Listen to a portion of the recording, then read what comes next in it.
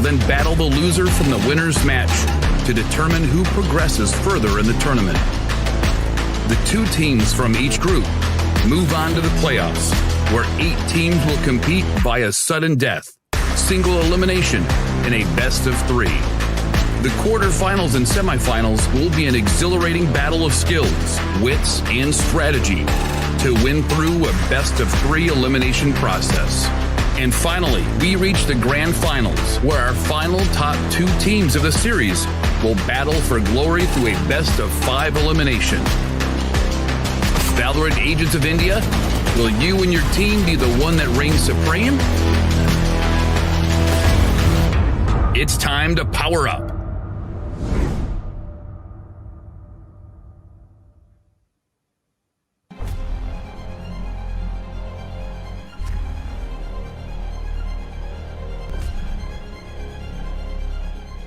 Every young gamer wants to become an esports professional. We make it happen. You just keep on winning.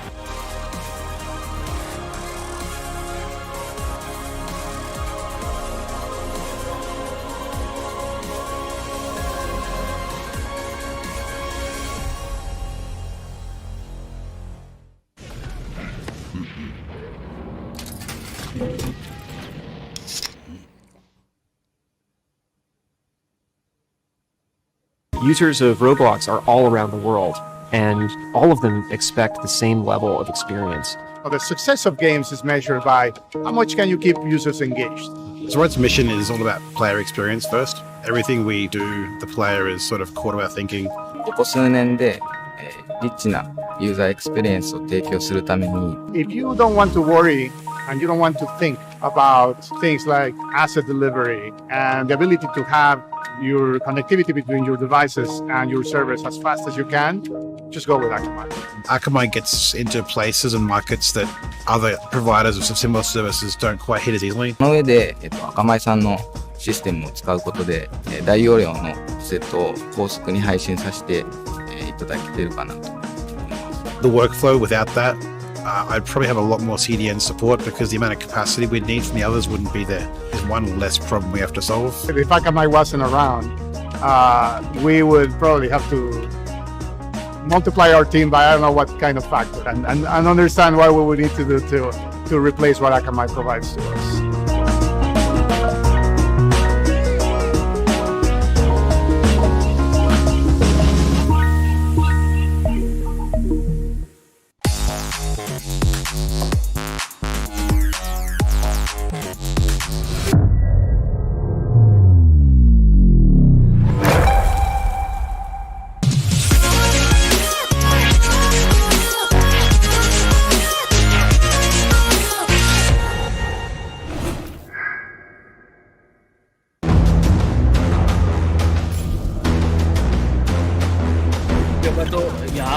Look at that mid market पे भी यहाँ पे मोहित वाकले W1 1 kill 2 kill 3 kill he but I think can he do it? Can he get the ace? Can he manage to kill this?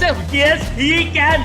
Mohiत वाकले lighting पास को down करते हुए double trade का सिनेरियो यहाँ पर बनता हुआ ट्रिपल ट्रेड का सिनेरियो बनता हुआ स्किल दिस कार्गोट को एलिमिनेट करते हुए 1v2 की सिचुएशन है fake defuse fake it till you make it and he can make it yes he can निकाल दिया मेरे ख्याल से और ये एसके रोती का जलवा वहां पे देखिए he shot 2 people down through the smoke. This guy is insane. A relatively smaller map. Oh, he's going to get a collateral. That shot. यहाँ पर इधर की रूप में ट्रेड निकालते हुए एक प्लेयर बचा हुआ है यहाँ पर 1v2 फ्री शॉट ये बहुत शानदार डबल निकालते हैं यहाँ पर डीएन किंग क्लच की बहुत करेगा यहाँ पर He's going to dig and get that ace. What a round.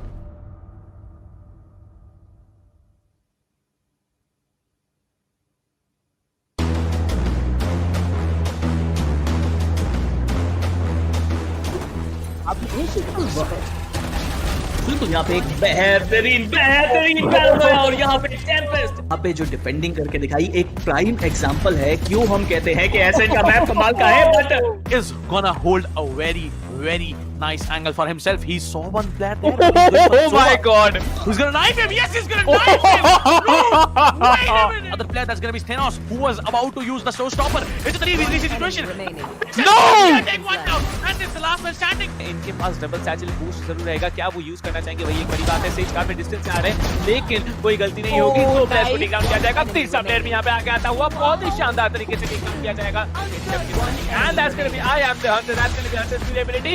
Shannon gets taken down. Oh my god. And look at that ultimate. Brad with so much information doing the job out here. Yeah, maybe. Now you can see the Omen. He actually teleports onto the other side, but let me see how's it gonna be. The Brimstone is caught off guard, goes for the reload. Rina needs to come up front. That's a beautiful heading. That's a double heading coming in. But now he comes up strong. 3k already. This might be another round in the hands of the defense. And a 4k for Akku. Oh my god. Akku goes on. And he builds an ace for himself. What a ace play did this guy have.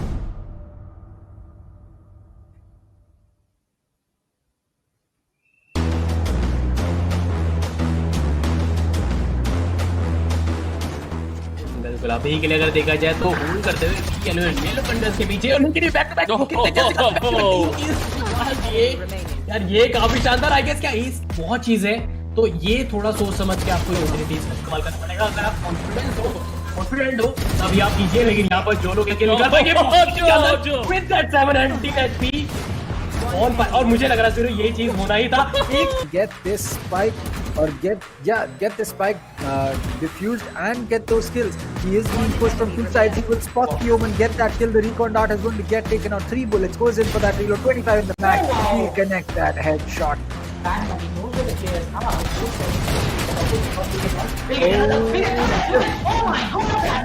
Out, but now it's all down to Dino as he will dink Antidote once and get that kill. He'll get another one onto that. No! Third one on Scally. Nothing else bought by Corbett here. You can see how aggressive Amiterasu is shutting down 2, maybe just 3. Okay, no, 3 players are not shut down here. Only 2 players will be shut down, but there it is. He needs to take down another one, will be taken on another one. There's only one there standing. It's going to be the breach that comes in, but Amiterasu stays. Oh my god.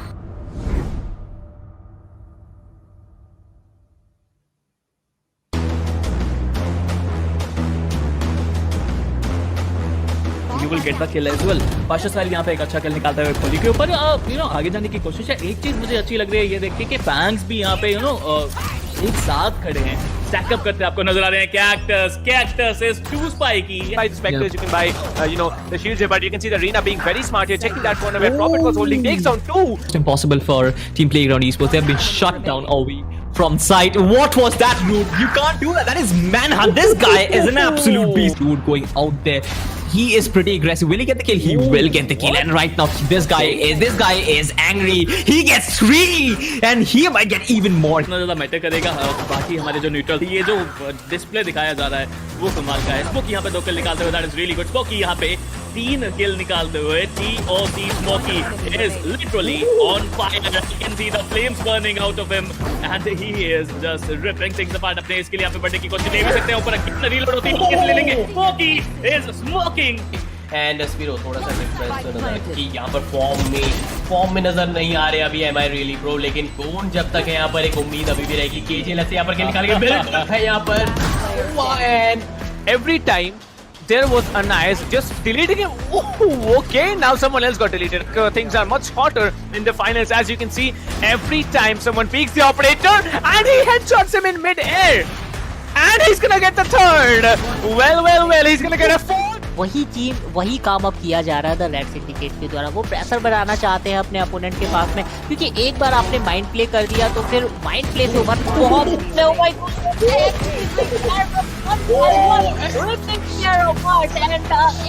for him as well. Oh my god.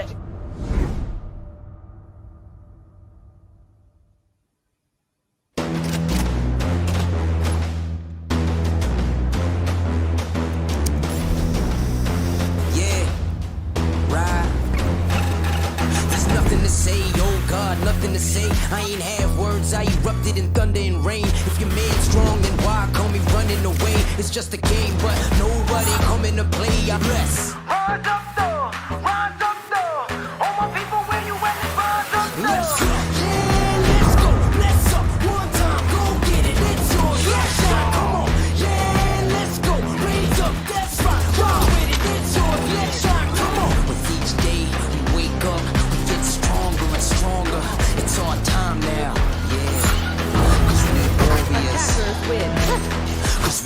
warriors. Yeah, let's go, let's up. One time, go get it. It's yours, let's shine, come on. 'Cause we warriors. Yeah, we warriors.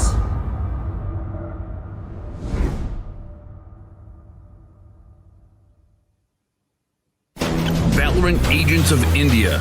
Are you ready? The ESPL Valorant PowerUp Series is a tournament open to players of all skill levels. Whether you are an agent with competitive experience or not, this series is meant for you to test your skills and have fun. Agents will battle for a total prize pool of 7.5 lakhs and the title of Series 1 champions. It's time to power up. Let's break down the tournament format. At the beginning of the tournament, there will be 4 open qualifiers. In the qualifying rounds, players will go through a best-of-1 single elimination, battling their way up the ranks. Those ranked top 16 onwards of the qualifiers will face single elimination in a best-of-3 match. The top 4 teams from each qualifier will earn a spot in the group stage, resulting in a total of 16 teams. These teams will then be split into 4 groups, with 4 teams per group. Teams will then compete in a GSL format, where 2 opening matches are played. The winners will then battle in the winner's match, which will determine who tops the group. The losers will battle for survival. The victor of this match will then battle the loser from the winner's match to determine who progresses further in the tournament. The 2 teams from each group move on to the playoffs, where 8 teams will compete via sudden death, single elimination, in a best-of-3. The quarterfinals and semifinals will be an exhilarating battle of skills, wits, and strategy to win through a best-of-3 elimination process. And finally, we reach the grand finals, where our final top 2 teams of the series will battle for glory through a best-of-5 elimination. Valorant Agents of India, will you and your team be the one that reigns supreme? It's time to power up.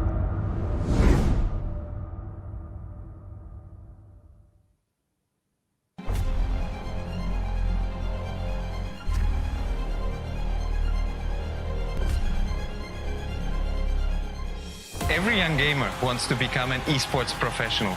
We make it happen. You just keep on winning.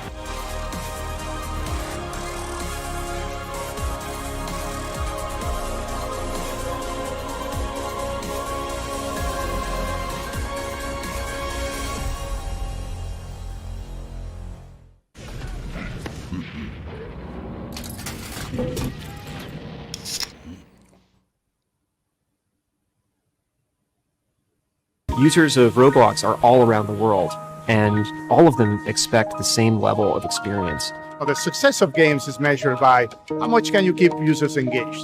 So RADSyndicate mission is all about player experience first. Everything we do, the player is sort of core to our thinking. ここ数年で、リッチなユーザーエクスペリエンスを提供するために、 If you don't want to worry and you don't want to think about things like asset delivery and the ability to have your connectivity between your devices and your servers as fast as you can, just go with Akamai. Akamai gets into places and markets that other providers of similar services don't quite hit as easily. その上で、Akamai さんのシステムを使うことで、大容量のセットを高速に配信させて、いただけているかなと思います。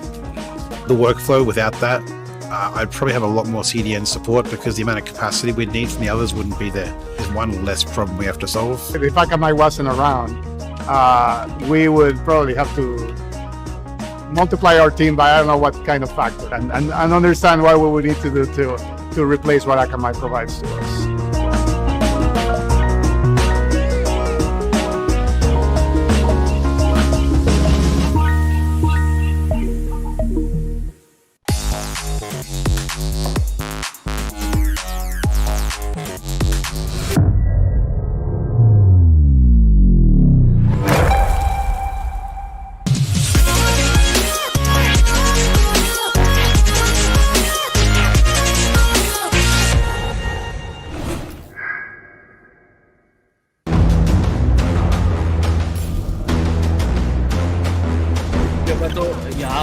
look at that mid market पे भी यहाँ पे मोहित वो अकेले W1 1 kill 2 kill 3 kill he but I think can he do it, can he get the ace, can he manage to kill this? Yes he can. मोहित वो अकेले lighting पास को डाउन करते हुए डबल ट्रेड का सिनेरियो यहाँ पर बनता हुआ, ट्रिपल ट्रेड का सिनेरियो बनता हुआ, स्किल स्कारगोट को एलिमिनेट करते हुए 1v2 की सिचुएशन है, fake defuse, fake it till you make it and he can make it, yes he can. निकाल दिया मेरे ख्याल से ये एसके रोती का जलवा वहां पे देखिए। He shot 2 people down through the smoke. This guy is insane. A relatively smaller map. Oh, what? He's going to get a collateral. That shot. यहाँ पर इधर की रूट ट्रेड निकालते हुए एक प्लेयर बचा हुआ है यहाँ पर 1v2 की शॉट, ये बहुत शानदार डबल निकालते हुए यहाँ पर डीएन किंग क्लच के बहुत करीब है यहाँ पर। He's going to take and get that ace. What a round.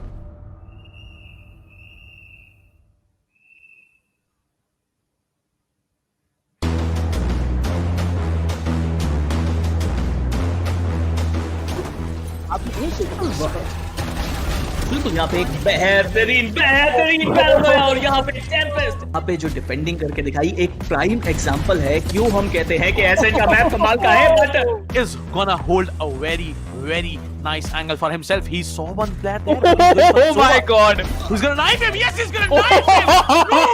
No, wait a minute. Other player that's gonna be Thanos, who was about to use the showstopper. It's a 3v3 situation. No!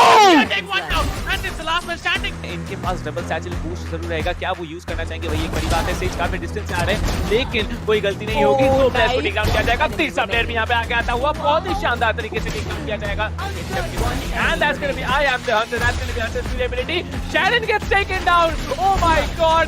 And look at that ultimate. Brad with so much information doing the job out here. Yeah, maybe. Now you can see the Omen. He actually teleports onto the other side, but let me see how's it gonna be. The Brimstone is caught off guard, goes for the reload. Rina needs to come up front. That's a beautiful heading. That's a double heading coming in, but now he comes up strong. 3k already. This might be another round in the hands of the defense. And a 4k for Akku. Oh my god. Akku goes on and he builds an ace for himself. What a ace play did this guy have.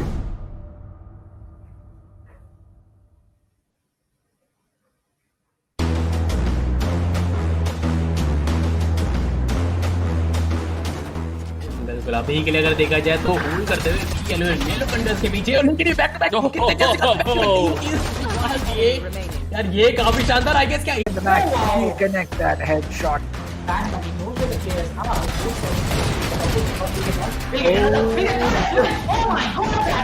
Out, but now it's all down to Dino as he will take antidote once and get that kill. He'll get another one onto that. No! Third one on Scally. Nothing else bought by Corbett here. You can see how aggressive Amiterasu is shutting down 2, maybe just 3. Okay, no, 3 players are not shut down here. Only 2 players will be shut down, but there it is. He needs to take down another one. Will be taking on another one. There's only one player standing. It's going to be the breach that comes in, but Amiterasu says, "Oh my god."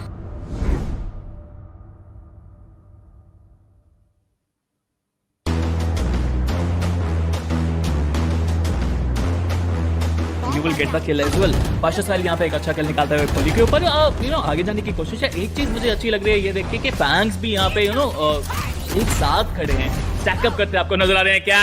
Cactus is 2 spiky. By the specters you can buy the shields here, but you can see the Rina being very smart here, checking that corner where Prophet was holding, takes down 2. It's impossible for Team Playground Esports. They have been shut down all week from sight. What was that, dude? You can't do that. That is manhunt. This guy is an absolute beast, dude, going out there.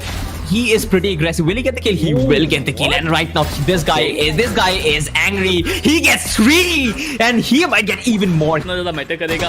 बाकी हमारे जो neutral ये जो display दिखाया जा रहा है वो कमाल का है। स्मोकी यहाँ पे 2 किल निकालते हुए, that is really good. Smoky यहाँ पे 3 किल निकालते हुए, TOC Smokey is literally on fire. You can see the flames burning out of him, and he is just ripping things apart. अपने इसके लिए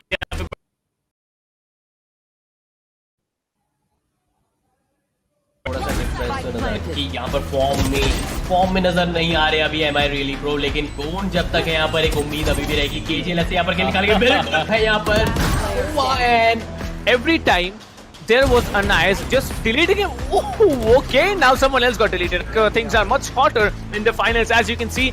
Every time someone peeks the operator and he headshots him in mid-air. And he's gonna get the third. Well, he's gonna get a fourth. वही काम अब किया जा रहा था रेड सिंडिकेट के द्वारा। वो प्रेशर बनाना चाहते हैं अपने अपोनेंट के पास में, क्योंकि एक बार आपने माइंड प्ले कर दिया तो फिर माइंड प्ले से ओवर बहुत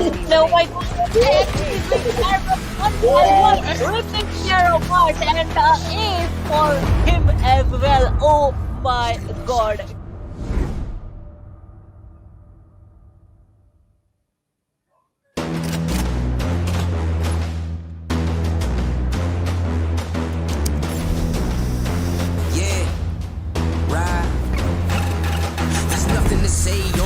Nothing to say, I ain't have words, I erupted in thunder and rain. If your man's strong, then why call me running away? It's just a game, but nobody coming to play. I bless. Rise up though, all my people where you at, rise up though. Let's go, yeah, let's go, let's up, one time, go get it, it's yours, let's shine, come on, yeah, let's go, raise up, that's right, go with it, it's yours, let's shine, come on. With each day we wake up, we get stronger and stronger.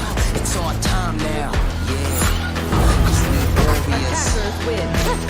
Cause we warriors. Yeah, let's go, let's up, one time, go get it, it's yours, let's shine, come on. Cause we warriors. Yeah, we warriors.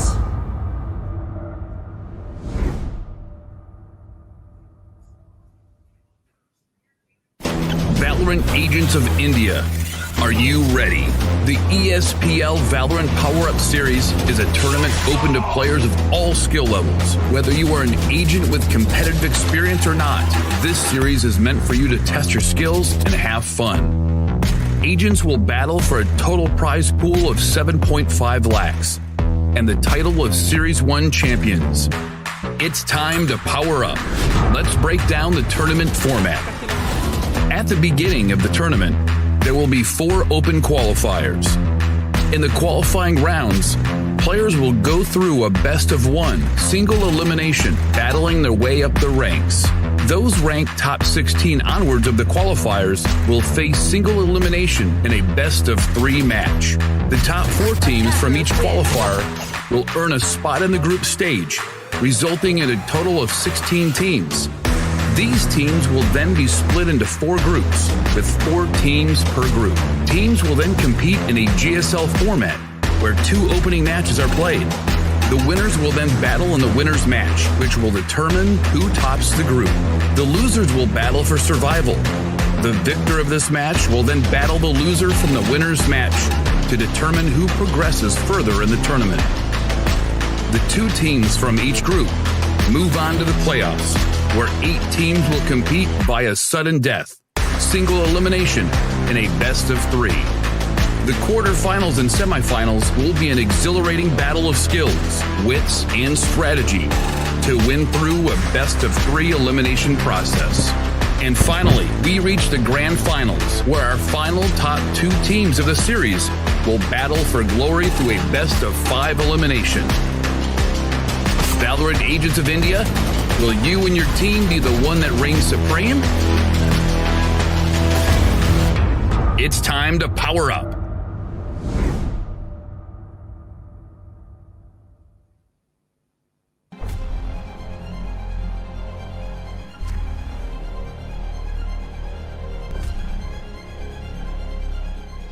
Every young gamer wants to become an esports professional. We make it happen. You just keep on winning.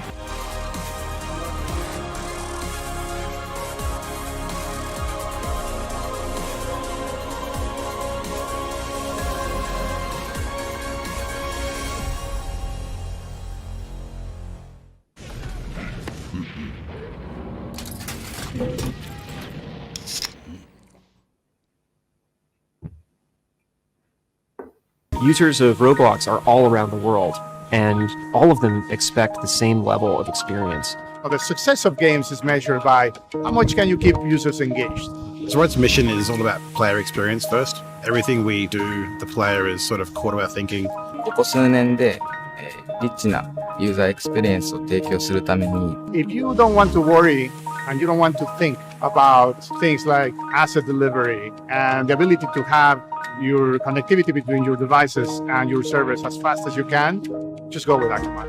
Akamai gets into places and markets that other providers of similar services don't quite hit as easily. その上で、アカマイさんのシステムを使うことで、大容量のセットを高速に配信させて、いただけてるかなと。The workflow without that, I'd probably have a lot more CDN support because the amount of capacity we'd need from the others wouldn't be there. There's one less problem we have to solve. If Akamai wasn't around, we would probably have to multiply our team by I don't know what kind of factor and understand what we would need to do to replace what Akamai provides to us.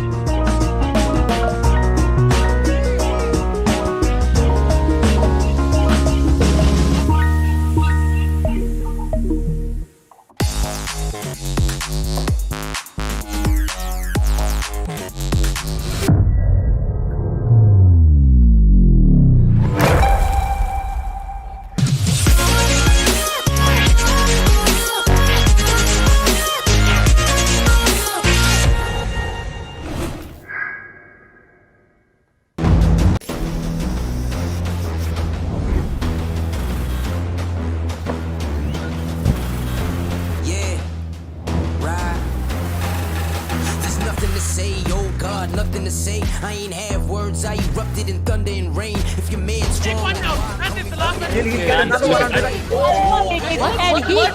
it.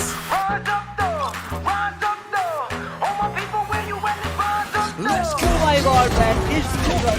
यहाँ पर एक OP निकाल के bill Moving on, pull by. Oh my, what? Let's go. Raise up that spot. Draw with it. It's yours. Let's shine. Come on. Goes in for that attack. Yeoman, what a shot. And then a 4K for a move. Oh my god. Cause we warriors. Cause we warriors. Spike has been initiated. Whoa! Who's gonna knife him? Oh my god. Oh my god. Cause we warriors. Yeah, we warriors.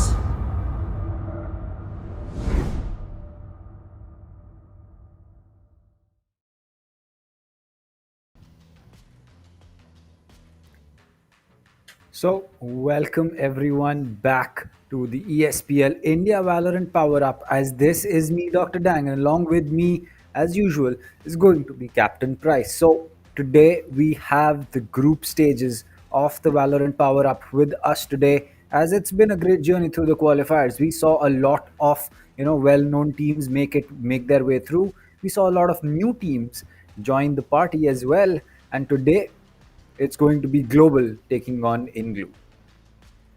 Well, it's not just global taking on INGLU. We are gonna get back to who's gonna take on who in a little while. But let me just tell our audience what ESPL is all about. ESPL is a platform providing you with immense capabilities and workloads of tournaments that comes up to you every month. And starting off 2021 with the ESPL Valorant PowerUp, they have really stepped up their game and are working very hard in bringing to you the tournaments which can maybe rise you to the esports glory. But yes, that's not all. We have multiple partners in front of us. We have the tech partner as Akamai Technologies. We have the broadcasting partner as LOCO. The peripheral partner will be HyperX, and media partner TalkEsport, country partner PFG Esports, and production partner none other than SkyEsports India. Well, talking about the prize pool, 7.5 lakhs at stake. That is a huge amount of prize pool that comes in, and it is the biggest prize pool that has ever been showcased in an open tournament in the Indian region. Talking about the breakup, 4 lakhs for the first place, second place gets 2 lakhs, third and the fourth place teams walk away with an equal share of 75,000 each. So Kanav, this is a very, very big battle, because not just the prize pool, you will also be having the bragging rights and also winning the title of ESPL Valorant PowerUp Champions. So what do you think is more at stake, the prize pool or the title?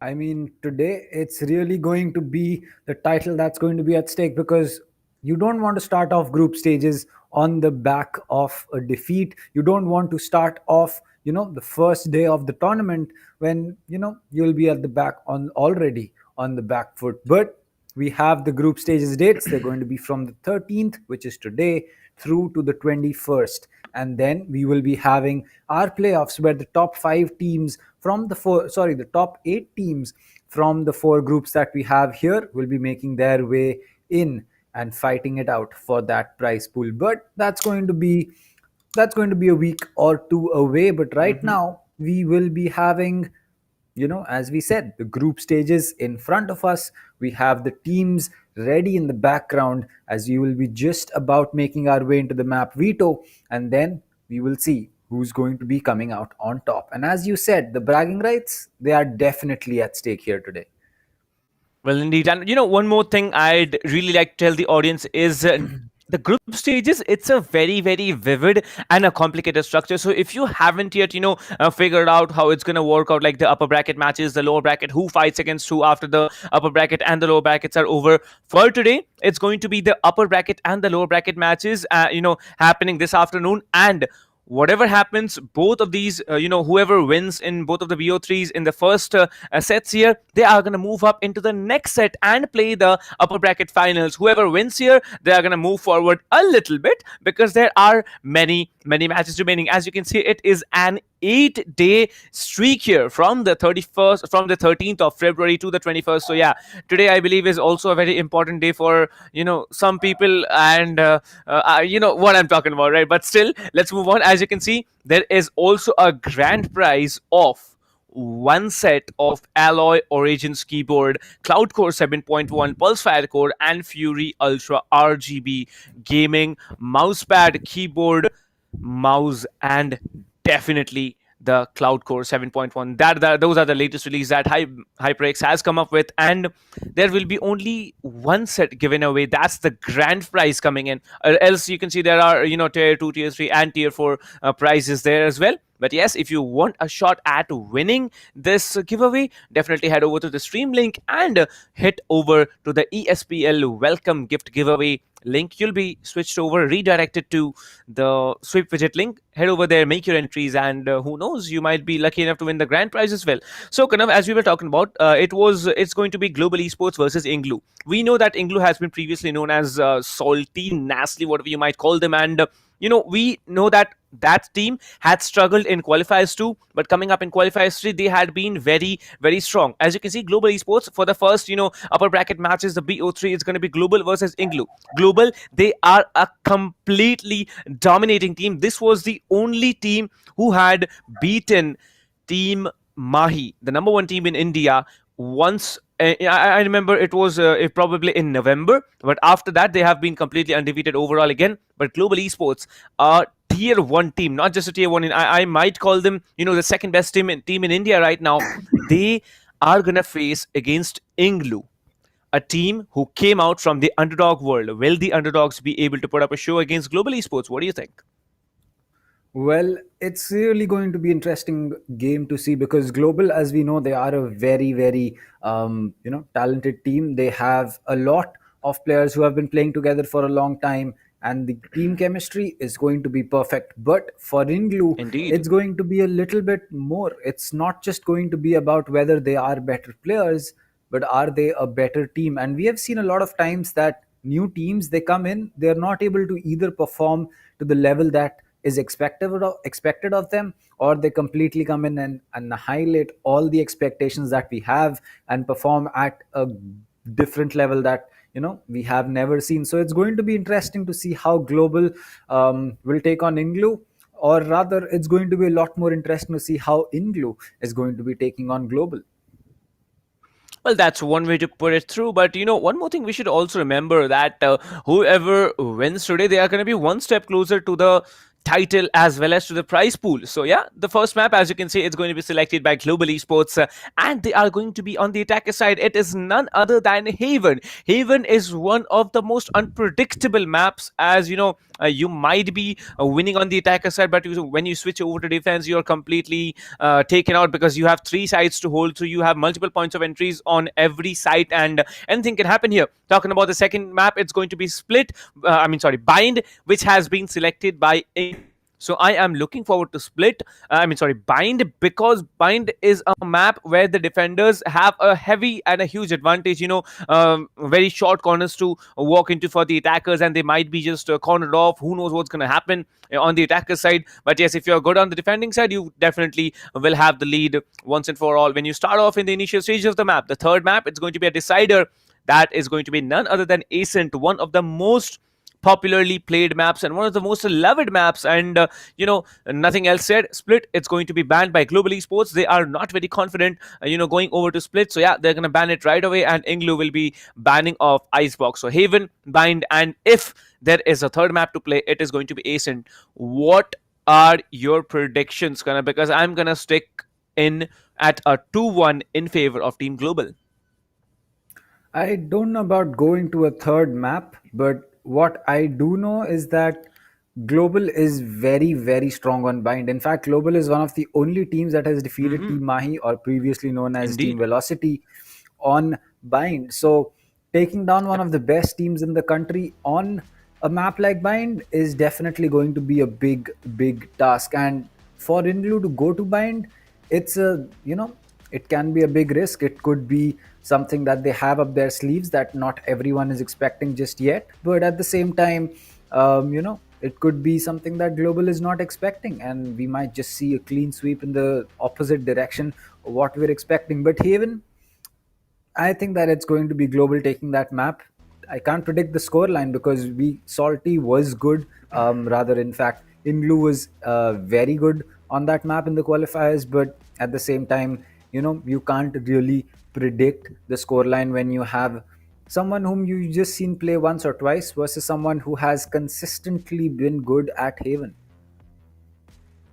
Well, you should also remember that, the map veto works in such a way that the first team, whoever's the first team is, they usually ban their first map and the second map is banned by the other. So what happens is that after that, whichever 3 maps are left behind, one of those maps needs to be selected by the upper team. And right now Global has moved on and selected Haven, and if they have selected Haven, they are pretty confident that they're going to win it, because you win once, you have the confidence built up, you have the information, the knowledge you can collect from one complete game, plus you have an advantage moving over to the second game. You have a situation where you can put pressure on your opponents and actually shut them down in a 2-0 situation. But who knows what's going to happen, because Bind, definitely Global is a very, very strong team on it, but who knows what Team INGLU is having up their sleeves, because we have seen very, very astonishing performances by multiple teams, and there were undefeatable teams who actually came up and they really surprised us. So I'm really looking forward to the map of Bind. But yes, sticking on with Haven, I think it's going to be Global walking off with the first map. No hard feelings to INGLU, but you guys really need to perform at, I believe, 1000% of your capacity. That's the only way you're going to take down Global on Haven. That is definitely true for at least as far as Global Esports goes. On Haven, they're already starting on attack. You can almost expect a 9-3 or a 10-2 split coming in from their side. Unless INGLU is able to do something special. We have seen teams do some really smart things on their Haven defenses, because it's not easy to defend on Haven simply based on the fact that you have 3 sites to hold. You end up usually leaving one free, which is usually B, but then according to the push that the attackers are making, you usually end up leaving C or B behind. So it really depends as to how Global's attack is going to be set up. But from what we have seen and what we have to go off the past, I think it's really going to be an interesting game coming in, because once the split comes in, once we are going to be changing sides and we will be seeing both teams switch up their roles, I think that INGLU will have some tips that they can work with, and maybe they might just be able to walk away with a surprise. Well, we do have the rosters in front of us, so let me just tell the audience, who is gonna play from which team. We all know some players have been, continuing in Global for a long time, but besides that, we should also worry about Team INGLU, because INGLU, there were some people who really, really left a mark on the scoreboard and on the, highlights also. We were just watching the highlights post the caster screen here, and what we saw that there were multiple players coming in from Team INGLU, aka NaCly, and they be completely outshone. Especially, I'm looking forward as Orange leave the game. These two players, they had been completely dominating in the qualifiers there. But if they can do it again over here, then they might have a different story to tell. Maybe they are the ones who actually take down Global here on Haven. Who knows what's going to happen? Because in the end, it's a game, and games are unpredictable. Who knows what you actually have planned for? Who knows what strategies you're going to be building to take down the top teams in India? Because that is at stake here. Let me tell you about the lineup for Global Esports. For Global, it's going to be none other than Sunil, Skidosi, Lightning Fast, Skills, Hellranger, and Kappa. And Kappa, as we all know, is a god out here on Haven. But yes, I want to see who plays the Cypher. I want to see who plays the Killjoy, because these two agents are, I believe, the most important agents that you can possibly have in the map of Haven. That is true. I think that for the map of Haven, we've seen a lot of Killjoy coming in as well. We have started seeing a lot of teams relying on that Killjoy to not just gain information from that turret, from that alarm bot, but to stop pushes completely with that swarm grenade. And what we have seen is that spotting a swarm grenade and getting rid of it is a lot more difficult than getting rid of Cypher trapwires. So, it really, it depends, because Cypher can use his cages as smokes, and that is very effective to stop a complete push, because now suddenly you have two more walls that you need to walk through, two more places where you could get exposed and be forced to take a gunfight that you do not have information on. So Cypher cages are really strong in that way, but swarm grenades, post plant situations, perfect. Stopping pushes, perfect. Using a swarm grenade along with an alarm bot to force someone to drop down, give their position away, and then get stuck in that, I don't know what to call it, the circle of death. But so Killjoy has really started growing on the community. We have seen a lot of teams make Killjoy strats, especially with a lockdown, either to make a retake, either to get the spike down, or just to gain some map control. And there are a lot of interesting ways that people have done it. I would just be interested to see whether it's going to be a Cypher or a Killjoy, or if you're lucky, maybe even both. Well, I remember, Global in the qualifiers, they had particularly chosen Haven on the qualifiers as well. And one thing that they did, the Killjoy actually did not play either on A or on C. The Killjoy was playing B default, and that's very surprising because B is a very open space. You can actually breach up from A link or from C link. You may be just rushing in through mid here, but yes, if you are actually playing default, that's a very, very tricky position. You either get the round or you don't. Killjoy plays the turret up high on the boxes on the right side of B entry, place your nano swarms on the default plants there, and your alarm bot to get the information. Anyone walking in, double damage getting dealt because of the vulnerability. But then in the end, the Killjoy playing B is going to be a very hard one for the attackers and a very, very tricky one for the defenders to play with. You either do it or you don't. Talking about the teams here, the teams are going to get ready in a short while, and we're going to move on to the first game as well. Well, one more thing I'm really looking forward to is that attacker ciphers. Like you said, cages can be used as smokes here.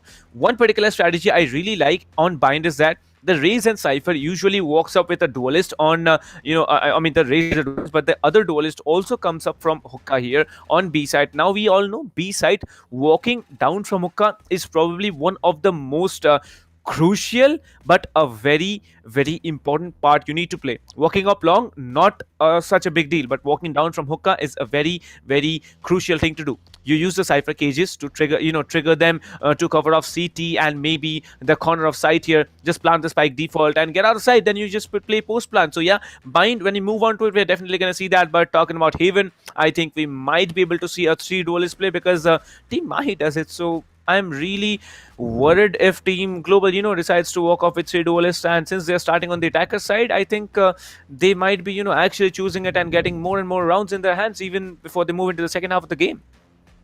I think the reason that Team Mahi goes in for that triple duelist play is the fact that you can basically lock Excali onto that Rena, because usually you will be seeing him on that.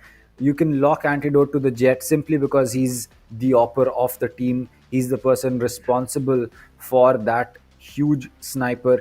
And, it just comes down to Amaterasu. If he wants to frag out, he's going to be on that Phoenix. And if you need Amaterasu to help out in IGLing duties more. A breach, a brim is something that he can definitely play. We even saw him play a Viper on Icebox yesterday. So it can really depend on the way that Team Mahi wants to play. But the triple duelist on Haven is simply based on the fact that you can dedicate one player with flashes or with a paint shell and a boom bot onto the side of every single site, which is A, B, and C. So it really helps out in attack, it really helps out in defense, and everything in between.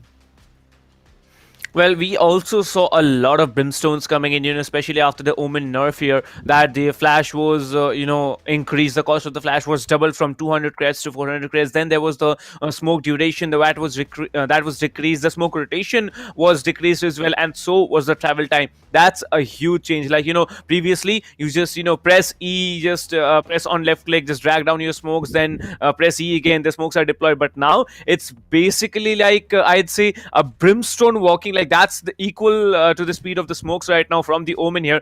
But the advantage that you get with the Omen is that your smokes are rechargeable. Every 30 seconds you use your smoke, one smoke comes back to you. But when you talk about the brimstone, it definitely has an offensive ability as well. Not just one, but two. The orbital strike, that's the ultimate from the brimstone. It can absolutely melt you if you are caught inside it. And also the molly, that molotov coming in from the brimstone can be a very, very crucial thing in the post plan situation. Plus you have 3 smokes to work with in the beginning. Smoke off 3 corners, just push into the site, plant the spikes, and get out of there. Stim beacon, basically I'd say a Reyna with no soul orbs is what a stim beacon can get done for you. Simply your rate of fire increases, your movement speed increases, your reload speed increases. You simply get stimulated so much that you can absolutely deal huge amounts of damage onto anyone who's walking in front of you. Of course you need to aim, so that's another story to tell. But I believe any team who has come up here, the top 16 teams that have come up here in the group stages, they definitely have the skills, and that's why they are here. But yes, in the end it's going to be a team game, not an individual one. So the teams better, pull up their socks and function together, because that's going to be the end of the story. Your team functions, you do, otherwise you don't. That is true. Honestly, against a team like Global, you don't really have too much choice. You can't rely on that individual play.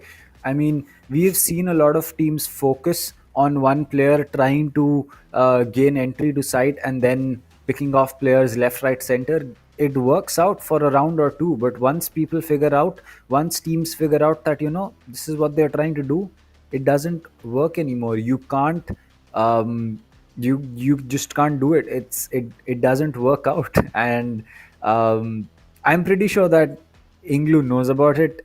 They have reached this level not by mistake. They've reached this place by actually going through strong teams and playing against them. So it will really come down to whether INGLU is ready and prepared. But if they aren't, then we'll have to see what happens on Bind, because Haven's then going to be a complete whitewash.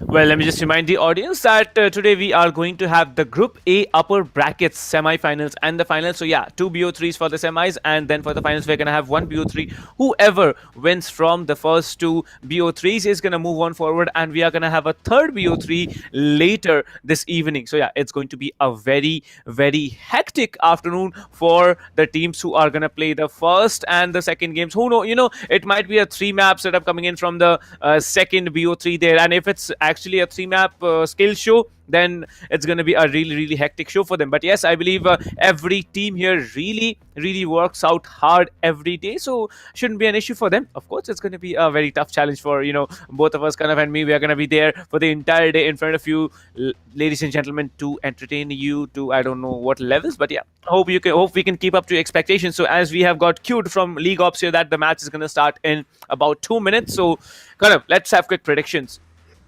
Let's not talk about who's going to win. Let's just talk about what the scoreline can be, because this is Haven. You get the leads in the attacking half. You basically, have a walk in the park on the defender side. That is true. I think that for predictions, I'm forced to go for a 2-0. I don't want to have a 2-0, but I think that Global, just based on the maps, Haven, it's chosen, it's picked by Global.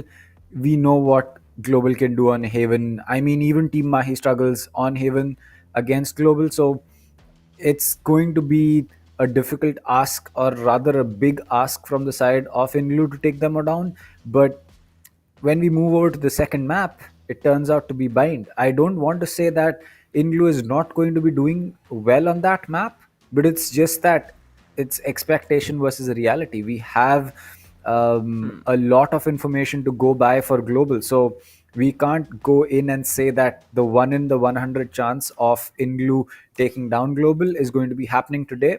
I seriously would hope for it, but you can't ever predict that 1% possibility happening. But if it does, we will definitely be loving to go to Ascent, where I think that both these teams will be a lot more closer matched, and we'll actually see the differences that we have between the teams, except the differences that are induced into the match through the map that we are playing. But talking about the lineup: Pixels, Thanos, The Game, Orange Leaf, and Sharon on the side of INGLU.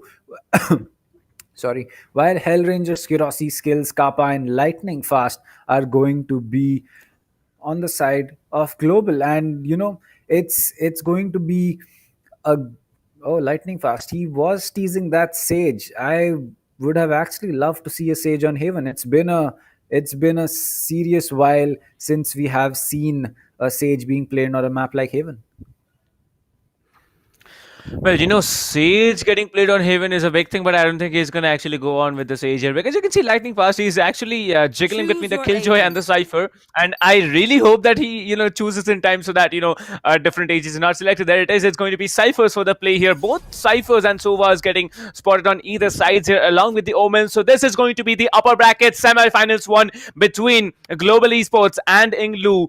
And this is Haven, the first game of the day. Let's see what they have to offer. Pixels on the arena, Thanos will be there on the Raze here. Both are very, very dominant with their agents. So is Hellranger on the Phoenix. Well, I think personal bets here. Global doing a very, very smart job picking up that Phoenix, because Phoenix on Haven is a very, very strong agent to pick through. Although the Raze on Haven is a bit questionable, but still, if you can function, you can do absolutely great works out here. 25 seconds more to go, and there it is. You can see Ghost buys coming in from Team Global.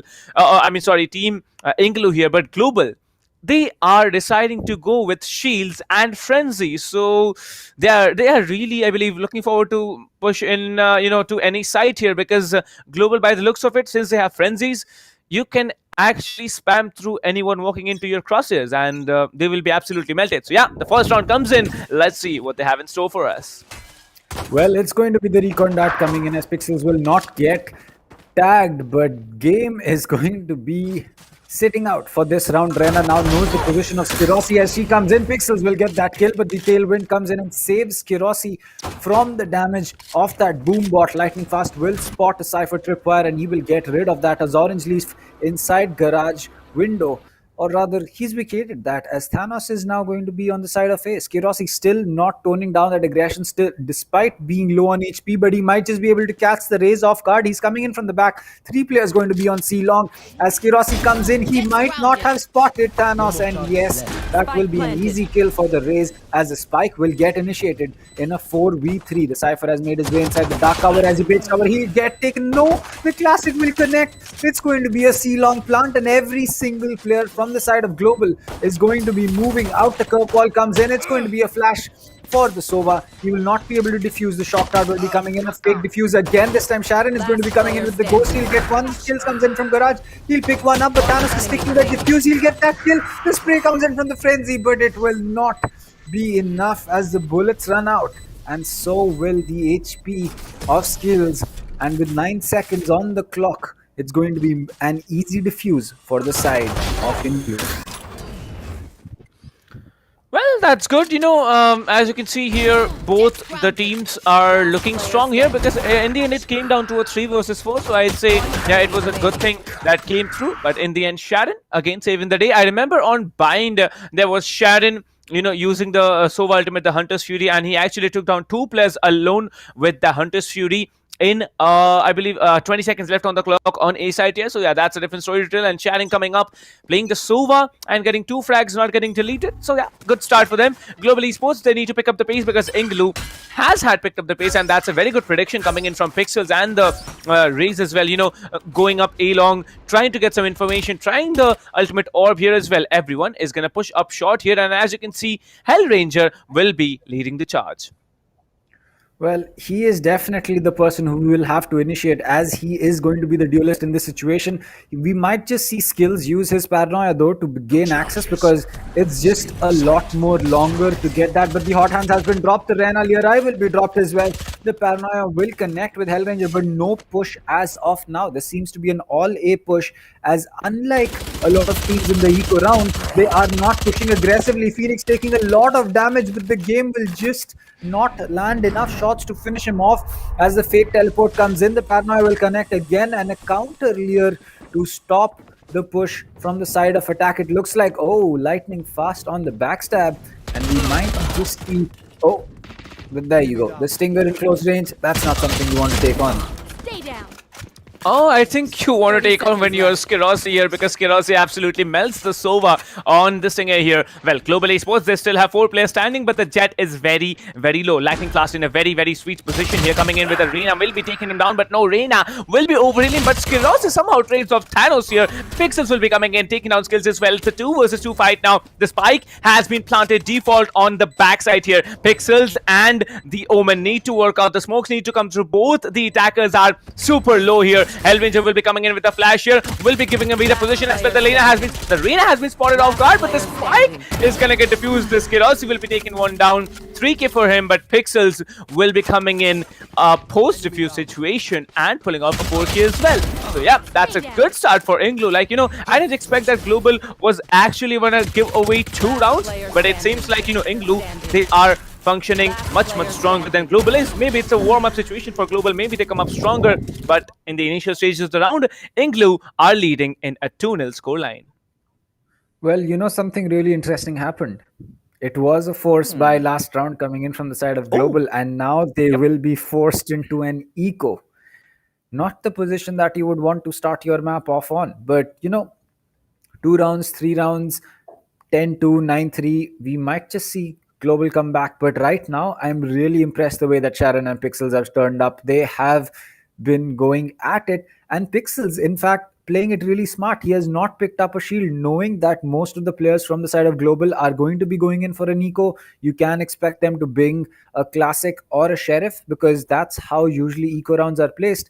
And with the Rena, 1 kill and you suddenly do not need to buy a shield. So I think it's smart, but it's really going to come down to whether that is going to play out perfectly or not, because a sheriff 1 tap is going to be an insta kill, irrespective of you have a full shield, no shield, or a half shield. So let's see how that plays out in terms of how INGLU is planning it. But as of now, how these 2 rounds have gone, it has to be Global who needs to turn the ante up. They need to show up for this map. It's their choice. They cannot expect to lose too many rounds, especially when they're starting on attack. It's not going to bode well for them in the later stages of the game.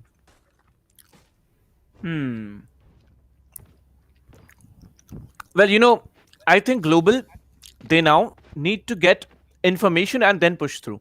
We have seen them coming in. They have planted the spike once. I'm sorry. They planted the spike twice on C, and it got diffused. So I think now what INGLU can do, they can actually, what Global can do, they can play out smart, they can play for picks, because every time they actually came in, they took down 2 players, but in the end it was a 3v4 retake, and the players standing with 3 players, the defenders, they actually played out and clutched them out. So yeah, now is a situation where you need to be smart about your post-plant positions here. The Phoenix did leave out the flash, and that flash actually gave away the position. The Reina, I don't know how he made it possible, but he actually switched over from the Jet on CT onto the Phoenix and took him down. Whereas there was time given on to Sharon, who pulled out that defuse. Now you can see the buys will be coming in the game, probably moving on with a Spectre in this round, because he has only 1600 credits left here. But Pixels, he is doing a good job here, has the Spectre to work with, and will be possibly moving on with a light shield, because Reina has the overhaul. So yeah, It's a good start for them. The game hasn't yet shown up on the leaderboard, on the kill feeds here, and hasn't been able to take down anyone yet. But yeah, I'm looking forward to his functioning. Skirossi, however, 5 frags for him after 2 rounds. This player has started off strong. Skirossi, absolutely a madman on the operator. And if he gets the operator by in the next round, then we might be seeing something different. You can see 20 seconds on the clock. The clock has been frozen. Probably a tactical break from Global Esports, wondering as to what Team INGLU has, up their sleeves this evening. I mean, this afternoon, because 2-0 coming in against one of the top teams from India. I think that should be something Team Global needs to worry about. I agree. I think that this was not the start that I was expecting from INGLU. And once they won their first round, I had a feeling that Global would go in for that force buy. I was not very certain whether it would happen or not. But yeah, they went in for it. They took that gamble and they got the shorter end of that stick. That was surprisingly not the right decision to make. I would much rather have a team that would take the first 2 rounds as a loss and try to win the second round off an eco rather than forcing a buy and then not being able to work with it. And Pixels, he has figured out that, the Spectre is not going to work, as he's going to pick up a Phantom and a half shield along with his friend Sharon. Is now everyone on the side of INGLU has gone in with a buy, and Skirossi, the only one who has technically gotten an expensive buy, because he's picked up that full shield. He has his Storm Blades ready, so he doesn't really need to go in for a weapon. He can pick it up as he gets a kill with his Storm Blades. But it's still a risky play that came in from the side of Global, and turns out they will now have to rectify their mistakes in this third round coming in. So Price, what do you think was the reason that they went in for that force buy? Because it really felt like there was nothing that was pushing them. They were not after the split. It was not after the split where they would have been forced to go in for a force and not work with it. But it looks like it's going to be Cypher getting spotted on C long, as he will take a lot of damage, and that's definitely not the start that Global would have wanted. Many teams have an outlook of coming in and actually playing out on force by rounds here, because basically you lose the first round, you have a disadvantage, right? And I think that's the only thing that Global had been running in their heads here. Lightning Fast will be deleting Pixels, but Thanos will be turning it off. Now it's a 3 versus 4 situation where Sharon will be taking down Skirossi. Now it's going to be Hellranger coming in. 1 player standing, 2 players standing from the attackers here.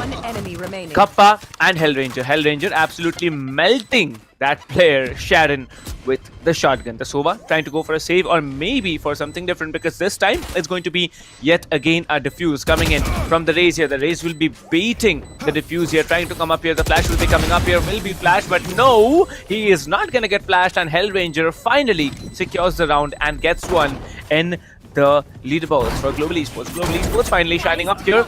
An eco round actually coming into the favor. Like every time, I believe, Kanav, we have seen an eco round getting played, the eco team actually plays it out. Like, I don't know how it happens, but is it just dedication, or is it just that YOLO strategy that they have going on in their minds in the eco rounds that bring over the victory of that particular round? What do you think? Well, for me, I think that it really felt like, and I don't know what just happened. INGLU, they had such a good start in that round. They were able to get C-Long control, maintain it, as it looks like Thanos and Rena are just going to be pushing aggressively, as Lightning Fast will fall to that. Orange Leaf picking 1 kill up as well. The Sheriff comes in, but Skills with the Vandal is going to connect onto Orange Leaf, and Cypher falls. The cover comes in for the side of CT, and now Skills left all alone. In fact, he has 1 player on A. He has no one to back him up, and if INGLU is able to realize this, they might just be able to make this push and gain themselves a bigger man advantage. With Skirossi, he's going to be coming in from the back, and it really feels that Global has kind of put them between a rock and a hard place, because it's not going to be too long before Skirossi will... Oh, he's going to get 2! What? Skirossi and Skills playing it perfectly as Skills will get taken out, but Skirossi comes in and gets a third kill. He has 5 bullets left in the bundle. There you go. He's going to go in for that reload, and suddenly it looks like Global is the one who has all the advantage. They're going to be rotating probably. It does seem like that. They will be rotating all the way to A, as I believe the call will be made on the side of INGLU as well. Well, I think INGLU has only one player standing, and you can see the Omen. He's actually doing action, and that's a good, start for him, because you can see the smokes will be coming up. That smoke can be actually used to plant the spike. Well, there it is. The spike is going to get planted. Only one player standing, Skirossi with 70 HP. There's going to be a Sheriff on the hands of the game, but somehow he managed to pick up a Phantom and, got Skirossi down. I didn't expect so much of a, how to put it through, like, shocking performance coming in from Skirossi, but that's a good thing. He started off nice, took down 3 players, and I believe the round was successfully taken by Global. Now a 2-2 score line coming in, and a good start for them as well. I believe now we can actually see that Global, they have got the knowledge of how Team INGLU is functioning, and based on that, I think it's going to be a troublesome situation for INGLU, because now it's going to be a slow approach. It's going to be a play for pick situation coming in for Global. Though you get 1 frag, you wait it out, probably get a second, maybe a third, like Skirossi did in the previous round, and you can actually walk it out. This time it's going to be a C execute coming in. As you can see, the Phoenix and Omen actually stacking up C long. The spike has been dropped off outside B window here, so I believe they are definitely going on for the play for picks scenario here, because you get 1 frag, you actually clear out an entire opening for the attacking team. Well, as for Global, that's a good comeback coming in, because after that force by working on that eco and making sure that they got that, I really believe that was basically down to the fact that they chose the B side to attack. They knew that they would only have to get rid of 1 player, which is usually a Cypher or a Killjoy playing there, but it looks like the Omen is going to get spotted, and he will not be able to land enough bullets onto that Owl Drone, as the Owl Drone will still be able to get a lot more intel. But Orange Leaf checking that cam in between. Hell Ranger with that run it back. He's going to be coming in. The Paranoia will come out. The green box is going to get checked. No one there. But the game has moved in, as he will get finally taken out before Lightning Fast is going to get that kill, as Sharon with the Hunter's Fury will not connect with anyone. That's not really going to be the best use, but Skirossi, he's made his way in. He knows he has to check every single angle as the wall bangs come through. He will make sure that he can fall back with a cloud burst or 2, as he's going to take a lot of damage thanks to that pin shell that came in from the side of the Raze, but it looks like he's just going to be a little safe right now, as the showstopper has been pulled out from the side of the Raze. Well, it looks like 2-1. Thanos is going to fall. Smills will get 2-1, 2-3, and that is going to be Sharon Orange Leaf falling, as Global are going to be coming back strong. Skirossi with that spray, but it's going to be Skills confirming those kills, and that's just a great way to come back into this game. As for INGLU, they need to figure out what they have left from the first 2 rounds. They need to figure out how they can get that advantage back. It's not, it's not very difficult to work a 3-2 split to get it back into your favor. Maybe make it a 3-3, maybe a 4-3. But if that works and if that stays, then INGLU can really pull off an equal split on this map. What do you think, Price?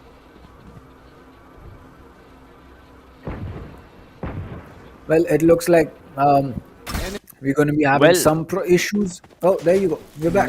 Nope. I'm here. I have a bad habit of, turning off the mic here when I'm not there on the, talking here. But as you can see, I just noticed someone getting deleted with the Sheriff. Like, that's one of the most painful things that you've done. A crossfire getting set up by the Cypher and the Reyna on A side. So yeah, there's not going to be anyone walking up to A side here. Skirossi will be getting tagged by the tripwire. But now the Reyna decides to walk up A long, and this time they need to start a rotation, because 4 players standing on Haven, it is a tricky situation, but you can come back for it. Definitely. Lightning Fast, as you can see, still playing out Garage, smartly trying to wait it out, trying to catch any player off guard here. Skirossi will be still lurking around short here, has spotted the Cypher in a very smart position. but the Cypher has a Sheriff to work with. One tap to the head, Skirossi is gonna get melted. The game actually takes down Hellranger. I did not see that coming. Kappa will be taking down Pixels. Lightning Fast will be taking down the game as well. But now it's a 2 versus 3. 2 attackers standing. The Sova and the Cypher coming in. Lightning Fast will be coming in, trying to get one. He does get one. The spike needs to be planted as quickly as possible. Kappa needs to take down one as well. Kappa will not be taking down one. Lightning Fast versus the other Cypher. 1 on 1, and as you can see, he's going for the hunt here. Lightning Fast will be coming in. The eco round actually playing it out really smartly here. I don't know how the players managed to do it, but every time there's an eco round, the eco team actually wins. Like, I don't know what to say. Like, the teams, if you are having a YOLO strategy and you actually do well, that's something really impressive. And looking at Global in the previous, I believe on the 3rd round, and then, you know, on the 6th round, we see INGLU doing the same, pulling out eco rounds. That's smart. But this time the game might be going off with an operator by, oh, there he is. He switches it to a Phantom instead. Both the teams are on full buys here. Skirossi topping the leaderboards with 9 frags. Orange Leaf this time deciding to play B here. Pixels will be coming up on A long, trying to get as much information as possible. But Skirossi will be taken down 1. But Thanos will be trading it off smartly. Hellranger comes in and takes down Thanos. Now it's an advantageous situation for Global. But will they be committing to A side or going on for a rotation? Kanav, over to you. Well, it will really have to be a rotation, because giving away your position off 3 or 4 players and then consistently trying to, push the brick wall is not going to help you. Sharon is going to ping one player with the outrun on C long. It looks like they're going to be playing a post plant position. The Sova recon dart is ready. The blaze wall has come in. No one from Garage will have any intel as to when people have crossed, but the shock darts are going to be coming in. They might just connect. No, it looks like Skills did take damage from one, but after that he'll be changing the position of his plant, as it's going to be a long plant coming in, and now 4 players all inside C. It can be dangerous, because if a flank comes in from long, they might just be surprised. But, you know, there could be a Cypher tripwire on that side, as, yeah, there is a Cypher tripwire on the side of long. So they have that part lock down for themselves. Lightning Fast is going to get one, but it was Hellranger with that spray through the smoke, or rather was it Lightning Fast, as it looks like the game will now just wait for some exit frags. Does not want to give up that gun that he has, and neither would anyone in that team, as he'll connect one headshot. It's just about time, as he will have to make a fall back unless he'll fall to the spike explosion. Well, he's not going to fall, and you know, the recent patch also added that deaths are not counted when the spikes are actually kill to the spike is not counted. But now this round was a very smart one taken down by Global Esports. Now Team INGLU, they can either move in for a buy, or they can actually go in for an eco round. I believe they're going for a force buy here. Sharon has to actually buy off shields, so maybe willing to go off with the Spectre and heavy shields, or maybe Stinger and light shields. Who knows what he's going to play with, but this time I believe Team INGLU needs to play a little bit passive. The quick rotations coming in every time is not working out, because this time we had people who were actually okay. I didn't expect that coming, but Pixels definitely gets Skirossi. Skirossi gets shut down right off the bat here. There are players lurking around mid. There are 3 players to be exact lurking around in mid, and this time Lightning Fast, like I said, the quick rotations will not be paying out, because there are players actually watching the flanks. Cypher comes in, takes down the Sova now in a 4v4 situation. 3 to 4 rounds with Global Esports on the lead. The Cypher still waiting out smartly, will be taking down 2, but Lightning Fast, he's gonna finally take down Orange Leaf, and the positions of the defenders have been compromised. The flash comes in, the Omen and the Raze combined on C side here, coming in from behind. The game will be taking down Lightning Fast. Only one player standing. Thanos will be coming in, and he snaps a finger, takes down Hellranger. 4 to 4. INGLU are giving a good competition. Like, we weren't expecting this kind of a fight coming in from INGLU, getting 2 rounds in the initial stage of the first half, then coming in and having an equalizer. This is not the INGLU we saw in qualifiers 2. This is something different, and they have really have been grinding, and looks like the grinding has been paying off as well. That is true. I think that the grinding has really been paying off for the side of INGLU, because going 4-4 against Global on an attacker-sided map, especially on Haven, is a huge thing. They've already picked up the rounds that a lot of teams are not able to. And from here, even if it's a 8-4 split or a 7-5, I think that INGLU has already done the job that they need to do on their defense, as 2 Owl drones are going to be coming in on each side. It's going to be Omen getting tagged once that he knows that it's going to be a B push, and once Global has committed to this B, they will have to hold on to this. They have to take garage control, though before that, as it looks like they will be investing a lot of manpower into it as well. The game on a very strong angle. Even if they know that he is there, a pre-fire might not connect, as Orange Leaf is going to pick up skills, where it looks like it was a C plant that came in, as the game will now have to make a fall back. Skirossi playing this smart. He's going to be coming in for the backstab. He might just be able to get 2 players off on CT. He's going to spot the gun. The Omen is going to fall. The tripwire will get taken out as well. The Cypher will get taken out. Sharon comes in. He'll pick one up, but gets traded out by Lightning Fast. And now it's down to the 2 players. They're going to pick up 2 Hellranger. It's going to be in a 1v1 with the Rena. He has no utility to work with, and the Vandal from Pixels is going to connect. And I believe he has more than enough time to go in for that diffuse, as INGLU is proving to be a lot stronger than what we initially predicted. And I'm surprised. Well, you know, if everything was allowed like the Assassin's Creed, what's it called, codes here, then I would have said like INGLU has been a really big pain in the peep there. But yeah, it's fine, right? 5-4 coming in on a map choice, especially from Global Esports. Like, INGLU, you are doing absolutely a madman's work here, pushing Global into Eco now, maybe getting another point on defender side. That's massive. We know Haven is an attacking oriented map, but yes, if you play your corner smartly, you definitely can, you know, get the lead on the defender side as well. This time on Eco, you can see Skirossi will be triggering his ultimate here. The Sova recon drone will be giving away a lot of information here. Pixels will be shut down. Hellraiser comes in. There's still another player here. Thanos has been moved back, but you know, there's another one coming in. Maybe going in for another. Thanos takes down another. Will be switching to the pistol, trying to take down Thanos here.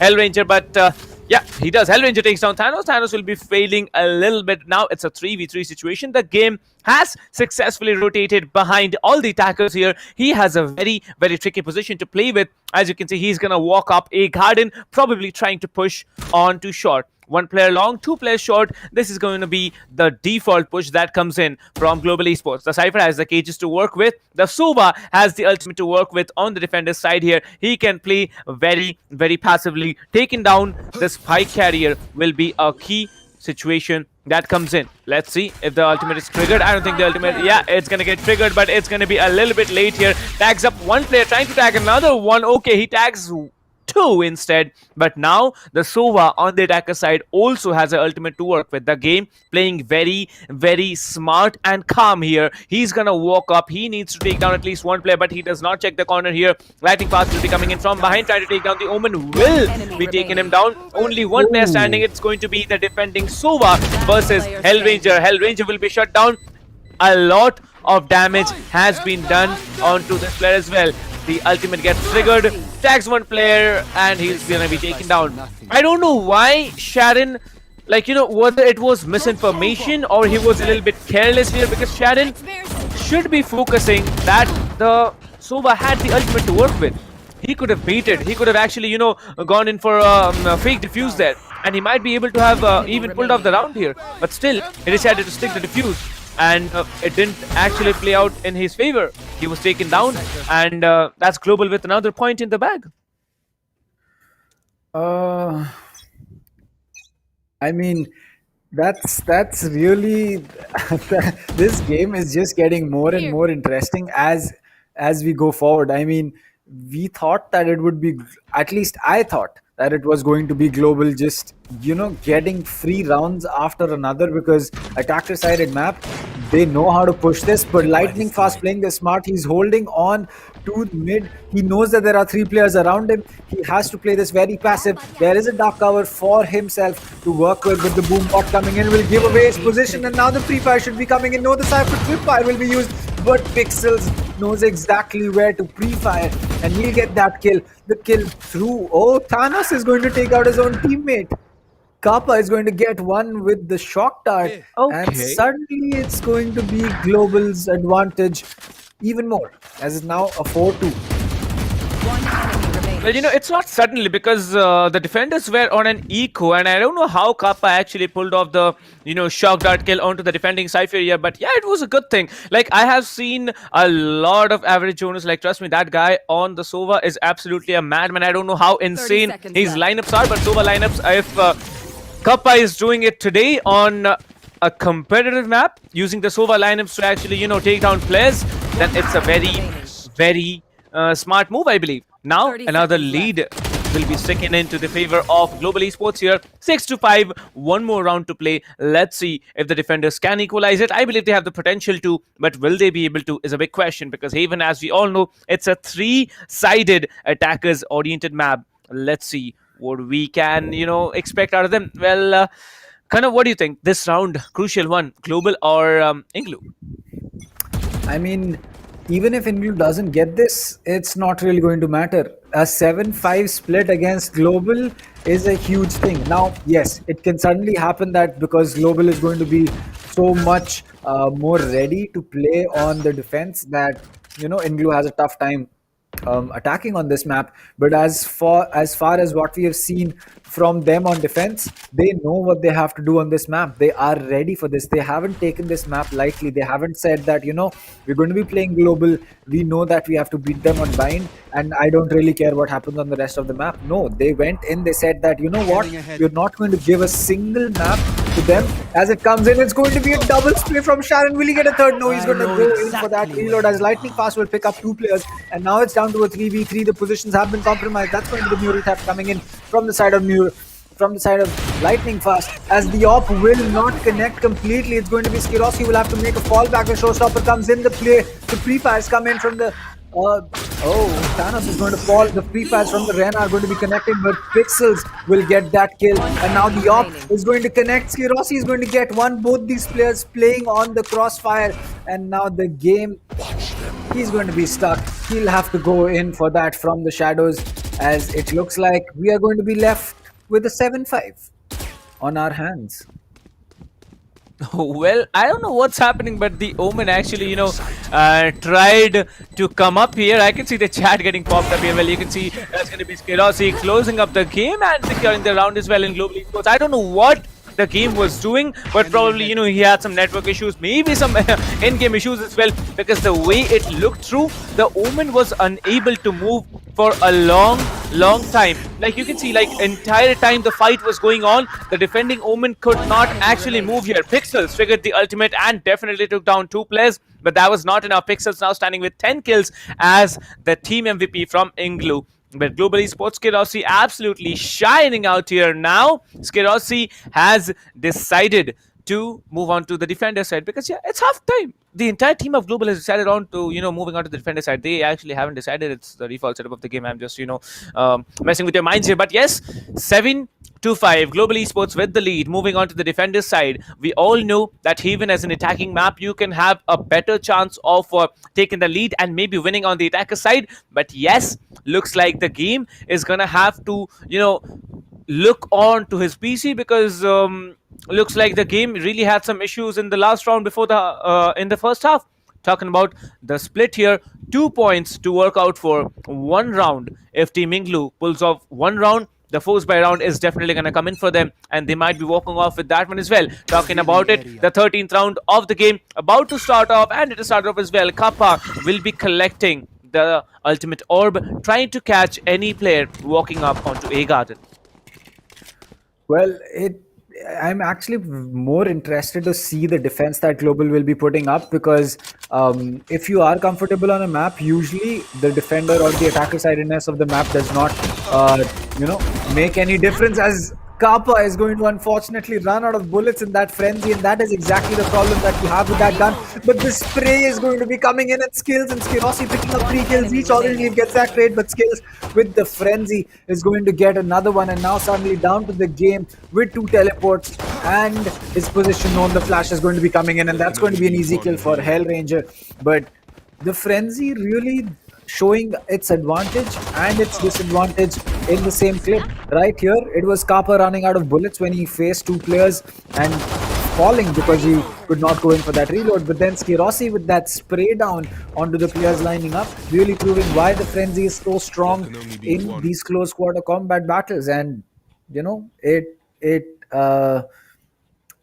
really just, what can you say? Well, I can say Global is having a good time now. You know, they were almost down and out. They did not almost have a plan to take the lead, but they almost, had been choking out. But they almost, I'm done with the almost here. Global definitely now starting to perform to the best of their abilities. Arena will be walking off, not checking the corner here. El Ranger will be shutting down one. Pixels gets taken down immediately as he tries to walk up onto B. This time, Kappa has to fall back. We know how accurate the Ghost is. Probably more accurate than having a Spectre, but this time the game coming in with a Sheriff. We have seen this player meddling with Sheriffs, but SkyEsports on a very, very beautiful flank. I don't know how Global actually manages to walk off and go on with such a position, but I believe the backstabs coming in perfectly, because I can see 4 players now trying to breach up. 2 from Garage, 2 from Long here, and Skills and SkyEsports are on a beautiful backstab here. Well, spotting one will be taking down one. Skills will be flashing one position, and there's only one player standing, and it turns out to be a flawless round. Absolutely mad flawless coming in for them. Nobody was checking the flanks. That mistake was getting done by Global in the initial rounds, but Global, they worked it out. However, INGLU, instead of working it through, they have actually, started struggling because nobody was watching the flanks there. And Skills and SkyEsports, they walked out of B, rotated all along, spawn there from C long, and they just came in. That was it. They had the round, a flawless one, 9-5, 4 points lead in the hands of Global Esports. Well, I did not expect such a strong start coming in from the side of Global. SkyEsports has already picked up that operator. Oh, that is, that's the... Oh, he's going to miss a shot. He's going to miss a shot, give away his position. But then, the Jet with a tailwind, it's really the reason why people use that op, is that if you miss your shot, it's really easy for you to have a quick getaway, getaway path, as he's going to be playing this very aggressive again. The Boombot will be coming in. It should be down to Hellranger to get that. Yes, it will. Yes, he will. The paint shell is going to be coming in. The Rena Lyra is going to be ready, as SkyEsports does not know about this. Lyra will be coming in. The peak is not going to be held, as it's going to be raised, falling. Thanos will get taken out. Rena is still going to survive, but Shaman will take that kill. No, he will not. The game is going to get to and frag best all over the places. Finally, the op is going to ring out, and the game will, the game will end for the game in that round, and that's just a small fun to work with, The game will end in that round for the game. It's a paradox of words, but yeah, it's definitely an interesting performance coming in from Global. Looks like Global has done the homework, in the initial half of the round here, and they can now actually move on and obliterate out onto INGLU. But INGLU, now they are on an eco round, as you can see, 4 Sheriffs and 1 Frenzy coming into play. Well, you don't peak SkyEsports with Frenzy. Are you serious right now? Well, one information I'd like to give out to the audience is that the kill box with an operator has been significantly reduced, with the recent... Oh, what? The kill box has been reduced, but looks like Sheriffs are still the OP in close range here, especially when you need to one-tap one player. There are 3 players now, and long, and 1 player in Garage will be taking down. 1 Pixels will be trading it off smartly. It's a 3 versus 3 now. 2 players just waiting up here, and it's going to be only the Cypher waiting up in...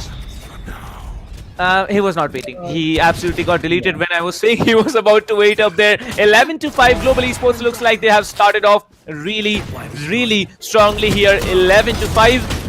1 more round, and it's basically a home run for them, moving into the match point here. But still, this was absolutely, I didn't expect that Thanos was going to get taken down so easy, because he did not even have a weapon. He was standing there with a knife, and he had to be taken down. He was taken down. Another round going into the hands of Global Esports. 11 frags coming in for Pixels. Orange Leaf really trying hard to keep up. The entire team is actually struggling. It's not like, one player is playing, the others are not. The entire team of INGLU is unable to function, and looks like this time it's going to be an A execute. Skirasi has been spotted for with the operator. Someone needs to come up smartly and try and take him down, but I don't think they're going to risk it. Maybe they're going to risk it because you can see the arena flash will be coming in. The Raze boom buddy is going to get triggered and dropped in to Sivos as well. The Raze and Reina is trying to come in, but this time Skirasi needs to run. Skirasi needs to run hard here because Hell Ranger will be taking down one player with the run it back. Thanos will be taken down, and as it is, there are only 4 players left on the attacker side.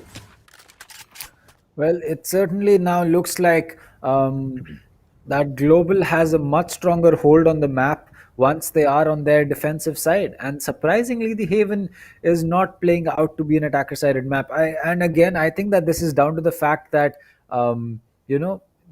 these teams that are good on maps, they are good on those maps because they understand how the map plays, they understand the intricacies of the map. So really having just an attacker-sided bias is not going to be enough for the side of INGLU to get that kill, as Hellranger is going to pick up pixels. The tag is going to be coming in onto the Omen as he goes in for that spike plant. They know that there are going to be 3 players inside. The Cypher has been spotted. Lightning Fast will take some damage from that Phantom, but it looks like he will just about be able to survive long enough to make sure that his teammates are able to rotate. As Kirasi will be coming in, he should be the initial entry for him, but he looks like it's going to be Lightning Fast coming in. He knows the other positions of the players. It's still going to be the Omen right under him, as Kappa will make sure that Lightning Fast does not jump into a pit full of snakes, as it's going to be match point for the side of Global. And you can just see, you can see the coordination that these players have. They are not waiting on each other just because they do not want to make the push. They are waiting because they're going to be setting up a picture perfect push, and when it eventually comes in, it's going to be flawless. I mean, the way that players were picked off from the side of INGLU one by one on C, it was beautiful. But still, INGLU, after having a man disadvantage, they still came up and planted the spike. The post-plant situation is really not working in the favor of INGLU here. Moving on, match point for Global Esports. The Cypher setting up C once and for all. It's going to be an A execute that comes in. The Raze has been spotted for and will be taken down. 70 HP still remaining. Now, Hellranger has a work to do. The Omen will be teleporting. Where has he decided to go? The Reina will be there. Has been spotted off for. The Crosshair completely trained on top of Pixels here. 2 players need to pick off from that smoke. He takes down one but gets traded for instead. Pixels will be somehow taken down. Skirasi as well. It's a 2-4-2. Cypher will be coming in along with Arena. 1 from CT, 1 from Long. This play can be very, very tragic and disappointing because no one was actually watching Long. It's going to be the Arena who stands, and Skills will be coming in, shutting him down as well. This is it. Global Esports with the victory of the first game on Haven. Now I know why they actually decided to pick Haven, because after some homework getting done, I believe it's a good round for them. 12-5, GG's. 13-5 now. So I'd say Global Esports. I'm gonna stick to your predictions as well. 2-0 can be something, but Global Esports, they definitely did a good job out here. Instead of not having the 2 initial rounds in the first half of the game, they have shined, and they have shined brighter starting off from the 12th round of the game. Well, it's certainly a big thing that INGLU was able to hold their own on their defense at least, because attacker side in map and restricting Global to 7 rounds, a big thing. But once the split came in, it almost felt like they didn't know what they wanted to do. It felt like they didn't have the strategies for attack that they made on defense. It just seemed like a different team playing the game altogether. And I guess you can say that,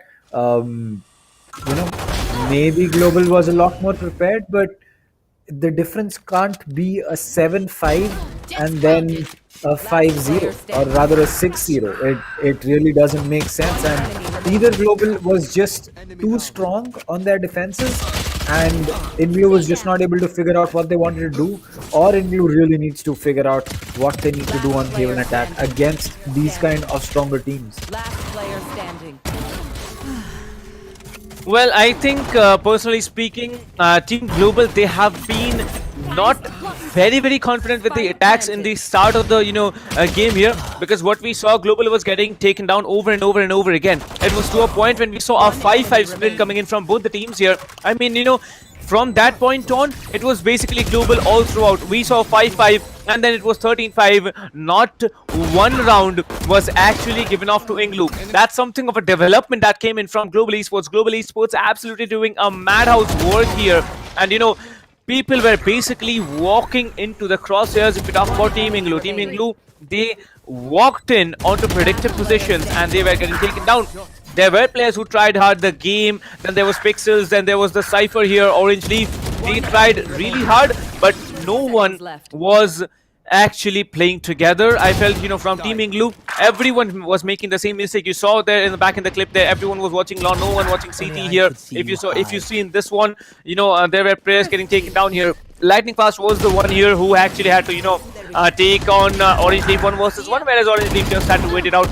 That was it. Skirossi, however, did function a lot, but still he needs to work out more, because Skirossi, he is not supposed to be always rushing in, because that really hampers your team's performance. Global Esports, they started out weak, but they have evolved and actually panned out and won the game 13-5, a straight home run, I believe, for how many rounds? Let me just calculate. It's gonna be 8 rounds of wins.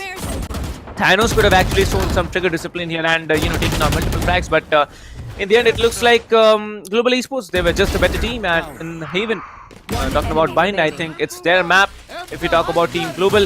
So yeah, we might be seeing a 2-0. Well, it really could be a 2-0, but I think that after the performance that we have seen from INGLU, I think that maybe if they've picked up Bind, they'll have a lot more to work with. They might just have, a lot more of, as you can say, smaller things that make big differences.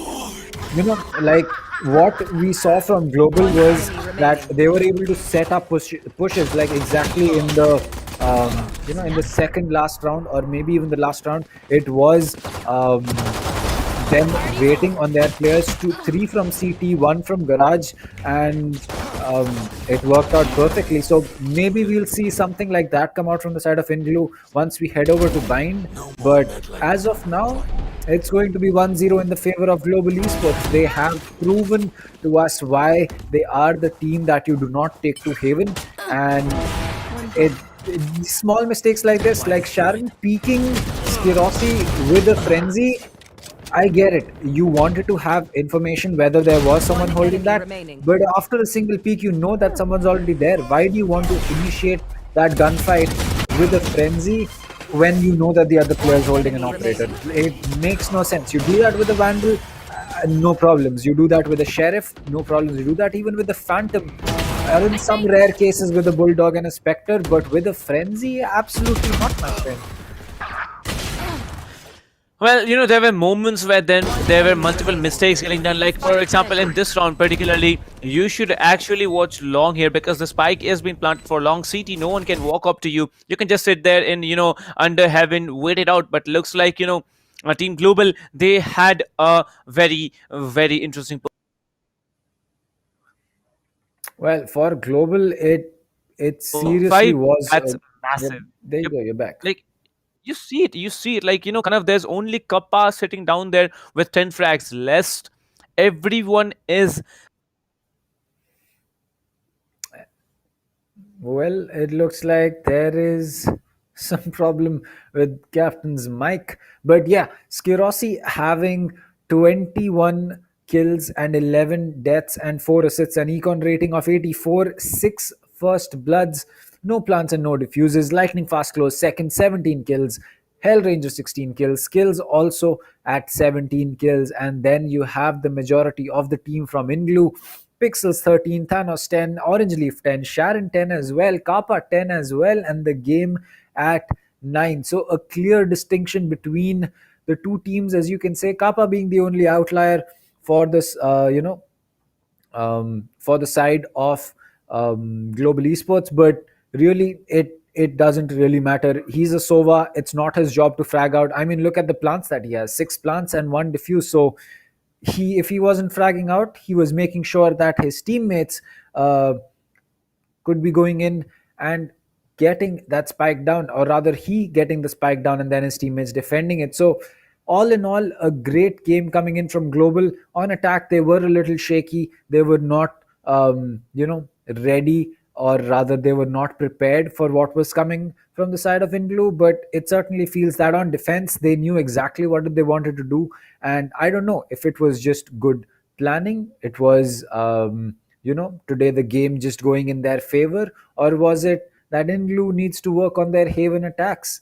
Either one of these three things could be the case, but irrespective of all of that, it will really have to be a big task up ahead for them, on at least for INGLU, to make sure that on bind they are able to get the rounds that they so desperately need to do that. Because it feels that Global on bind is, you don't really need to feel it. Global on bind is actually a very strong team. And as for INGLU, we haven't seen too much of them. I believe that we saw NaCly take a round pick up a map on bind against one of these teams, but those teams are no Global Esports.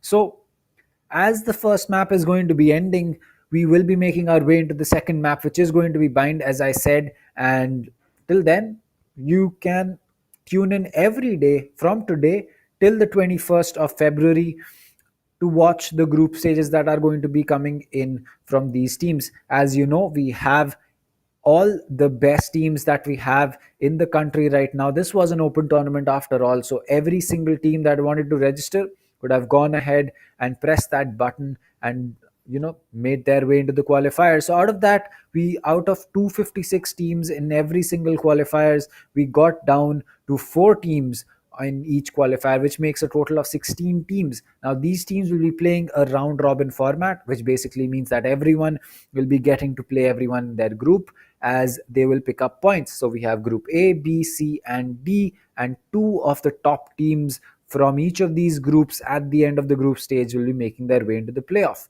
Now it's really these 8 teams are really going to present the cream of the crop that we'll be having here. And then we will be having our grand finals, the semi-finals and so on. But we have the live stream giveaway, and you can go ahead and register yourself for it on ESPL.gg. The grand prize is going to be a set that includes the Alloy Origins keyboard, a Cloud Core 7.1, a Pulse Fire core, and a Fury Ultra RGB mouse mat. While for tier 2, you're going to either be getting a Cloud Core headphone or an RGB mousepad. Now, we have seen what happened on the map of Haven.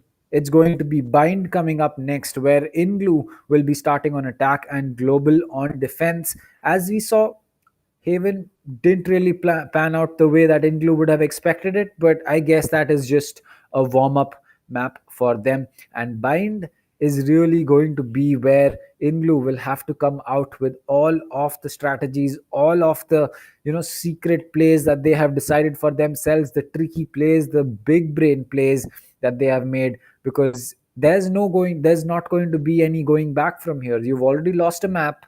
You do not have the option of dropping bind and then playing Ascent. You really need to make sure that you stick to what you have thought, which is picking up bind and then figuring out what happens on Ascent. So they have attack on Ascent. They will be finishing it off on defense if we go to that map.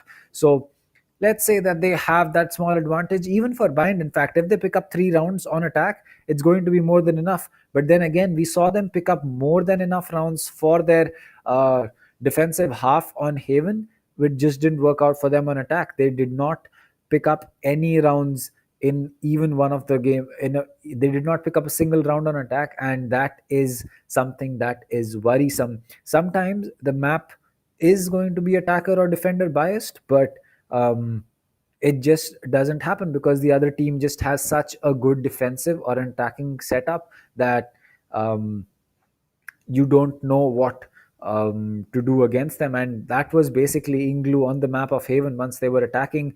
Bind, I hope, is a different story, because it really feels that taking global to a map like Bind is playing with fire. If you can tame it, it's going to be a great thing. But if you can't, it's going to be a very, very dangerous situation for you to be in. And I don't know how INGLU expects to work with this, but Bind can really be something that, if you're not prepped well for, it can really hamper the way that you play that map. But if you are prepped for it, there are a few checklists that you can follow on the map of Bind, and if you can tick those checklists, you should be able to get some easy plants on B or A. I mean, pushing hookah is one of the best things that you can do. Keeping teleporter mid control is also one of the best things that you can have on your side. But as for pushing lamps, pushing heaven, pushing showers, all of that is really going to be something that you would have to work on your defense or on your attacking setup with. So we are going to be making our way into the lobby pretty soon. We will be having the players make their way into the lobby. They will be having a short break so that they can freshen up. But for us, there's not going to be any break. We will be right here talking to you guys. So chat, as far as Bind goes, what do you think is going to be what's going to be the scoreline? How do you think that INGLU is going to be performing? Will it be an easy map for global and finish it off with a quick 2-0, or is it going to be more of a map where we'll see a lot of back and forth, especially how we saw in Haven in the first half of the map? And as we say that, Captain's back. Back indeed, and come on, guys, we are having important matches. I don't know how to tell it out. World, my dear, electricity providers don't do any kind of backup or anything at this hour, because we have global esports versus INGLU, and this is a completely what's it called, madhouse work in the Valorant scenario. Well, talking about global, they had a very, very interesting start to the day, but are they going to continue it, or is INGLU, with the map selection of Bind, gonna push it to a 1-1 scoreline, and maybe we have ASIND as the decider as to which team will be playing in the upper bracket finals this evening? Well, talking about skills, this time has moved on with a Raze, and Skerosi has shifted from a Jet onto a Reyna.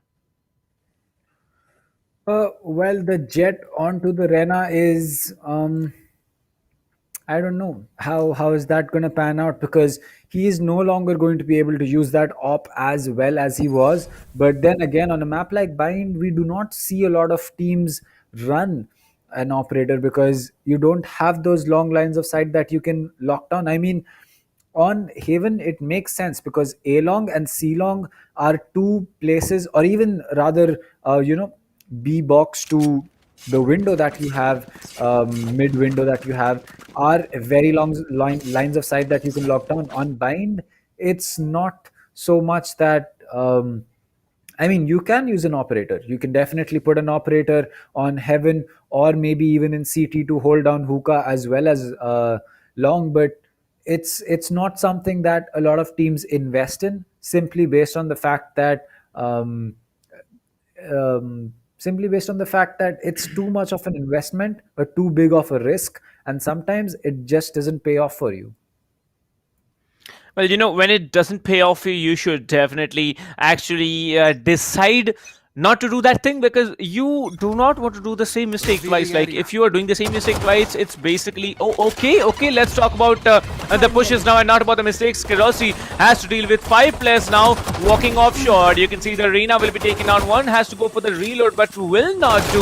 The cover fire comes in. The Arena will be taken down. Pixels will be coming in. That's only 45 HP left on Hellranger. From a Phoenix to a Omen, not really out-fragging, but this time the game is being pretty dominant here. 2 more defenders remaining. Pixels will be taking down lightning fast. There's only the Suva, and the game will be still standing. 1 versus 2. Skills to show a lot of skills here. Will be definitely taken down. One has 9 bullets in the classic, 8 to work with. Frenzy has to go for the reload, and Frenzy reloads, we know how much of a difficult situation it is. The game comes in from the attacker's side, takes down skills and secures once again the pistol round at the start of the game. Well, as you can see, it's a good start once again for Team INGLU, but will they be able to keep it up? Well, will they be able to keep it up? I don't know. They have been very strong in the first pistol rounds of the game, but after that, they kind of seem to have a pit that they fall into. And again, the half buy coming in from the side of INGLU, but surprisingly, no force buy coming in from the side of Global. And again, I don't know if that's really a surprise or something that we need to say, but or rather more of just just a difference in play from the last round. Well, I'd say it's basically a try-hard situation for INGLU right now, because they need to win the match whatsoever, and the game moving on with the Phantom actually shows you how much of a victory these players need. The defending Cypher very, very low on HP, but the Raze, Omen and Sova can combine together and perform. Like Sova reconned out to give away the information. Raze, Boombody and Paint Shell if you have it left at all. Sharon is actually watching the corners, maybe taking down 2 here, but this time he has given off the position. Sharon was in a good position, but you know, the Raze will be coming in. Some damage done on there and will be damaging a lot more. Sharon has to switch to the pistol, and there's only 1 player standing. It is going to be the Sova, lines up for the recon bolt and only 1 shock dart and a pistol to save the day. Well, he's coming in. Pixels has the Spectre to work with, but will he be hit with the right click of that classic? Let's find out. Well, nope. Thanos will be using the satchel to boost himself forward from the Sova's perspective, and he takes him down. 2-0 coming in from INGLU. Once again, a repetition, deja vu for INGLU. But if it's 2-2 for, you know, after the 4th rounds have been played, it's definitely deja vu. Who knows what's going to happen next? Because seems like INGLU, they are once again in the leading scenario. Well, that is definitely true. They have the advantage now. Let's just see if they can keep this advantage for themselves, because they haven't had the best time keeping their advantage to themselves after, you know, whenever they pick up these 2 eco rounds and the full buy rolls in. But once the full buy comes in from the side of Global, it usually turns that, you know, Global just has a better time on whatever side they are on. And we saw that on Haven. We saw that it was a close game up until the 10th, the 12th round that we had with Global attacking and INGLU defending. But once that changed, it was a whitewash. So I really hope that that does not happen again. As we can see, Kappa as well as Kirossi are having some problem with their internet connections. Their pings seem to be fluctuating as 12 to 284 to blank. Oh. Well, not just blank. I think I saw something around of a 4,000 ping. Like, I don't know if that's possible at all, but still, a 4,000 ping is a lot here. Well, Kappa has definitely been struggling because of the internet. We really saw him doing that because, you know, he was the last man standing on the pistol round, and he really didn't function quite a lot. 400. Oh my God, it's so painful to watch here. Like, you know, even something above 50 is painful, but looks like Global has to deal with it as soon as possible because the match has been paused. The tactical break of 5 minutes will be given on to Global to fix the internet, or we are gonna just, you know, start off right off the bat here because that's tournament rules for you. Well, let me tell you, 28 seconds on the clock. This time, Team INGLU has already secured 2 rounds on the attack, and they are willing to commit all in the game with the Phantom. All other players are playing with Spectres and heavy shields here. They have utilities to work with. Sharon will be having the ultimate ready in just 2 frags, and so will be Pixels. And looks like the Reina is really trying hard here. Orange Leaf, however, he hasn't been able to show a lot of his skills this afternoon, but he is going to definitely show it on the defender side. And as we all know, Bind is a very defend-oriented map here. Pixels doing a smart job. Hellranger also trying out hard, but skills every time has to be shining along with Skirossi to do the heavy lifting. But this time, it needs to be a teamwork because Bind, we all know, the rotations are quick. Then we have, you know, very immense little corners to walk into for the attacker side. So let's see how it works, because Kappa looks like he's still struggling with that internet connection. Well, yes, he is still. Oh, there you go. He is back as his ping is looking to stabilize. It is coming down. There you go. 16 ping. He is back to. Oh, there you go. It's going to vanish. So We can talk about this all day. Yeah, we can talk about the ping all day. Like, I mean, internet and power connections in the country, you can't really, say anything about them. I can feel the pain. Yeah. Like I mean- we both can feel the pain, right? Kind of Yep. like what's going on your end. I know what just happened to my end. Now look at Kappa, like casters and the player standing beside us telling that you're not the ones who are actually facing the issues. We are also struggling. So yeah, that works out fine. But global. If you don't have Kappa, you don't have your recons coming. If you don't have Kappa, you don't have those post-plant ultimates coming. If you don't have Kappa, you don't have any information to work with. Let's see if he's back. Let's see if he's not, because looks like it's stabilizing again. So nope. Okay, I'm gonna keep my words in my pockets here, because every time we say that it's stabilizing, it's completely going away. I mean, it really shows you that when things are not in your hands, you can't really do anything about them. And even players from the side of global who have hours of power backup, have multiple internet connections, are not able to free themselves from these kind of problems that happen to everyone. So, I mean, it's just something that you can't really do anything about. It's it is what it is.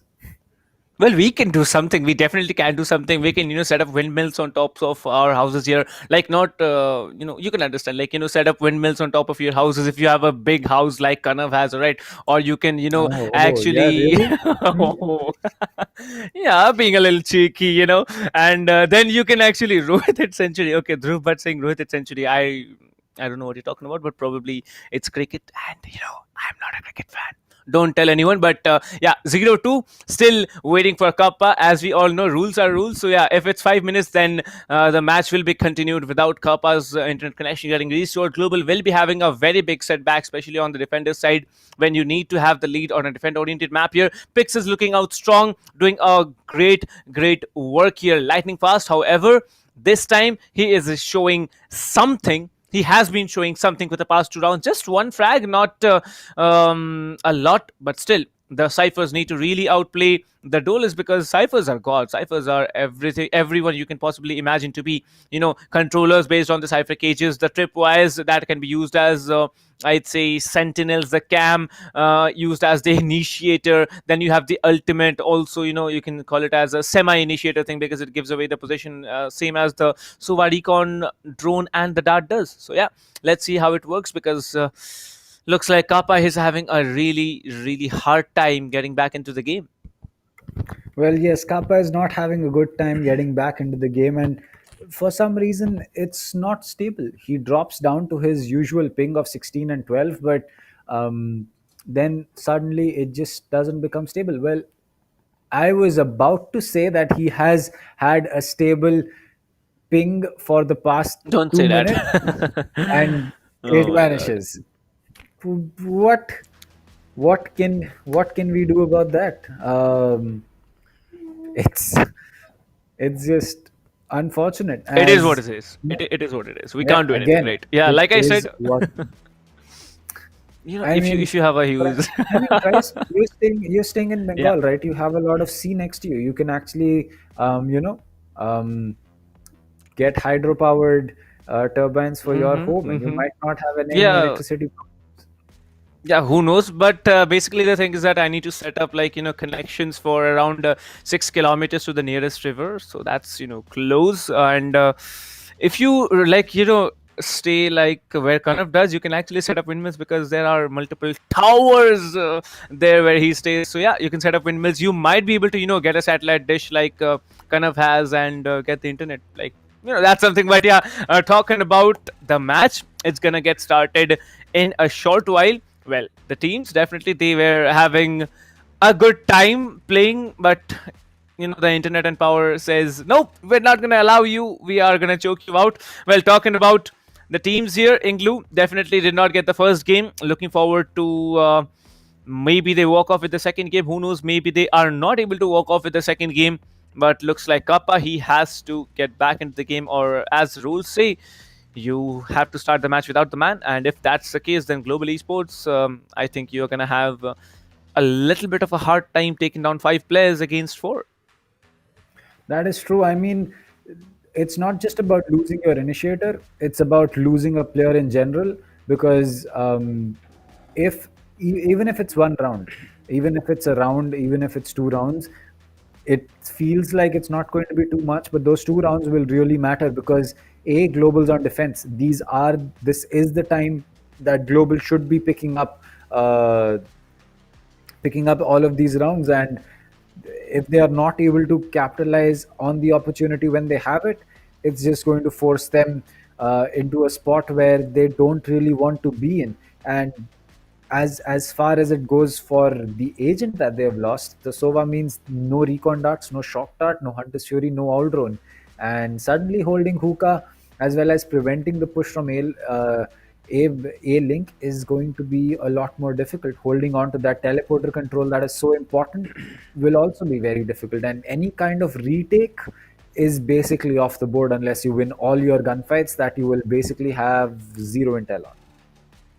Plus one more thing, you don't have any extra frags, you don't have any extra hands as well. Like, the information, that's okay. Sova's, abilities, that's okay. But one man down, like, can you imagine? And I don't know, I personally don't know who the IGL of Global is, but what if Kappa is? That is a very, very tricky position. There's going to be no one actually calling the shots. Like, it might be a game server issue. We never know, because there have been multiple situations where the game actually, does not get the data and it doesn't work. So who knows? Maybe you might be sitting there in Discord communicating and there might be some game issue happening. You never know what's going to happen, because at the end of the day, it's basically internet. It's basically technology. No matter how much we advance, we are still basically I'd say nothing about 90% without any of the current facilities that we have. That is true. I think at the end of the day, it is it's just electrons running in wires, and if they aren't, neither is your internet connection.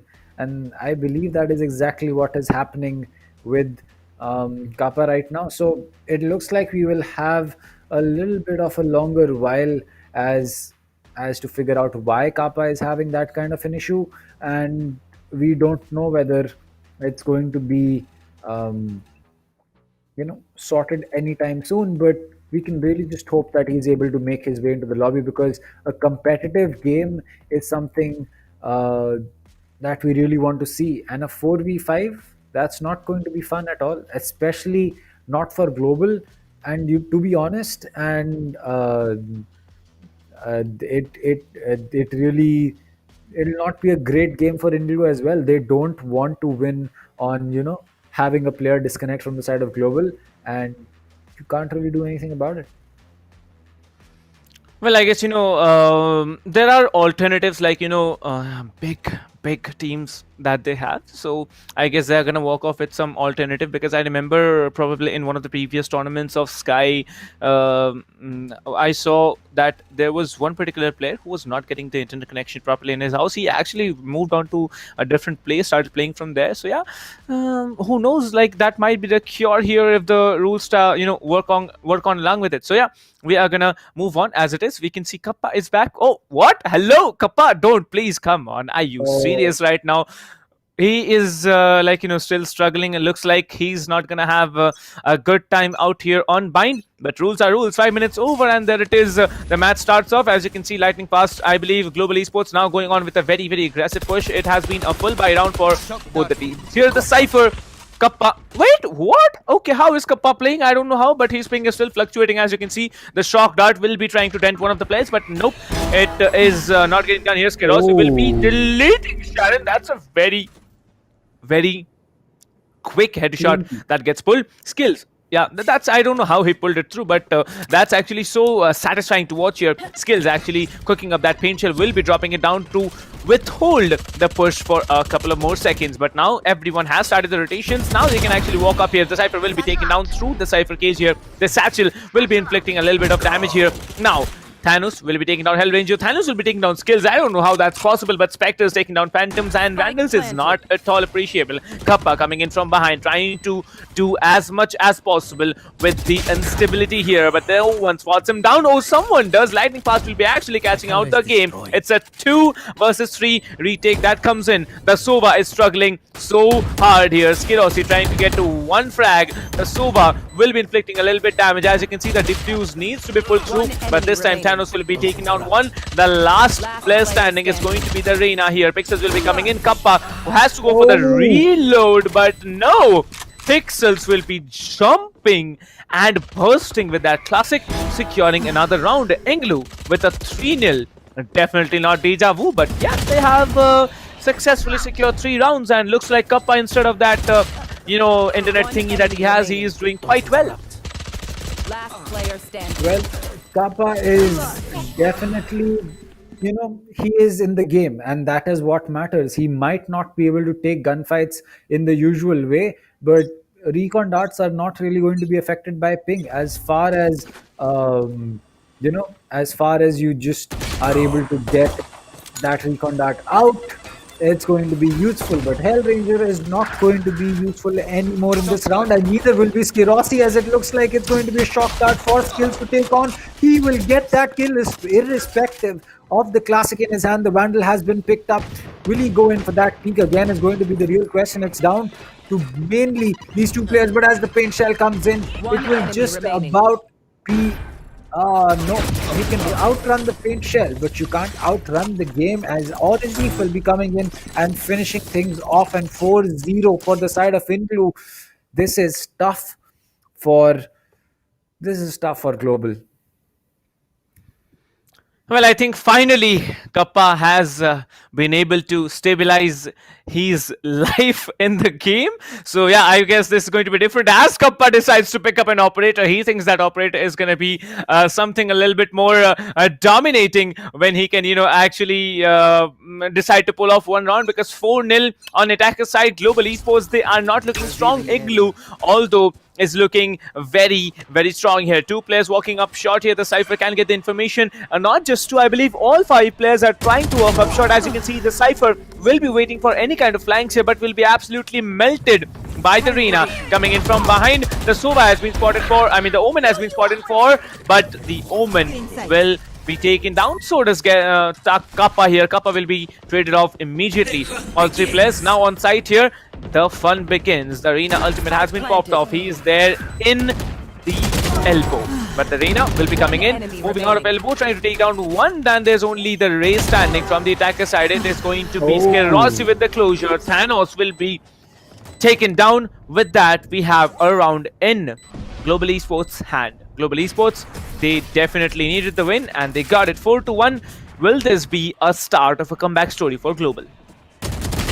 Well, they are really focusing on that initial pick, and if they can get that first pick, it will really go a long way. But as for INGLU, I think they were just not expecting such an aggressive play coming in from Skirosi, and he caught them off guard. But it's not going to be happening every single time. As I said, individual plays won them the round here, but it's not something that you can expect to do every single round, because you've had Skirosi pick up a kill on Orange Leaf and Sharon pushing B long twice.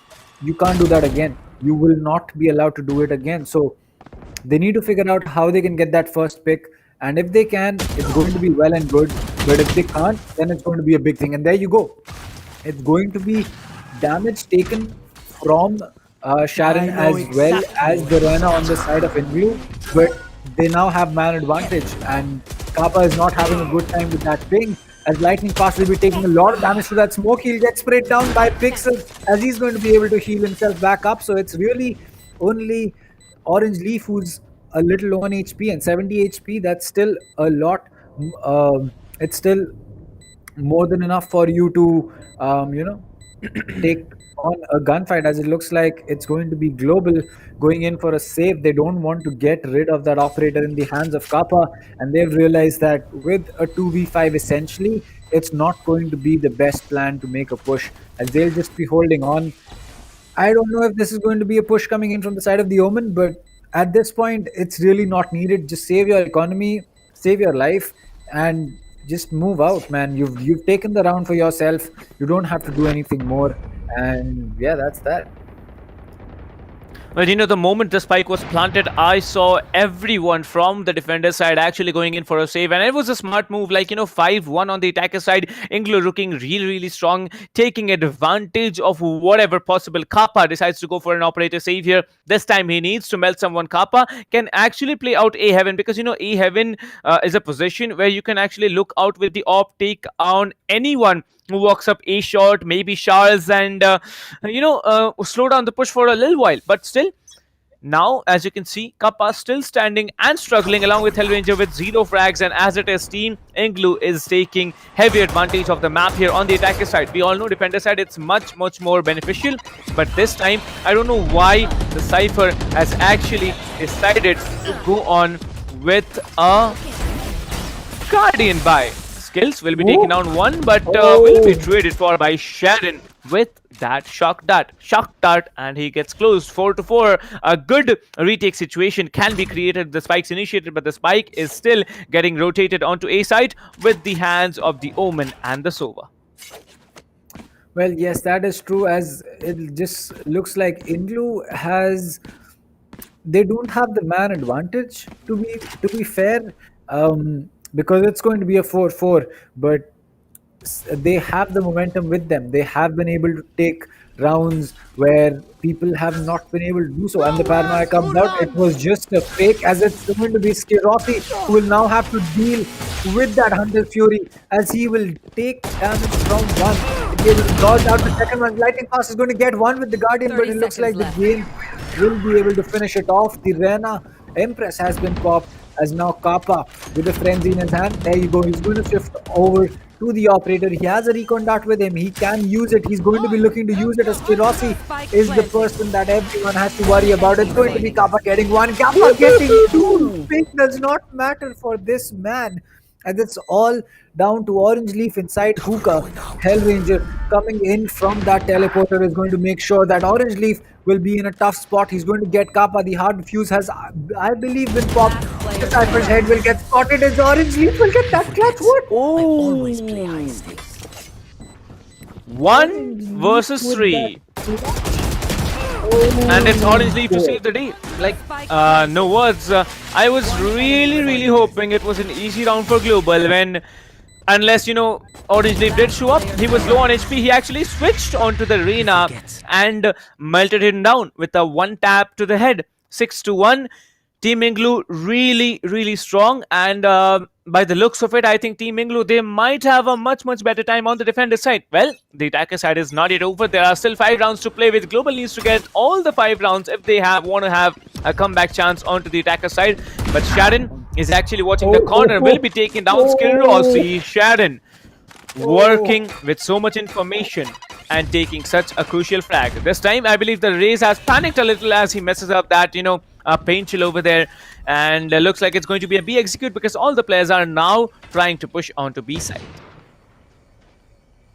Oh boy. Skirossi. That was tough to watch.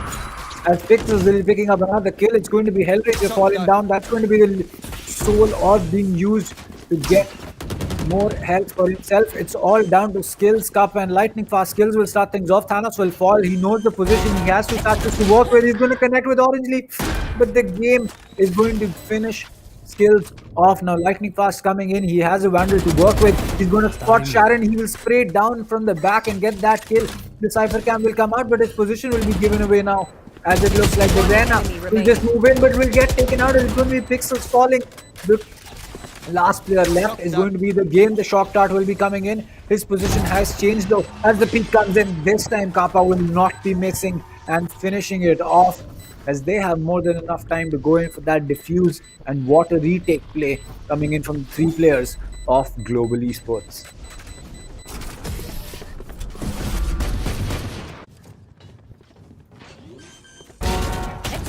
Well, it just seemed like another round that India could have taken. Pixel maybe not pushing into the smoke would have been the play, but you know, decisions made in the heat of the battle can't really be, thought about so long and hard.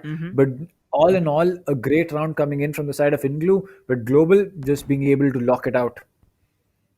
What really outshines, everything is that Kappa, instead of having such a bad start to the game, he has been combining along with everyone else and performing to the best of their abilities. Looks like Global Hellranger is somewhat struggling on playing that Omen here because he is still sitting there with 0 frags on such an important match here, especially getting played at such a level of competition. But now it's 6-2, 4 more rounds, and it can be a home run for INGLU. Will INGLU be able to take all the 4 rounds? Will Global be able to take all the 4 rounds? Or, something else is going to happen? Because it looks like Skirossi is going to spray down everything in showers and walk away with nothing. This is going to be a B executor as all the players have decided to walk up on to short here. Maybe they're going to have a split here, 2-2 going in. The Raze is going to be playing forward onto the teleporter exit, but now he actually decides to hold out in a very, very tricky corner.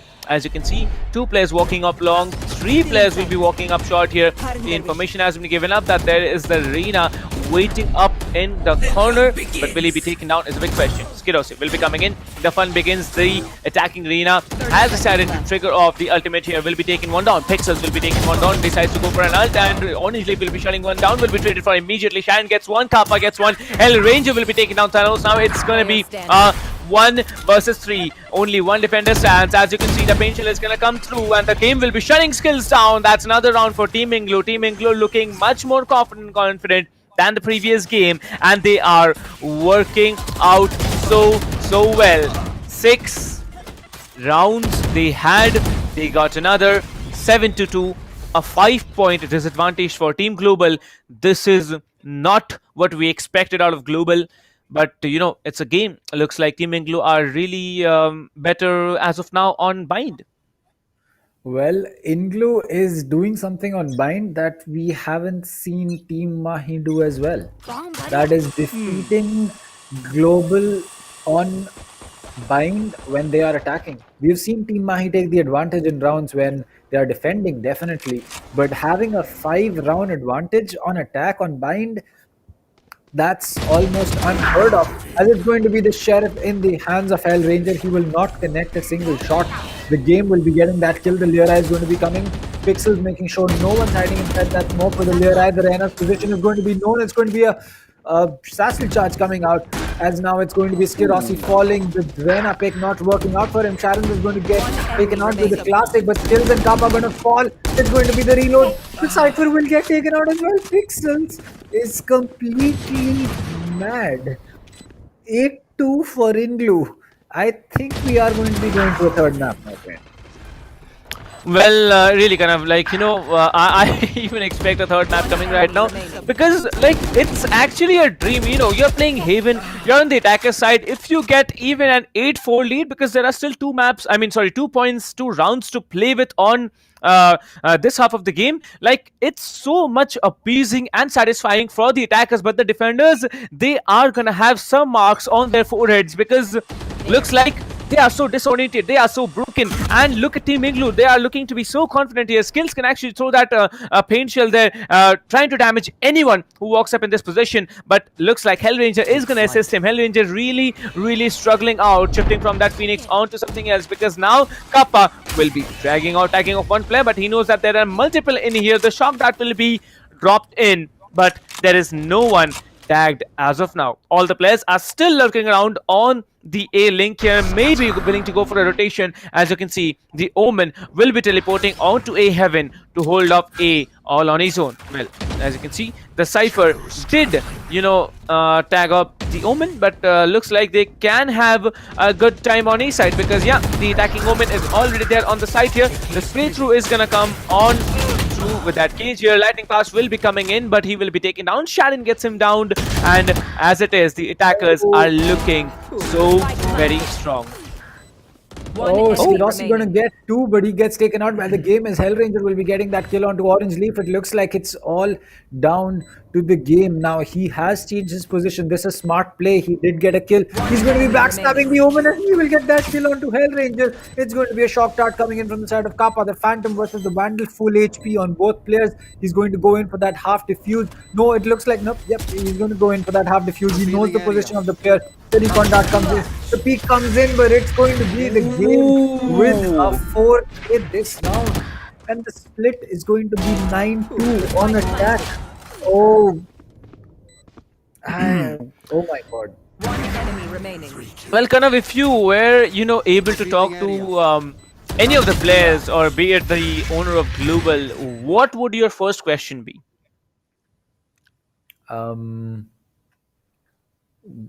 Why is Kappa's internet not fine? I mean, I think it has I think I'm gonna. Yeah, but it's not fixed, right? Like, he plays with 12 or 16 something. He's playing on 40, so yeah, that's a very big disadvantage. Like, almost 2 to 3 times. And I'd say personally that it looks like Global, they are trying really hard. Thanos will be taking out skills as well. And there comes the ultimate here. He's gonna come in, trying to take down anyone here. Another satchel is gonna get there, but I believe Thanos, he's gonna check the positions here. And the attacking Cypher has triggered the ultimate, and he knows the position of the defenders. Thanos will be coming in. The defending Cypher actually triggered the ultimate. Kappa will be taken down. With that, I believe there's just a 3v3 fight remaining, and now this is the last round, and if the attackers pull this off, it's going to be a 10-2. A very, very difficult outcome, but no one really expected it. If I were to talk to Global, I'd ask them, Bind is your home ground. Oh, please tell me he is not gonna be able to do that, because looks like, yeah, he's not gonna be able to do that. The defenders are a little low on HP. 2 players on 150 HP, 125 for Skidos, having the light shield. The Empress has been triggered, but no one is gonna come up yet. The Empress is gonna wear off eventually as it comes. Oh! Lightning fast. Hello, my friend, but he absolutely melted that player with a one-tap headshot. Oh, Hellranger, no, not the time. What? But go, Lightning Fast comes in with that Guardian, and he makes sure at least the last round in the half is going to be going to the side of Global. So 9-3. That's going to be a very difficult split to work with for Global, especially on attack. But 30 seconds left. I don't know whether it's going to work out properly on attack for them or not. I hope that Global can, pick up some rounds, at least this pistol round, and then the half buy or the full buy, depending on how the economy is looking. It looks like they have spent all their credits in the first pistol round itself. Well, you can actually do that. Like, I didn't know that you could do that. But yeah, if you're going for buying pistols instead of utilities, you can definitely spend all your credits. But looks like this is going to be a B execute, because the Raze and the Reina are combining and pushing up from hookah. Like I said, the strategy before, you can actually use up both the duelists and the Cypher to push on to B side here from hookah. But looks like all the players from the defender side are actually stacking. At least 3 players are stacking up B long here, and everyone is gonna fall back into the safe haven. As it is, I think an A execute has been pulled through, as the Raze and the Cypher are the only players who need to watch off the corners. Kappa will be coming in, 17 HP still remaining on his end. He can be one tapped, and that is it. He is actually one tap, that due to the head here. The defenders are looking strong, but looks like Skills is gonna get one in his hand as well. The defenders are looking so disoriented. Only 2 attackers remain. It is going to be Lightning Fast who takes down one, indeed takes down another. The Cyphers are definitely outplaying everyone else here, and looks like this time it's going to be a 2v2. The information has been given on. Hellranger will be taken down. Pixels will be coming in, taking one. The game will be shutting down another. 10-3. Global Esports now on a very, very tricky position. They need to win all the rounds from now on, or they are almost out of the game. Well, I mean, it feels that for Global at this point, it's going to be better to not contest too much on the side of Bind and save their energy for when they move over to Ascent. But it's not any of our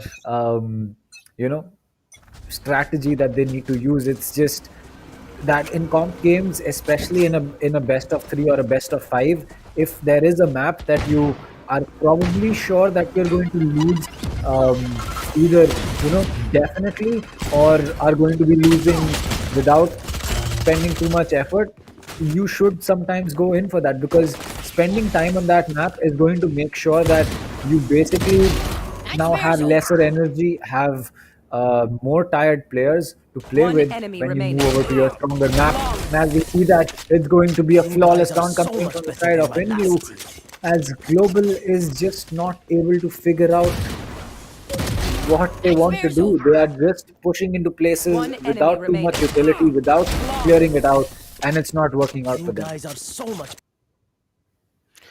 Well, I don't know what to say, but 11-3 coming in from INGLU is really, really surprising, as it is to the audience. Indeed, it's to us as well. Global, it is their map, but they are unable to function. Looks like Hellranger is really struggling playing out that Omen. Only 2 players are actually outplaying everyone else. Lightning Fast and Skills, the Cypher and the Rays really doing the heavy work here. Talking about the game, he is also a madman here, now deciding to go for a judge. It's time to judge them, as he has decided to go on with heavy shields and judge, and I really expect that he is gonna play up somewhere in a corner, trying to delete anyone who walks into the crosshair. As you can see, 5 seconds on the clock. This is the 15th round of the game, and if it's a win for INGLU, then definitely they are gonna move in and also move into a match point situation for themselves. Well, yes, exactly. It looks like INGLU is awfully close to getting that match point, as they know that there are players holding outside of showers. The paint shell will be dropped. It's going to be Hellranger holding in the right corner, as he will also fall back now. Does not want to, waste too much time, as Kirossi with 2 layer eyes going to making his way in. It's going to be Riggs who's going to get that headshot taken, as it's going to be the Reyna falling again, as he will heal himself once more. Kappa holding on, he'll get that kill onto the game. It looks like Global might be down, but they're not out just yet, as Orange Leaf will be coming in from the back. He's going to be the lone player left. He has a stinger to work with. He has 50. He has a full shield and full HP to work with, but no utility, and not the best gun in a 1v5 if you ask me. Well, looks like Lightning Fast, he might actually... Oh, what? Hello, Lightning Fast! He didn't see the Cypher! Are you serious right now? The attacking Cypher did not check that corner. Like, imagine if the Cypher was actually looking in the direction where Lightning Fast is. Orange Leaf would have actually melted this player. He's going for a ninja defuse, but the Reyna hears it. I think the Reyna is going to come in. The defuse is not going to get done, as Kirossi will be shutting down Orange Leaf and saving the round, maybe, because I'm quite confused. 2 minutes and 2.23 seconds to work with. I don't think the defuse was going to get done, but still, he tried a ninja defuse, unable to do it. He actually... I don't know. I don't think it would have been a defuse. Yeah, I don't think it would have been a defuse. But still, the Reyna didn't decide to take a chance, so that's totally up to him. I mean, Skirossi, he had to go in to make sure that, that defuse did not happen, because in the rare case that it did happen, it would have been a huge, huge problem for the side of Global. I think the only place that it kind of helped out INGLU was the fact that they were able to get that Vandal and Shield off Skirossi, and now he'll have to go in for a buy again. So a small dent to the economy, but not something that they need to worry about too much, as it's going to be an eco coming in from the side of INGLU. They have 2 Buckies, they have a Stinger, they have a Sheriff, or rather they have 2 Sheriffs to work with, and 2 half shields as well on Sharon and the game. So every single player on the side of INGLU having a great game. Same cannot be said for Global. Kappa and Hellranger just struggling throughout this game. Kappa due to his internet problems, I believe, and Hellranger just not having a good time. But nonetheless, it feels that as far as Global is trying, they should keep up the effort. Unless they want to end it and go to Ascent, I believe they'll keep fighting for it. Well, you can see 4 players have decided to stack up on B side here. The Reyna from the defender side actually sitting there with a judge. The fun begins, and it's going to be the fucking Reyna here. Kirossi will be coming in, trying to get information on a lot of places here. As you can see, the spike has been initiated. It is going to be a plant for showers as Hellranger decides to check the corners and just wait up here. Well, you can see two players are trying to come and take down Hellranger. Well, the Bucky is going to be there, do a lot of damage here, has to go for the reload. The Stinger is going to come in, absolutely melting one player from behind. There's going to be the Raze also accompanying him, but the skills, oh my god, Kappa comes in from behind, can go for it, but the game once again will be getting a lot of work done here. Will be taking out another, but Kappa does not flinch. He takes down the game, getting inflicted with only 22 HP down. 11-5. Team Global, they are not yet out of the game. If this is a comeback, it's going to be mother of all comebacks in known history of India. Well, if this comeback does happen, it's going to be something at a different level. But as the full buy rolls in for the side of INGLU, we have to think twice whether that can really happen. They have all the utility to work with. They have they basically have everything they need. As this seems to be a shower push, the outrun coming in will spot one player and gets taken out. So Pixel's position is safe right now. The paint shell will also prevent someone from pushing in, but it looks like Pixels, he could make the play that is needed. Yes, he will get that kill. The dismiss is going to get huge. Pixels will get two. He'll get lightning fast as well. Pixels has already made his way into side. He needs to get that showstopper off, but he will not be able to do so. The spike has been dropped. Skirossi as well as Hellranger are going to be the only one. The game is going to be coming in from the backstab. He'll get that kill. The Rena position is going to be known. She picks up one kill, tries to go for that dismiss, but the game with a headshot is going to put his team at match point, and we are back to the same place, the same score line that we were on Haven, but the roles are being reversed.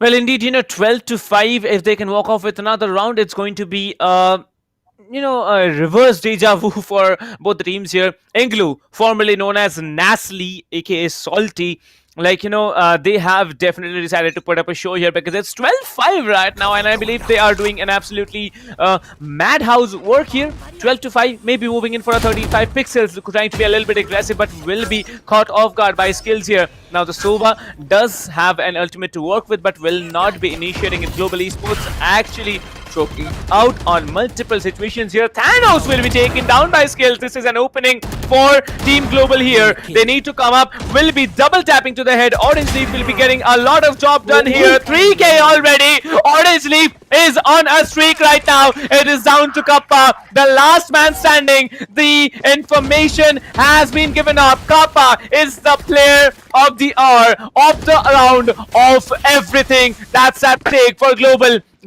It's a 1 versus 3 situation for them. If Kappa does it, he will be saving the round and the match for Global. Otherwise, it's INGLU with a 13-5. 45 seconds to work with. All three players are right now stacked up in A side. The Omen has decided to move on with a rotation. Kappa slowly and slowly creeping up on A side. The Sova is hiding behind the box here, and the Cypher is just waiting up in CT. The Cam can get a lot of information. The Sova can be caught off guard, and he does 1, 2. I don't know how he does it. He does get 2 frags, and that's simply so much carelessness from the Cypher and the Sova combined. Now it's a post-plan situation for Kappa. He has the ultimate, he has the shock darts. If he knows the lineups, he can play out on a completely different level. Omen versus Sova. It's down to Kappa to save the day. He's gonna stick the defuse or not, because looks like the Omen is gonna stick the defuse, and it's Kappa to save the day for Global Esports. 6-12. It's not gonna be a reverse deja vu. Orange Leaf with a 3K, and so is Kappa with a 3K and the savior for Global Esports.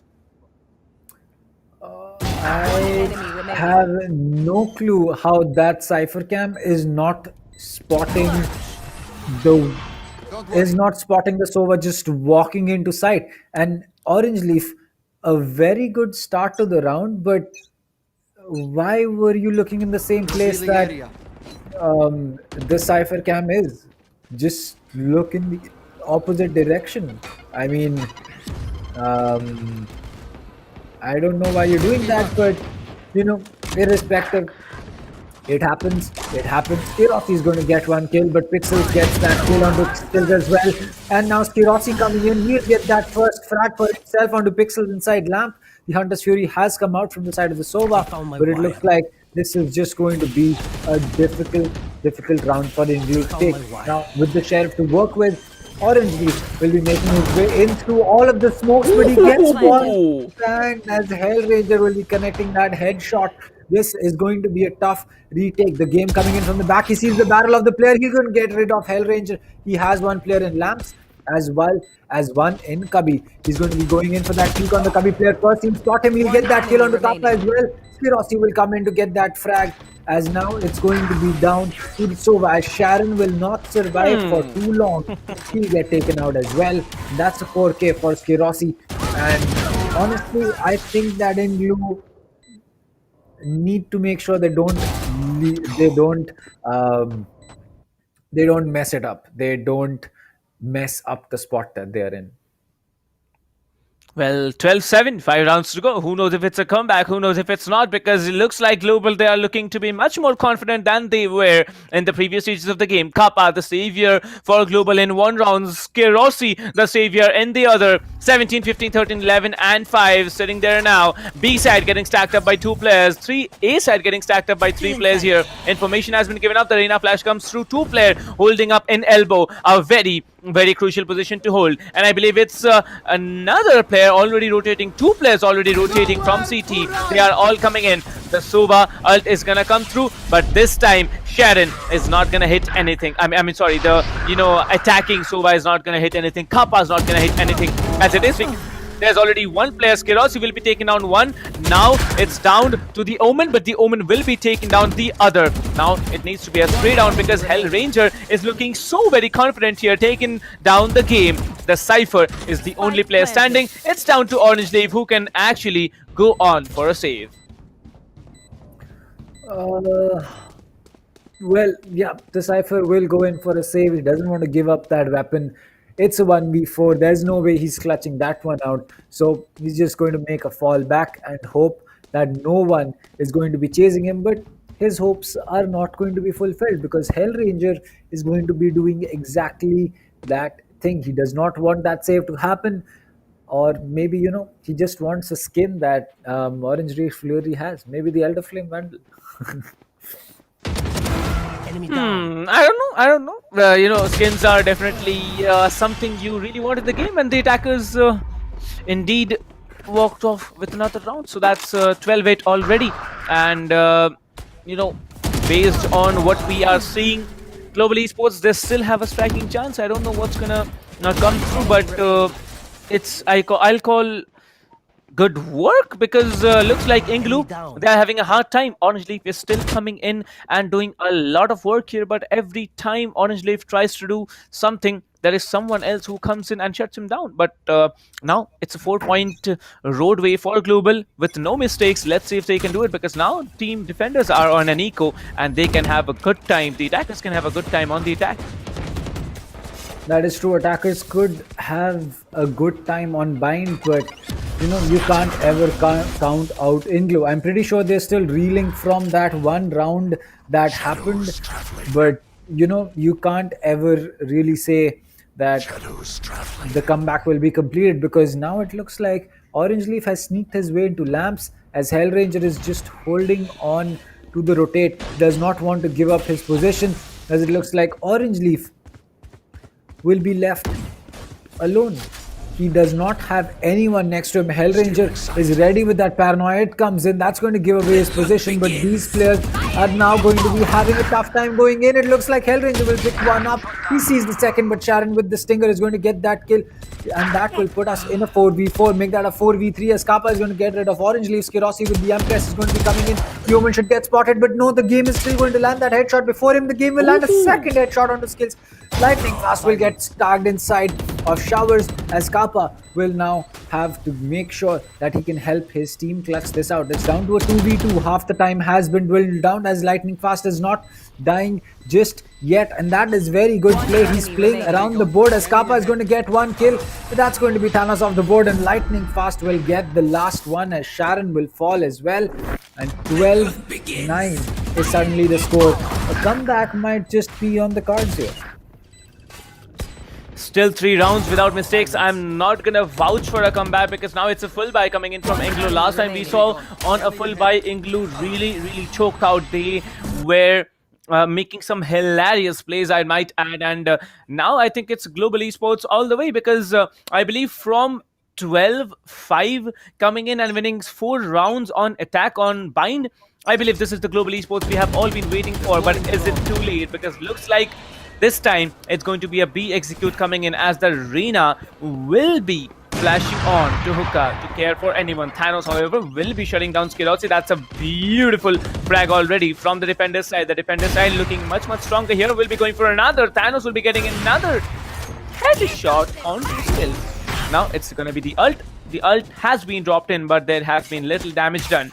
2 players in Hookah, 1 player in long. That is it. All down to the 3 remaining players from Global Esports. Kappa, Hellranger, and Lightning Fast. 2 v5, 1 down, 2 down, and it looks like a 2v2 once again. The Cypher gets taken down, and so does the Sova. With that, the game comes in, saves the day, and the match for INGLU. INGLU.XFT walking off with the second match this afternoon.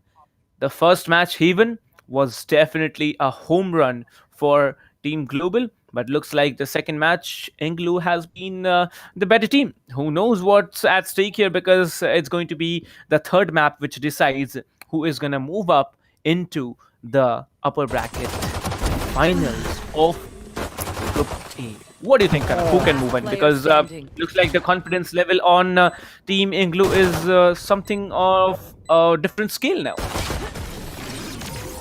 I mean, INGLU, they really lost the plot in the middle when, that clutch came in from Kappa. But after that, I'd say good job recovering from it. Even for Global to recover from Kappa not being able to play properly to getting that kind of a comeback, it's a big thing. Both of these teams played really well.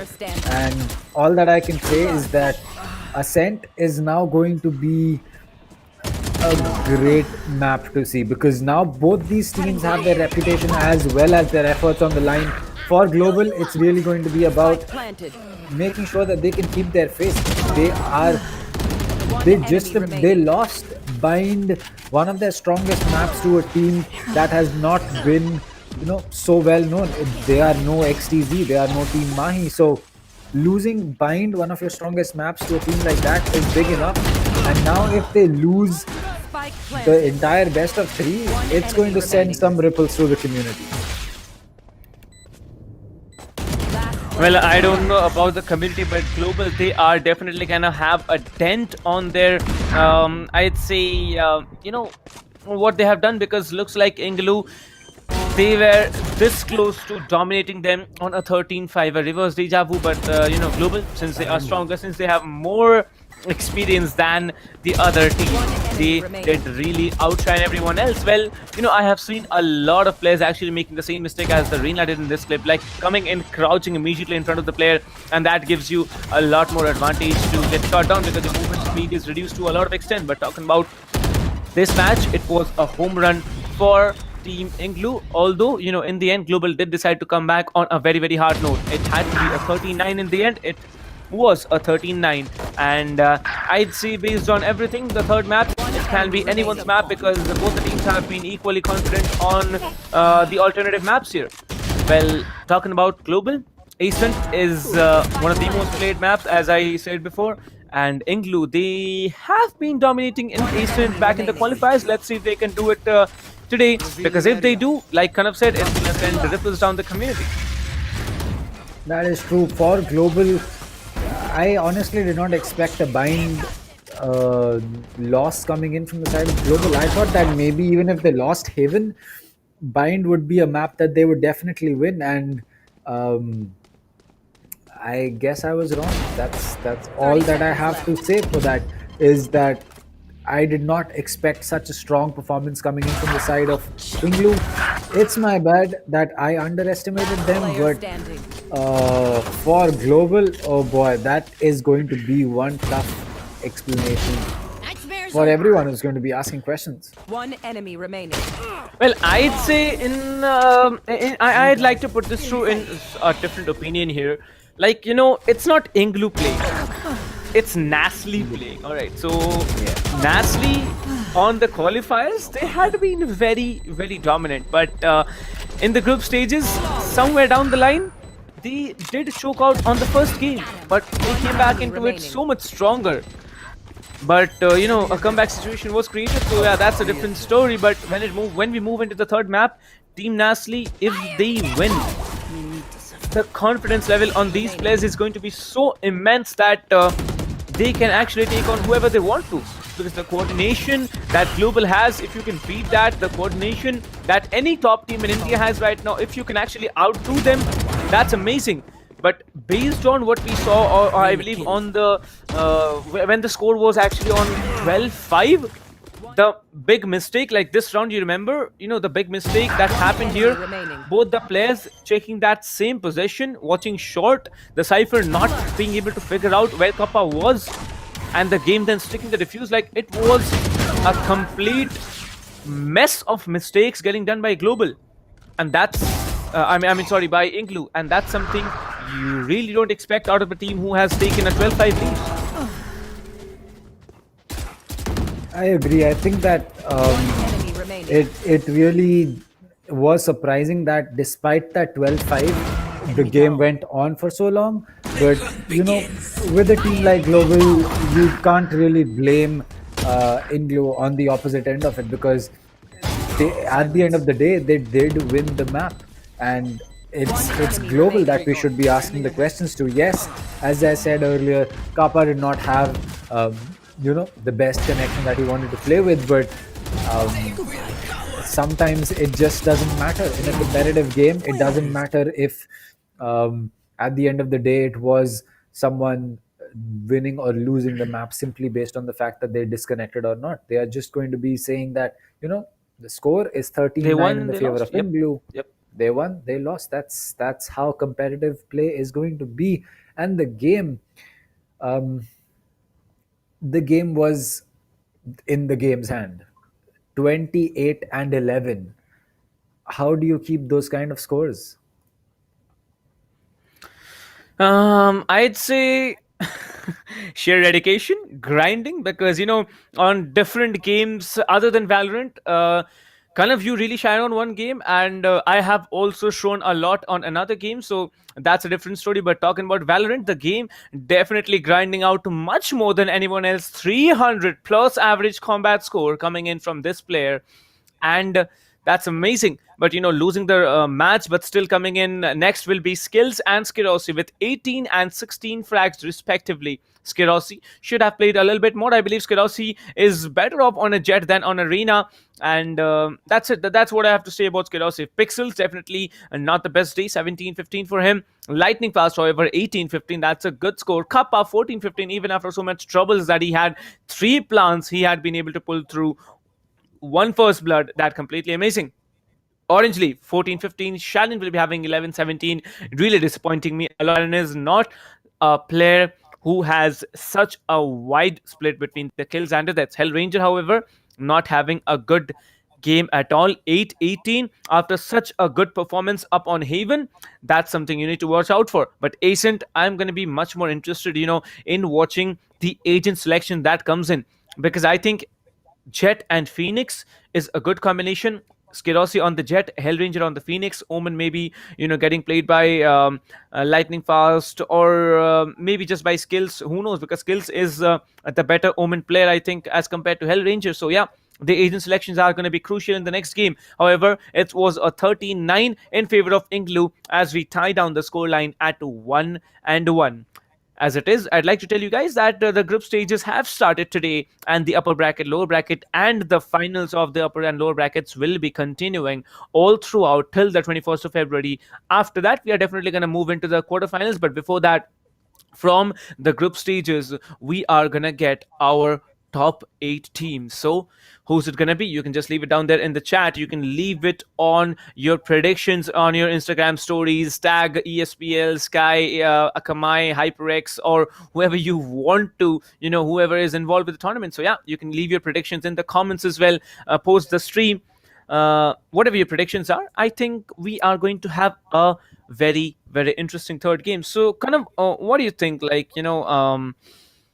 third game, what can happen? Because I really, really think that team global, they need to think twice before they go on with any kind of agent selections. That is true. I think that for global, it's going to come down to the fact that they have not been able to perform on the map that they usually do. So there's going to be a lot more pressure on them. They will have to think a lot more to really understand what they want to do against this team, because it just seems that INGLU, they are a team that can really make it to the top. They are a team that can make other good teams think twice about just going in and getting easy kills and easy rounds for them. On Haven, yes, that did happen, but as I said, those kind of things can be a one-time thing, or maybe they just didn't prep enough for Haven, or rather Well, Haven attack. Indeed, but let's not keep the audience waiting, because audience, we do have a giveaway going on for you. Head over to the description and hit ESPL welcome giveaway link. You might be able to walk off with an entire grand prize of a keyboard, mouse, headphones, and definitely mousepad from HyperX. That's the top, what's it called, give the grand prize that only one person is gonna get.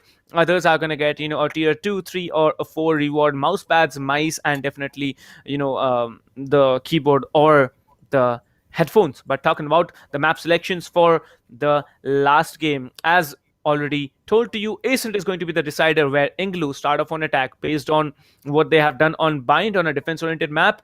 I think INGLU might just be able to take in away the lead once again in Ascent, but this time global, they need to work out their differences. I don't know what, if any, but they need to shine. They need to shine brighter than what they have been able to do on Bind, because Haven, it was 13-5 for them. Coming in on Bind, they lost 13-9. It was so close to a comeback, still didn't happen, and Ascent is going to be the map which tells us the stories as to who is going to walk up into the upper bracket finals for Group A. I think that Ascent is going to be a map that will favor global in the start, because we are going to be seeing them starting on attack.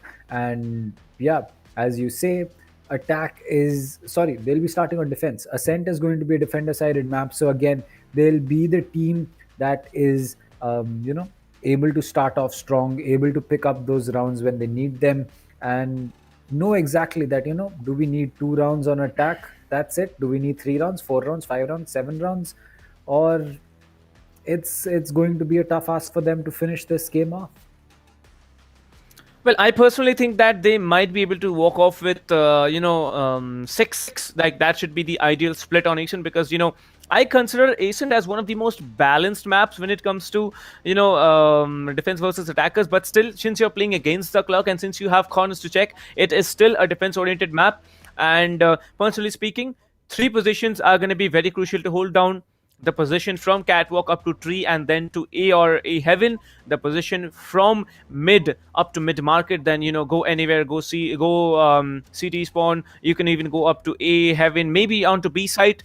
And these 2 positions, and also the position of top mid. Top mid is one of the positions that operator players usually like peeking off from, catching 1 or maybe more players from that particular position. That's something different. So kind of, what do you think should be the score line in the final game? I think that we will be seeing something close to a 13-10, a 13-11, maybe even overtime. I think it's going to be close, Either actually, you know what? I think either it's going to be a whitewash from the side of global onto either INGLU or INGLU whitewashing global. Both possibilities going to be happening, or we'll just see a very close game between both these teams. I think that it will be a close game, but I don't know why. I have that small doubt feeling in my mind which says that there could be a whitewash happening. I'm gonna stick to a close one, like maybe OT. I'm really expecting an OT because the level of games that these teams have shown, that's completely massive. If it's an OT, then definitely my prediction is gonna work on. If it's a whitewash, I'd say it's gonna be global. I'm gonna stick with global because of the legacy that they have had, the teamwork that they have been putting through, and the individual skills. That's completely different. But still, individual plays are much better onto Inglu. But let's see how Team Global's coordination and experience work out in front of them. Maybe there might be a situation, although I don't want to tell it this way, but maybe Global was actually not putting their 100% in the previous game. Maybe Global were just having some fun, and the third game they come in, like you said, it might be a whitewash. So let's see what happens, but it's going to be down to the third game, the decider for the upper brackets of Group A. These two teams, they need to win this map if they are willing to go for the finals and face off against the other two teams that are waiting to play already. So this game is going to be an interesting one. Agent selection, I'd say Omen, Killjoy, Sova, maybe a breach, like you can actually walk off with anything. Raze and Reyna combination, or a Phoenix and Jet combination. Like duelist, if you are actually playing it, Raze Reyna or Phoenix Jet. That should be the ideal combination of the duelist. What do you think kind of will be the agent selections that come through? I don't know about what will come through, but a Phoenix and Jet is something that that I would really love to see. I think that the Phoenix and Jet combo is really good simply based on the fact that Phoenix can flash, Jet can smoke off angles with Cloudburst. Phoenix can help you deny a certain push coming in, like with his Blaze Ball or his Hot Hands, and then the Jet can, as you say, capitalize on that position really fast. So Phoenix as well as the Jet really play out very well. The Rena and the Raze, simply based on the fact that you can clear off a lot of angles with that clear, blind them, throw a boom bot at them, throw a paint shell at them, maybe jump your way into sight with those satchels. So it really depends as to how you'll be playing it, but I think that it's going to be an interesting matchup coming through. Well, I was watching a video yesterday on YouTube where I was watching outplays by three particular players who are right now, I believe, the three best, players on their particular agents. I believe it was Flights on the Raze.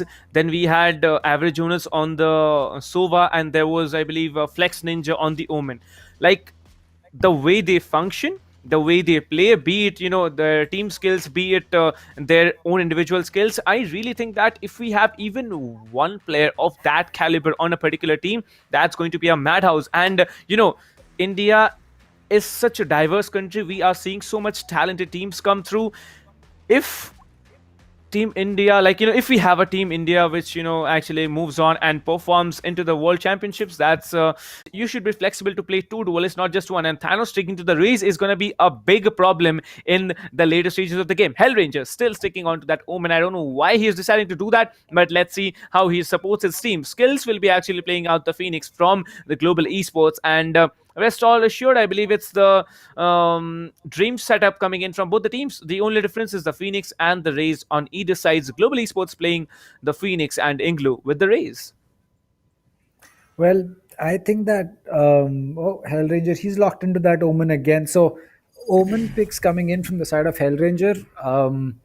Last game, it didn't help him so much. But I really hope that he's able to, have a better game this time. It just felt like it was as you can say, a tough task for him to play on the map. And it felt like Global was really missing the presence that Hellranger provides with his frags as well as his utility, not just, pointing and shooting at players. So for Hellranger, it's going to be a big game. I really hope that they can help Global work this out. But as for INGLU, their performance throughout these two maps has been absolutely insane. Well, INGLU, it's just not over for them, and neither it is over for Global, because we start off with Ascent as the decider and the BO3 of the upper brackets of Group A. Well, it's a lot of off that comes through, but which team is it gonna be who walk off with the pistol round is a big question, because last two games we saw the first pistol round was always claimed by INGLU.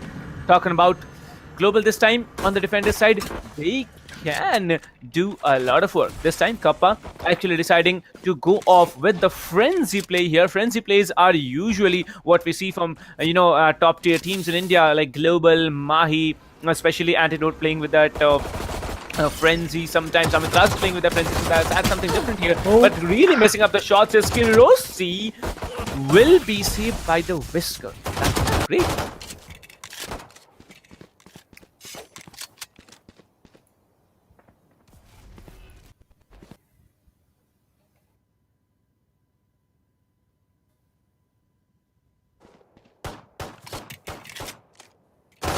One enemy remaining.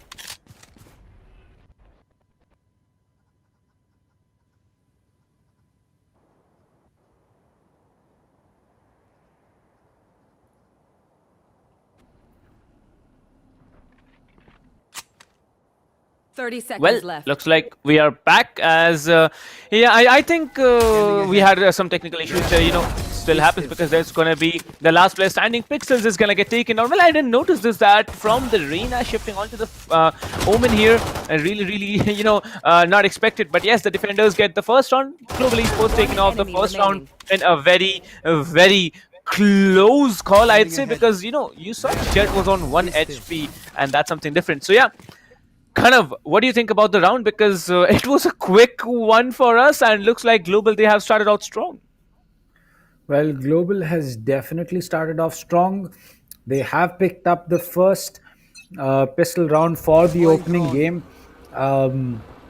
in the two maps. I mean, even on Bind as well as Haven, it was INGLU who picked up those rounds, but it looks like they'll just be picking up an Ultimate Orb right now, as Skills holding on with the Spectre from the tree is going to make sure that no one makes their way in. It looks like Orange Leaf will still get that kill. Oh boy, Thanos is going to get taken out by Hellranger.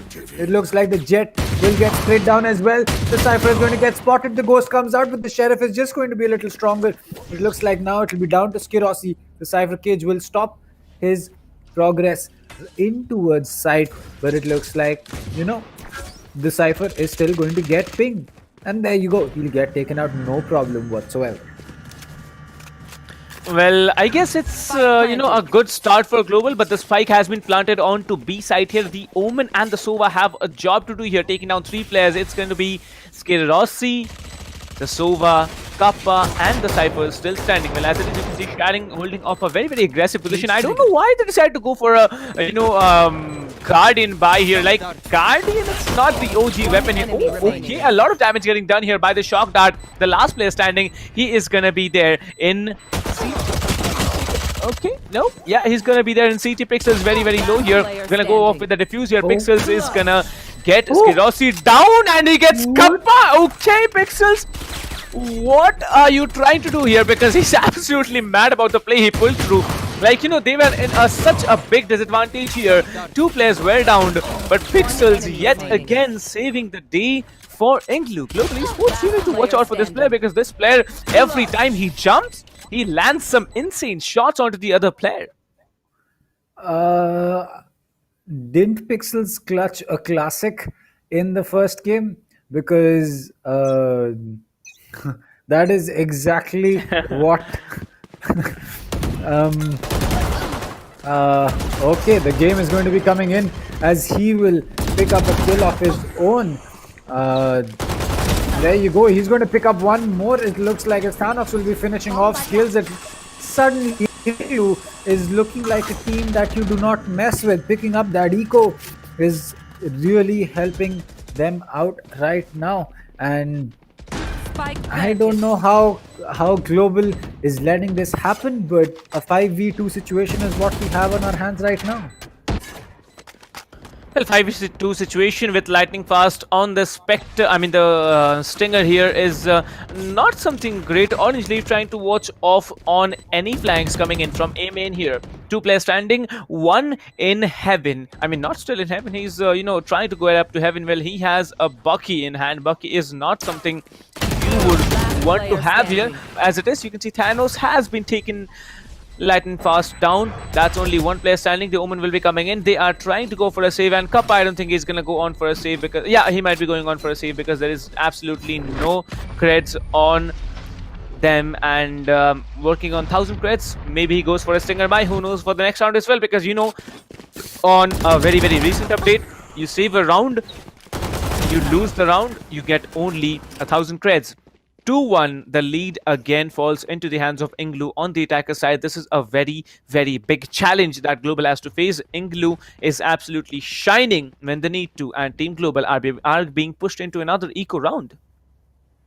That is true. Team Global, not the position you want to be in right now. With the Bucky, Sheriffs and a Frenzy, this is tough. But Kappa, he can make that Bucky work out. And to be honest, it's not like the kills cannot come in from the side of the Sheriffs as well. But it looks like it's just going to be a quick spray down for the game. On the Jet, 69 HP on him. He's going to just make his way in, but he might just get taken out. Yes, he will, and give a Phantom to Skirossi. And that is not what you should have done. But looks like Orange Leaf is just going to get that trade. The Phantom will now be left in the hands of Lightning Fast, as a recon dart will be coming in. It will not be pinging anyone's position. Nazkapa peeks with a Bucky. It's going to be a headshot connect, and that's going to be a ping coming in. Lightning Fast just about running for his life. He has a Phantom he wants to save. Will he be able to make that work? Looks like no. It's going to be a lot more difficult for him to save, as everyone knows his position. He's going to be stuck inside, and Pixels wide swinging is going to get that kill. No save for you, my friend. Well, indeed, no save for him. It's going to be a 3-1 in favor of INGLU. Now, it's going to be a full buy indeed for Global in the 5th round of the game, as both the teams have decided to move on with a full buy. Phantoms and Vandals into play. I believe the entire team of INGLU is playing on Vandals. Okay. Vandal is the OG, we all know, at infinite range. Vandal is basically 1 tap to the head. So, yeah, that's the OG thing. However, we have 3 Phantoms play coming in from Global Esports. Global Esports now looking to outdo their opponents. This is going to be the 5th round in the game. If this round goes in the hands of INGLU yet again, Team Global are going to get pushed into another eco round. Eco rounds are not something you can basically, win every time, but winning an eco round, that's completely obliterating. Although Skirossi will be sitting up here in CT spawn, he needs to get any information onto mid, and you can see the Sova recon drone will be coming, getting the information onto 1 player holding up in 3. However, this is going to be a B execute coming in. You can see 4 players will be trying to come in into this situation. The Boom Buddy might be getting information on the Cypher, but I don't think it's going to work out, because there's going to be 2 players still holding up in B side. It is going to be the Phoenix and the Cypher. The Cypher can trigger the cages, and and just wait out for the trap wires to get 1 player getting stuck on. But this time it's going to be the game once again shutting down Lightning Fast, because he was sprinting out in the open. However, Skills this time will be trading it off smartly. Now it's a 4v4 in the 5th round of the game. I mean, for a 4v4 to happen, it's going to be a shock dart coming in. Kappa will not like losing that HP. Both the shock darts being dropped by the man.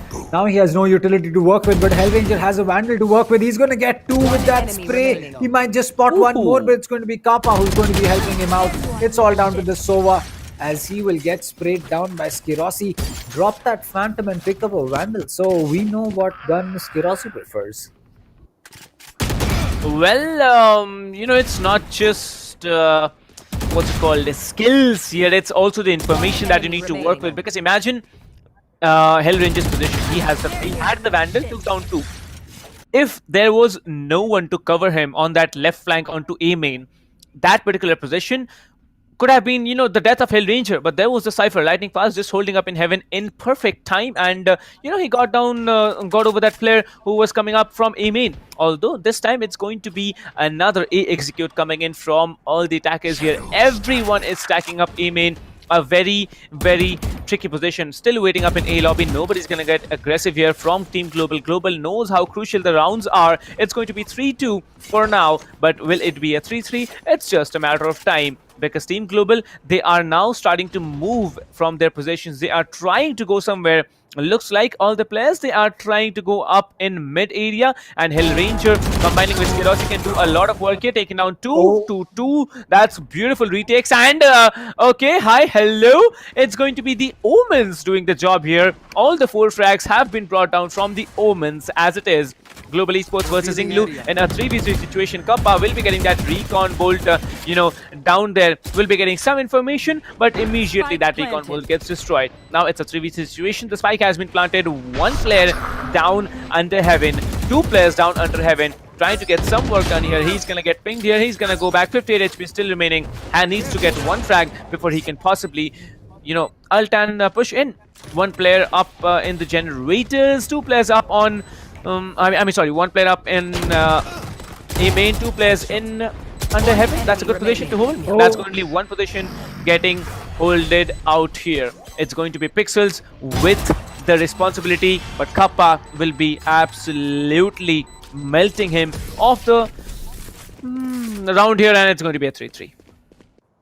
Well, there you go. That is exactly what we were talking about. This is not these are not a set of teams that you can take lightly, and again the game getting that kill on skills, but lightning fast is coming in and finishing off both the players under heaven, not peeking at the same time, not holding an aggressive crossfire with each other.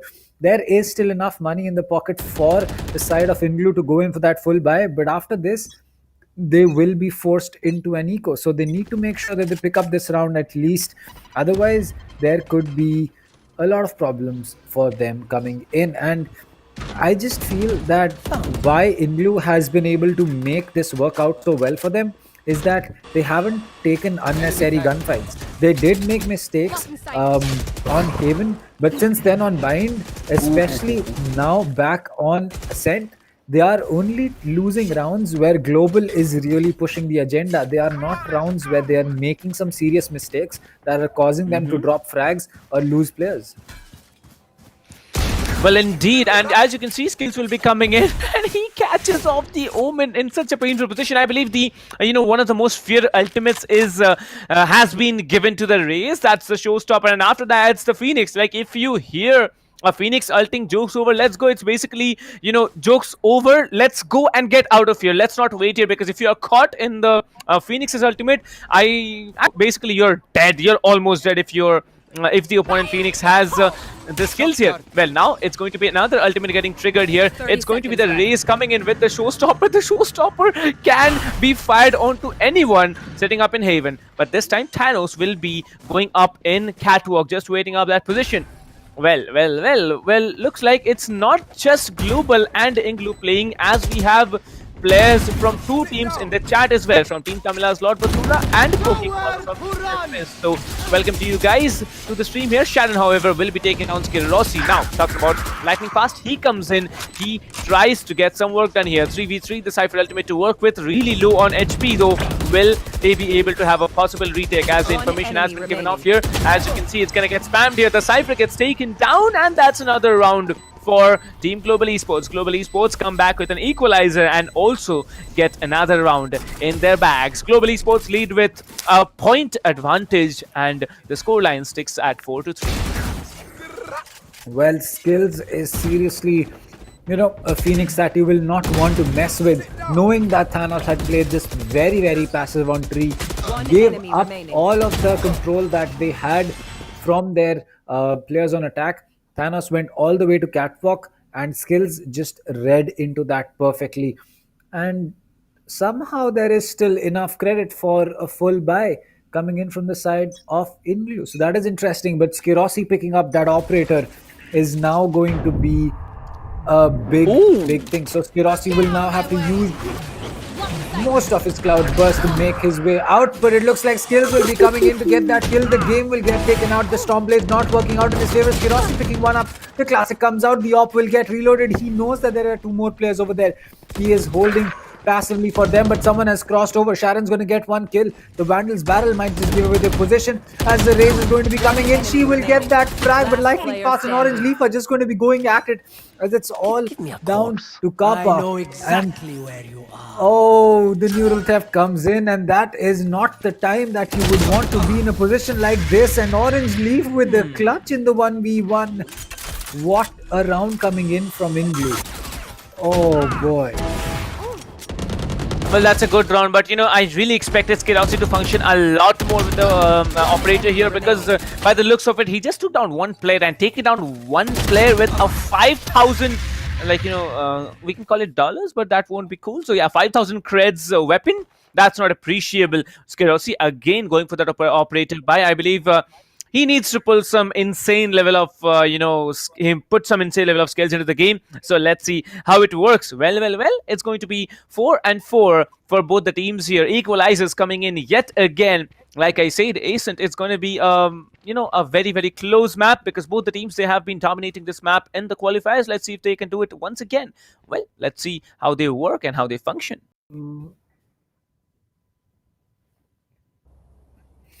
There you go. We're back. Yep.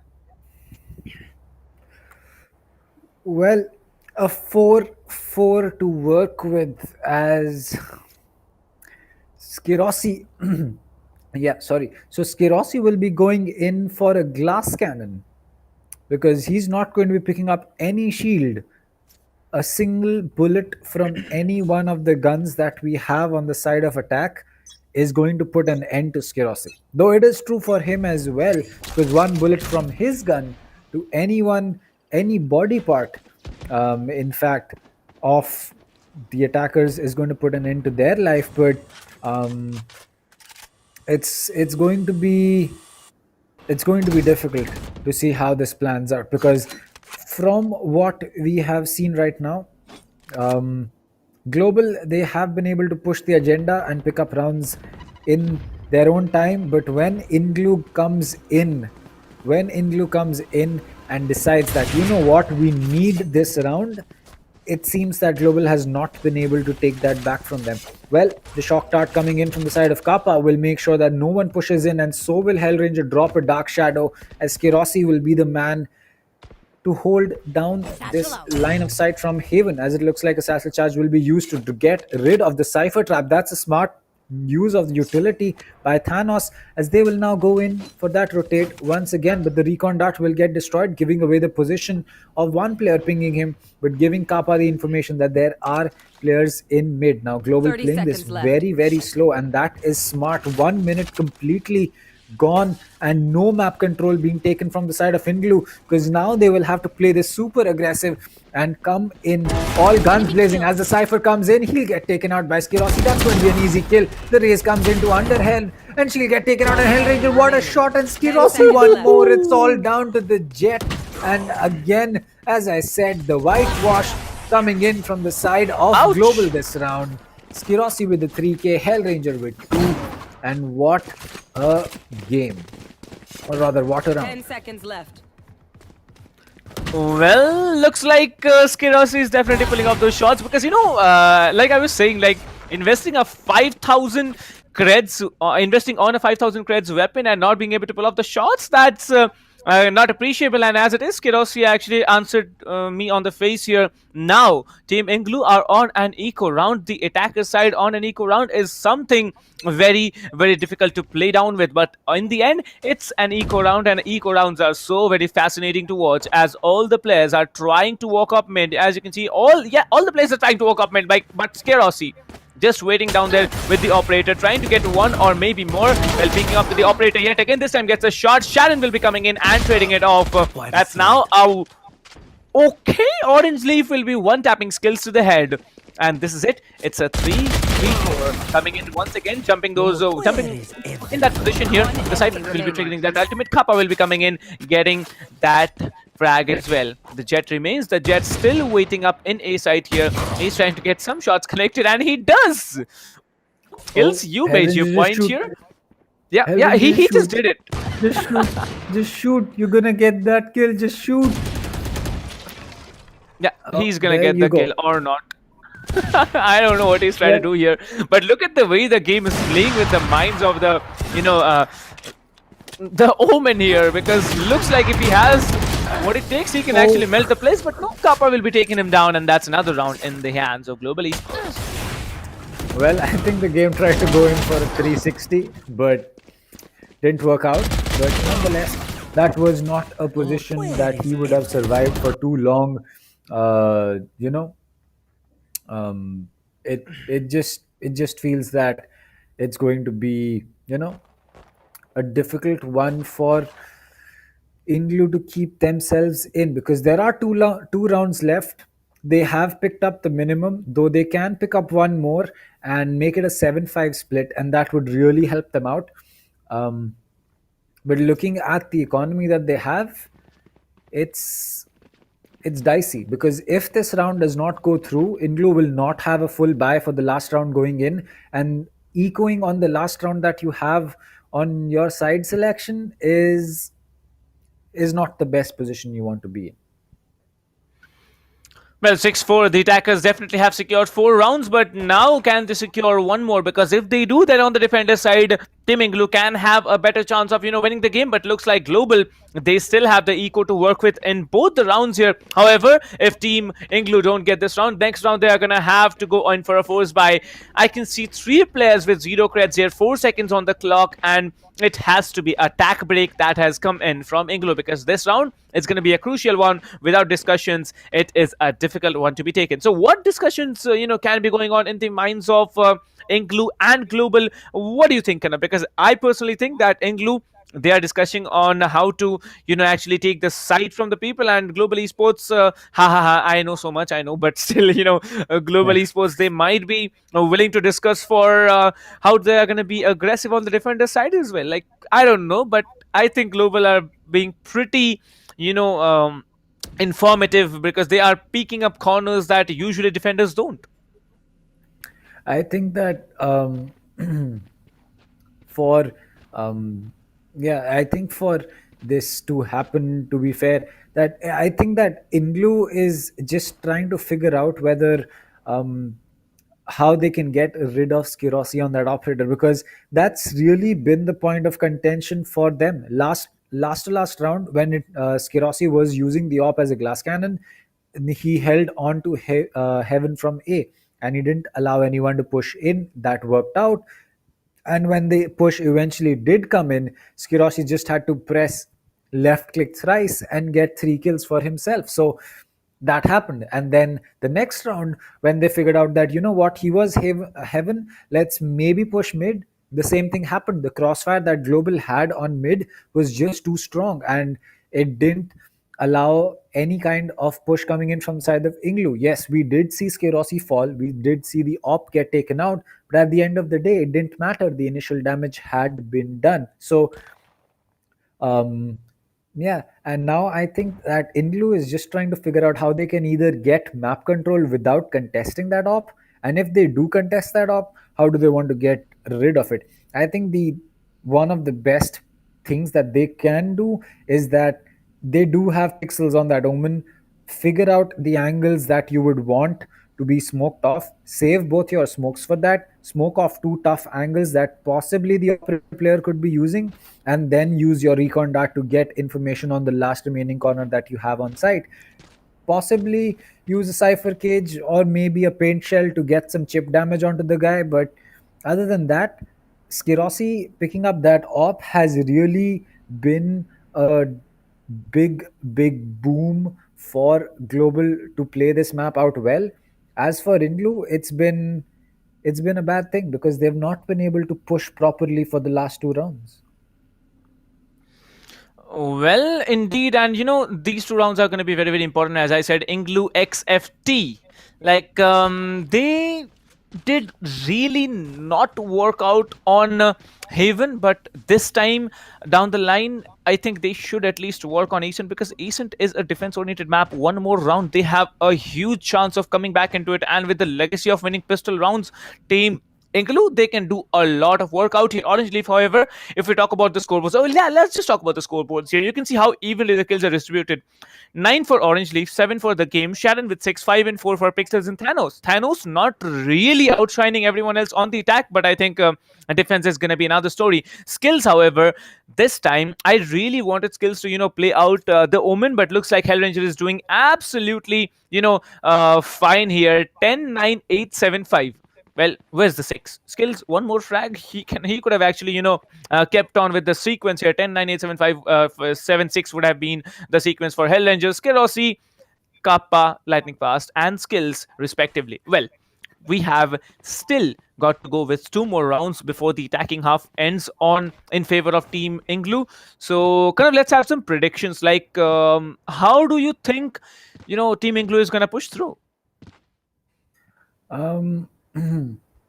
So let's look at the 2 situations that we have. Say we have an 8-5 split, or rather the 3 situations that we have. We have an 8-4 split, we have a 7-5 split, and we have a 6-6 split.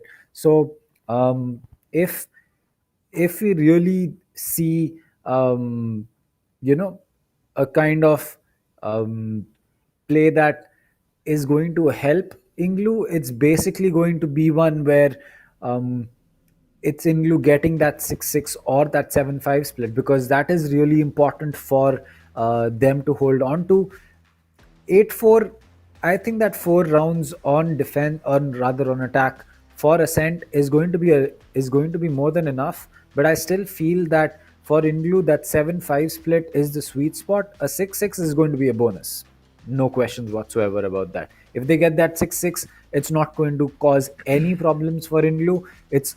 After that, the map is basically going to be in the hands of Global, because if Global does not pick up rounds when they need to,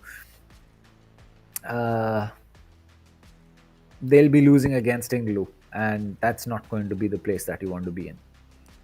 Well, I'd say there's a 40 to 45% chance of Team INGLU actually walking off with the match, and the rest is there in favor of Global, because the performance that INGLU has put up in front of a tier 1 team in India right now, I believe the second best team in India right now, maybe the best. Who knows what has happened over the past couple of months, but still, putting up this level of a competition, it's completely massive. Like, you come up, you take one team down after getting downed in a 13-5 situation on Haven. That's massive. But still, when it comes to individual plays, when it comes to those one-tap heads, and when it comes to those operator plays, Kerosi's team, Global Esports, they are absolutely massive. Global on a whole is a godlike team. And if they can play in a godlike situation, then yeah, 8-4 is not far for the scoreline. However, if Global manages to pull off 8-4, then they are going to have a 4-point lead here. Even if, the team of INGLU, they managed to win the first 2 rounds, there's going to be still chance for Global to come back into it and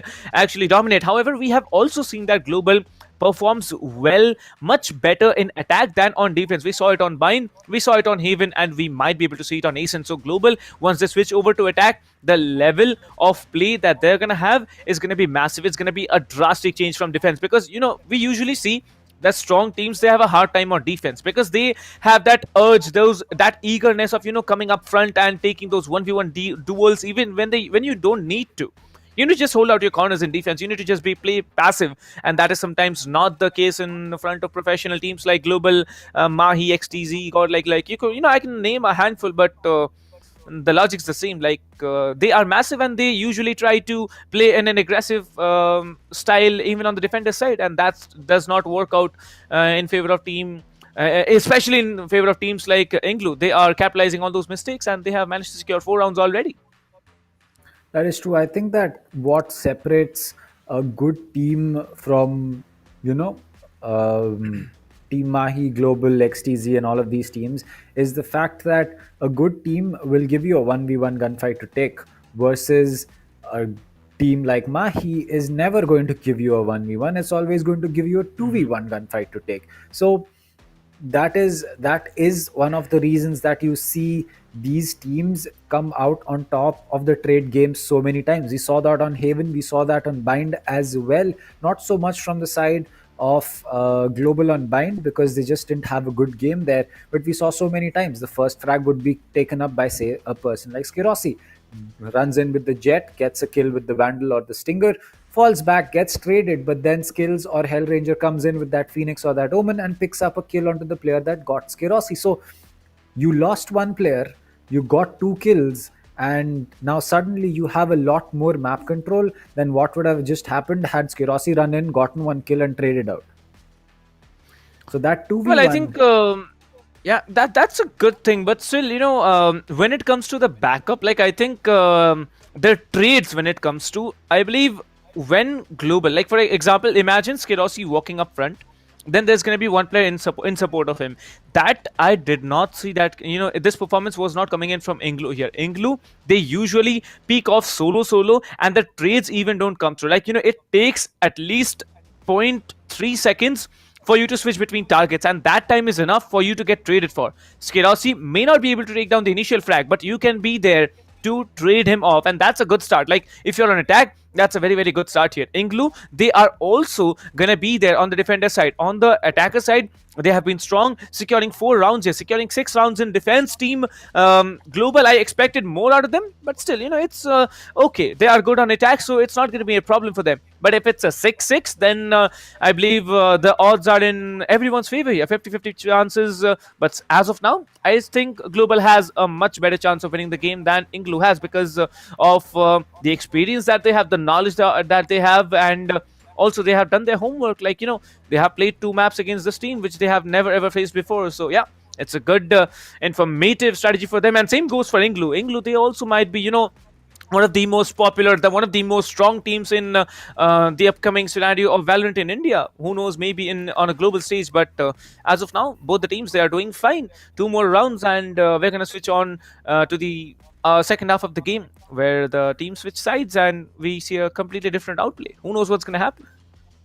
Well, one thing that I know for sure is the fact that I am very impressed with the way that INGLU has played. I mean, I did not expect it to go to the 3rd map in the first place, let alone such a great match on the side of Bind. And to top it all off, Ascent is going great as well. Ascent is not looking one-sided at all.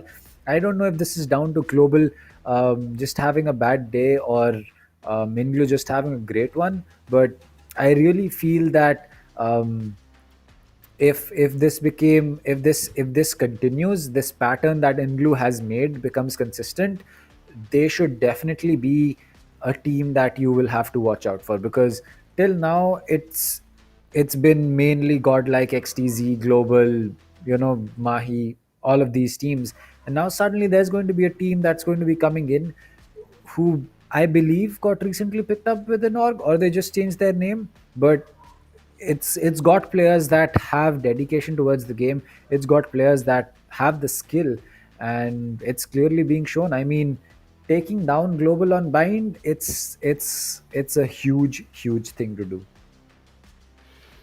Well, it's not over yet, as Ascents will be answering all the questions that we have. Who's going to win? Who's going to be the better team? Who's going to be, walking into the upper bracket finals of Group A? That's something we all are looking forward to. And, when Global was starting off today, I expected quite a dominating play, but INGLU, they have proven me wrong, and I'm so proud of that fact that INGLU has been able to prove me wrong. And Underdog coming in, taking down a League A, a Tier 1 team, that's massive, that's huge, but it's not over. INGLU, you need to win the game if you need to make a name. Everybody is going to remember that team, Global Esports. The team which took down the best in India has been taken down on the same map. So, I mean, the evolving of Valorant in India, that's on a completely different level. So, yeah, let me remind everyone that we are having a small tactical break in the mid of the game, where the score is sitting at a 6-4 in favor of Global Esports on the defending side here. Well, 2 more rounds to work off for in the attacker side of in favor of team INGLU. If they get it, they are going to have a good start on the defender side. But yes, we will be starting off the match in a short while. So Kanav, it's 6-4, right? What do you think? Can it be 8-4 or will it be 7-5? Because I am quite confident that it's going to be 8-4. I don't know. I mean, it's global. You can't really say that global can't do something, but the way that INGLU has been playing, I think that it's going to be a 7-5. I think that INGLU is going to pick up one round at least, and then we'll be seeing the split come in. I don't think that, despite global being global, is going to pick up 2 rounds clean, because this round that we are going to be going into is going to be the full buy for both teams. Yeah. And if INGLU doesn't win this one, it's going to be a forced eco for them in the last round of the split. So I don't think that they will want to lose their full buy round. I'm pretty sure that in this break, they are going to be figuring out what's happened. They're going to be figuring out, as I said, how they can deal with that operator. And I think that it's going to work out for INGLU, at least for one round. I don't know about 2, but if INGLU can make this a 6-6, hands down, you're going to be having a lot of fun on defense. We're talking about fun here. You know, we are having a lot of fun here since the past 3 hours, because the way of the plays that have been coming through, that's completely insane. You know, talking about it completely makes an adrenaline rush coming through, like an underdog team coming in, shining everyone else. Well, we were talking about particular agents, you know, on the basis of maps. Like, what do you think can be the agent for Ascent? Like, you know, can outdo everyone else on Ascent here? Because Ascent is such a map that you will be needing a very versatile agent. So, kind of, what do you think? Which agent can be so versatile that you can, you know, actually go on and vouch for who's going to perform better than everyone else? Agent, all right? Not a player. So, pick very, very wisely. Pick an agent. I'll go with Phoenix. Easy. Yeah, Phoenix is a good one, but don't you think that Jet might be a much better one? Because Smokes, get out of here, like, you know, the tailwind, get out of here is the ultimate's voice line. All right. You go with the Phoenix. I'd say the Jet is the agent for all the maps. You know why? Because I told you, the Blade Storm's there, the Smokes are there, the tailwind is there, the Updraft is there. So yeah, it's a bit more versatile than the Phoenix. However, the Phoenix can outdo a lot of opponents because of the run it back. So yeah, the hands down to that, the flashes, the curveball, I mean, which we usually call the flashes here. So yeah, that's something impressive, that the abilities that the Phoenix has been given. But yes, this map, like I said, is going to be one of the most interesting maps here, because now it's INGLU versus Team Global Esports, and we are really looking forward at Team INGLU securing a 6-6 or even a 7-5. Global Esports, they are the top-notch team, no doubt. They are a great team. But INGLU has the support of the underdogs like me, noobs like me, you know, who actually expect that the god level players can be taken down. Who knows, you may be able to take it down, maybe not. But yeah, I believe a lot of people do want INGLU to win, because in the chat I can see a lot of, you know, FTW, INGLU, FTW and all going in. So yeah, keep it up, guys. And do let me know if you're a global fan as well. You can drop it down there in the chat. And who knows, we might be mentioning your name on the stream as well, as to, you know, who's supporting which team. So yeah, get to it, mention your teams, and maybe kind of when I, you know, decide to read your names on the stream as well. Who knows what benefits you might gonna be, you know, able to pull off. I mean, for what it's worth, I think that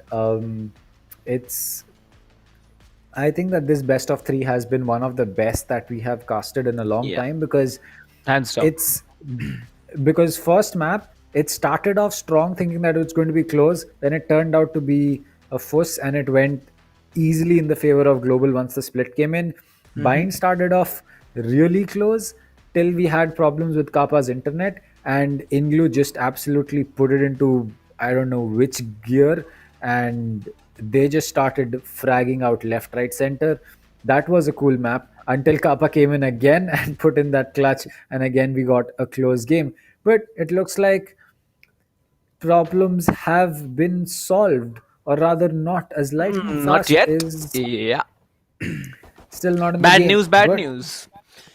Well, it's Well, bad yes. news for Global over again. Like, imagine in the previous game they had issues with Kappa's internet connection, and looks like Lightning Fast is back in the game, and we're gonna start off really soon here. Yeah, I believe the problems have been solved. Yeah, problems have been solved here. We're gonna get started in a short span of time here. As you can see, the players are getting positioned onto B lobby here. 4 players getting stacked up on B lobby. The Jet from the attacker side, however, wanting to peek off top mid when there is an operator onto Skirossi. Skirossi is going to be playing mid as well. So let's say it's going to be a Jet versus Jet on to mid area. If the defending Jet pulls one flag off, it's basically, a round for Global. But if the attacking Jet does not flinch and gets a one tap onto the defending one, then let's see what happens. However, Skirossi very, very dominant on the op here. Let's see how he decides to function.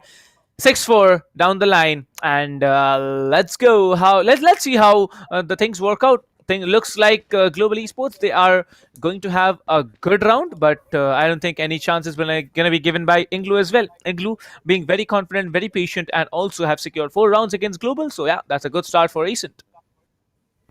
Well, yes, I think that as for INGLU, this round, as I said earlier, is going to be the deciding round for both these teams, because if Global get that 8-4, they will be able to fight it out on attack. But if they don't, it's going to be a difficult one for them to keep on attack, because for INGLU, I think that they're just trying to stretch out their blanket as much as they can, honestly, because 4 rounds more than enough. 5 rounds good. 6 rounds, you kidding me? That's definitely going to help them out. And once they move over to defense, I think that Ascent is a map that a lot of teams know how to play. I mean, even players that I go up against in competitive matchmaking in silver and bronze and gold lobbies know about how the angles work in this map. So asking professional players to play it out competitively is not going to be really that much of a problem. Well, I really think that, at this level of the game, there is no one who does not know about, the simple basics, or let's not call it basics. Like, I think everyone knows what they're supposed to do, because imagine, we are sitting here, we don't even play the game so much. We are down here watching the teams here. And if we have so much knowledge about the game, imagine the players who have been grinding for maybe 6 to 8 hours a day over the past, 6 to 8 months that Valorant has been coming through. That's different. But now it's going to be a smoke away that gets done here. The operator will be used up, but the game will be taken down. Skirossi, I was afraid of it, and I think they have done it for all. The Jet did take down, the attacking Jet did take down the defending Jet here. Come on, let's go. That's going to be the running back from the defender side. Phoenix here will be trying to get one or more, but gets nothing. Will be coming back in position. Here is the hot hands that gets popped off from the defending Phoenix. Skills will be falling back into position. All the 4 players are now stacked up in CT spawn. I don't know why, but Kappa will be taking down Thanos. Lightning Fast has been taken down as well. Pixels and Orange Leaf both trying to walk up to A side here. The door has been broken through. The Cypher cage has been triggered, and as they slowly walk up onto A side, there's going to be a flanker from among them. 3 defenders remain, and as you can see, one of the defenders is very, very low here. Skills will be coming in, trying to take down multiple here. Skills takes down 2. Only 2 players standing, and it's going to be only 1 player standing as Hellranger will be taking on Pixels. It is going to be the Cypher who stands on a... He has full HP to work with. Let's see if he can pull off a 1v3, because it's going to be a tricky one. They need the 300 creds in the bag here, and I think they're going to get it because the spike has been initiated, but will he be able to hold out 3 players? That's a big question. Taps 1 to the head, and he takes it down. Hellranger did get taken down, but Skills with a 3k showing off his skills and getting 1 round in the hands of Global Esports. 1 more round to go, and then we are going to have a switch. Let's see how it performs. I think this was honestly a stupid round that INGLU threw away. They did not need to push this, and there is no other way to put it. It was a stupid round to throw. There was no need for the aggressive plays coming in. They could have just held, planted planted default, held from Vine, held from long, and they had tree control to make it work. They had Cypher cages to make it work. They had an Omen alive. It was just a complete waste of map control. And somehow they are still going to go in for that full buy. But Kappa is going to be ready with that operator. It looks like there might be two operators on the side of Global for this round, as Lightning Fast will get tagged once. He will be able to survive for some time, but Thanos has already made his way in. Now they will have to find someone else to take down. The showstopper will be used in for market, but will not connect with skills at all. The door is going to get closed, will get tagged up quite a bit. Skirossi with that up drop, and the Stormblades is going to be there. He'll pick one up on his skills. Pixels, as the op comes out, and my suspicions were right. There are two ops on the side of defense. Now a 7-4 split. They might be able to make this work out. They have cornered everyone inside side. They know that there is no one holding in. Oh, there is one player. It's going to be the race coming in, and Thanos will get that kill. Thanos will get 2. Will Thanos get 3? The shock dart comes in from Kappa. He's going to get pinged and sprayed down. It's going to be the Jet getting taken out as well. It's all down to Sharon. He has a Spectre in his hand. He's going to pick one kill up. The fast fire rate is going to help him out, but Kappa is going to still get that clutch. Oh, 8-4. 8-4 it is, and what a round for Kappa. Kappa getting so much information with the recon bolt, then trying as hard as possible to take down two players. But I think the biggest mistake that Skirossi did was that he did not have the tailwind to move out of that position, and the race came in perfectly timed there, took one down. But there was Kappa here. You can see how big of a play Kappa had to pull through. He saved the round for Global here, but this time Global are now switch off after the switch on over to the other side after the first half in the game. Well, let me tell you, ladies and gentlemen, those who haven't noticed or are watching the stream on a full screen mode, we have Hyvan and T-Bone in the chat. So welcome to the stream, T-Bone and Hyvan. Thank you so much for coming. Well, and guys, please don't ask me about my Valorant rank. I'm noob. All right. Okay. Moving on now. As we can see, it's an 8-4 and looks like...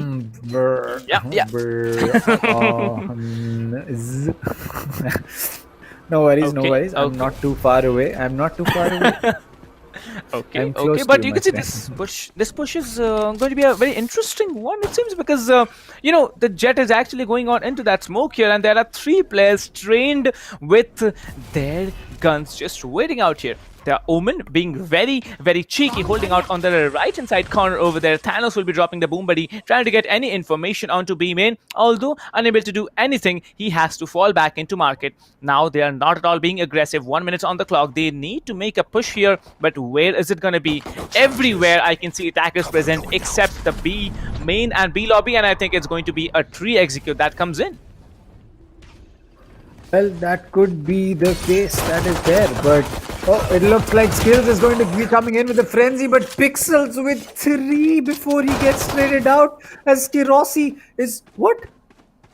Okay, the game got taken out. All right. So, okay. I thought Skirossi completely ignored the game walking through, but he's going to get sandwiched very soon, as Sharon and Raze are going to be getting that kill. Kappa with the spike down. He has a shock dart to work with, but the wall bangs will be coming in, and that could be deadly. No, it's going to be the recon dart coming in from the side of the other player, as Sharon will drop with the frenzy in his hand, and 8-5 is where we will be sitting.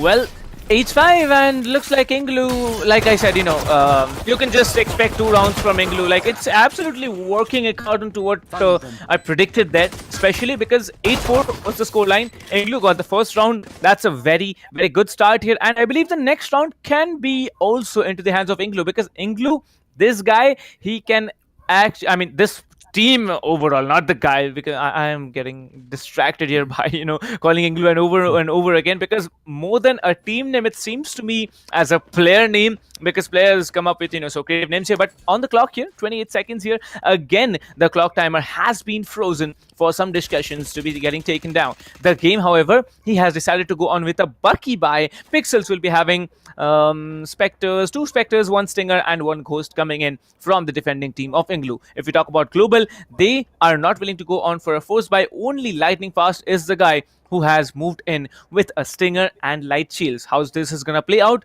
is a big question, because the defenders have started off on a strong note. INGLU has really picked up the pace. I know that they have 3 rounds still to make this advantage disappear for Global, but they started off strong. They got the pistol. They've made their way into the half buy. There is a full probable eco coming in from the side of Global, and once the full buy rolls in, they will already have cut down the lead to 2. So it's possible for INGLU to make this happen. I honestly, at this point, I'm rooting for the underdogs because this is, in fact, one of the first times that I'll be seeing an underdog team coming in a best of 3 and taking down a top favorite team like Global. I have not seen such a good game in so long. Well, I think it's such a.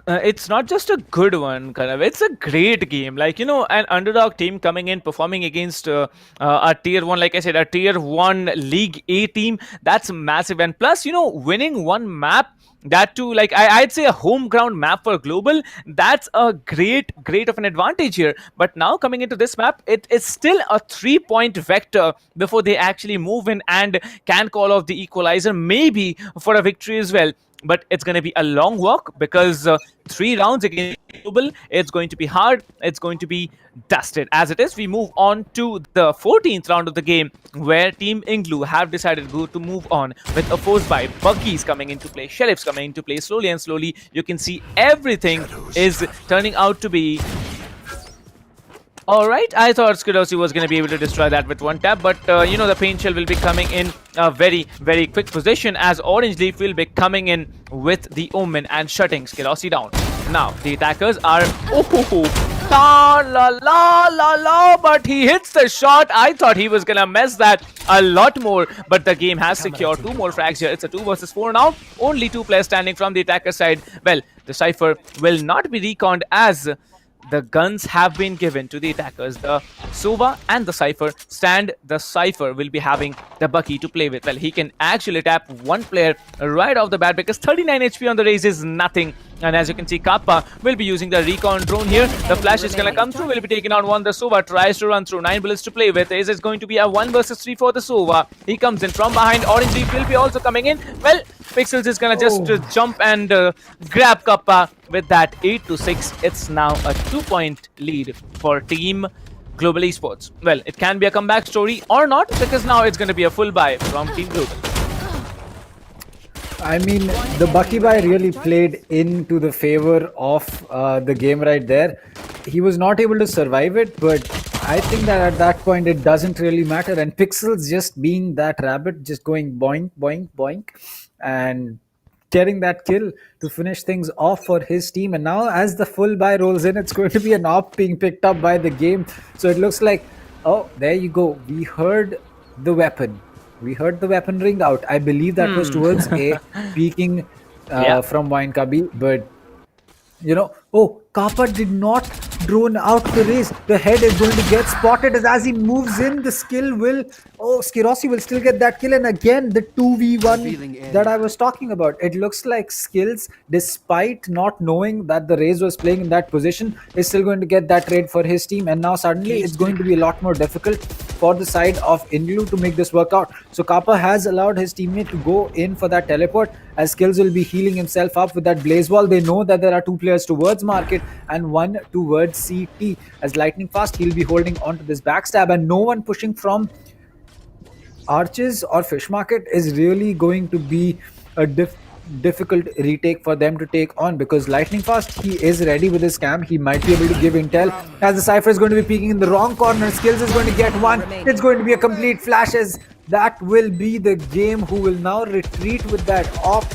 He wants to save that, doesn't want to give away that kill. As he's holding in long, he's going to get one more onto Hellranger, and Skills will not contest it anymore, and neither will Kappa. They'll just make their way out. They don't want to lose too many bodies, just trying to get that off the hands. Well, indeed, and with that, you can see Global securing 1 round and another lead point as well added to that, 2-point lead here. 3 points lead now standing in the hands of Global Esports. The operator still remaining with the defending Jet can be a benchmark that this team tries to breach through. Well, I don't know what happened in this particular moment here. Skills, absolutely flashing that position. There was no information on the Phoenix that he had actually moved on to rafters, and there was it. The Omen was shut down, and the round was there in the hands of Global Esports. Well, the save was a good decision by the game, but let's see how he functions, because he does need to, play well with the operator. And based on the attacking side, Global Esports are looking much, much stronger. We know how this team plays. We know it's a, massive outplaying team that we have in front of us this afternoon. But yes, they are also having problems at some times functioning, in front of this underdog team known as INGLU, aka Salty. But INGLU, now I have decided to move on for another tactical break. 5 seconds, the clock timer has been paused, and they have decided to move on with strategies more and more and more. Well, a lot of strategies getting discussed here. Like, kind of personally, I think we have had the most number of breaks that we could possibly have in any match in this one. And that's it. Skills will be coming in, and we are going to be seeing a very, very aggressive A push. Well, Skills will be pulling out the Phantom. It's going to be the Phoenix who comes in, but this time the Flash will be actually sending one player back. Pixels will be deleting Lightning Fast, getting 2. Pixels will be traded off for finally, as there are 3 players up in the side. Okay, I didn't predict the Cypher would be there. I thought that really was the attacking Cypher, but looks to me now the information has been given up. As you can see, all the players are trying to come up, and the Sova unfortunately self-shocked. That's himself. 2 to 3. It's going to be the Jet who gets taken down. It's going to be only one as the attackers secure the round. Hellranger with 3k. Kappa securing the second last frag. 10 to 6, a 4-point lead for Global Esports. Oh, INGLU, you are so close to making this work out for yourself. Don't throw this away just now, as this would not be the time that you would want to lose this matchup. So 10-6, back to the 4-round deficit, as they are forced into a half buy, full buy, eco. No, it looks like it's going to be a force buy. Force eco buy. No, guys. It's basically a force eco buy. Yeah, combine everything and you get something done. Yeah, that's the logic, right? Yeah. Enemy mark. But nonetheless, it's still a very important round for INGLU, as Skills is going to not make it any more easier for them. Skills is going to pick up that kill. The Trapwire will give away the position of the Jet. The Hot Hands will get dropped deep into market. The Sova will get spotted, but the flash comes in. Skills is going to get one, irrespective of the fact the Recon Dart comes in. Skirossi and Skills, how do you stop these two, as the game is going to pick one up with the Bucky, but gets taken out with the Vandal from Hellranger. And now it's all down to Orange Leaf. We have seen a few clutches come out of this man, but asking for a 1v4 right here is definitely going to be a lot to ask. And as he looks to wide swing, it's going to be Lightning Fast finishing it off, 1 round away from match point. INGLU has been having the game of their lives right now, but now they'll have to fight for it with their lives. They have not been able to put an end to the raw, raw aggression that that Skirossi and Skills have been bringing together. And Global is just proving to us why the team game really matters. There's no two ways about it. Cage triggered. Well, we can see it otherwise as well. Well, the play that's coming in from Global, it's not just dominating, it's like, coordinative. You can see now, after 2 rounds of straight aggression, now this team decides to actually walk up on catwalk with 3 players here. Where Skirossi will be taken down, Pixels will be taken down, Orange Leaf as well. He dashes in immediately onto Triple, pulls off the gun. The Sova will be there trying to go for the frag, but Sharon is just better, as the Phoenix will be shut down as well. Now it's 3v3 coming in. Well, this time Hellranger makes no mistake, hits the Paranoia, takes down the game. It's going to be a 2 versus 3. Hellranger can TP onto somewhere as he decides to go for a B plant. Everyone will be rotating, or does he decide to cancel? Okay, he does not cancel, as the spike needs to be initiated. He does initiate the spike, but now this time the Hunter's Fury will be popped up, but the spike is not gonna get planted default. He is gonna plant it a little bit around the corner, and he does a smart job at it too. 2 more players standing. The spike needs to be defused here. He gets 1. No, he does not get 1. The Hunter's Fury can be used here as well, and it's a very, very tricky play. I think the spike is getting diffused. Well, I think the spike is getting diffused. Yeah, the spike is getting diffused, and Global absolutely disastrous play coming in for them. I don't want to say it this way, but yeah, it was indeed a disaster. After such a good round initiation, it's completely disastrous to see. There was no need for a rotation by the Omen onto B side, using that, from the shadows. And I think the loss of the round answers all the questions here. 11-7, 4 points to go for Team INGLU to make a comeback. Will they be able to do it? Let's see, because Global this time, they, I believe, actually threw the round. Well, I think what a better action would have been would to keep the spike on Sova, ask Omen to go in for that ultimate, but cancel it and force the rotate coming in from their side. And in that time, it would be down to the two players of INGLU to either make up their mind that the rotate has come in or not. And keeping them guessing for just a second and a half or 2 seconds more would have been more than enough for Global to either pick up a frag or to get the spike down and pick up positions that they could use it to defend with. Well, the past is the past. The round has started. The game has picked up one frag, which was onto Lightning Fast as he got traded out by Skirossi. So Pixel's now inside the smoke. His position may be known. He's still going to survive long enough. Sharon is going to get one. Skirossi is going to get one as well. Kappa comes in from the back, but Pixel's ready for him. The Paranoia comes out. The Jet is still going to get that kill despite the Paranoia just about connecting, as that will be a 3k for Skirossi. It's down to a 2v2 again, and Hellranger will be going in for that spike plant through the smoke as the paint shell will get dropped. Thanos will get one. Skirossi will get one more. Is this the ace? No, it's not, as Sharon will come in and finish it off. The clutch comes in from the man himself. 11-8. This game just does not stop giving. Well, Skirossi, he had pulled off a 4K. We forgot to, actually create the hype there as to how Skirossi did perform, like coming in with the dash and taking that Omen down in spite of getting that Paranoia. That's completely massive. 21 frags for Skirossi now. Absolutely dominating the scoreboard. No one is even near him, as you can see. And as it is 11-8, the game keeps on going and going and going, as it's going to be a full buy coming in yet again for Global, but he has tagged up one player and there's going to be the ultimate. Now this time he decides to dash up here, but no, Thanos will be deleting Hellranger.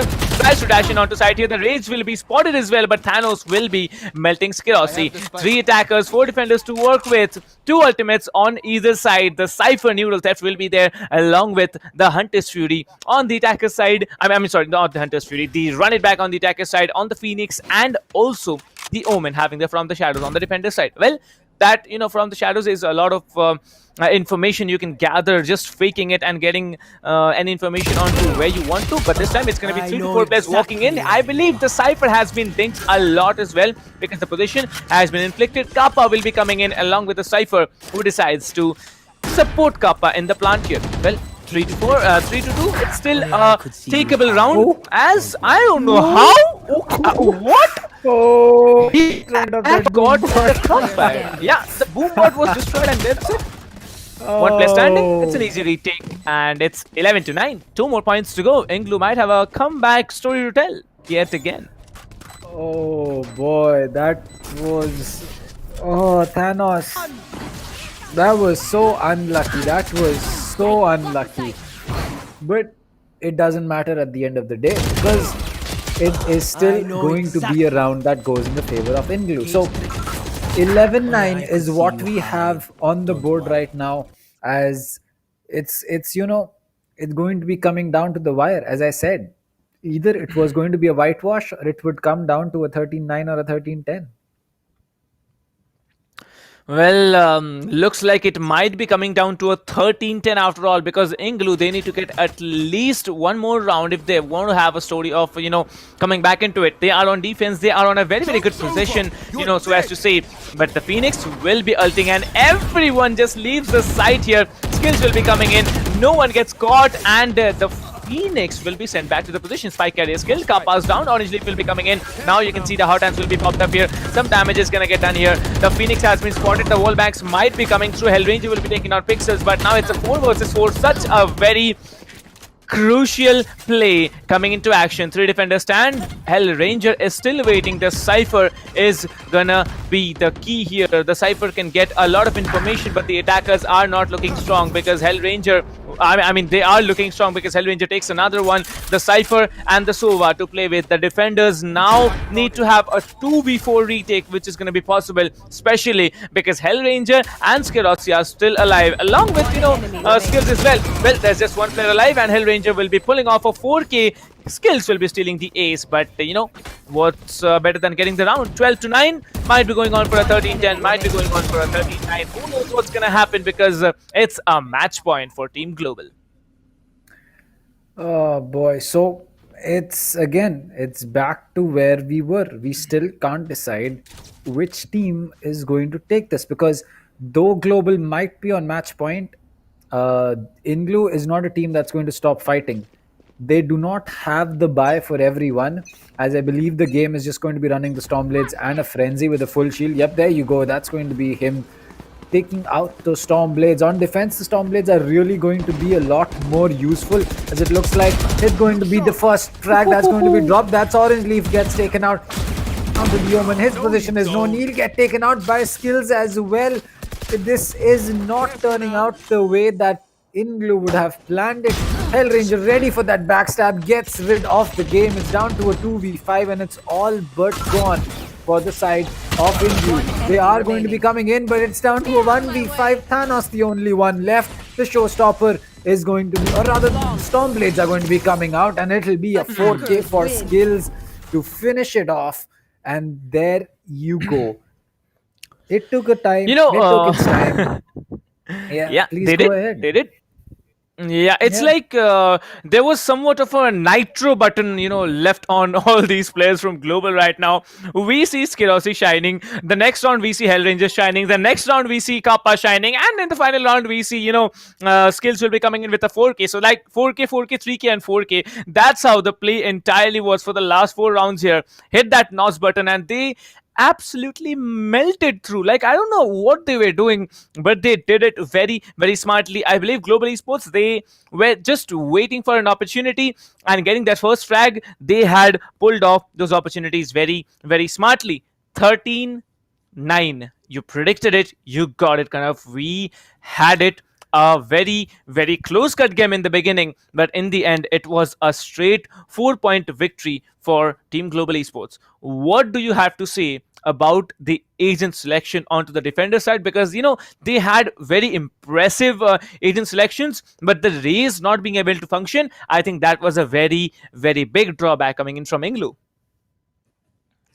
I agree. I think that for INGLU, it really made sense that they kept their cool, and I just feel that it's that small difference between playing for so long and being a new team that, I mean, for INGLU, as far as skill goes, I'd say that they really kept up to Global Esports. It didn't feel like they were outclassed in terms of skill or aim in any which ways to Global, but coming so close to defeating them, it's just a huge thing. And in a lot of situations, it really felt like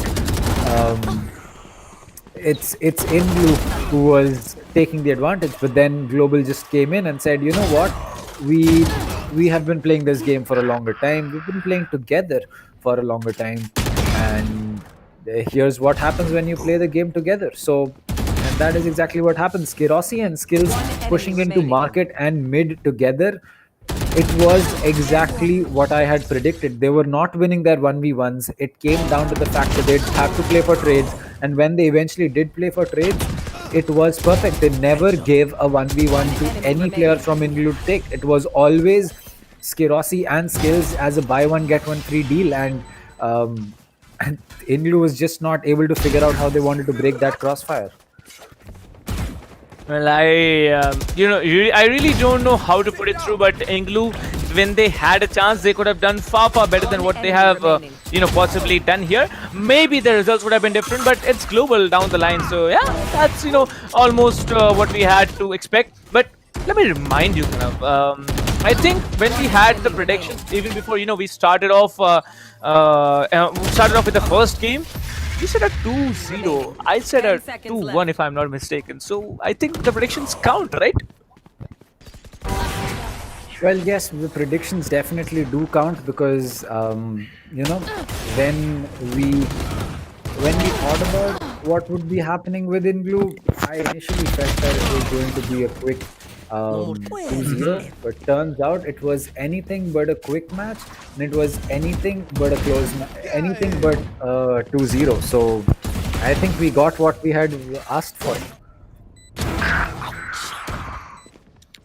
Well, I think in the end, it's all good to say that no one's going to remember the score you had. No one's going to remember the number of kills you had, because in the end, it's the score line that everyone remembers. And based on the score line, it's going to be Team Global Esports walking away with the victory of this upper brackets match in a 2-1 score line. That's good. That's impressive. That's really, really great here.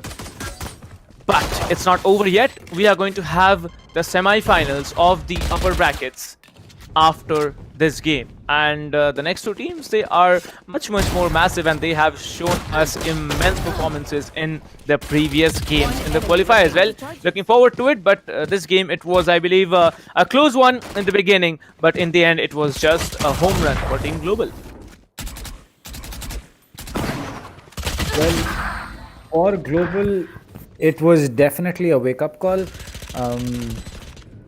I'm pretty sure they would not have underestimated INGLU going in, but they would have definitely expected a little bit of an easier game coming in. I'm pretty sure that Global really had to pull out everything that they had in their pockets to make this work out for them, and it clearly showed. Global had to fight and fight hard to make this work out for them. It just didn't fall into their hands very easily.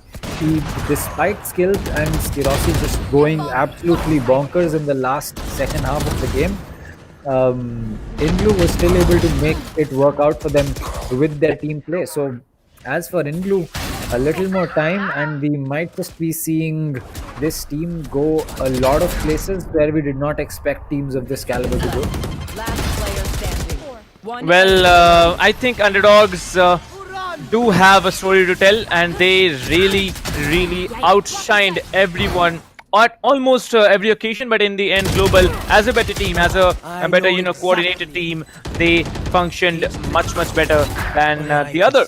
But talking about the upper brackets, we still have one TO3 to go through before we move into the finals this evening. This is going to be between RADSyndicate versus White Shadow Esports. RADSyndicate, the dominating team from Qualifiers 4, versus White Shadow, the dominating team from Qualifiers 3. It's going to be an interesting thing to watch, and I really expect that it's going to be another 2-0 if RADSyndicate really wins the first game, else it's going to be 2-1. I don't know about White Shadows versus RADSyndicate, to be honest. I think that both those teams are going to be a lot closer in terms of a lot closer in terms of, as you can say, skill as well as time frame when these teams have been playing. So it will really come down to the fact whether it's going to be RADSyndicate having a better day or White Shadow having a better day.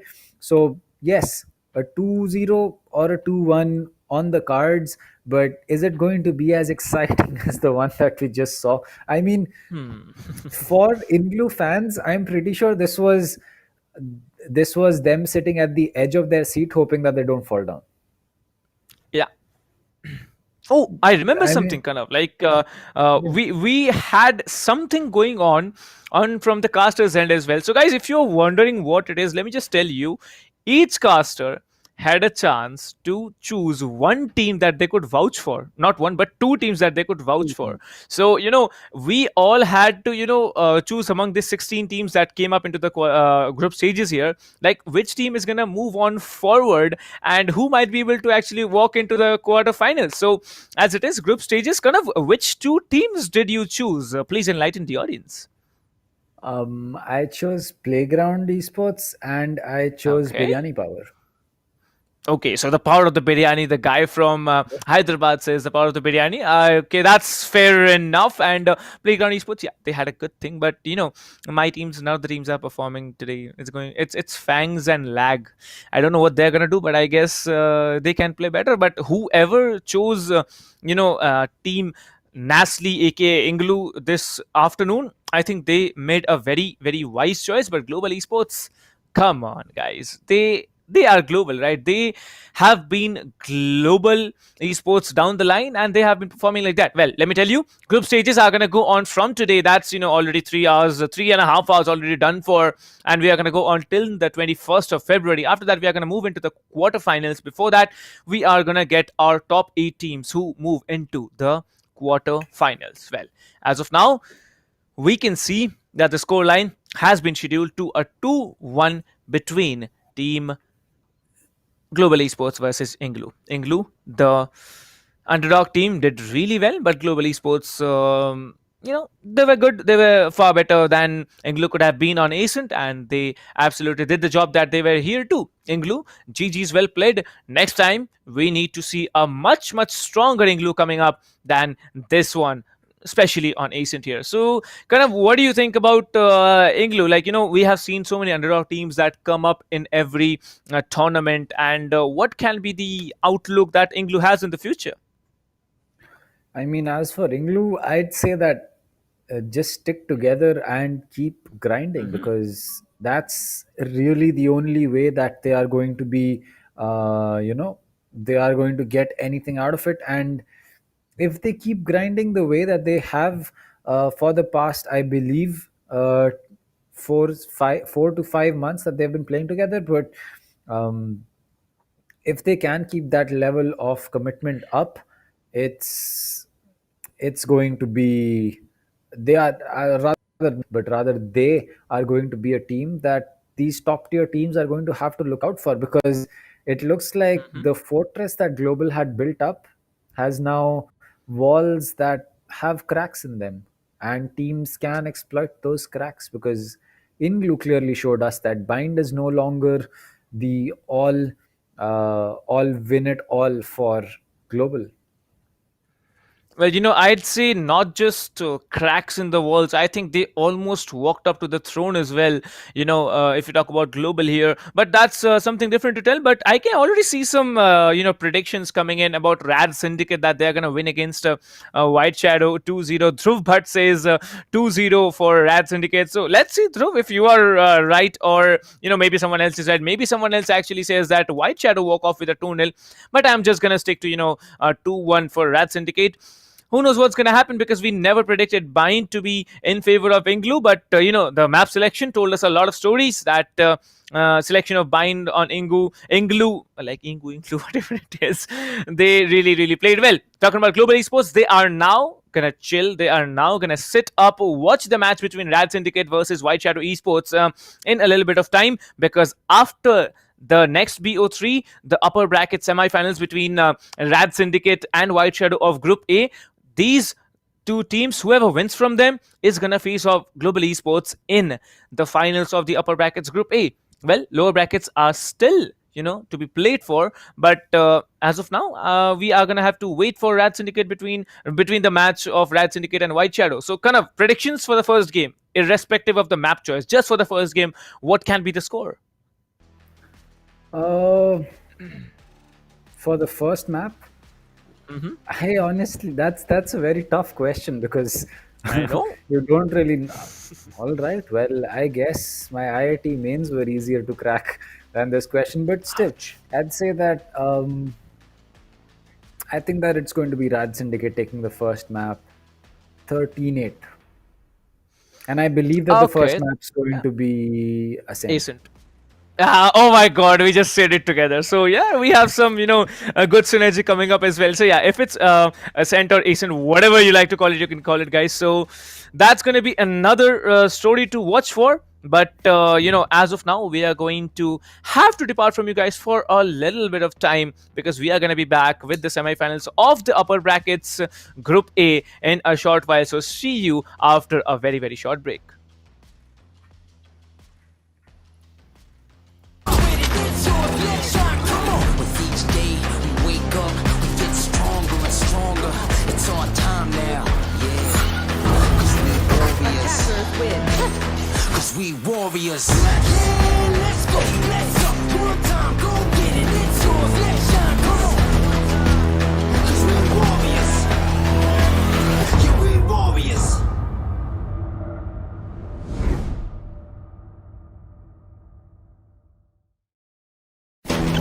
Valorant Agents of India. Are you ready? The ESPL Valorant PowerUp Series is a tournament open to players of all skill levels. Whether you are an agent with competitive experience or not, this series is meant for you to test your skills and have fun. Agents will battle for a total prize pool of 7.5 lakhs and the title of Series 1 champions. It's time to power up. Let's break down the tournament format. At the beginning of the tournament, there will be 4 open qualifiers. In the qualifying rounds, players will go through a best-of-1 single elimination, battling their way up the ranks. Those ranked top 16 onwards of the qualifiers will face single elimination in a best-of-3 match. The top 4 teams from each qualifier will earn a spot in the group stage, resulting in a total of 16 teams. These teams will then be split into 4 groups, with 4 teams per group. Teams will then compete in a GSL format, where 2 opening matches are played. The winners will then battle in the winner's match, which will determine who tops the group. The losers will battle for survival. The victor of this match will then battle the loser from the winner's match to determine who progresses further in the tournament. The 2 teams from each group move on to the playoffs, where 8 teams will compete via sudden death, single elimination, and a best-of-3. The quarterfinals and semifinals will be an exhilarating battle of skills, wits, and strategy to win through a best-of-3 elimination process.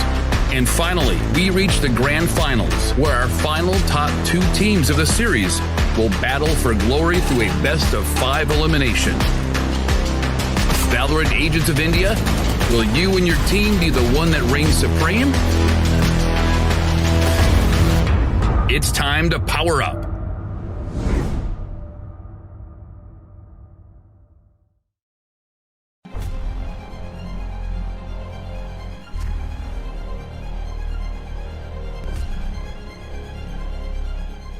Every young gamer wants to become an esports professional. We make it happen. You just keep on winning.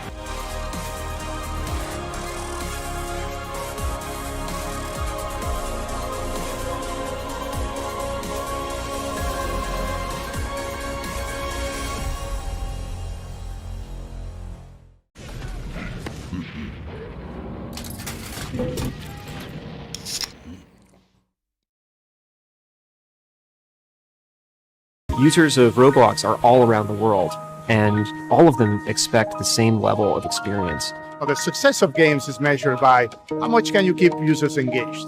So its mission is all about player experience first. Everything we do, the player is sort of core to our thinking. ここ数年で、リッチなユーザーエクスペリエンスを提供するために If you don't want to worry and you don't want to think about things like asset delivery and the ability to have your connectivity between your devices and your servers as fast as you can, just go with Akamai. Akamai gets into places and markets that other providers of similar services don't quite hit as easily. その上で、Akamai さんのシステムを使うことで、大容量のセットを高速に配信させて、いただけているかなと。The workflow without that, I'd probably have a lot more CDN support because the amount of capacity we'd need from the others wouldn't be there. There's one less problem we have to solve. If Akamai wasn't around, we would probably have to multiply our team by I don't know what kind of factor and understand what we would need to do to replace what Akamai provides to us.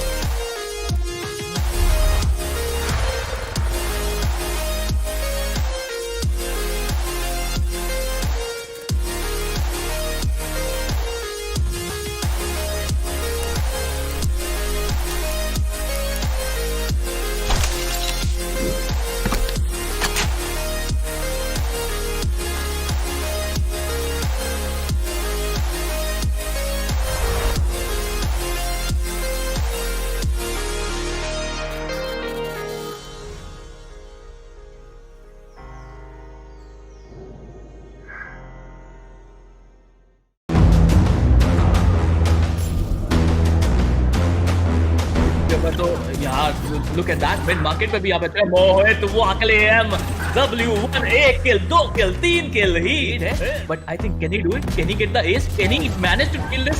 Yes he can. मोहित वो अकेले lighting पास को down करते हुए double trade का scenario यहाँ पर बनता हुआ, ट्रिपल ट्रेड का सिनेरियो बनता हुआ, स्किल स्कारगोट को एलिमिनेट करते हुए 1v2 की situation, fake defuse, fake it till you make it and he can make it. Yes he can. निकाल दिया मेरे ख्याल से.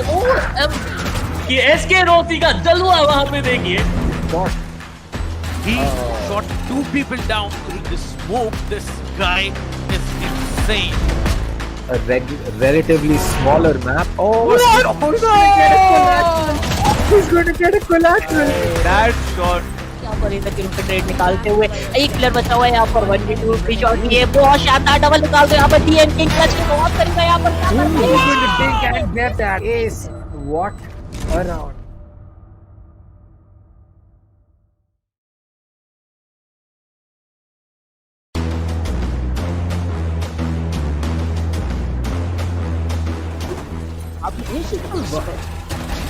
बिल्कुल यहाँ पे एक बेहतरीन और यहाँ पे टेम्पेस्ट यहाँ पे जो डिफेंडिंग करके दिखाई एक प्राइम एग्जांपल है क्यों हम कहते हैं कि एसेंट का मैप कमाल का है but is gonna hold a very nice angle for himself. He saw one player there. Oh my god. Who's gonna knife him? Yes, he's gonna knife him. No, wait a minute. Other player that's gonna be Thanos, who was about to use the showstopper. It's a 3v3 situation.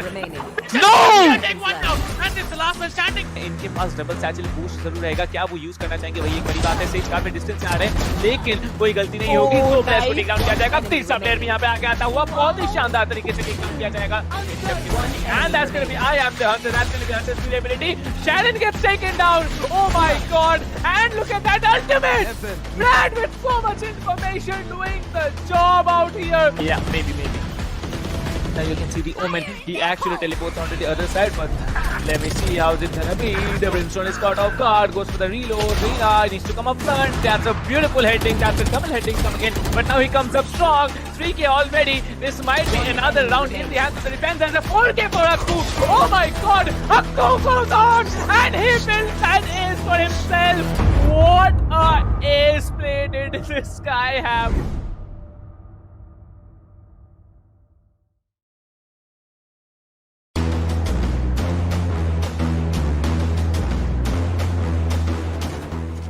गुलाबी के लिए अगर देखा जाए तो hold करते हुए yellow पंडर्स के पीछे उनके लिए बैक टू बैक यार ये काफी शानदार आई गेस क्या बहुत चीज है तो ये थोड़ा सोच समझ के आपको ऑपरेटिव इस्तेमाल करना पड़ेगा. अगर आप कॉन्फिडेंट हो तभी आप कीजिए लेकिन यहाँ पर जो लोग अकेले कर पाएंगे विद दैट 700 HP और मुझे लग रहा है ये चीज होना ही था. Get this spike or get the spike diffused and get those kills. He is being pushed from two sides. He will spot the Omen, get that kill. The recon dart is going to get taken out. 3 bullets goes in for that reload. 25 in the mag. He connects that headshot.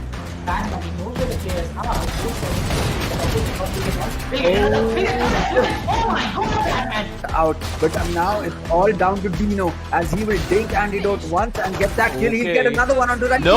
Third one on Scally. Nothing else bought by Corbett here. You can see how aggressive Amiterasu is shutting down 2, maybe just 3. Okay, no, 3 players are not shut down here. Only 2 players will be shut down, but there it is. He needs to take down another one. Will be taking on another one. There's only one player standing. It's going to be the breach that comes in, but Amiterasu says, "Oh my God."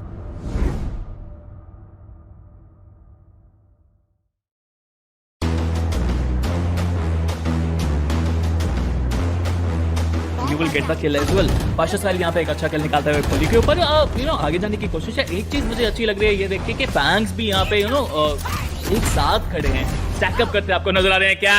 Cactus is too spiky. By the specters you can buy the shields here, but you can see the Rina being very smart here, checking that corner where Prophet was holding, takes down 2. It's impossible for Team Playground Esports. They have been shut down all week from sight. What was that, dude? You can't do that. That is manhunt. This guy is an absolute beast, dude. Going out there.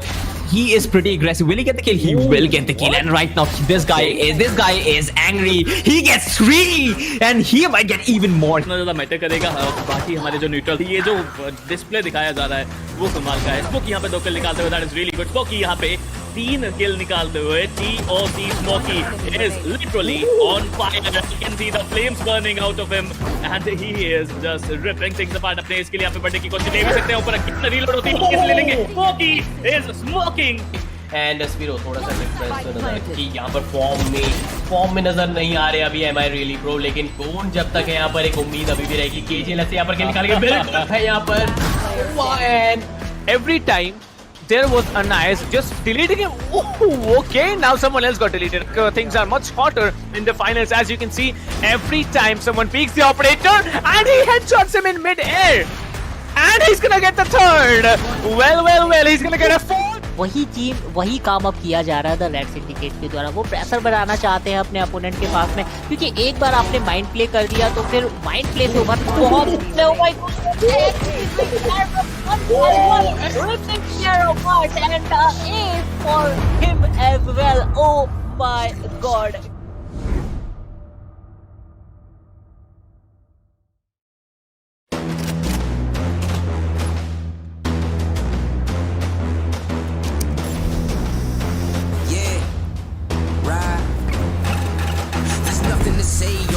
Nothing to say, I ain't have words, I erupted in thunder and rain. If your man's strong, then why come he running away? It's just a game, but nobody coming to play. I bless. Rise up though, all my people where you at, rise up though. Let's go, yeah, let's go, let's up, one time, go get it, it's yours, let's shine, come on, yeah, let's go, raise up, that's right, go with it, it's yours, let's shine, come on. With each day we wake up, we get stronger and stronger. It's our time now, yeah. Cause we warriors. Cause we warriors. Yeah, let's go, let's up, one time, go get it, it's yours, let's shine, come on. Cause we warriors. Yeah, we warriors.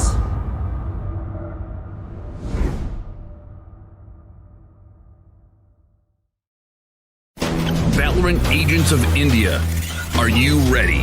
The ESPL Valorant PowerUp Series is a tournament open to players of all skill levels. Whether you are an agent with competitive experience or not, this series is meant for you to test your skills and have fun. Agents will battle for a total prize pool of 7.5 lakhs and the title of Series 1 champions. It's time to power up. Let's break down the tournament format. At the beginning of the tournament, there will be 4 open qualifiers. In the qualifying rounds, players will go through a best-of-1 single elimination, battling their way up the ranks. Those ranked top 16 onwards of the qualifiers will face single elimination in a best-of-3 match. The top 4 teams from each qualifier will earn a spot in the group stage, resulting in a total of 16 teams. These teams will then be split into 4 groups, with 4 teams per group. Teams will then compete in a GSL format, where 2 opening matches are played. The winners will then battle in the winner's match, which will determine who tops the group. The losers will battle for survival. The victor of this match will then battle the loser from the winner's match to determine who progresses further in the tournament. The 2 teams from each group move on to the playoffs, where 8 teams will compete via sudden death, single elimination, in a best-of-3. The quarterfinals and semifinals will be an exhilarating battle of skills, wits, and strategy to win through a best-of-3 elimination process. And finally, we reach the grand finals, where our final top 2 teams of the series will battle for glory through a best-of-5 elimination. Valorant Agents of India, will you and your team be the one that reigns supreme? It's time to power up.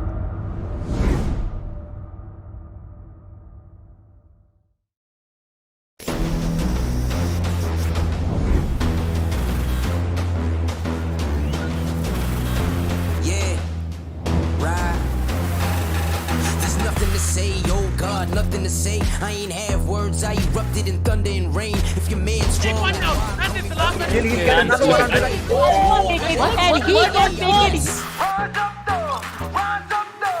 Oh my god, man, this is on fire. Moving on, pull by. Oh my, what?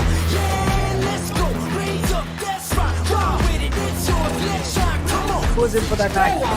Yeoman, what a shot! And then a This full is game for a BS. coup. Oh my god! Cause we warriors.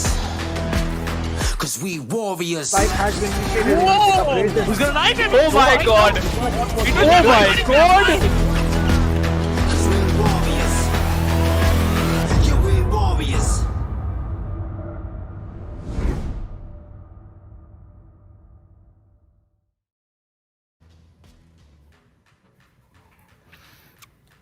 So, hello, ladies and gentlemen, and welcome back to the ESPL Valorant PowerUp India. Well, the group stages are on, and so are we. As it is, let me just tell you, we had an excellent match and also a, hefty little break here, and we are back again with the group stage, Group A, upper brackets, semi-finals, BO3 number 2. Well, the two teams performing in front of us, they are going to be absolutely extraordinary. My name is Captain Price. With me is Dr. Dang. So, Kanav, what do you think? We saw a 2-1 and a close-cut competition in the previous game. Are we going to see the similar thing in the second one as well? I'm not sure, because with Global and with INGLU or NaCly, we had a certain expectation that we could uphold from the side of Global. We did not know what INGLU would be doing. We had a general idea of how the gameplay would be panning out, but we didn't really know what was going to be happening, to be frank about it. So with what we are going to be expecting from the side of RADSyndicate as well as White Shadows, it's really all just a guessing game. We might be seeing a really special game coming out from both these teams, or we might just be seeing a one-sided duel. It is really something that we cannot predict, but I really hope that it's going to be it's going to go the long route. I hope that we get to see all three maps, possibly over time. I would really love to have that. Well, talking about overtime, I was playing a game with, I believe, games, on the Hindi desk. I remember we actually played 42 rounds to get to, the results. So that hasn't happened in the esports meta in Valorant for a long time. So if there is a match actually, where we see a 20 and 22, score to get the vectors of any map, that's going to be absolutely massive. Time involving and also very, very tiring. So yeah, it might be happening, but yeah, it's going to be interesting to the same extent. Well, talking about the prize pool, 7.5 lakhs at stake here, 4 lakhs for the first place, 2 lakhs for the second place, and 75,000 each for the third and fourth place. Talking about giveaways, well, audiences who are not playing but here to watch the stream, you can definitely have a chance to win the ESPL Valorant PowerUp giveaway. Head over to the description of wherever you're watching the stream, Facebook, LOCO, YouTube, of any and all channels. You will find a link known as ESPL Welcome Gift Giveaway. Head over to that and you will be able to register yourself and enter yourself for a giveaway of everything that you see on screen here. Tier 4 giveaway, as it said, it's a Fury S mousepad. You have a Pulsefire Raid mouse, and as a Tier 3 giveaway, Tier 2 is going to be Cloud Core 7.1 headphones. Those little, beautiful headphones that HyperX have, and also very strong ones. Good quality ones indeed, or an Alloy Core RGB keypad. Well, there's one more grand prize that's at stake here. One set of everything: keyboard, keyboard, mousepad, mouse, and headphones. That's at stake here. Well, all thanks to our partners: tech partner Akamai Technologies, broadcasting partner LOCO, Peripheral partner HyperX, production partner none other than SkyEsports India, TalkEsport as the media partner, and country partner as PHG Esports. Well, Group A, as we all know, upper bracket, will be played today. One match is already over between Global Esports and NaCly, or INGLU as you might call it. Global Esports have had a 2-1 win. They are now chilling to battle out against the victors from the next game, which is between RADSyndicate versus White Shadow Esports. Well, let me just tell you how it's going to play out. Whoever wins between RADSyndicate and White Shadow will be battling it out against Global Esports in the finals of the upper brackets. Whoever wins from the finals, they are straight off going to move into the playoffs of the tournament. Well, talking about now, RADSyndicate versus White Shadow Esports. Kanav, over to you. Well, for RADSyndicate and White Shadow, I can't really, point one finger and be like, this is the team that I'm going to be looking out for. This is the team that you should look out for, because both these teams are good in their own rights. We saw RADSyndicate have a really close game in the qualifiers. I forget the team that it was against, but I do remember RADSyndicate going the distance and making their way in. White Shadow, I believe they had to face Team Mahi, so not really the best outing that they had, but nonetheless, what we saw from them coming in against Team Mahi was also something that was great. We are slowly seeing these so-called tier 2 teams come up and have good games against these tier 1 teams, and it really okay, so I guess we both were wrong, Captain. We thought we would be seeing Ascent between White Shadow and Rad, and we'll be seeing Ice. Ascent is banned, bro. How does Ascent get banned? Explain me how this happens. Ask White Shadows, I guess. Interesting. But maybe it's not their strong point here, so they decided to ban Ascent, and Team RADSyndicate be like, okay, you're banning Ascent, we are gonna pick Icebox, let's take you to Icebox. And that's exactly what they have thought for. RADSyndicate will be going on to select the first map as Icebox, where they start off on the attacker's side. It is a little bit of a defense-oriented map, so not shocking if they have started off on the attacker's side here. White Shadow Esports, however, they chose the defender's side, so we expect a lead of a scoreline coming in after the first game. Second game, definitely White Shadow Esports, they have chosen the map here. Third game gonna be the decider, but it's all down to the first and the second games to play for. Karan, what do you think? Again a 2-1 or a 2-0? Because RADSyndicate, they are a very, very strong team, and White Shadow, they had to work out a lot to get here, so it's difficult predicting, but still, what can be the scoreline? I'm going to go in with a 2-1. I think it's fair. I don't think that I can say a 2-0. I mean, we can definitely predict 2-0, but when it comes down to White Shadow or RADSyndicate, that's where you can't really say anything. So which is why I'm not going in for that 2-0 prediction. And I'm thinking it's going to be more of a 2-1. But hey, if it's a 2-0, it's a 2-0. You can't really say anything about it. But we have the lineups. So we have Paradoxus, we have Fuse, we have Sway, we have ZBDF and Deoxys from the side of RADSyndicate, while we have Web I God, Dino, Jojo, Gorbits, and Pushy from the side of White Shadow. Now, keep in mind that all maps and all agents are allowed. So we might see a Yoru. We might see a Yoru. When, there is that small possibility that we could see a Yoru play being pulled off. But, and honestly, in the small time that I've been able to play Yoru, just in the range, it's actually been pretty cool. I'm just waiting for my contract to get finished with Yoru so I can start playing the agent. But yeah, in competitive as well as unrated. But yeah, I think he is going to be adding a lot of smart strategies into the game. You are going to be able to, make some really smart plays with that agent. And if you know how his utility is going to work, countering him or using him to his potential is definitely going to be something that a lot of teams will be doing.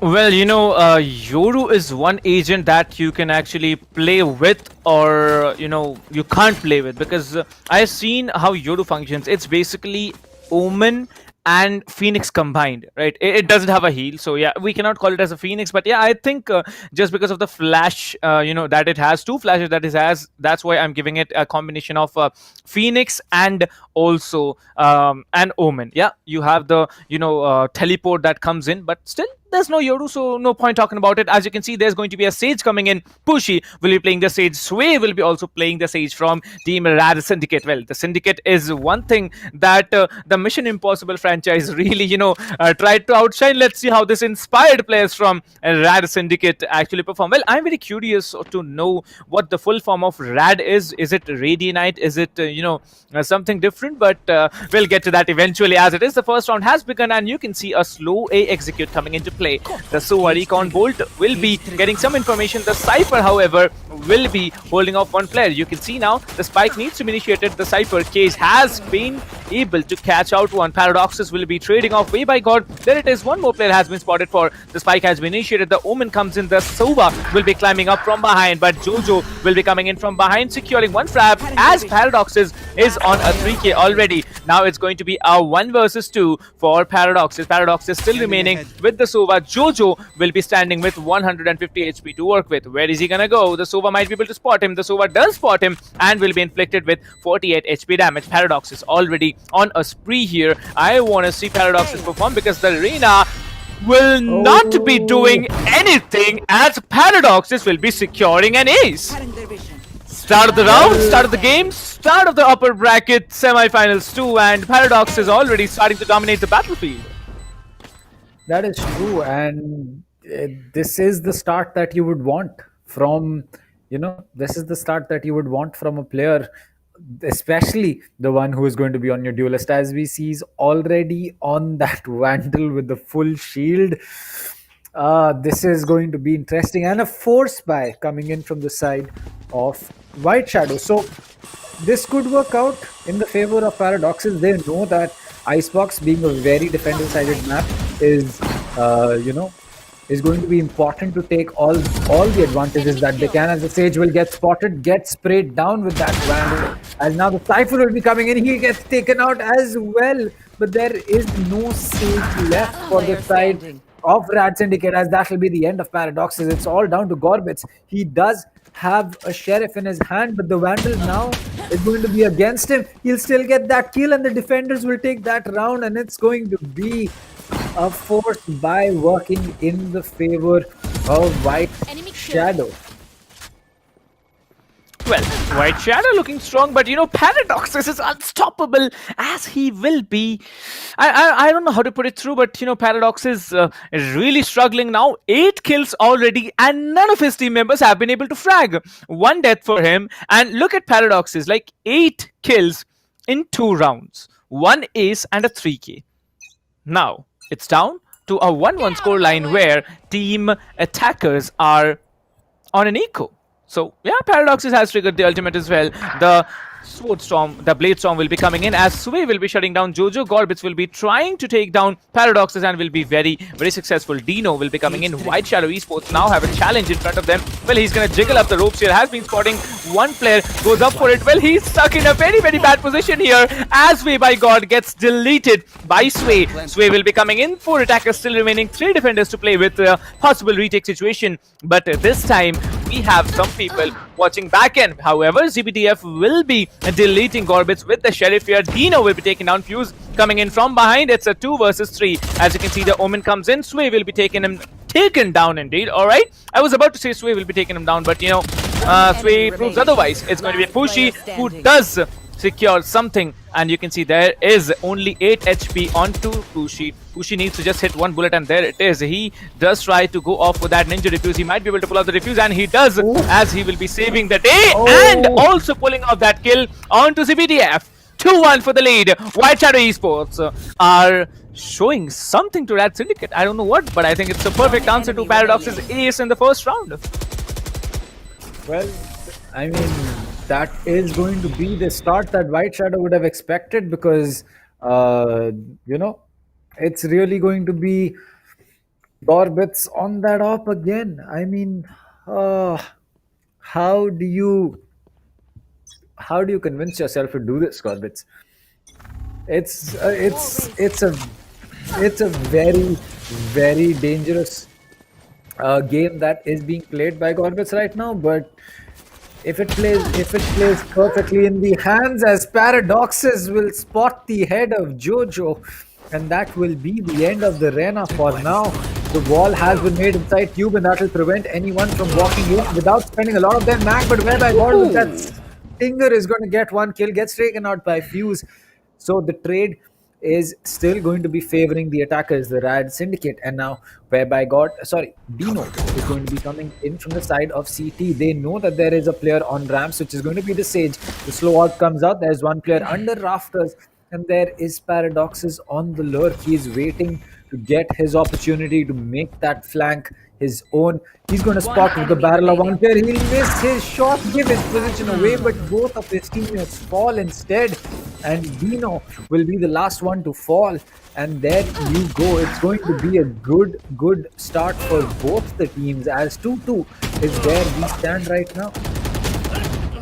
Well, one more thing we should also remember, Kanav, is that once we saw a 3v4 retake happen, like the defenders, they were down to a disadvantage with a one-man, disadvantage that came in. A 3v4 retake did happen in round number 3. But round number 4, RADSyndicate again giving it back to them. White Shadow now on an eco. An eco round on the defender side is a very, very difficult one to play with. But Gorbits will be coming in very, very aggressive. Now trying to delete one and will be taking down ZBTF. Will be smoking up, going back in to his safe place. Well, he's gonna move up in CT, probably trying to go up into rafters because that is the position that Jets usually like to play. Fuse will be coming in along with the Sage here, trying to get inside side, but they are not gonna go. Gets for the revive, pulls off the revive successfully, and nothing done, to be very, very honest here. ZBTF has been revived successfully, and as you can see, the paint shell will be dropped out to inflict some damage onto the defenders.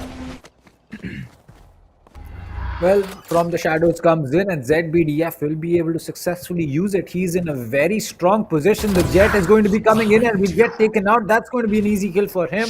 But now, whereby God knows that there is someone right around the corner from him. Verena will spot Paradoxes, but Jojo will get the shorter end of the stick again. ZBDF will get tapped by Pushy, as Pushy will be going in for that E-Ball. Paradox is going to get one. Fuse will get one. Fuse will not be able to get the second kill in that spray, as Pushy and Gorbit are going to be the ones to get those frags for themselves. As Sway will be in a 1v2 now, or make that a 1v1. There you go. I could not have made that easier. Well, I don't know what Pushy was thinking, but getting two players with sheriffs who had bandits and phantoms, that's amazing. But I believe taking down Gorbits was a smart move, but he was revived, so that doesn't count. So now it's a point lead for Team White Shadow. White Shadow turning out to be really strong in Icebox, and I believe the pick for Icebox by Rad hasn't been quite playing out. However, this is a defense-oriented map, and the defenders are doing a good job here. Gorbits with 7 frags, Paradox already on 12. Well, this is going to be a Jet versus Jet, fight for the MVP, but it's not what the MVP is. It's not what the match is about. The match is about winning the rounds and not winning the MVP. And as you can see, Paradox is again on his ultimate. Well, Paradox is definitely going to be very, very influential, as he will spot one player but will not connect. The Tripwire is going to give away his position, as one or rather two of the Stormblades have been used up, but Pushy and by God are going to get one. Paradox and get that trade onto Pushy, but it looks like Yeoman and the Jet are still going to be there and make that only Yeoman, as he will also fall as Jojo comes in from the back and finishes him off. He's looking to pick up that Glitch Pop 2.0, and he does that successfully. Well, have you played with it, Kanav? Because, I don't know if you have played with it, because I didn't really, like the Glitch Pop Phantom. Vandal's cool. Vandal is absolutely amazing. But have you played with the Phantom? Yes, I have actually. I do like the skins, like it? but Alright. I do like the skins, but I still prefer the Singularity. Yeah, that's true. But I think Oni is far better. Well, we'll discuss this, after the rounds are over. Well, as of now, you can see Fuse is going to come in. Sway is going to take down Way by God. That's a very, very important frag here. Cypher down. That's B-side completely cleared for you. Now, it's going to be ZBTF who comes in and takes down Jojo. I believe Jojo's position was quite predictive. Paradoxes will be trying to take down Dino, but Deoxys will be already flanking and taking him down.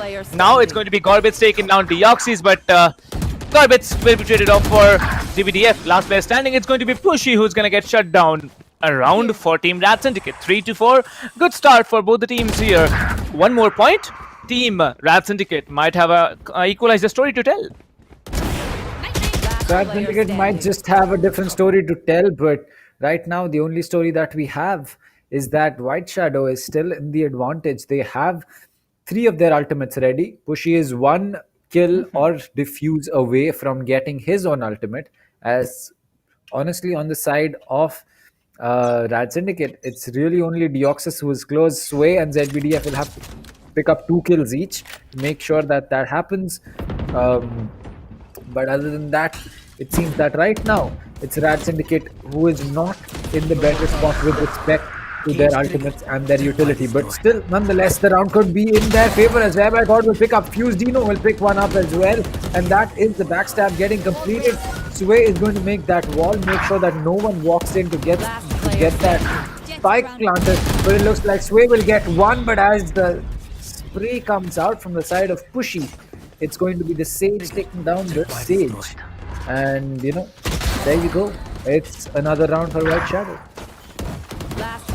Well, I think we are very quick in judging as to, you know, what's going to happen next, because White Shadow, every time we have predicted a comeback from Rad, White Shadow in an eco round, even they function so well. Now looking at the economy, White Shadow, they have the eco to play with in the next round as well. But Rad, they need this round in, I don't know how many possible ways, because as you can see, Guardian buy coming in from Paradoxes. Paradox is really trying to, you know, work with the eco here, but will he be smart enough? Gorbitz is slowly just creeping up the corner. He's gonna delete one, dashes out forward, will be trying to go back, but Paradox is gonna get him with the Guardian. Slowly, Dino's gonna come in, Pushy gonna take Sway as well. The ultimate from the Sova has been popped up here slowly, and I can see Paradox will be taking down Jojo as well. Well, the Sage does have the revive to work with, will be reviving Jojo immediately. As you can see, players are gonna come in slowly onto B side. 2 more players remaining, both on green, are trying to rotate backwards, but the Cypher is still waiting. The Cypher can be a nail to the coffin of Rad Syndicate for this round. As you can see, he has spotted one player. The rotations are going to come through. The Cypher has set up all his traps on A side. If they try to come A, they're dead. If they try to come B, they're dead. If they try to come mid, they're dead. But where are they gonna go? ZBDF still lurking around in green. The Sage, I believe, is the most tanky player that I have seen, you know, Pushy playing it out on B side. And Pushy gets taken down. The tankiness doesn't work. ZBDF pulling off 2 frags already. 78 HP to work with now in a 2v2 situation. Well, one more player standing. Kind of over to you.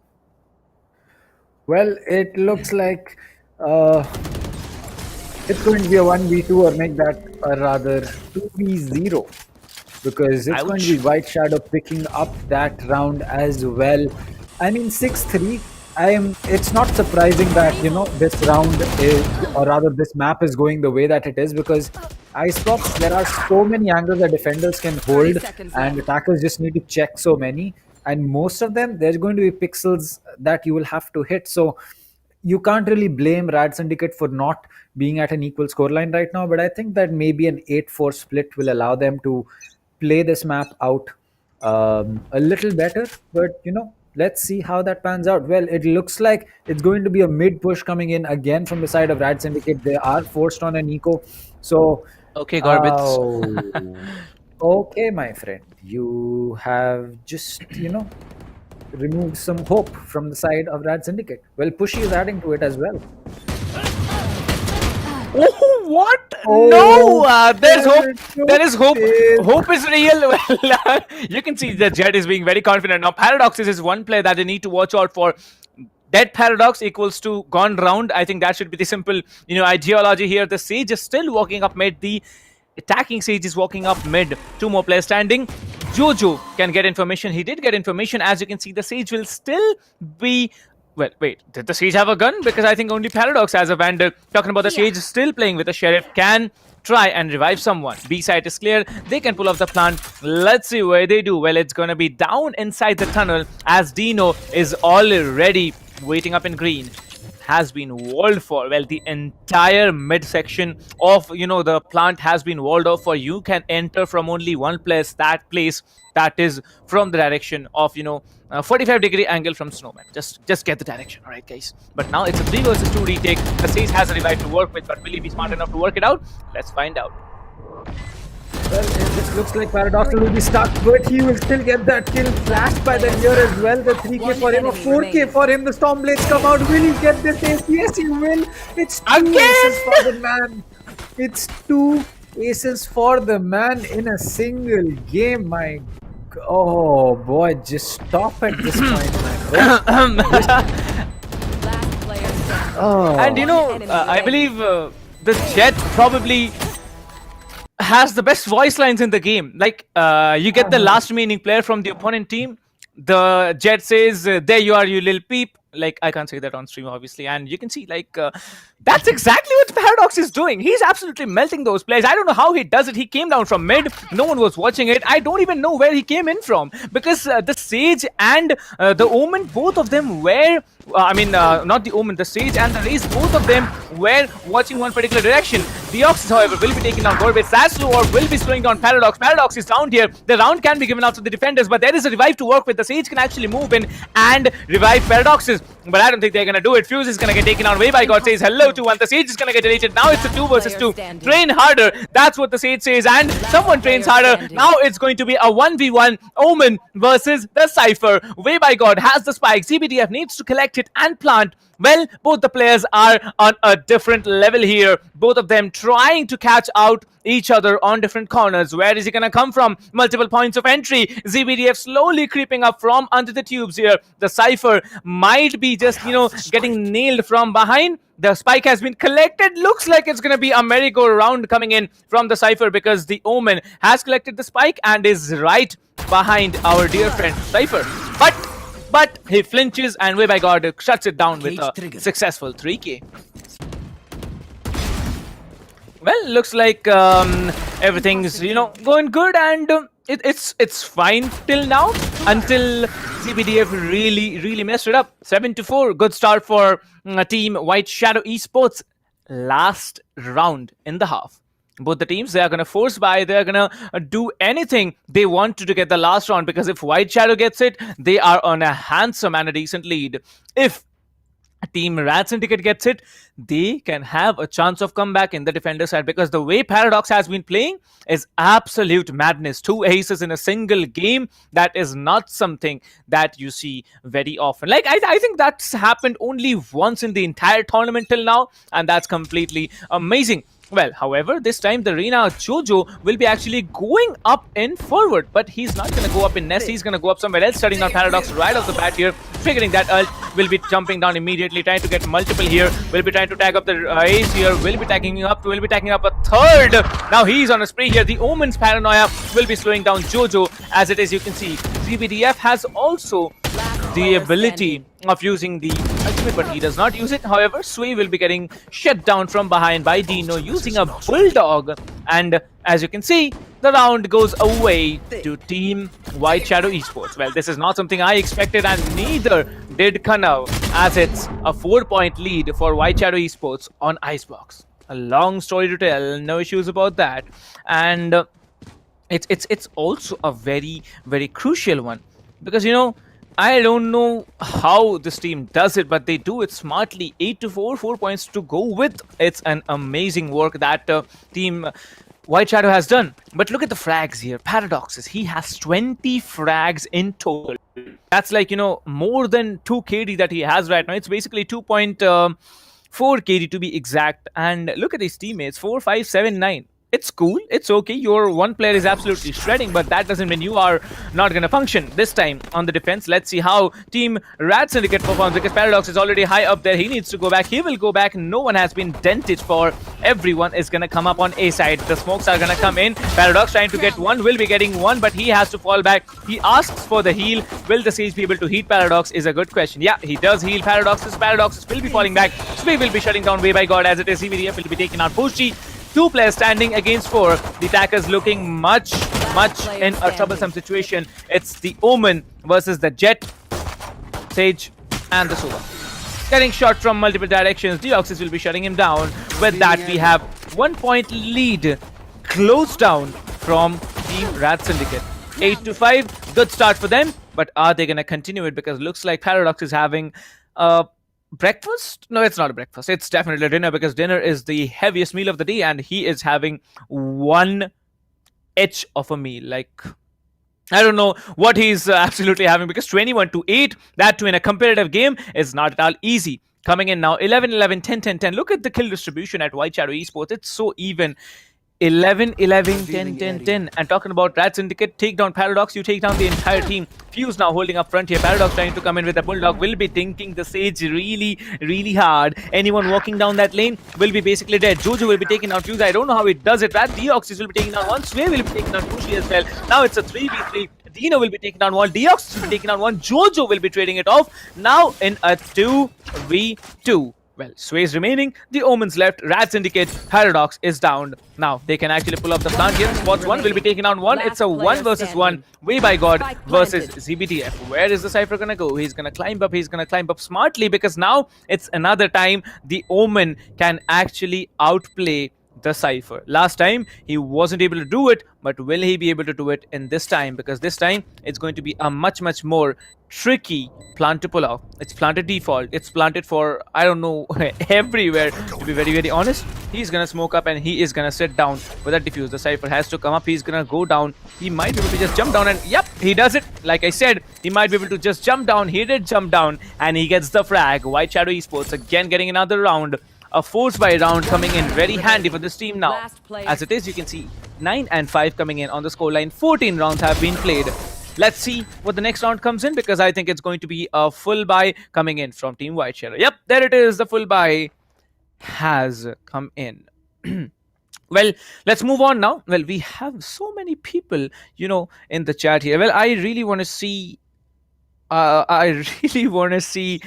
things work because 9 to 5 is not something we see very often on Icebox. But yes, Team White Shadow, they have done very wise job. But Jojo this time will be taking down Fuse, will be taking on another one. RADSyndicate absolutely getting melted. Jojo, I don't know how he does it, but he gets 2 frags right off the bat. Well, hopes are still there because Paradox is still alive and, you know, this guy has been a machine in the end. Well, I believe the Bulldog buy is from Paradoxes. And where is the last remaining player? Well, he is still okay. It's not a Bulldog buy, it's a shorty buy. And he's sitting up in the smoke off site. And see, that long range, he's not going to be able to do it. The Reina has spotted him. A 4K for Jojo and he secured it successfully. Well, that's a very good round that came in. And, you know, it's amazing to watch how things are working out. But yeah, it's fine because... Jojo, this guy pulls off a 4K, close to an ace. And look at him, 17 frags for him as well. So Jojo is also doing quite some work from White Shadow Esports now. On the attacker side, Jojo is being absolutely massacrous. Like, you know, if there is any word in the English, known English dictionary, that he's doing it absolutely fine. 10 to 5, 5 points lead already, 3 more points, and White Shadow Esports can move in and take down one. Well, you can see the single taps by the Vandal are coming in. He has been dented hard here. Now he's trying to tag up the Jet here. Gonna spam up slowly and slowly. Gorbits needs to go down. Paradoxes has been dented very hard here. The Sova has been dented as well. Now multiple angles of approach here. You can see the shock dart is gonna come in. 92 HP still remaining. Paradox gets taken down as this is a very big opening for the team. The heal is gonna come into the Sova here. There's one player still playing B. Rest, all the players are waiting here. Trying to go for those single headshots, but now Gorbits needs to go down because otherwise he's gonna get surrounded from every direction. He gets down. He walks up the tubes from inside of the tubes here, and he can catch off one player off guard. Well, Gorbits has given off. He has the knowledge. He has so much knowledge to work with. The plant can be secured. Fuse will be taking Jojo down.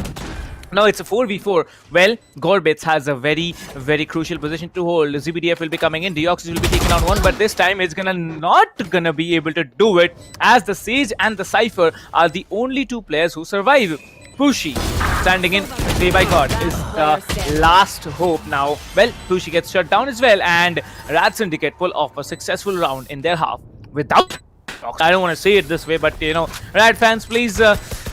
I beg your pardon, but you know, what's true is true. And as you can see, they are going to switch guns to Prime Vandals and Glitch Pop 2.0 Vandals. And Vandals are the, you know, the OG weapons here, and that's exactly what everyone likes to play with. 10 to 6, 4 points lead still for White Shadow Esports. RADSyndicate, they need to come up big time without mistakes. They need to catch off 4 points, and then only they can come forward and maybe move on into the leading position. Who knows what's going to happen, because Team White Shadow, they have messed up only 2 rounds from the past 4 rounds. All right, I take it back. Come on now. This is the 17th round of the game. 4 points lead still coming in, as Gorbits will be absolutely deleted in mid-air.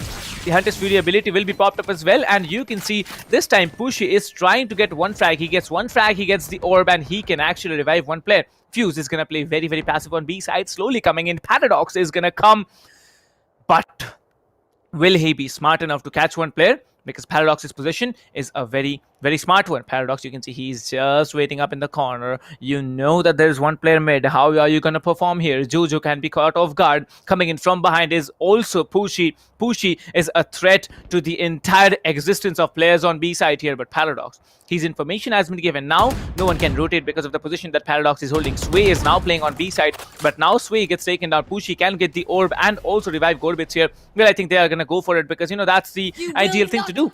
But he's going to revive. Yeah, he's going to revive. And you can see the Soba will be getting information onto anything that walks up down the line. Well, that's one quick headshot coming in. 3 taps coming in.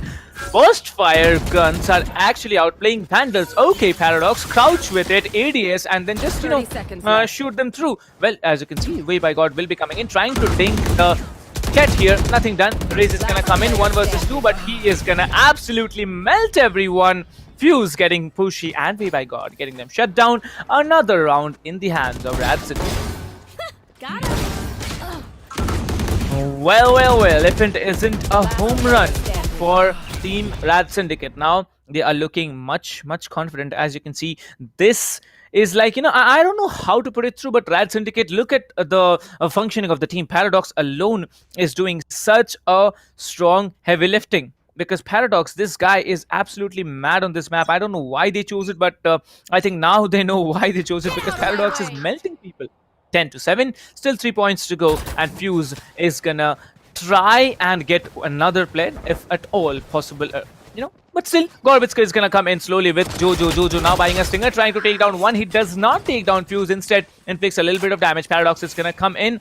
Fuse is gonna get covered by Paradoxes. As you can see, he's gonna delete one. Gorbits will be taking down one. Fuse will be taken down Way by God. Now it's a very difficult round for the attackers here. Let's see how they do, because Gorbits, they take down one. Fuse on a 3k already. Can he go for an ace? Well, Paradox does not give him the ace. It's going to be Dino with the stinger trying to come in, as Paradox shuts him down. 3k for the Raze. Fuse, and also 2k for Paradox. Paradox, he does not stop fragging, does he? Because look at that painful, you know, 2k that came in the end. Well, 10-8, 2 more points to go. Full buy coming in from Team RADSyndicate and also from White Shadow Esports. An operator coming in from Paradox. Paradox really wanting to dent White Shadow Esports now, but it's still a little bit away, because 2 more points. White Shadow is on a match point. Let's see how they work. Paradox is on 26, Jojo on 17. Well, Paradox is gonna go aggressive, gonna peek off from A-long. Anyone watching out that direction is gonna get deleted. Well, they have information that, you know, someone might have ziplined here, because yeah, it's spotted, and here comes the party. It's going to be the Raze triggering off the ultimate push. Will be coming in. Dino will be taken down once and for all. It's going to be still 4 players standing from the defender side, and also a revive to play with. Well, the siege is going to be very aggressive at this point. You can see how he's holding off everything all on his own. Pushy can be a very painful player to deal with from White Shadow Esports. As you can see, his position, it's a very beautiful one. Paradox is coming in slowly. He does get Paradox, trying to get the Sage as well. Well, he needs to pick off, and it's going to be only the Sage remaining, where Jojo cleans up, and Team White Shadow Esports on another point. 11-8. Good start to this team.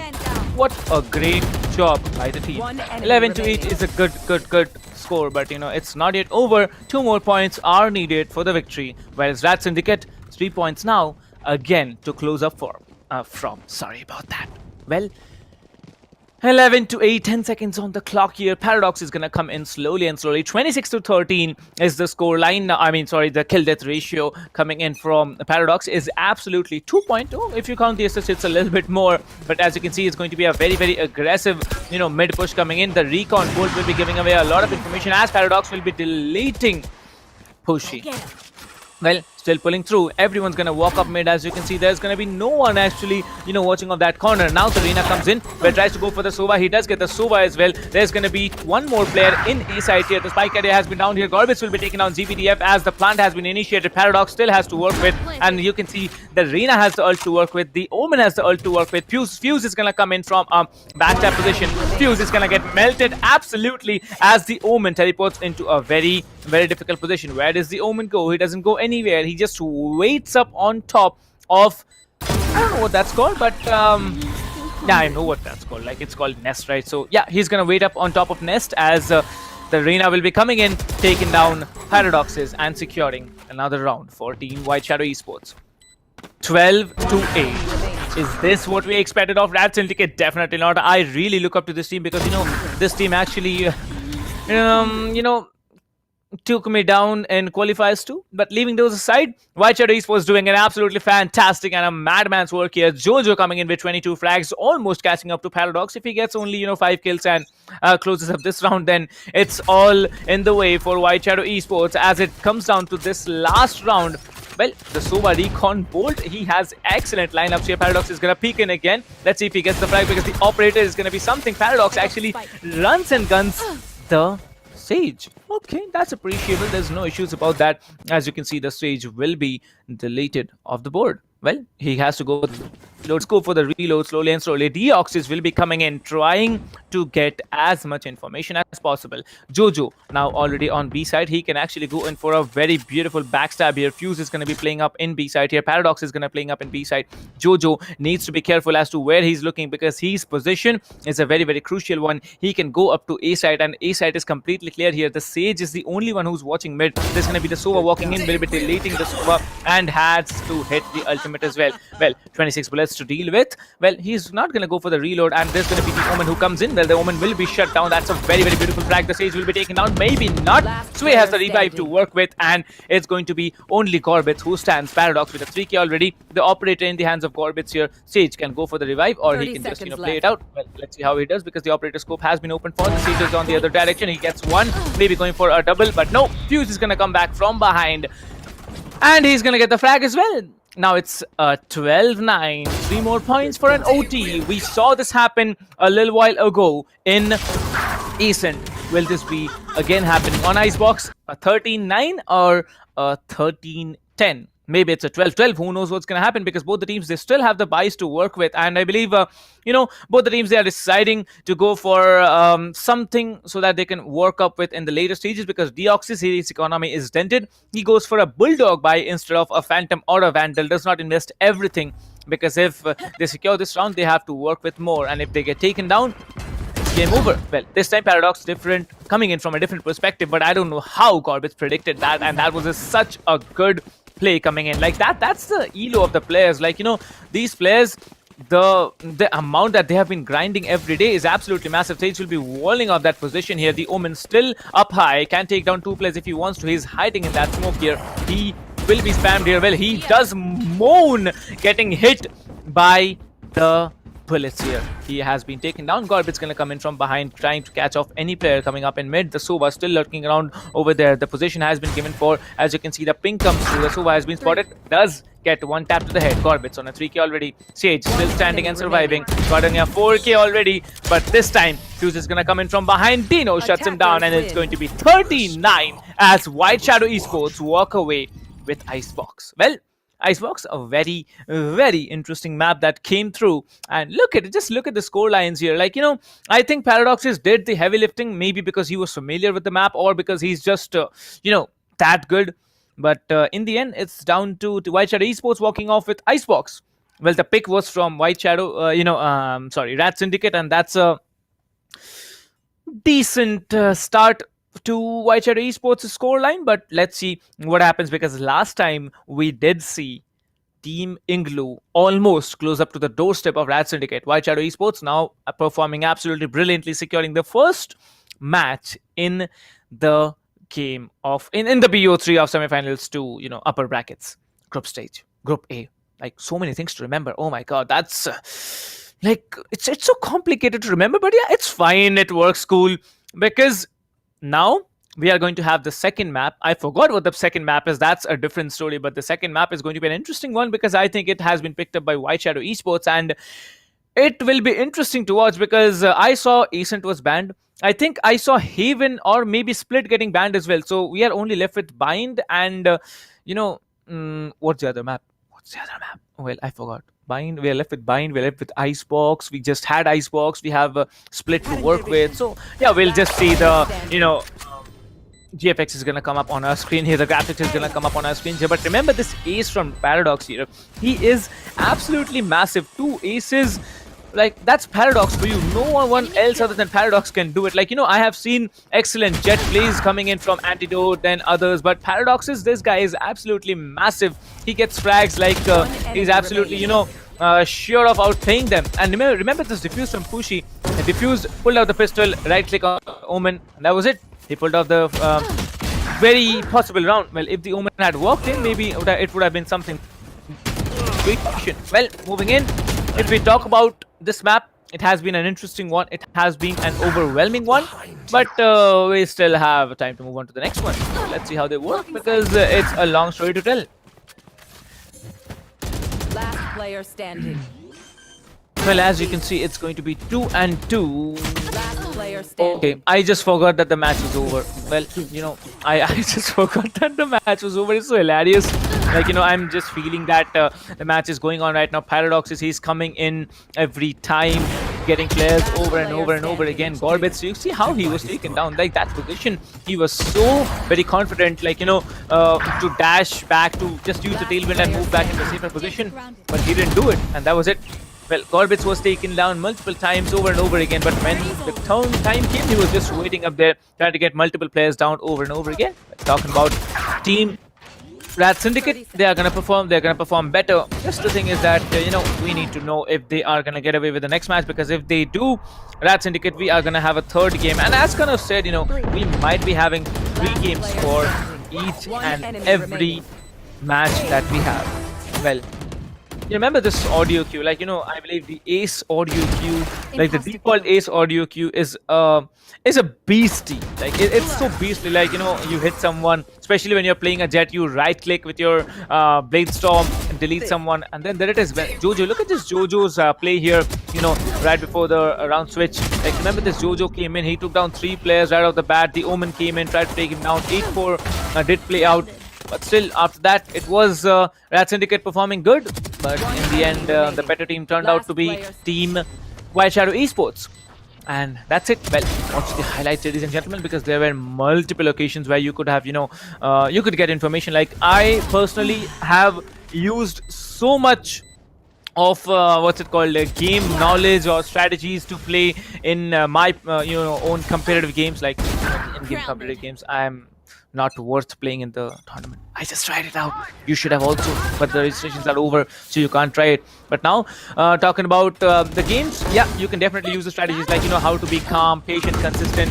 That's totally true. How you're gonna play it out, that's completely up to you guys. But this play coming in from Fuse, just switching the spray onto the 2 players, getting 2k immediately. Gorbets, every time he comes in, he tries to get one frag or the other. That's it. That's for it. Pushi, however, he was an absolutely miraculous stage here, and he did it so well. Like, I think Pushi is probably one of the best stage players I've seen on Icebox, and that's a good thing that he has. Icebox is an unpredictable map, and if you are playing stage on Icebox, it's completely amazing.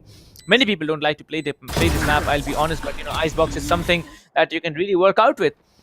Well, Jojo has also been a significant player, because every time he gets a frag, he tries to trigger the ult. Well, you remember this play, right? He got 2 frags right here. Then there was another coming in. He could not get the stage down, but then it was down to all these players, and they secured the next round and they won it as well. Gorbets, you see how positioning, how the information was given off, and you got it. They got it smart. They got it smartly. The last player was there, and the ace was denied to him. But there it is, 13-9 scoreline coming in from the first match. White Shadow Esports versus RADSyndicate. A good start to a great BO3. Why for White Shadow Esports? Obviously, RADSyndicate, they still have to work out a lot more if they are actually willing to go on and win the second game. Because if they win the second game, that's the only way they can move into the third. And they might be able to do something as well. Because, if they don't win the second game, RADSyndicate, they are basically not going to move up to the finals of the upper bracket.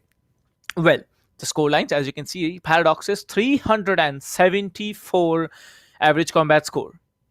Like, if this was an in-game competitive match, people would have said otherwise for Paradox, but he's just, a god. Paradox is a god here, and he absolutely has played godly. As you can see, the next game, it is going to be split in a short while, but still, you can see Jojo, 24 frags for him, Gorbits coming up with 21, Fuse 15, Pushy being the Sage, still having 15 as equal to a raise on the other side of RADSyndicate. Talking about Sway, 13 frags for himself as well, Way by God 12, Dino 13, Deoxys will be having 9, ZBDF 13. ZBDF definitely has evolved with his women plays, but disappointing to watch Deoxys sitting down there at the bottom of the leaderboards. Well, it's someone's good day, it's someone's bad day, and Paradox has had 2 aces, so it has been a great day for himself. 13-9, White Shadow Esports with the match win on Icebox. We are going to move into the second game in a short while. Till then, let me just, explain to you guys how the functioning of all these group stages is going to be. Well, we are going to have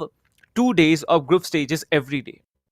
The 13th, right? So 13th, 14th, we are going to have Group A group stage matches here. We are going to have 15, 16, we are going to have Group B stage matches here. Well, talking about the group stages, like you can see it on the screen here, 13 to 21st February is going to be the dates for the group stages. Stay tuned to all the channels you are watching the streams on. Do leave a like, and if you are willing to go for a giveaway, just head over to the description of the streams. You'll be finding the ESPL welcome gift giveaway in the description. There's going to be a link, followed by a colon. Just head over to that and you can enter for the giveaway. Well, we are also going to announce the giveaway winners as to who won what in the registration processes, and we also will be announcing that in a short while after the finals are over. So stay tuned. Maybe before the finals are over, maybe after the finals are over. Who knows when we are going to announce that. That's up to the league ops. But yes, the next game is going to come up in a short while. And like I was saying, we are going to have 2 days of group stages, right,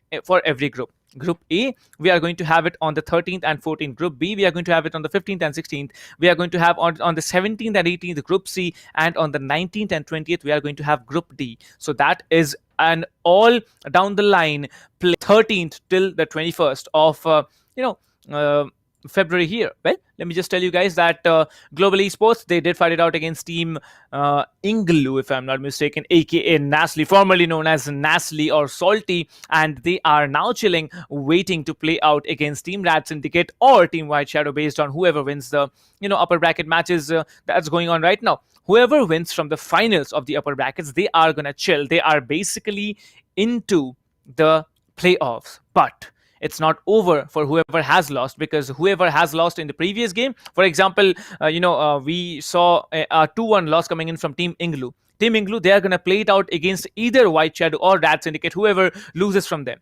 Both of the teams, they are going to fight it out tomorrow in a BO3, exactly, in a BO3, and then you're going to move in, and whoever wins from that game has to play against the losers from this afternoon's finals losing team.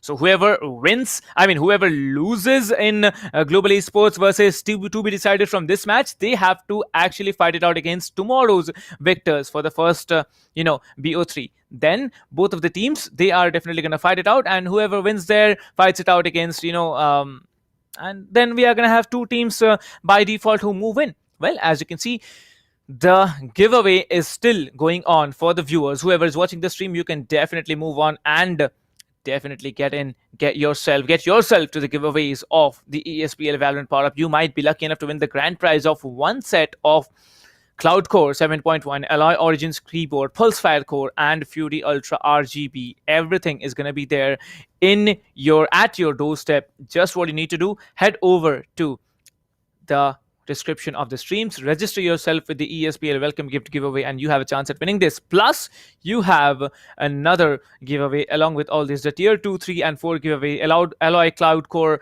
7.1 or Alloy Core RGB. That could be yours if you win it. But yes, the next game is going to be split, and then we are going to have Haven. So yeah, Bind and Instant Win Ban. I forgot that.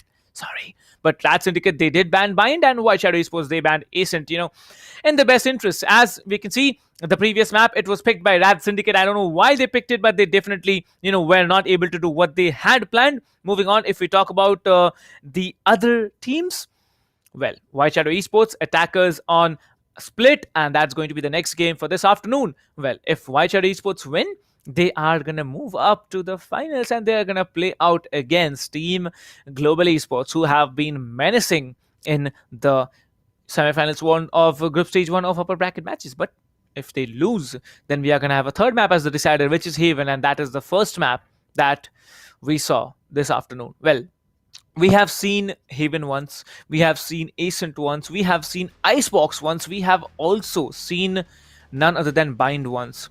We just saw Icebox. Next, we are going to go and see Split. All the 5 maps have been covered for right now. We have played 5 matches, and all the 5 maps have been covered. Like, you can see how much comfortable every team is being at this point. They are eager to play any map that is served to them, and that's exactly the case here. Well, if you talk about the next game, it's going to start in a short while. That's going to be none other than Split, and Split has a totally different world of its own. I'm just sorry. Well, yeah, so I was telling, Split has a totally different world of its own. Firstly, the recent changes that came in, decreasing the corner spaces on the defender side, decreasing the entry, increasing the entry space onto B side here, then extending the platform of the plant here on B side, then increasing the space on vents. Like, those were massive changes that came in. Also, there was another increase in mid link of the spacious position. Like, you could see more down to the other side. That's a different story. But yes, we are gonna move into the game right away in a short while, because it's RADSyndicate versus White Shadow Esports. White Shadow Esports 39 victory for them, and I believe kind of predicted it somewhere similarly. So yeah, it works for me. 13-9, good start for White Shadow Esports, but RADSyndicate, they need to come back, and will Split be the reason that they come back? We are about to find out. Well, I really want to know from the chat as to which team you are supporting, because it's necessary to know, right? You need to tell us which team you are definitely supporting, because if you don't tell us, then it's a different story. But yes, we're gonna have the next match in a short while. For Split, I think the best agent selection could be Breach, Raze, Omen, Killjoy, or a Cypher, irrespective. I think Killjoy, personal opinion. And what else can you have? What duels can you play? You can play a Jet or Arena. It's with both suits, right? It's fine. But Phoenix on Split is a bit tricky, because the rotations can be coming in, the flanks might be coming in. So if you leave your body on a very, very tricky position, and ult, especially on the attacker side, someone might be coming in from behind, taking down the savior of your body, and yourself as well when you come back to your position. But yes, that's going to be it. I think Reyna, along with Raze, Breach, Omen, definitely. If you're playing a Brimstone, that's fine. No issues about that. And in the end, you definitely can go off with a Sentinel, maybe a Killjoy, maybe a Cypher. Killjoy, personal opinion. But yes, if it's Killjoy, he's going to play B side. If it's Cypher, he can play A side. So Cypher can definitely play B side as well. But that's a bit tricky to play. But we're going to move into the next game in a short while, and I think White Shadow Esports, they are going to have a hard time stopping RADSyndicate, because RADSyndicate, as far as I know, this is one of the strongest maps that they can possibly play. We're talking about the giveaway. The giveaway, winners will be announced later during this stream, so stay tuned, and whoever wins the giveaway, you just need to come back and message ESPL.India or ESPL official on Instagram with your details, and you'll be getting the gifts. Like, what details you need to send to get the gifts: address, phone number, etc., verification that you are that user, etc. This is just the giveaway for the players who have registered and played.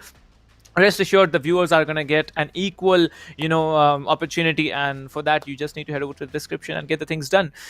They're making entries, making those logins happen, watching the stream daily, coming in, and plus the advantage is that you can have multiple entries on every day. You can come back and have a re-entry into the giveaway. But we are gonna slowly move into Split here. Split, like I said, it's a different world on its own, and I'm very eager to see which team performs and which team does not, because if White Shadow wins, they are gonna move in and battle it out against Team Global Esports after this game, obviously, if they win it. If they don't win, then we are gonna have a third map, which is Very interesting to watch. Well, Peripheral partner HyperX, tech partner Akamai Technologies, production partner SkyEsports India, talking about country partner PFG Esports, media partner TalkEsports, and definitely broadcasting partner LOCO, presenting to you the ESPL Valorant PowerUp India.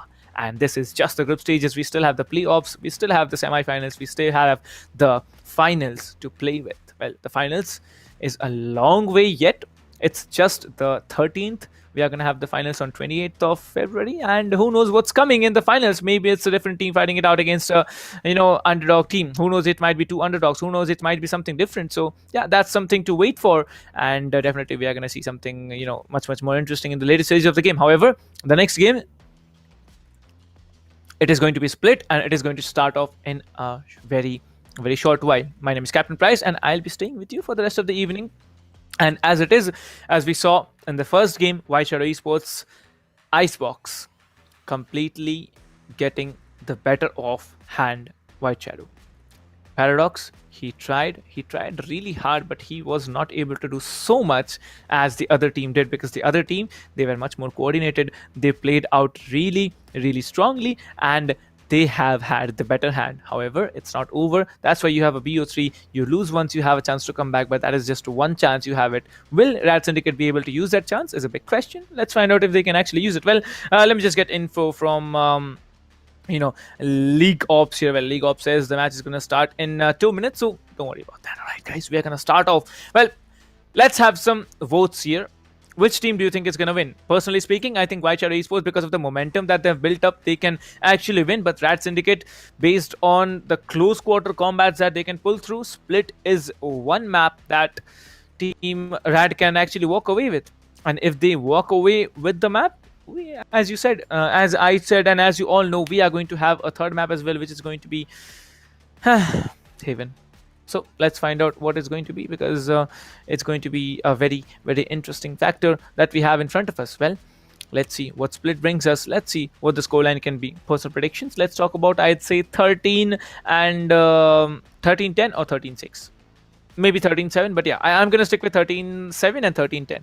That should be the scoreline. Whoever wins, I don't know who's gonna win, because both the teams are equally capable. Both the teams are here. One of the teams has been better in one map, but who knows, in the other map it might be completely reverse deja vu. It might be something that we were about to see on Ascent. Let's see what we find out here on Split between these two teams, because these two teams, they are going nowhere. They are going to be there in front of you, and they are going to be there at least for one more game until White Shadow actually wins it, or we're going to be there for at least 2 more games until White Shadow does not win this one, and someone from these two teams will be winning off the next one as well, and facing off Global in the end in a BO3 in the upper bracket finals of group stage Group A. Let's find out what we have. Well, we are going to start off in a short while. As it is, I can confirm by the League Ops. League Ops just got me that informed, so that's cool. Well, if we talk about, a lot of changes are going to come from the picks here. I think Paradox is going to stick to the Jet. Paradox shifting from the Raze to the Jet main is a very drastic decision, but it's really playing out for the team. But the rest of the players, they need to also step in and perform along by his side. Otherwise, it's I'm very disappointed to say, but otherwise it's not going to be worth it. So yeah, that's a different story. Let's find out what happens. Well, talking about it, we have the agent selection on our screens now. RADSyndicate coming in, White Shadow Esports also coming in, insta-locking. Oh my god, Reina. ZBDF, I use 3 days, you're insta-locking. Okay, you know what, you pick ZBDF now, shifting from an Omen to Arena. Deoxys is gonna move in from a Sova to a Killjoy. Split, you don't need a Sova, that's for sure. Gorbit's actually, trolling me, maybe, because I can see a Breach pick coming in for him. He might be going on with a Breach pick here. And Paradox is, yeah, no doubt here he will be locking onto that Jet. Jojo is locking onto the Raze. Breach will be coming in from Gorbits here. Who's going to be the duelist here? One duelist play coming in from White Shadow Esports. Wow. That's drastic, but can be wise here, because White Shadow Esports, now they don't need to worry about 2 places now. Cypher, play B, Cypher, play A, Sage, wall of mid, or, somewhere else, and that's it. You don't need to worry about anything else here. Well, talking about the other side, Jet coming in, Viper pick coming in from Save. I am very shocked to see a Viper in a competitive game. How is the Viper gonna be able to function Rad Syndicate, it's a gamble that you have had. 2 duelists to play with, no doubt. 1 controller, no. There are 2 controllers that come in, the Viper and the Omen. If you know how to play a Viper, if you know the lineups, if you know the one ways, then Viper pick is going to be a madhouse pick for Rad Syndicate. Well, it's going to be interesting. Let's see what happens.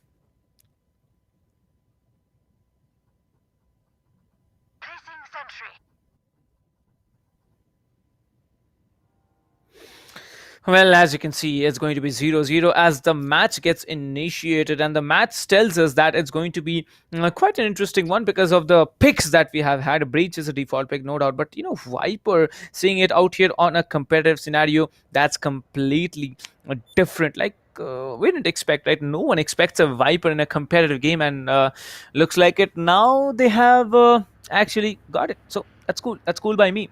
But talking about the other team here, Rad Syndicate, they are gonna do well. White Shadow Esports, they need to do better as the first round of the game gets started.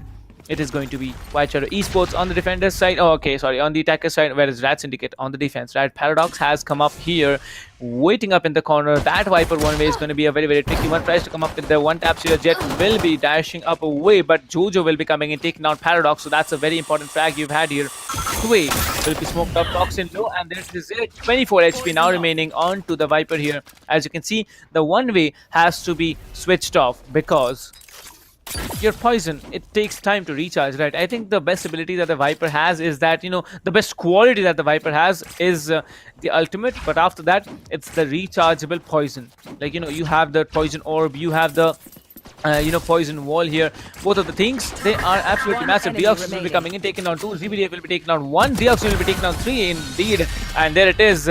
Paradox was taken down, but the team now combining and starting to play together. 1-0 coming in from Rad Syndicate. Starting very strongly on the defender side. Rad Syndicate have 1 point lead. Let's see what they do, because I don't think they're going to go in for a force buy here. They're going to go with Ghosts and Heavy Shields only. Paradox is going to have a judge in his hands with Heavy Shield. So yeah, next round it's going to be a difficult one for Paradoxes to buy, but he might just go on with a judge and a light shield. Who knows what's going to happen, because it's going to be only 1 Spectre and 1 judge. Everyone now on their force buys. But look at this. Oh my god, White Shadow Esports, everyone is having stingers. 5 of them stingers and light shields. That's completely amazing. Like, I don't know what to say, but yeah, that's a good start for you guys. Now the Cypher Cam will be coming in. As you can see, the positions need to be checked here. Well, the Boom Buddy will be triggering off the position of that player here. The Raze has come up here. The Poison Wall will be dropped here. The Breach comes in. The Reina Flash has also been dropped here. The Cypher Cage will be doing a lot of work here. Paradox is trying to come in from A side here. Sway will be coming in along with the Viper screen, but no, Sway will be getting Jojo. Way by God will be getting ZBDF. Now it's a 4 versus 4 retake that comes in. Fuse has come in from behind. Fuse actually playing out a little bit different than everything else here. Gonna spam through. Way by God takes down another one. Goes on trying to take down another, but Deoxys will be taken out. Way by God. Now it's a 1 versus 2 from the defenders. Paradox is gonna come in, but they know that force buy really played out for them. It's going to be a 1-1 from both the teams. Well, I think they did good, but they can, you know, is I5 playing in PowerUp? I'll need to confirm that. GVK Madhav, I'll need to confirm that from League Ops and let you know. Well, I don't think I5 is playing. Can you tell me the full name of I5 so that I can confirm? Well, let's see. I don't know how is it going to work out, because it's 1-1 and looks like the force buy really paid off. But now it's Eco. That Syndicate, they are pushing on to an Eco round, whereas Way by God, I mean White Shadow Esports, they are still working on a force buy. That's it. Jojo comes in, double dashes it. Reina will be absolutely melted here. Jet gonna trigger, but no, Jet gets taken down as well. It's going to be the Viper who takes down Jojo here. The slow out will be dropped here. The round can still be brought into the hands here. Golbits will be moving up here. Golbits goes back. As you can see, the entire corners need to be cleared. The Viper's still holding up in vents. The Viper's position is a very tricky one. He does not have a gun, but 4 players rushing onto him. It's a very bad position. Way by God just comes in. Viper gets deleted. As you can see, all the players are now rushing onto B side, where only... Okay, there's no one. Okay, there's no one. There's no one. Because everyone is in B side except the Omen. Well, I don't know what Deoxys was trying to do, but the Omen was shut down here. Everyone has been taken. Now the Killjoy has the ult to work with, but will he be, using the ult is a big question. Fuse comes in with the Killjoy. The ult needs to be triggered as quickly as possible, but he does not go on for the ult as Gorbits will be taken down one, maybe going for a double. Yeah, he does. Gorbits will be taken down the other as well, as it's a 2-1 coming in from Team White Shadow Esports. White Shadow Esports, that's a great. Oh my god. That's a great round coming in from White Shadow Esports as RADSyndicate. They definitely need to step up their game.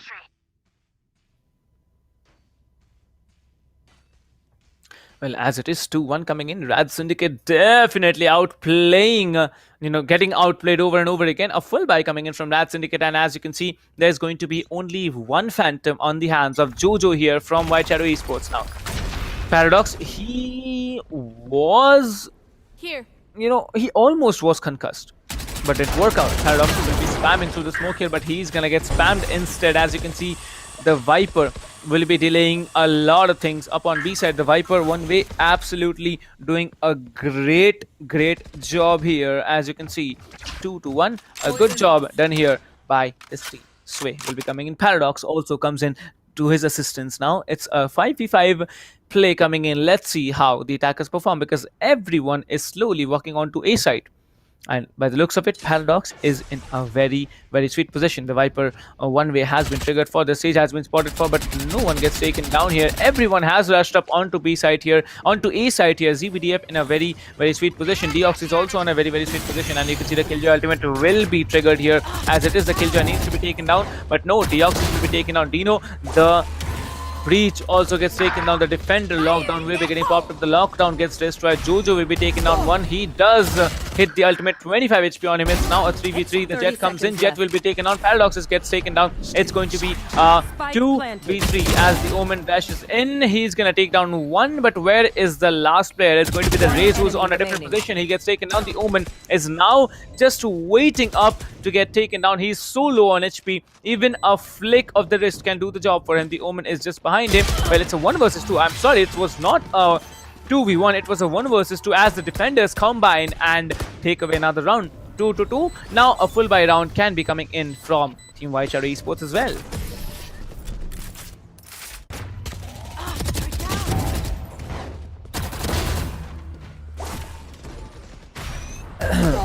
Well, definitely, it's a good start for the team. It's a good start just because of the fact that 2-1 is a little bit worrying, but when you secure 2-2, you can actually move on and win the remaining 8 rounds. Those 8 rounds are going to be very crucial in your favor, because yeah, the 8 rounds, it's going to be crucial because you need to have the lead in your hands, and whoever gets a bigger share of the 8 rounds, they're going to have a little bit of an advantage. But if you're on the attacker side and getting the lead, you will have a much better advantage. As it is, you can see Sway will be coming in. He is ready with the Viper Spit here. The Poison Orb has been triggered to create the 1v, but there's gonna be no one coming in. As you can see, the Toxin Low signal has been given on to the Viper here. Paradox is now sitting with the Glitch Pop Judge here. He is ready to judge anyone who walks into his crosshair. There's not going to be anyone here. However, the Viper will be shut down. Dino will be coming in, and there it is. Jojo will be taking out Paradox as well. Slowly they're going to push through. There's one player on 25 HP. Deoxys will be taken down one as the flash comes through. Well, Jojo will be trying to hold out all on his own, and there it is. Pushi will be taking out Deoxys as well. 2 versus 4, 2 defenders standing, 4 attackers still remaining. It's a very difficult retake, if it is at all, because Gorbits, his position, it's a very smart one. Well, you can see the flash will be coming in, and the Omen will be flashed, but the flick will be just perfectly timed here. Both the players are coming in. The Omen will be taking out Pushi. It's a 2 versus 2, 1 in heaven, 1 down here. Well, attackers win as all the players have been eliminated from the defenders, and it's going to be 3-2, 1 point lead for Team White Shadow Esports. I know exactly where you are. Well, it's a good start for this team now, because White Shadow Esports, they are being absolutely menacing. When you talk about it, 3-2 is a good score. 1 point lead as well in White Shadow Esports. On the attacker side, that's massive here. RADSyndicate now struggling here. You can see Team RADSyndicate, they are again on an eco. This is so painful to watch, but yeah, eco round it is. That's gonna be actually which shines it out, because White Shadow Esports, now they have decided to go off with some thing or the other, as Jojo has not yet bought any weapons here. There's going to be a pause in the timer, maybe some tactical discussions getting done here. So yes, ladies and gentlemen, let me just tell you, if you are looking forward to win any ESPL giveaways or ESPL welcome giveaways, just head over to the description of the stream and you will be able to find the link to the stream. I mean, to the giveaway entry. Yeah, to the giveaway entry. Well, as it is, the pause match timer has been switched off, and as it is, you can see the match timer has been initiated. 20 seconds more to go till we see an execute coming in. I believe it's going to be a play for pick situation, as I can see 2 players in near A and the rest of the 3 players near, mid link here. Well, 2 players can decide to actually go up on top of B side. 1 player might be picking off mid because of having no Sage here. However, White Shadow Esports, they have a Sage to work. Plant has been created. It's going to be a 2 versus 2. Sway has come in. The information has been given on. Both the players are now in elbows. ZBDF still waiting. I don't know what ZBDF is doing, but looks like it's going to be a very, very tricky play for him. It looks like ZBDF is disconnected, and as you can see, the Viper ultimate, the most annoying part of the show. Smoke integrity, it shows return to fuel, so you need to get into the smoke once again if you actually get something done here. Well, as you can see, the Viper ultimate has been taken down. As the Viper gets taken down, now it's going to be only the Reyna remaining, who seems to be disconnected up near CT spawn. So yeah, that's a very, very tricky position to hold through, and by the looks of it, I think Team White Shadow are going to get another round. So it's going to be a 5-2 and a 3-point lead for White Shadow Esports.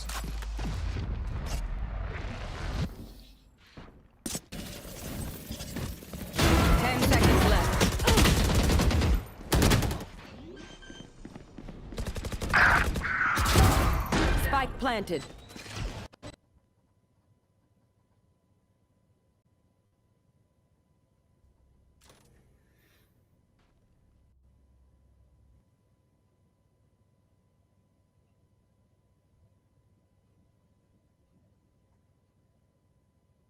Well, as it is, the 3-point lead will be still.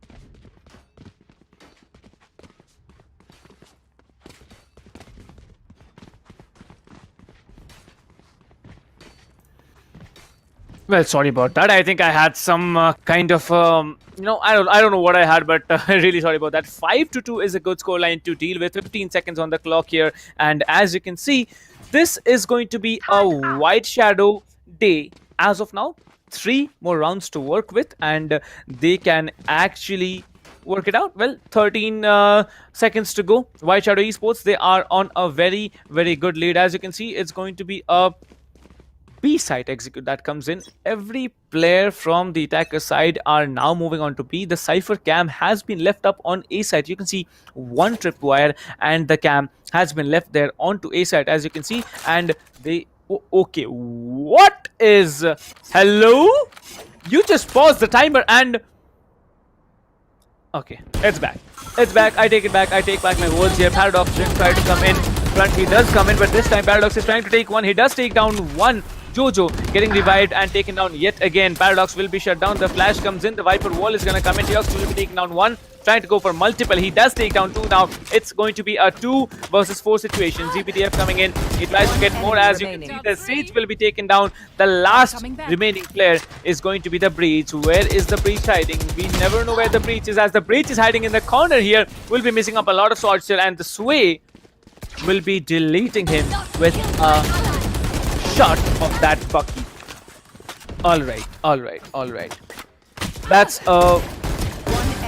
a very, very, very smart play coming in from the breach. I don't know how he managed to go up there, but yeah, his possession, if he had a little bit more time, he could have, moved in and outperformed everyone else. 5-3 is a good score line for White Shadow Esports. 5 rounds already in their hands, 2 points lead. And moving on the defender side, like I said, Cypher and Sage, you have 2 places to control all by yourself. As you can see, the Viper will be emitting that poison orb, and as you can see, its activation means that you get a one-way.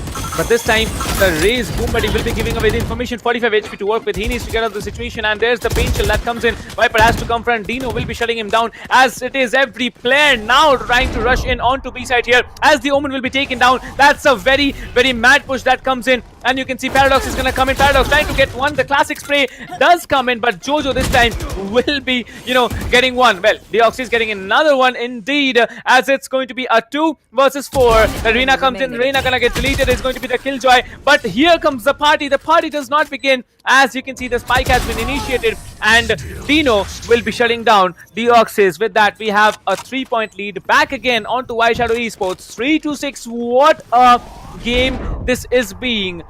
Oh my god, this is something very, very annoying. Because you can see how White Shadow is functioning. The way that they are playing is massive. Deoxys, he really needs to, I don't know what he's doing, but I haven't seen Paradox from the last game. Look at Deoxys. They have won just 3 rounds. Deoxys is at 15 frags. Can you imagine the level of, how to just tell it to you guys, like the level of despair that he has. Fuse will be coming in, taking down 1. This time Dino will be shutting down Fuse. ZBDF sitting down with the operator. Sway will be taking down 2. The last player, Omen, now lurking around in heaven. Paradox still waiting, will be shutting 1 down, and there it is, another round in the hands of RADSyndicate. Well, White Shadow Esports, the full rush really worked out on a little while ago, but now I believe this time it was predicted where they are going. The Omen pulled off a very beautiful smoke here, just waiting down there on top of rafters, and he got a very, very important round. This was so very needed for Team RADSyndicate that I can possibly not tell you how important this round was, because they know how important it is. If you are understanding the gravity of the situation, then yeah, it was a very, very important round for Team RADSyndicate indeed. You can actually have a 6-6 because 6 rounds are already in the hands of White Shadow Esports, and by the looks of it, they can possibly slowly get even a better off. But who knows what White Shadow Esports have up their sleeves, because Fuse again shutting down Way by God is an advantageous position for RADSyndicate. RADSyndicate trying to come up here, and you can see the Killjoy will be calling back the turret, as you can see 2 players waiting. A Paradoxes will be taking 1 down and immediately dashing back into cover. 1 more player still in garage. He's gonna take down Paradox instead. Deoxys actually looks towards this direction. He's just, oh, your body's here, my friend. But no, it's going to be 2 attackers still remaining. The Omen has the ultimate to work with. He is still lurking around in mid. He's trying to get information onto anyone who walks up to him. Well, the Killjoy actually throws the Phantom outside so that no one collects it, and he gets the Glitch Pop 2.0 in his hands. Well, it's a good move because you know that the economy is dented on the attackers and you don't want to give away a weapon to them. 2 players still standing. Viper still playing up in that little corner onto B Heaven. Poison's off. The Killjoy now can be a little bit aggressive, but the Killjoy does not be aggressive. The Raze instead comes in and takes down Sway. Swarm Grenade has been detonated, and it's going to be a 2 versus 3 situation. Well, the Satchel comes in. Jojo trying to walk up onto A side here. There's going to be 1 player. Omen's going to be there. Fuse is going to shut 1 down. Now it's all down to 1 player, where Dino gets 1. He moves on to the side here. He can pull off a plant, but will he be able to? I think he's going to go on for that plant here. The operator will be there in the hands of the Reina. CPDF will be coming in, absolutely messing up the shot, and you can see that's desperation. That's despair. And he's gonna run out of sight. Yeah, he's gonna just move out of sight because he knows where he has planted the spike. He cancels in the wrong time, as Deoxys will be getting the frag and also saving the day for the team. Well, 5 rounds already. RADSyndicate, after this round, they're gonna have 5 rounds in the bag, and it's a good start for them. Well, can be a 6-6, can be a 7-5. Let's see what they have in store for us. 10 seconds left. Spike planted. Last player standing.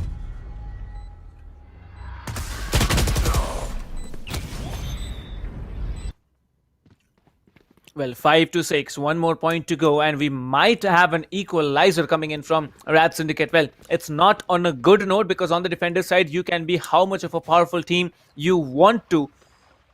But on the attacker side, it's difficult to play. And White Shadow Esports, they have already collected that lead in their hands. 6-5. What a great game it's going on here. Let's see if it's an equalizer, because this time the Killjoy decides to hold somewhere else, and there it is. The ultimate will be coming in on to be heaven here. Everyone's gonna get sent back, and as it is, you can see Sway will be coming in, trying to ring a lot of players here. He's gonna go back. The Jet ultimate also comes in. He's gonna get a lot of damage onto himself. He's vulnerable. He has been inflicting with 2k damage here, 2x damage here. The ultimate gets popped off. They now need to clear every location possible here. The Killjoy has been spotted, and you can see Way by God will be shutting one down. Now they need to take down the lockdown as well. The lockdown has been taken down. The Omen comes in, and you can see everyone is walking in to that position. Well, the positions have been revealed. Now it's going to be Gorbis who takes down 2, and it's Gorbis with the 3k and the savior of the round for White Shadow Esports. White Shadow Esports looking really strong now. The breach pick absolutely madhousing this team, and now they have a 2-point lead. They are almost close to winning this match, and I believe if they win this one, you know, what's it to believe? They already won the first one. So yeah, if they win this match, they definitely are gonna move on and perform against Global Esports in the finals of group stage, Group A upper brackets. So it's a wait for it. Well, 20 seconds on the clock. I'm gonna have some water, and you can have a look at what weapons, you know, these teams are gonna have. Shields coming in, frenzies, ghosts, and definitely there has to be classics. Without classics, this game is not a game, right? So yeah, have a look at them till I have a, you know, a sip of water.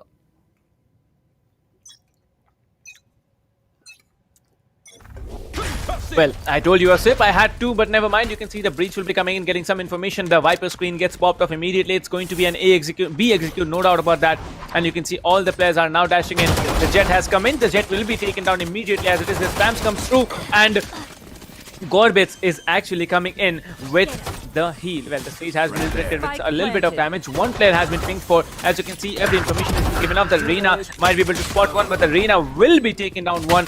It's going to be 7-5. It's going to be a 1 versus 2. Last defender standing. It's going to be Omen Reina versus the Sage. Kushi still waiting, trying to get the Reina down, but no. CBDF will be taking him down, and that's it. That's basically over for Team White Shadow. White Shadow, you are giving away rounds in the defender side. Breach, check your corners, bro, because I think if you had that corner, the round would have still remained in their hands. Well, 7-6, one more point to go. We still have a long way to walk because it's just 13 rounds. You need to win at least 12 rounds on 13 rounds on either side if you want to win the match, that too with a 2-point difference. So that's going to be a little bit tricky situation, but both the teams moving on with the force buy. As you can see, Paradox will be using a fake tailwind. The information is given off, and you can see everyone is rushing into side here. Paradox trying to get one. Paradox does get one. Way by God will be tagging up Paradox, and Paradox is absolutely giving a position, baiting all the players into his crosshair. But let's see how he functions, because there's going to be one player out here in 2 corners. When the the Reina gets taken down. Gorbits coming in. The Killjoy turret will be giving off information, but the Jet's position is also a very vulnerable 1-2 versus 2. Killjoy in a post-plan situation is a god basically, but where's the Killjoy? He has the Vandal to work with. He will be one-tapping Pushy, and that's it. It's 7-7 for Team RADSyndicate. RADSyndicate definitely a very strong team now. They have been able to function a lot more than they had done in the previous game, and like kudos to the performance. Like this is the RADSyndicate we actually were, you know, waiting to see for such a long time. 7-7, good time.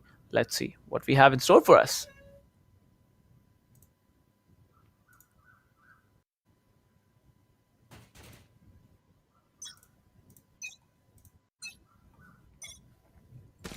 Well, it's 7-7, and look at Deoxys. Deoxys will be tagged up. As you can see, 2 players are trying to fall back immediately. Paradox will be taking down 2 players, and you can see so much of aggression coming in from RADSyndicate. RADSyndicate now trying to be so very confident about their approach. You can see 2 players have been already down here. It's a very easy push if you ask me, because the spike needs to be planted. Fuse will be coming in. He has to go for that plant. He does go for the plant. 2 more players still standing in heaven, taking one down, but Pushy will be one-tapping a player right off the round. It's a 2 versus 4. It's a possible retake, but it's a very, very difficult one to play with. The stage is gonna be there. The Jet comes in, takes down one. Pushy will be taking on another one. Fuse is gonna get one, but Sway comes in slowly and slowly. And as you can see, Sway will be taken down. The last standing player, Pushy, gets taken down. With that, you have another round in the hands of RADSyndicate. RADSyndicate being very, very confident on the attacker side, but this time a full buy is gonna come in. Pushy, the battle sage, absolutely melting players with his sheriff. And let's see what more he has to offer, because now it's a full buy round, and I bet they can perform a lot better when they are on a full buy round as well.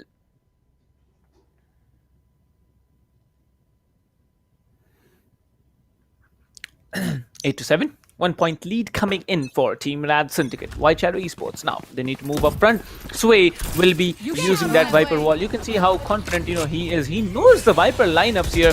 He does use the Viper lineups to smoke one off here. Jojo will be coming in, but he will be absolutely melted. The attacker Killjoy doing a lot of work here. He's gonna delete another one, trying to go for another, but Dino will be melting one. With that, we have a 3v3 retake that comes in. Well, the Viper is gonna be a little bit aggressive, trying to peek off a little bit, but the ultimate gets hit here. The ultimate is gonna get triggered. Deoxys is sitting in the corner. The Siege coming in, peeking off in that same position. He's gonna take one. The Viper is outside. He needs to know the lineups. If he knows the lineups, he can actually use the Viper spit here. The position in which he's holding is a very, very smart one. But Gorbits will be tapping Sway out of the board, and it's an 8-8 that comes in. It's a full buy round that came in, and it has been an equalizer for White Shadow Esports. White Shadow Esports now looking very, very confident as to what they are doing. Oh my god. Well, it's a good, way of approaching into the round here, completely and bashing in attacker lockdown to do the job. That's it. That's how you do it.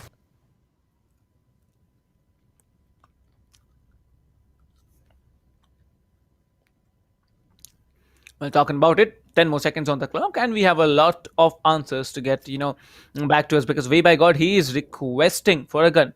The match time has been paused due to some reason, and I believe the teams are going to have some discussions. Well, yeah, it's a tactical break, I think, because you need to have some discussions before you start off with the match. 8-8 on the clock, and you can see now the match timer has been unpaused yet again. Well, 5 more seconds on the clock here. They have frozen for some reason. Way by God has maybe maybe having some glitch here, because I can see he hasn't yet bought a weapon, and his team has the economy to actually gift him a Vandal or a Phantom or a Bulldog or whatever he wants to accept, an operator. So yeah, he might be willing to go for he gets it. Yeah, he gets it. Maybe some glitch, some recent glitch that the game has, but no issues about that. He does get the weapon, and we are going to get started with the 19th round of the game. No, okay, sorry, 17th round of the game. There's it. Come on, guys, start the timer. Yeah, there it is. They have started the timer, and they are looking so confident as to move forward. 8-8 on the clock here. Slowly but sourly, they are gonna come in. They are gonna come in very, very handy. And as it is, 3 seconds again. Pause. What is happening, guys? Hello. What is happening here? 20 seconds pause, 17 seconds pause, 15 seconds pause, 9 seconds pause, 5 seconds pause. Now again on 3 seconds, you are seriously pausing the timers, bro. Like, there's a meme, bro. It's exactly that meme here. But White Shadow Esports, now they have the upper hand here. Well, the positions have been reached, but the Omen will be taking down one, but ZBDF will be trading off another. And there it is, everyone's coming in. Way by God will be taking down two now. Tries to come in. That one way will be absolutely melting 2 players, but now it's a 2 versus 3. The Viper has the ultimate to work with. Now Fuse is left with only 11 HP. And 1 bullet, he's dead. Pushy headshots him. 9-8. Defender side, Cypher 1-way cages. Okay, I didn't know that cage was possible at all, but looks like our Cypher is a god, and he absolutely plays like a god. Takes down the first player, takes down the second, but then he has to switch for the reload, and that's it. He was almost, done here. Well, 8-9, 27 seconds on the clock here. As you can see, again, there's a pause coming in, as I believe team, RADSyndicate, they are going to go on for a eco round. An eco round is important at this point, but an eco round means you're giving away a round, and if you are unable to get the next round as well, you're basically doomed, because White Shadow Esports 1 point lead already on the defender side. They are doing smartly, they're doing it very confidently here. Well, they are trying to go for something that they can work with. Paradox is actually has the Spectre to work with. There's a stinger onto CBTF. The duelists are not playing up to the mark, I'd have to say it this way, but Deox is absolutely a madman. 21 frags for him, 13 deaths only instead of being a killjoy. Jojo, however, you can see the kill distribution on the side of White Shadow Esports is much more even than everyone else. So yeah, that works.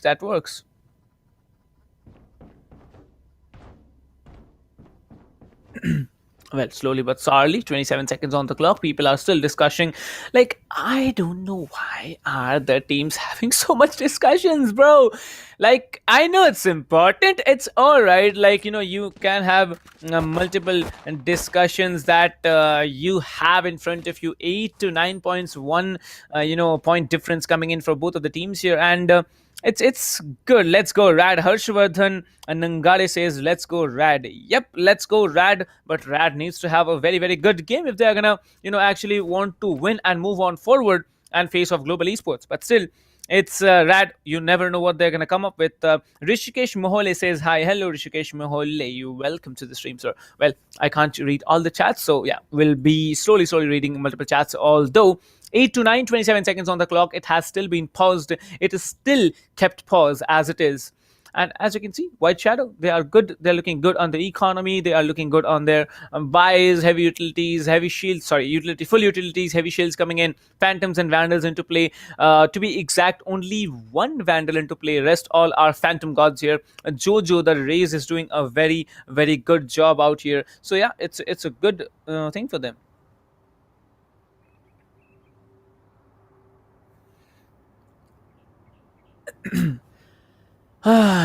Well, I'll just if I were there in such kind of a match, I would have said, guys, what's wrong? Like, so many breaks. I don't think even if I'm losing at 2:13, I need a break. Don't tell this to anyone, but still, yeah, it's a good thing that we have. In competitive games, you can actually pause the matches and move forward and have some discussions if you want to. Those tactical breaks are completely allowed here. That's what the rules say. As you can see, Jojo will be sitting there with 16 frags, doing quite a good job out here. And I'd say Split on a whole, attacking is comparatively easier, but still 2-minute pause timer. Okay. As you can see, the message comes through. There's only 2 minutes for the pause that can be allowed possibly in one game. As you can see, well, Paradox is he's gonna come in. He's gonna tell that this is the issue, blah blah blah blah blah, no issues. Jojo, Dino, Way by God, Gorbits, and Pushi will be coming in. All 5 players are performing to the fullest abilities, and looks like RADSyndicate, they need to perform better. They are on the attacker side. They should have what's it called,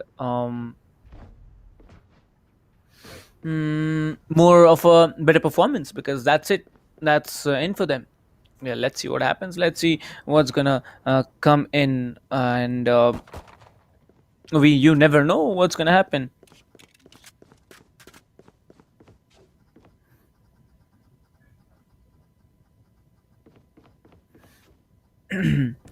Well, still waiting,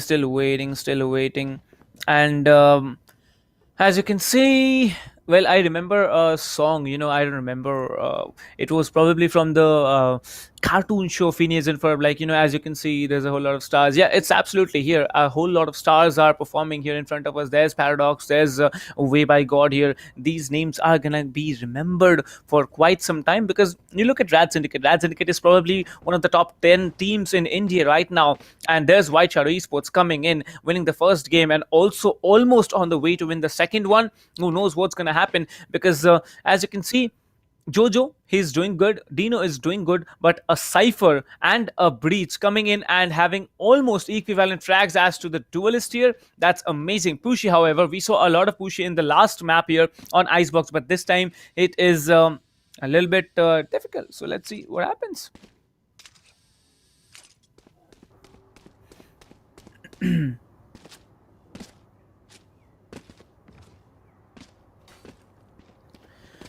All right, 27 seconds. let's see.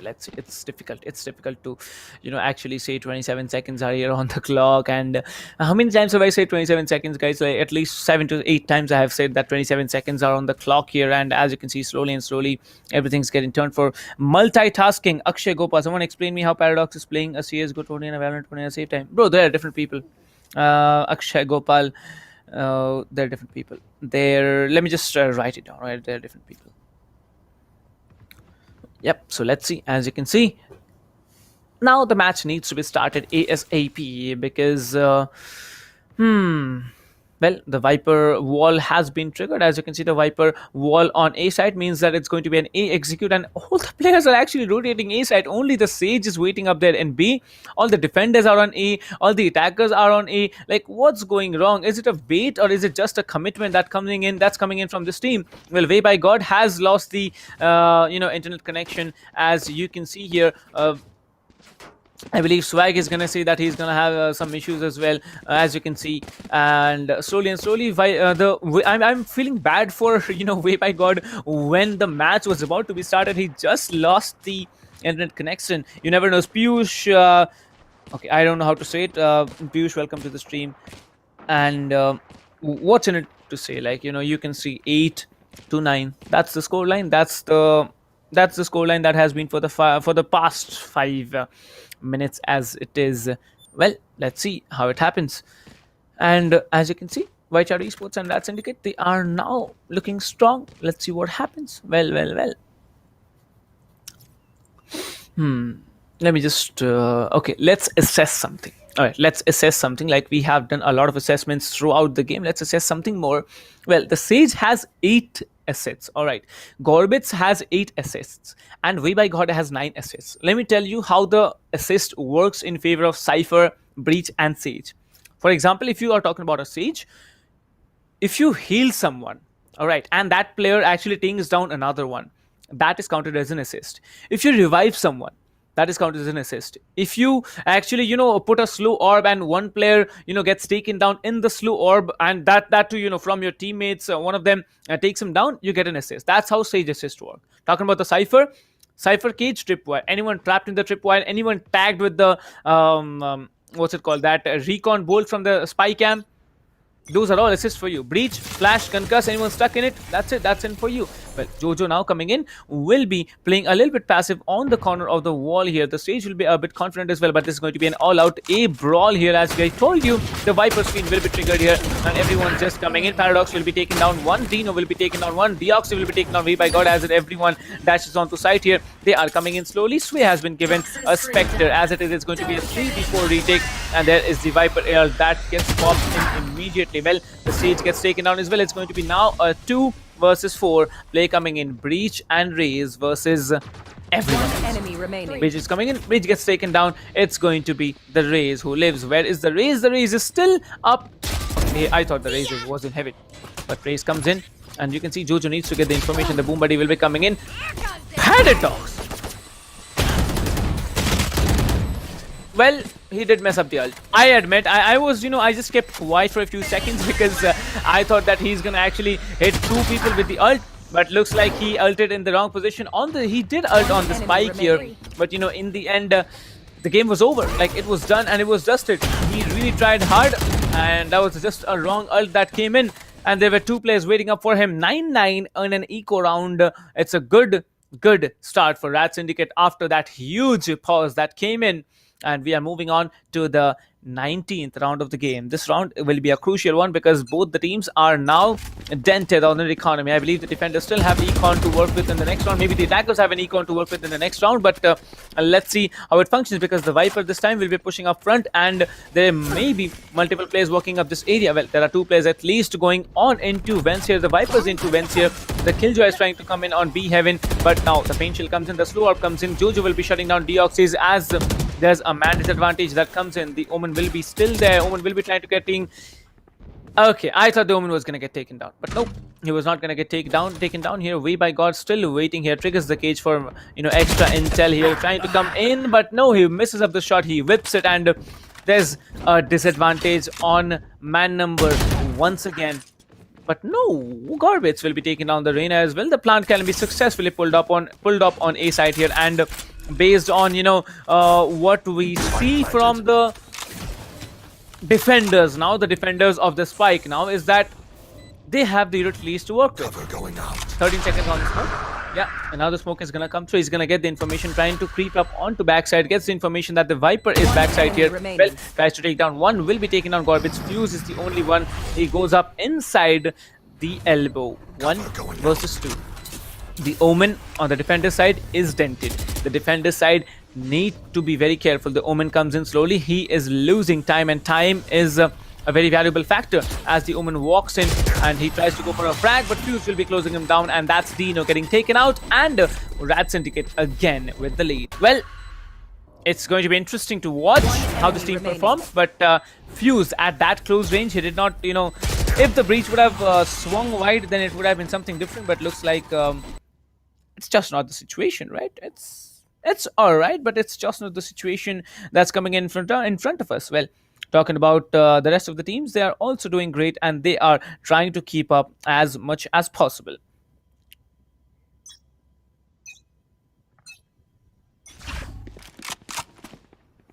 Well, the 28th round into the game, Sway comes in, and Sway will be trying to walk up mid once again.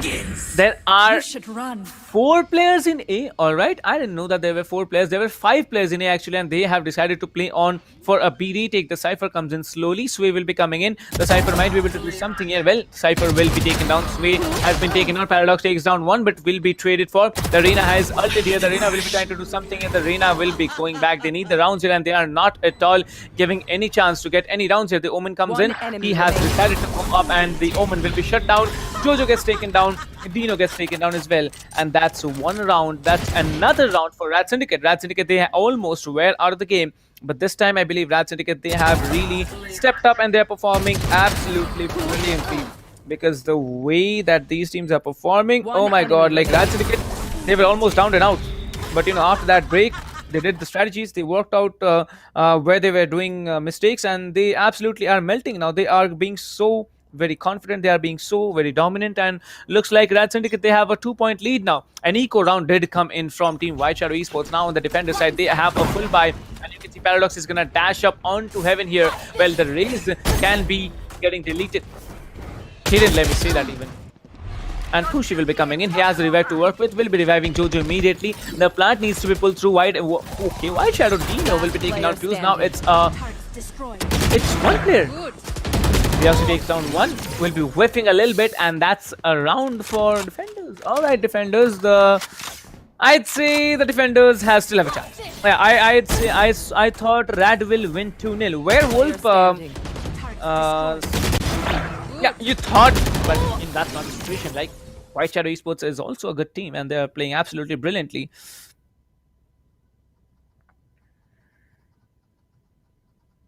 Okay, guys, bear with me. I'm gonna pause a little bit in between. Like, I'm gonna keep up to the pace a little bit as much as possible. When there's a timer pause coming in or whatever, I'm gonna just pause for a couple of seconds to catch my breath.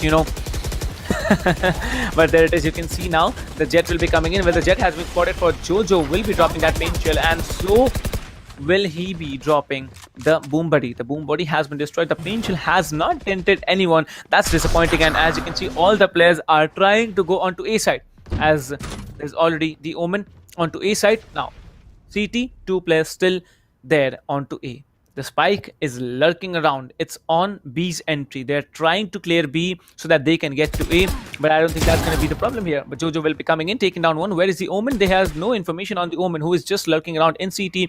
The race is gonna run down. Viper comes in, takes down the breach. Gorbits has been taken down. They can actually go on for an A execute, but I believe the Spike is down in B. Reina and Omen still down here in B. RADSyndicate will be taking out one. Jojo will be taking out another. Now it's a 2v3. It's a 2v2 now. The Viper comes in from Heaven. Can be a very, very bad nail in the coffin for White Shadow Esports. Where is the Viper? ZBDF has no information where the Viper is. Okay, where Viper is on the team here. Both of the players are lurking around in CT. Both of the players have the information to work with. Now they have a chance to plant the spike. They will be planting the spike here, and you can see the poison orb will be giving away a lot of information. Well, the race comes in. The race will be covering the position here. Tries to go on for it. Well, the ult will be triggering one. Dino takes down the trade. He does not trade him, but Jojo The ult and the smoke working out. White Shadow, they equalize the scores. I almost thought Rad is gonna just walk away, match point and win, but since the full buy came in, it's been a different White Shadow Esports. Now, White Shadow need to worry a little bit because the Viper probably has the ultimate to work with. Let me just check on them. Like, let's find out what's happening because all the teams, they're doing good, they're doing strong. Well, let me just tell you, live stream giveaways are still going on, and if you want a chance, if you want a shot at, winning the giveaway, you just need to head over to the description, head over to the ESPL welcome gift giveaway link, and you can make your entries. Well, this time it's going to be an A execute as all the players are coming in, and the breach can be a very, very tricky agent to play on A side now because of the ultimate, which is ready. Well, I can see ultimates ready from the Cypher and the breach on the defender side. However, the attackers, they are falling short here. They need to be careful. Dino playing up in elbow. Now, this is one mistake that, usually many players make. They take pre-peak positions. Like, if you're a god at aiming, it's good. Otherwise, you're not. Godbits now coming in, taking down ZBDF is a very, very important, kill here. The Reina getting taken down is an important frag. Now, talking about the attackers, they have started the rotations. The Viper actually has has been trying to come up from mid, if I'm not mistaken, but the Siege is there to check the corners. Well, there are players, there are multiple players. Well, you can see the Concuss is going to get built up there. The Concuss will be coming in, and the Concuss may be getting done here. You can see the Concuss will be coming in. Yeah, the Concuss comes in. He's going to be just close enough to walk away into a ramps here. Corbett will be taking down Paradoxes. He's going to have taken down another one. It's going to be 2v4 in the making. The Viper coming in from behind. He's behind here. The Raze comes in, shuts him down. Jojo will be coming in front of him and shutting down Sway. Sway, disappointment. Much better Sage than Viper. But still, the Viper does work out on Bind and on Split as well. He's trying really hard here. As we talk about Joe, a 2k for him and match point for team White Shadow Esports. RADSyndicate, they need this round. They need this round at any cost here. And as you can see, 18 seconds on the clock. The match timer has been paused once again. Guys, come on. What strategies are you planning for the final round? Well, I know it's the important round, but so many strategies. Yeah, okay, I'm just gonna catch my breath as you see all the players just doing their jiggly woo, wiggly woo kind of stuff. All right.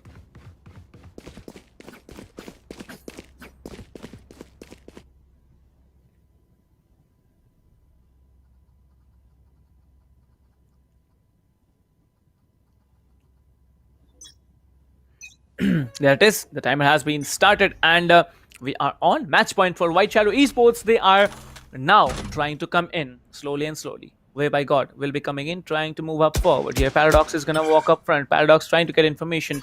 He does take down the tripwire. They found my wire, has been told here. Paradox is going to come in. Paradox might be tagged up here. Well, there it is. Oh my god, Paradox has been absolutely melted in that position. The Breach can actually go for the ult here. And you can see the Breach will be ready to flash out in one position. There's going to be the ult here coming in. Yep, there hits the ult here. One of the players have been dented off onto the left side here. The Viper is still holding out on that corner. They're not going to push. They are smart enough not to push. They have the initial frag. They have what it takes to win the round. They need to win this round at any cost. Otherwise, it's going to be an overtime. They need to win 2 rounds after that. 1 in attack and 1 in defense at succession.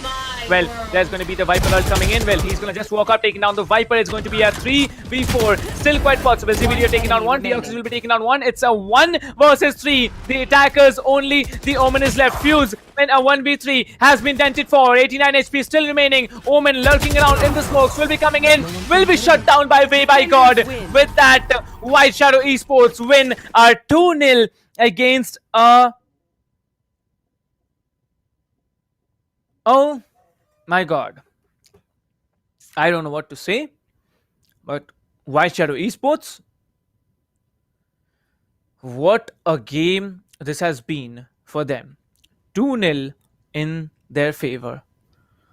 Like, we all know Rad is a team on a different level. But when it comes to White Shadow Esports, they actually showed us what they're capable of. Ladies and gentlemen, a team out of nowhere stepping in, taking down the big boys. Like, I don't know how to tell it out to you, but that's it. White Shadow Esports now coming in. Victory in their hands.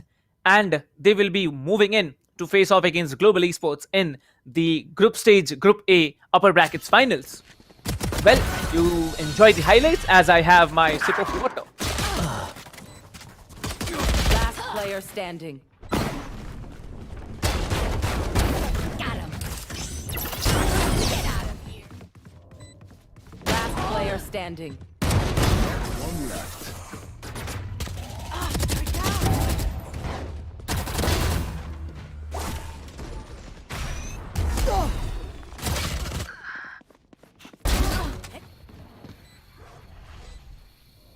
One enemy remaining.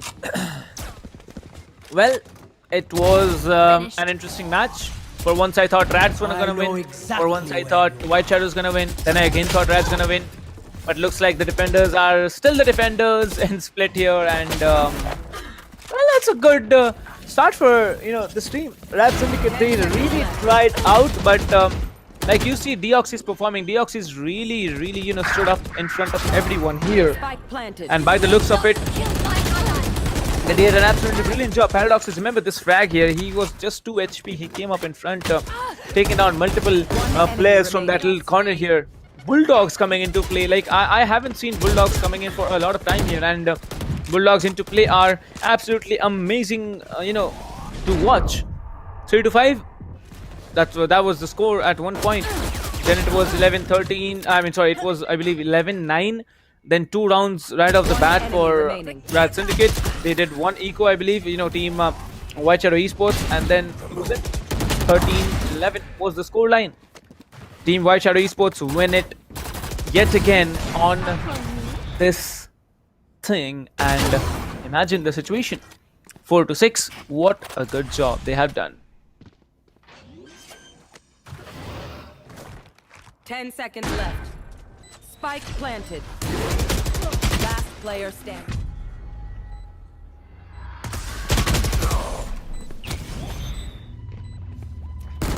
Fire in the hole! Toxins. Last player standing.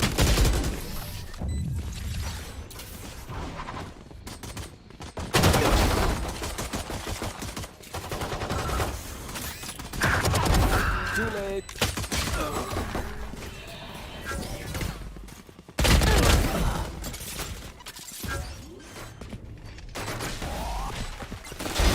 Return to dust. Last player. Well, just enjoy the place, ladies and gentlemen, as I'm gonna keep a little bit, quiet just a little bit longer. Let me just catch my breath, and you can see it was an interesting match, right, guys? Because the way that this team played, RADSyndicate, for once I thought that they were gonna come in and just perform, go, and there's no stopping them. But then there is White Shadow Esports, who not only took down RADSyndicate once, but twice. Imagine this play, like the Cypher, way by God, the one-way cage actually played it out. Fuse, if not for Fuse, then this round would have also gone for the defending team, but... One enemy remaining.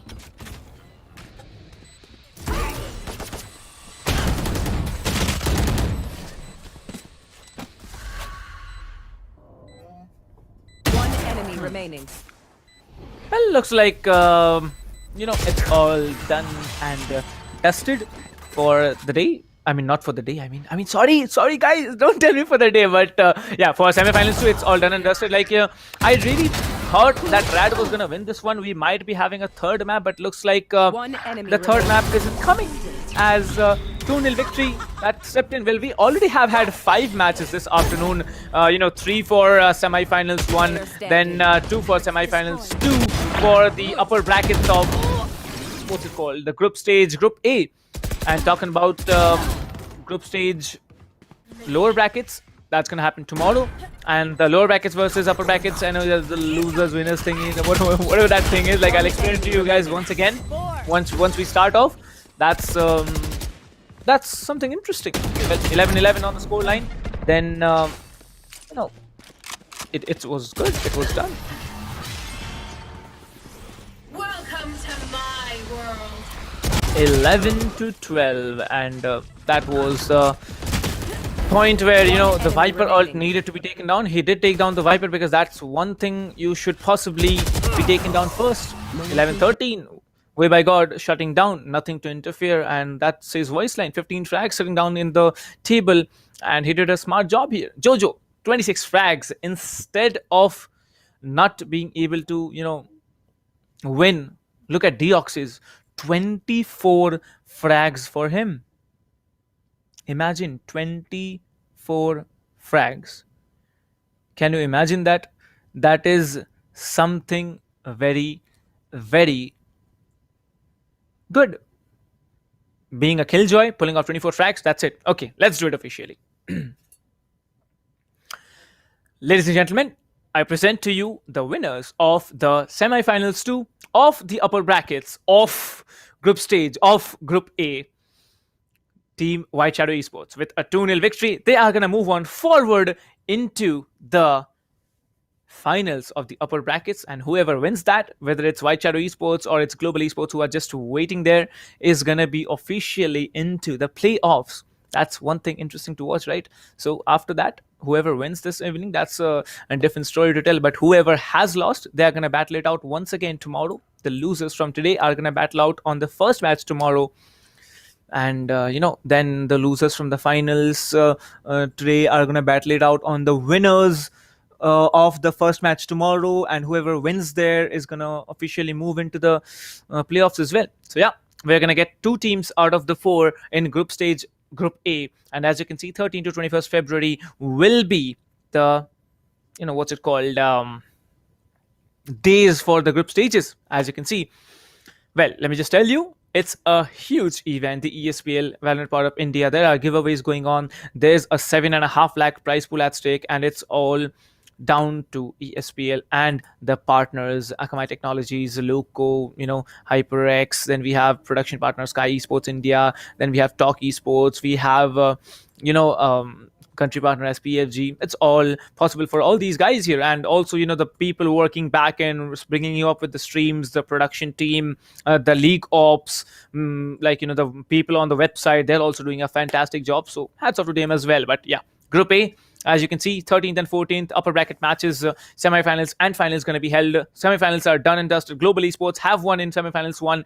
Team White Shadow Esports have won in semi-finals 2. Moving on to the finals, we are going to have it in a little while later, 12 to 10 p.m. Like, imagine, I think we sat down here at 11:15, I recall, you know, besides the audio checks and all, and it's going on. It'll go on to the 10 p.m. So yeah, stay tuned, ladies and gentlemen. It's a long day ahead, and we are definitely gonna, you know, give away a lot of stuff. We are gonna announce the winners of the giveaways for the qualifiers, like the people who registered and played. We are gonna announce it later this evening in the stream. So stay tuned for that. You need to send your details over to ESPL Official on Instagram if you have won it. But yes, it's definitely, you know, worth it. Like, if you have played, if you have registered, if you are not unlucky like I am, then you should definitely, you know, head over and check it out. Who knows, you might have even won the grand prize here. But yes, it's not over. The live stream giveaways are still on. Just head over to the description of the stream and you can register for the giveaways. Talking about Global Esports versus INGLU.XFT. Global Esports had won and have moved up into the finals, which are going to be held later this evening. RADSyndicate versus White Shadow Esports. They have fought it out in a 2-0 situation, and White Shadow Esports will be fighting out against Global Esports in the later stage of this evening. Well, talking about both of the teams, Global Esports on a different level.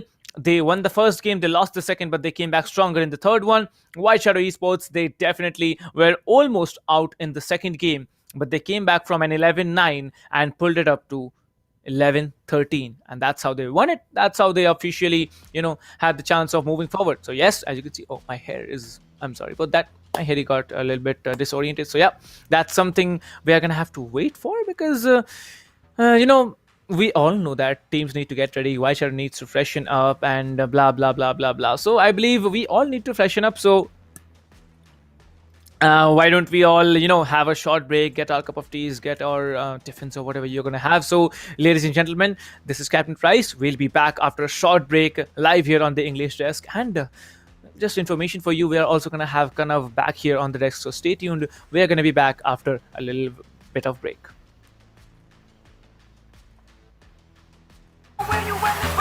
Let's go. Yeah, let's go. Let's up. One time, go get it. It's yours. Let's shine. Come on. Yeah, let's go. Raise up. That's right. Ride with it. It's yours. Let's shine. Come on. With each day we wake up, we get stronger and stronger.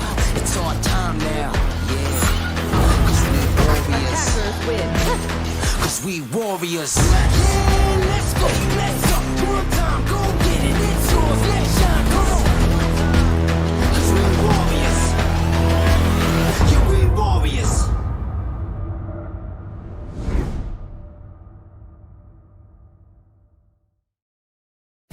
Valorant Agents of India. Are you ready? The ESPL Valorant PowerUp Series is a tournament open to players of all skill levels. Whether you are an agent with competitive experience or not, this series is meant for you to test your skills and have fun. Agents will battle for a total prize pool of 7.5 lakhs and the title of Series 1 champions. It's time to power up. Let's break down the tournament format. At the beginning of the tournament, there will be 4 open qualifiers. In the qualifying rounds, players will go through a best-of-1 single elimination, battling their way up the ranks. Those ranked top 16 onwards of the qualifiers will face single elimination in a best-of-3 match. The top 4 teams from each qualifier will earn a spot in the group stage, resulting in a total of 16 teams. These teams will then be split into 4 groups, with 4 teams per group. Teams will then compete in a GSL format, where 2 opening matches are played. The winners will then battle in the winner's match, which will determine who tops the group. The losers will battle for survival. The victor of this match will then battle the loser from the winner's match to determine who progresses further in the tournament. The 2 teams from each group move on to the playoffs, where 8 teams will compete via sudden death, single elimination, and a best-of-3. The quarterfinals and semifinals will be an exhilarating battle of skills, wits, and strategy to win through a best-of-3 elimination process. And finally, we reach the grand finals, where our final top 2 teams of the series will battle for glory through a best-of-5 elimination. Valorant Agents of India, will you and your team be the one that reigns supreme? It's time to power up.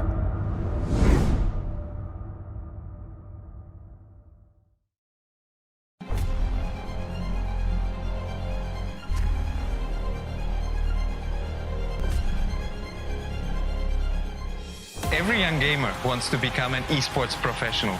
We make it happen. You just keep on winning.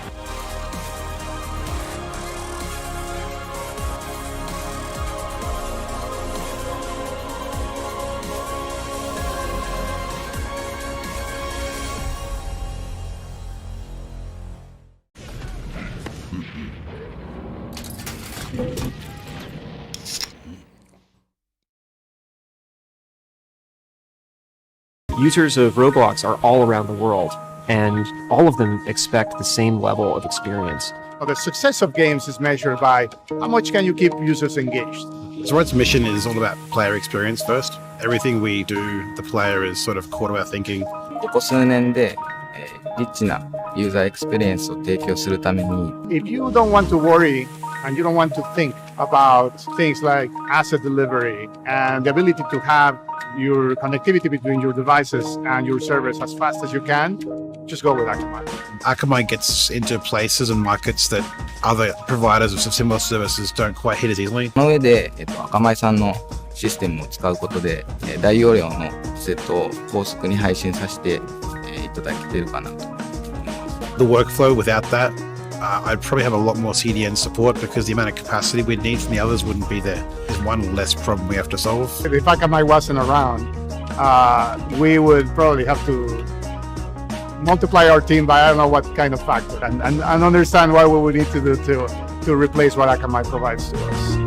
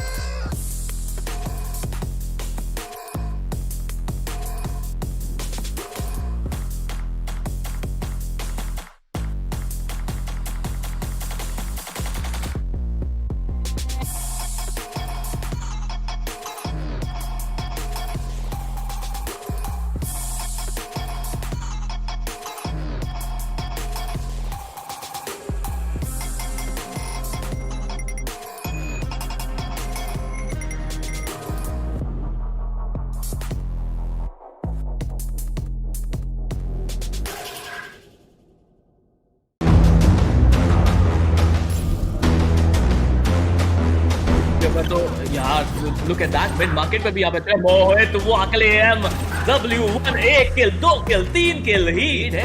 But I think can he do it? Can he get the ace? Can he manage to kill this? Yes, he can. मोहित वो अकेले lighting पास को down करते हुए double trade का scenario यहाँ पर बनता हुआ, ट्रिपल ट्रेड का सिनेरियो बनता हुआ, स्किल्स स्कारबोर्ड को एलिमिनेट करते हुए 1v2 की सिचुएशन है. Fake defuse, fake it till you make it and he can make it. Yes he can. निकाल क्या मेरे ख्याल से ये एसके रोती का जलवा वहां पे देखिए. He shot 2 people down through the smoke. This guy is insane.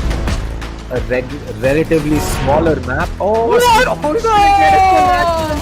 he's going to get a collateral. That shot. यहाँ पर इधर किलो पे ट्रेड निकालते हुए एक प्लेयर बचा हुआ है यहाँ पर 1v2 फ्री शॉट. ये बहुत शानदार डबल निकालते हैं यहाँ पर डीएन किंग क्लच के बहुत करीब है यहाँ पर. He's going to dig and get that ace. What a round.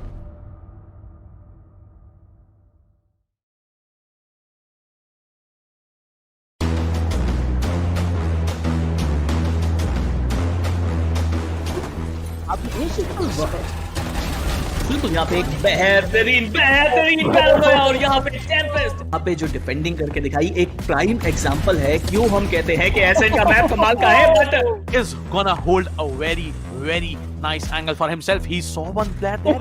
Oh my god. Who's gonna knife him? Yes, he's gonna knife him. No, wait a minute. Other player that's gonna be Thanos, who was about to use the showstopper. It's a 3v3 situation. No! Take one down, and it's the last one standing. इनके पास double satchel boost जरूर रहेगा. क्या वो use करना चाहेंगे वही एक बड़ी बात है. सेज काफी डिस्टेंस से आ रहे हैं लेकिन कोई गलती नहीं होगी. दो प्लेयर को टेक डाउन किया जाएगा. तीसरा प्लेयर भी यहाँ पे आके आता हुआ बहुत ही शानदार तरीके से टेक डाउन किया जाएगा. And that's gonna be I am the hunter. That's gonna be Hunter's durability. Shannon gets taken down. Oh my god. And look at that ultimate.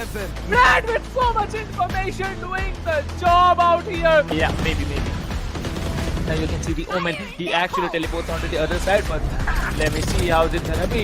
The Brimstone is caught off guard, goes for the reload. Rina needs to come up front. That's a beautiful heading. That's a double heading coming in, but now he comes up strong. 3k already. This might be another round in the hands of the defense, and a 4k for Akku.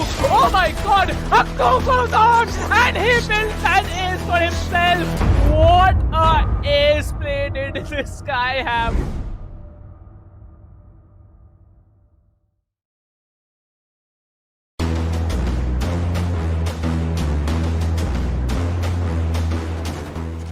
गुलाबी के लिए अगर देखा जाए तो hold करते हुए yellow पंडर्स के पीछे उनके लिए बैक टू बैक. यार ये काफी शानदार. आई गेस क्या बहुत चीज है तो ये थोड़ा सोच समझ के आपको ऑपर्चुनिटीज का इस्तेमाल करना पड़ेगा. अगर आप कॉन्फिडेंट हो तभी आप कीजिए. लेकिन यहाँ पर जो लोग अकेले कर पाएंगे विद दैट 700 HP और मुझे लग रहा है सिर्फ ये चीज होना ही था. Get this spike or get the spike diffused and get those kills. He is being pushed from two sides. He will spot the Omen, get that kill. The recon dart is going to get taken out. 3 bullets goes in for that reload. 25 in the mag. He'll connect that headshot.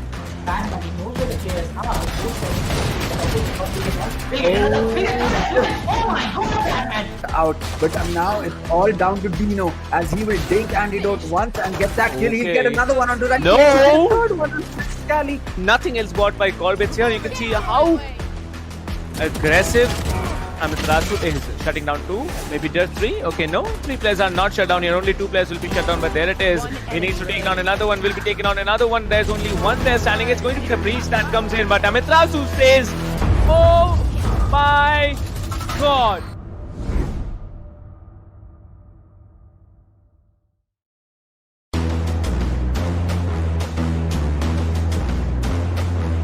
You will get the kill as well. Pasha Sahil यहाँ पे एक अच्छा किल निकालता है खोली के ऊपर. आगे जाने की कोशिश है. एक चीज मुझे अच्छी लग रही है ये देख के कि फैंग्स भी यहाँ पे एक साथ खड़े हैं.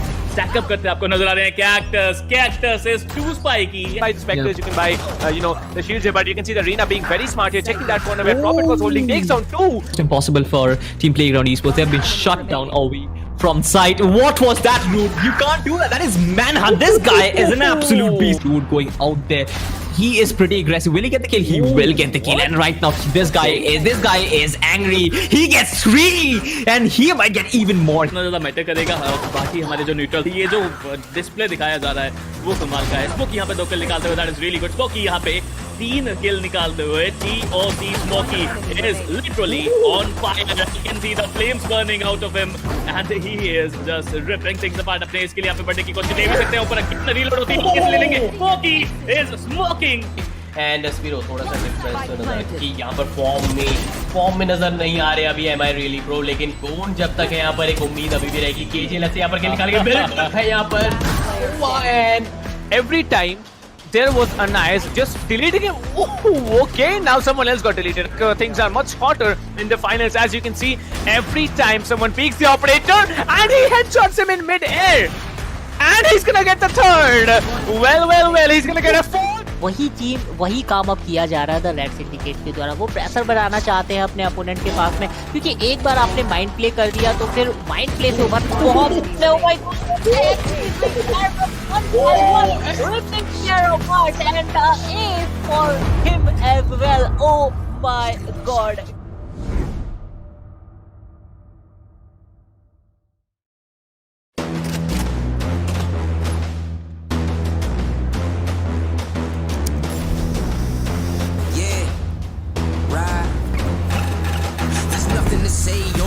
nothing to say. I ain't have words, I erupted in thunder and rain. If your man's strong, then why call me running away? It's just a game, but nobody coming to play. I bless. Rise up though, all my people where you at, rise up though. Let's go, yeah, let's go, let's up, one time, go get it, it's yours, let's shine, come on, yeah, let's go, raise up, that's right, go with it, it's yours, let's shine, come on. With each day we wake up, we get stronger and stronger. It's our time now, yeah. Cause we warriors. Cause we warriors. Yeah, let's go, let's up, one time, go get it, it's yours, let's shine, come on. Cause we warriors. Yeah, we warriors.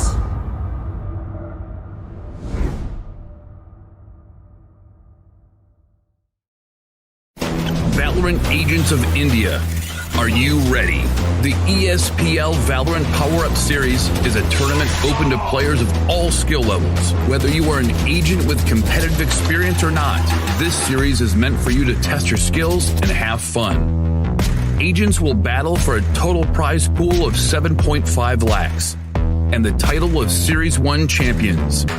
It's time to power up. Let's break down the tournament format. At the beginning of the tournament, there will be 4 open qualifiers. In the qualifying rounds, players will go through a best-of-1 single elimination, battling their way up the ranks. Those ranked top 16 onwards of the qualifiers will face single elimination in a best-of-3 match. The top 4 teams from each qualifier will earn a spot in the group stage, resulting in a total of 16 teams. These teams will then be split into 4 groups, with 4 teams per group. Teams will then compete in a GSL format, where 2 opening matches are played. The winners will then battle in the winner's match, which will determine who tops the group. The losers will battle for survival. The victor of this match will then battle the loser from the winner's match to determine who progresses further in the tournament.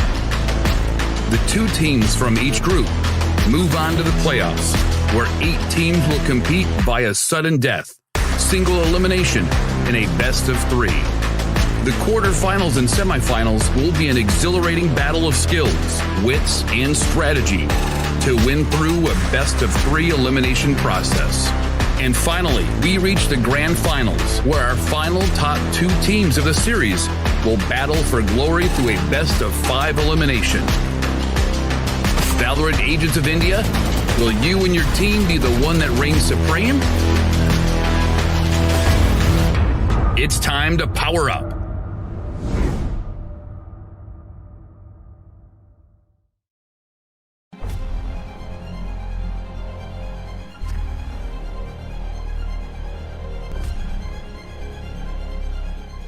Every young gamer wants to become an esports professional. We make it happen. You just keep on winning.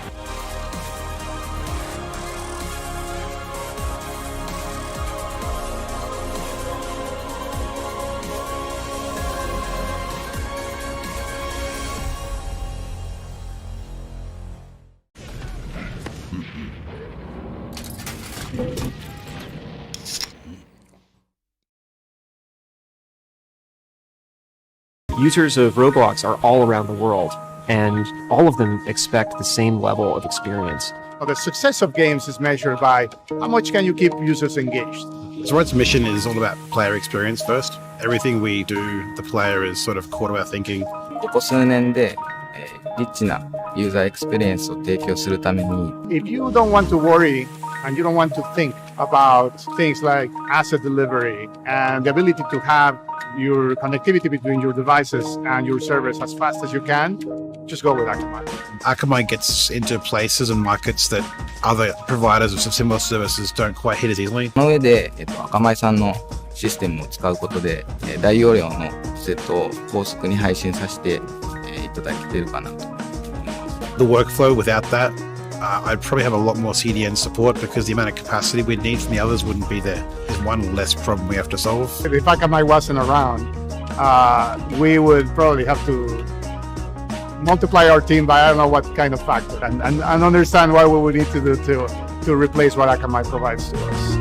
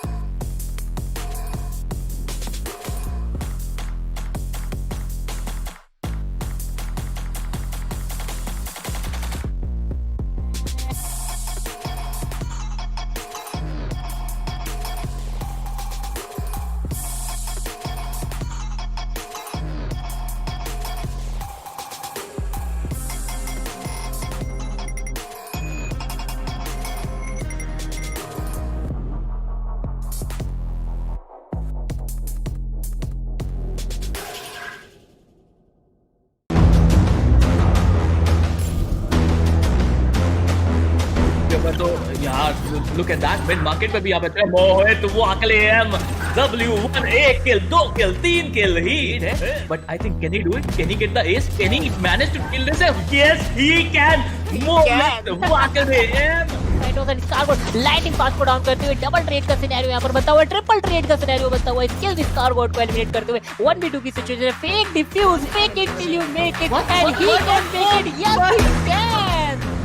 निकाल दिया मेरे ख्याल से. और ये SK रोती का जलवा वहां पे देखिए. He shot 2 people down through the smoke. This guy is insane. A relatively smaller map. Oh, he's going to get a collateral. That shot. यहाँ पर इधर की ट्रेड निकालते हुए एक प्लेयर बचा हुआ है यहाँ पर 1v2 फ्री शॉट ये बहुत शानदार डबल निकाल दो यहाँ पर डीएम किंग क्लच के बहुत करीब है यहाँ पर. He's going to dig and get that ace. What a round.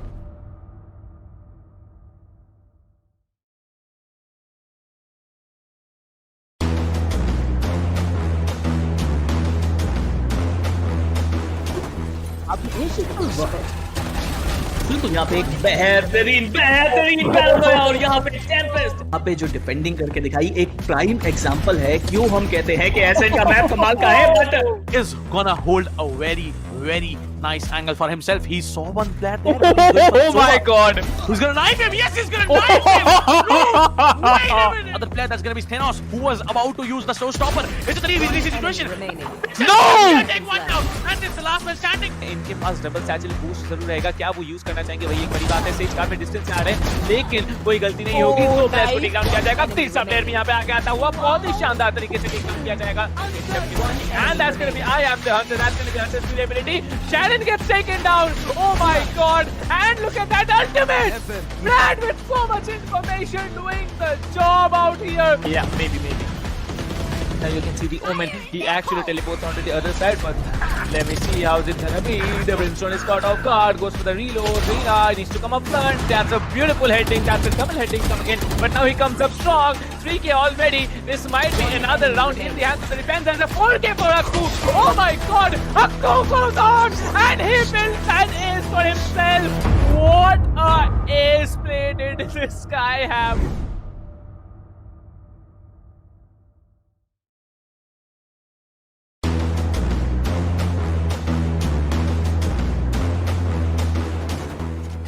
अभी के लिए अगर देखा जाए तो होल्ड करते हुए येलो कंडर्स के पीछे उनके लिए back to back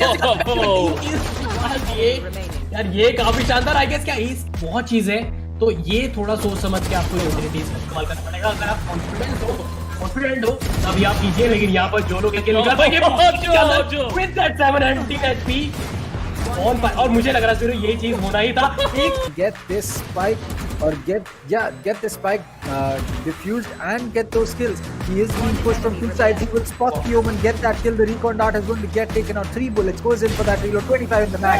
He connect that headshot.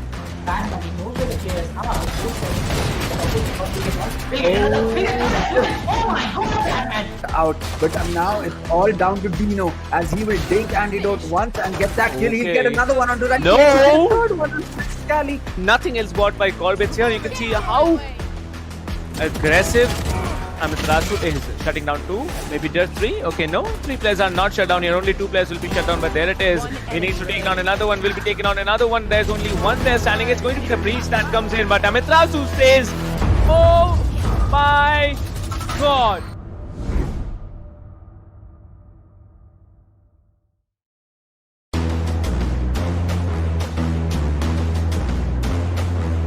You will get the kill as well. Pasha Sahil यहाँ पे एक अच्छा किल निकालता है खोली के ऊपर आगे जाने की कोशिश है. एक चीज मुझे अच्छी लग रही है ये देख के कि फैंस भी यहाँ पे एक साथ खड़े हैं, स्टैक अप करते आपको नजर आ रहे हैं. Cactus is too spiky. By the specters you can buy the shields here, but you can see the arena being very smart here, checking that corner where Prophet was holding, takes down 2. It's impossible for Team Playground Esports. They have been shut down all week from sight. What was that, dude? You can't do that. That is manhunt. This guy is an absolute beast, dude. Going out there. He is pretty aggressive. Will he get the kill? He will get the kill. And right now, this guy is angry. He gets 3, and he might get even more. इतना ज़्यादा matter करेगा. बाकी हमारे जो neutral ये जो display दिखाया जा रहा है वो कमाल का है. स्मोकी यहाँ पे 2 किल निकालते हुए, that is really good. Smoky यहाँ पे 3 किल निकालते हुए. TOC Smokey is literally on fire. You can see the flames burning out of him, and he is just ripping things apart. अपने इसके लिए यहाँ पे बढ़ने की कोशिश नहीं भी सकते हैं. ऊपर कितना रीलोड होती है किस ले लेंगे. Smokey is smoking. And Spiro थोड़ा सा डिफरेंस नजर कि यहाँ पर फॉर्म में नजर नहीं आ रहे अभी एम आई रियली प्रो, लेकिन कौन जब तक है यहाँ पर एक उम्मीद अभी भी रहेगी. केजीएल से यहाँ पर खेल निकाल के है यहाँ पर and Every time there was a nice just deleting him. Oh, okay, now someone else got deleted. Things are much hotter in the finals, as you can see. Every time someone peeks the operator and he headshots him in mid-air, and he's gonna get the third. Well, he's gonna get a 4. वही काम अब किया जा रहा है the red syndicate के द्वारा. वो प्रेशर बनाना चाहते हैं अपने अपोनेंट के पास में, क्योंकि एक बार आपने माइंड प्ले कर दिया तो फिर माइंड प्ले से उभर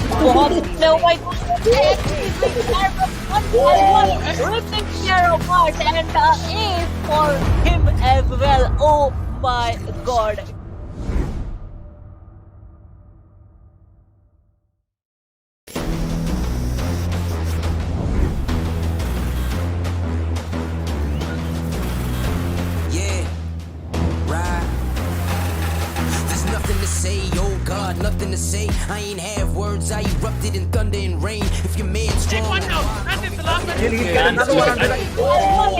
And he can make it.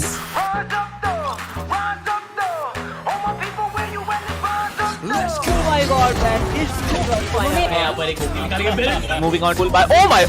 What? Let's go. Raise up. That's right. Roll with it. It's yours. Let's shine. Come on. Goes in for that knife.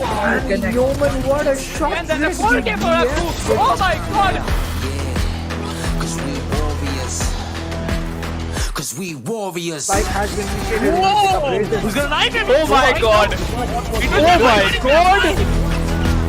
Cause we warriors. Yeah, we warriors.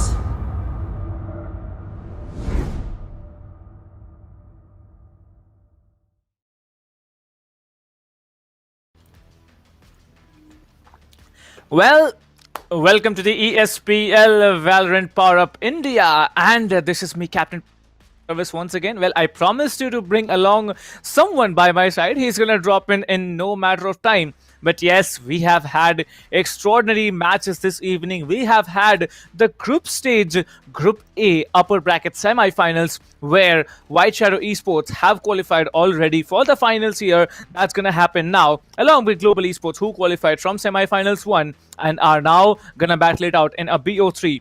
Whoever wins is going to move on forward into the playoffs. Whoever loses have to play one more BO3 tomorrow, but we are going to come back to that later on. Well, obviously, we have a lot of partners with us. We have broadcasting partners LOCO, we have tech partner Akamai Technologies, we have the Peripheral partner as HyperX, country partner PFG Esports, media partner TalkEsport, and production partner none other than SkyEsports India. 7.5 lakhs at stake, ladies and gentlemen. 7.5 lakhs. A dream to become the champions of the ESPL Valorant PowerUp India. And talking about the break of the prize pool, 4 lakhs for the first place. Second place gets a handy amount of 2 lakh rupees Indian national currency. Definitely that has to be followed there. 75,000 each for third and fourth places. Well, we have had a lot of work, in the previous 2 games, so I expect no less competition in the upcoming game as well. Well, everyone who has turned up for the finals, thank you so much for tuning in and joining to the stream. If you haven't yet, liked the stream wherever you're watching, if you haven't yet followed or subscribed to wherever you're watching, just do that, because we have surprises for you all throughout the entire tournament. For the viewers, yes, I'm talking to you guys, I'm talking about you guys. You guys have a chance of winning something. But before that, let me tell you, today is the 13th. We have already started off with the group stages, and we are going to continue with the group stages till the 21st of February 2021. So yeah, it's a 8-day long spree with, I believe, 1 day of break in between. So that's something different, and we are going to see it through entirely. Like, I'm gonna be there, and there's of course Dr. Dan gonna be there. Maybe someone else pops up.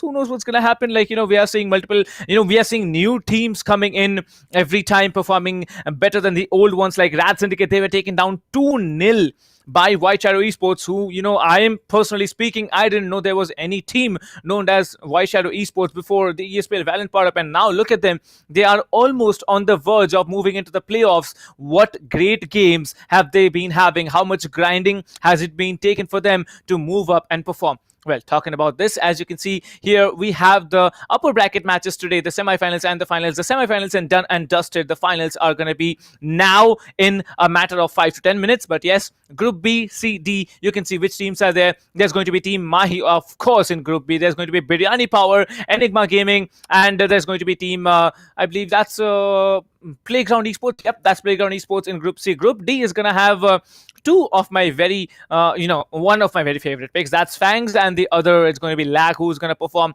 in Group B. Who knows what's going to happen? Kujvi is also there. That's also a very, very strong team. Team Tamilas, Godlike, XTZ. There are, so many teams that are in front of us. Who knows what's going to happen? Who knows who's going to move on forward?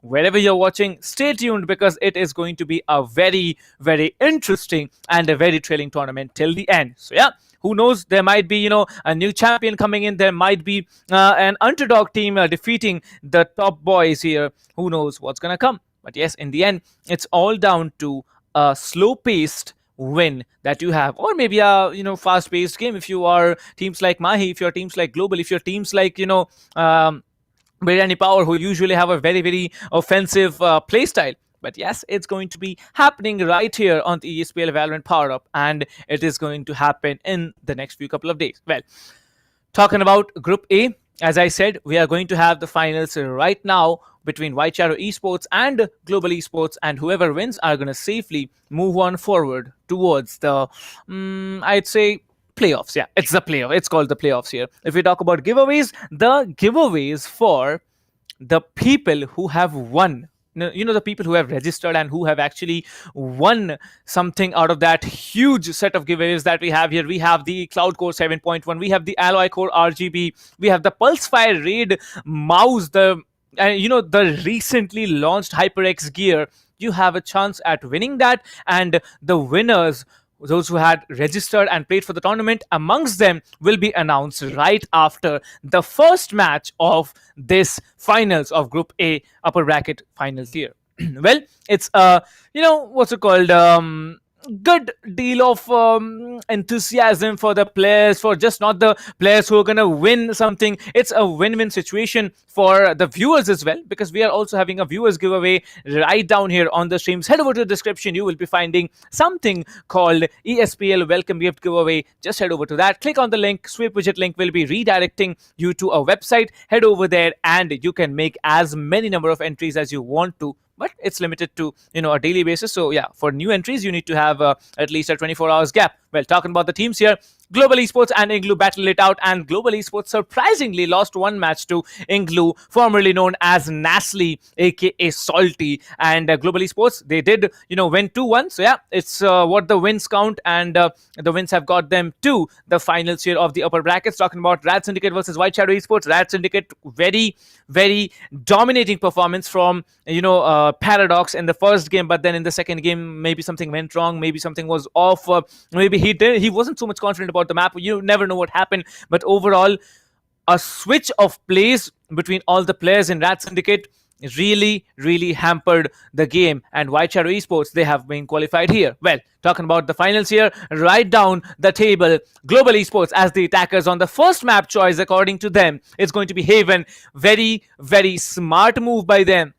Global Esports have decided to go for Haven because that is the map that they actually won against the other team out here. That was team NaCly, or it's INGLU right now. All right, and talking about team White Shadow Esports, they have decided to take Global to Bind. Now we all know that around 3 to 4 hours ago, Bind was not the god factor for team Global. And that's exactly why White Shadow wants to take Global to Bind, where they are starting as the attackers. White Shadow Esports starting on the attackers. If they pull off 6 rounds, defense is going to be nothing for them. And one more thing, we also saw a very very dominating play on Icebox here, where White Shadow Esports was the victors in the previous semi-finals we just saw. So yeah, the third map that decided, it is going to be Icebox. Banned by Global Esports is going to be split. Yeah, they don't want to play it, right? All right, and White Shadow have been banning Ascent all through the day. So yeah, that's it. Haven, Bind and Icebox. The first map is going to be Haven, Global Esports choice, where they start off on the attacker side. I'm impressed to see that the teams have taken so much knowledge and decided to go on with a veto. But let's see what gets done. Well, okay.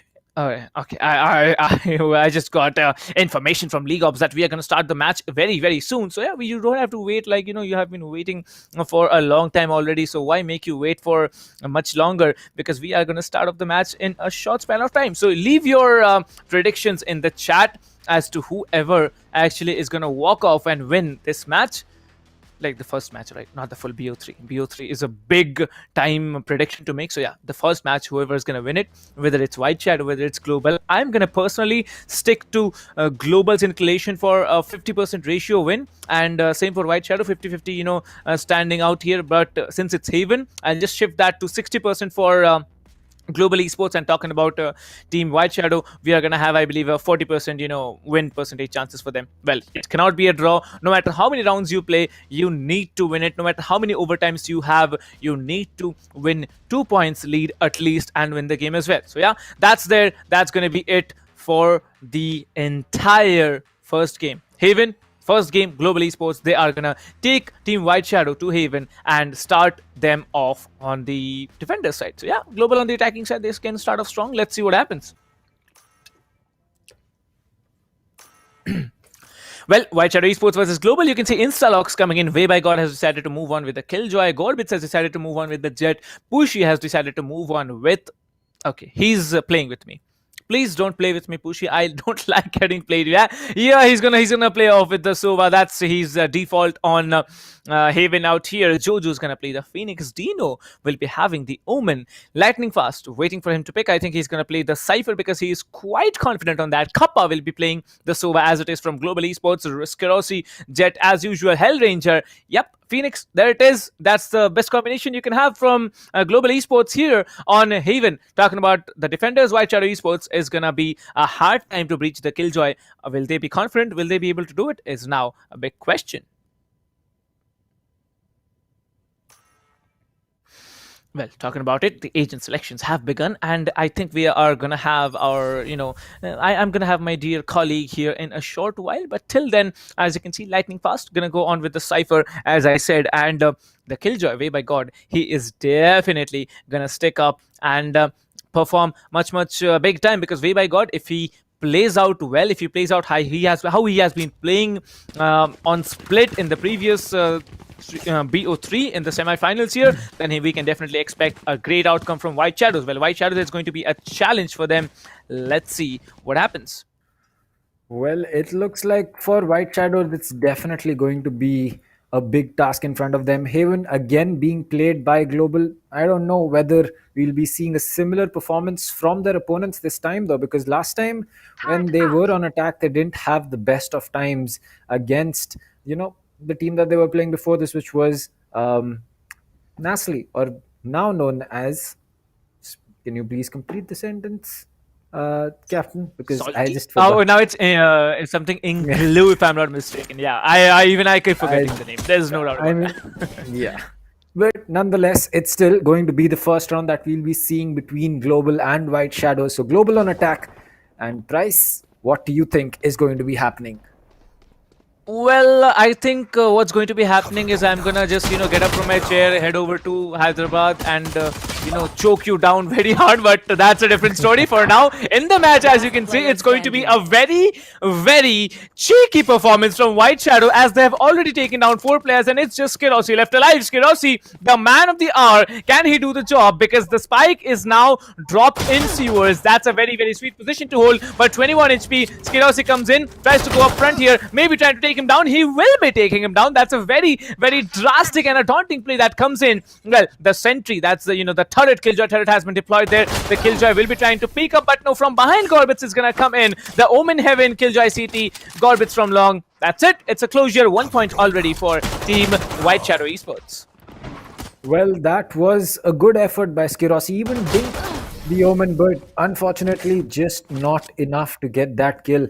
I mean, he was very low on HP as well, so you can't really blame the man for trying, but it's White Shadows who are going to be having the upper hand, and Global going in for another forced buy. The last time they tried this on Haven again, it did not work out very well for them, so fingers crossed. This time they know what is happening, but Gorbitz with that judge, that's going to be a very daunting weapon to take on, because these 3 players pushing into garage, they might just have to deal with the jet.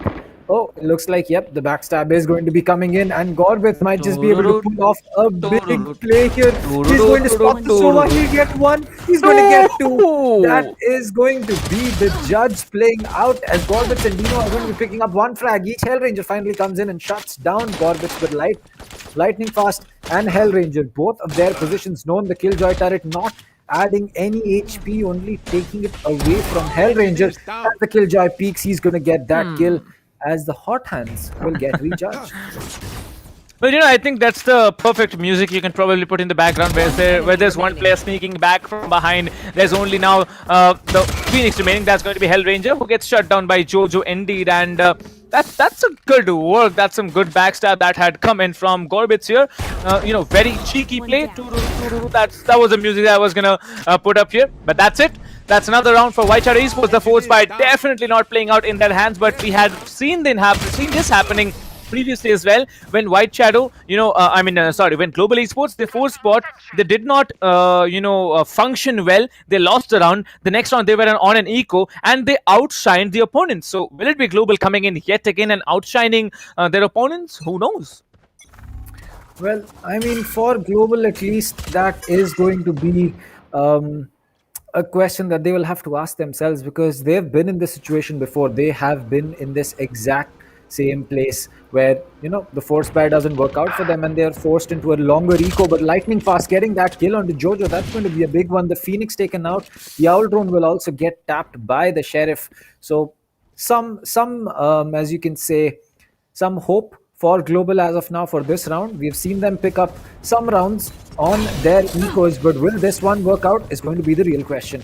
As the Phoenix is going to be pushing in, it's going to be the Jet taken out. That is not the range at which a Bucky is going to be useful, but skills, he's going to dink twice, and there you go, he's going to get that kill. Pushy with 2 with that Spectre, he's going to go in for that reload, but Rossi is going to be coming in, he'll get that kill, no problems, but skills in the middle of a teleport will get spotted by Dino, who is also on the Omen, as the spike will get initiated any second now. Lightning Fast and Skirossi have to face up with Dino. Dino.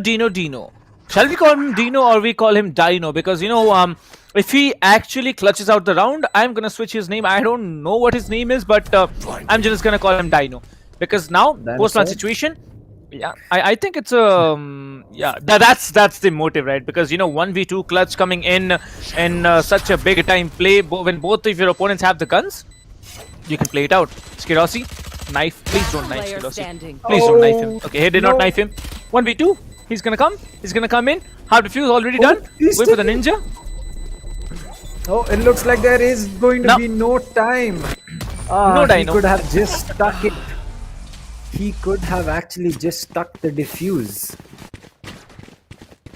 I mean, okay, neither of the players knew what was happening, because we could see both of their positions very clearly, but the same can't be said for both of them. Unfortunately, Dino just about not, ready to go in for that full defuse, but I feel that he could have stuck that one. Well, not ready for a name change if you consider my verdict here. But yeah, way by God, I'm really looking forward to his performance, because I believe he's the only player who didn't, clutch out over and over and over again. Because this time, Global Esports versus White Shadow. Now, Global Esports have a round, and both the teams have decided to go for a full buy here. Global Esports is rushing onto side. They are trying to come up strong, and they are trying to get all the information. Pushy will be getting the information, but this time, all the players are stacking up A. 3 players are at least stacking up A. I think there is already, a flank coming in from Ceylon, as the Omen is sitting there inside Cubby. Kappa trying to catch off one player at least. Now, I'm not very confident with the Phantom, but these players looks like they are much more Phantom loving than Vandals, because you can actually do a little bit of a run and gun still even after the recent nerf here. Well, the Omen's smoke has been spotted. Now they know that there is at least one player in Ceylon. El Ranger is here. Now the Phoenixes are battling it out here. Well, he's gonna be sent back as he comes in. The defending Phoenix is gonna come in, and he's gonna get back to his position. Well, now once and for all, Global Esports, they have come up here. Where is the Omen? The Omen is Ceylon. He can actually go for a refrag here, but he's gonna get shut down. Kappa getting one, Lightning Class getting one, and this is going to be a 3 versus 5 retake. Well, a 3v5 retake is not going to be easy exactly on Ceylon, because I believe the plant is for a long diffuse as well. Yep, there you go. The plant is out in the open, so anyone on C-Long is going to be able to stop that. As one player inside, Garage will get spotted, Pushy will get one, but Gorbit's got traded out. Skirossi is going to get Jojo, and he will get the third one as well for himself. There you go, the singularity animation. Well, it looks like the Glitch Pop 2.0 is the one that people are going to be preferring, because first the Prime Vandal was picked up and then the Glitch Pop. So I don't know about you, but I like the way that the Glitch Pop looks. I like the look, but I think the motion while firing, like the entire barrel actually, shifts back and forth when you're fighting with the Glitch Pop 2.0 Vandal. And that's completely amazing. Not just the Vandal, like all the Glitch Pop 2.0 weapons. Well, now we are into an eco round for the defenders. As you can see, the ultimate from Gorbitz has been popped up. Global Esports giving a very hard fight to White Shadow, not giving them a full run here. And like I said, they do perform out on the eco rounds, and they are absolutely doing that. Well, that is true. As the Phoenix comes in, he will run to his death. As Jojo thought that he could catch the Sova off guard, but trust me, that is not something that he would have wanted to see. Skills as well, or rather, was it a Hellranger? Was it? No, it was Skills and Skirossi staring down with oh, there you go, it was Hellranger. Well, there you go, Hellranger is going to pick up another one, as that will make them have a 2-man advantage now. And there you go, the B plant has been established. The Omen is going to teleport out of the position that he planted in. The recon that coming in, Skirossi's position not known, and what a clean shot coming in with that vandal. There is one more player, his position called out, and what a tap coming in from Gorbit. It's going to be down to the Sova. He will get that kill, but Hellranger is right next to him. And again, Global just playing that crossfire game so well that it's almost impossible to get any kind of 1v1 battle with them. Well, I guess that's Global for you. Already 1 point lead shining up on their scoreboard here. 3-2, 1 point lead for Global Esports, and they're doing pretty good as they have buys, not just for one round, I'd say for the next 2 rounds as well. That's what their economy tells me. But now it's a full buy coming in for White Shadow. White Shadow, they have also gone for, multiple ecos back in split when we were facing off against team... okay, which team it was? I forgot. Whatever it is, RADSyndicate, yeah. So RADSyndicate, they were actually, playing out well. But this time, you can see Gorbits has actually decided to move on with an operator by 7 frags already for him. Hellranger standing down with 6 here, along with Kerossi. It's going to be a competition for the MVP as well. You can see both the Jet and Phoenixes are topping the leaderboards from both the teams. And as you can see, the timer has been paused. Well, guys, seriously, you still need break, because we don't need breaks here. We are sitting here from, I don't know when, but still, okay, it doesn't matter. But still, White Shadow, they have a very, very, difficult way of approach when they are on the attacking side, and it's usually not possible to stop them on the attacking side. But defense looks like Team Global Esports, they have done the homework on Haven already, and now they're functioning. Starting from the eco round, they have taken 3 rounds straight down the line, and now they are also at a 1 point advantage. That is true. I think that for White Shadow, they need to really think about that op buy. There is still some time for you to sell that op Gorbits and choose a different line, because it's one thing to choose that operator, it's another thing to make it work. And I'm not saying that Gorbits can't make it work. I'm just saying that if it doesn't work, that's a very, very big risk that you will be taking for your team. Not to mention that you will probably end up giving that op in the other team as well. And Skirossi is going to do the same thing, a full shield and an operator, while Gorbits, he's going to be a kind of a glass cannon, no shield for him. So it's a dangerous game that they are playing. But it looks like, irrespective of the fact that there's no shield, Gorbits is going to roll with that. He has no ultimate to fall back to. So let's hope that he is going to be having, a decent enough crossfires around him, because a classic and a operator, not really the weapon choice that you would want to roll with if gunfights get a little closer than what you anticipate.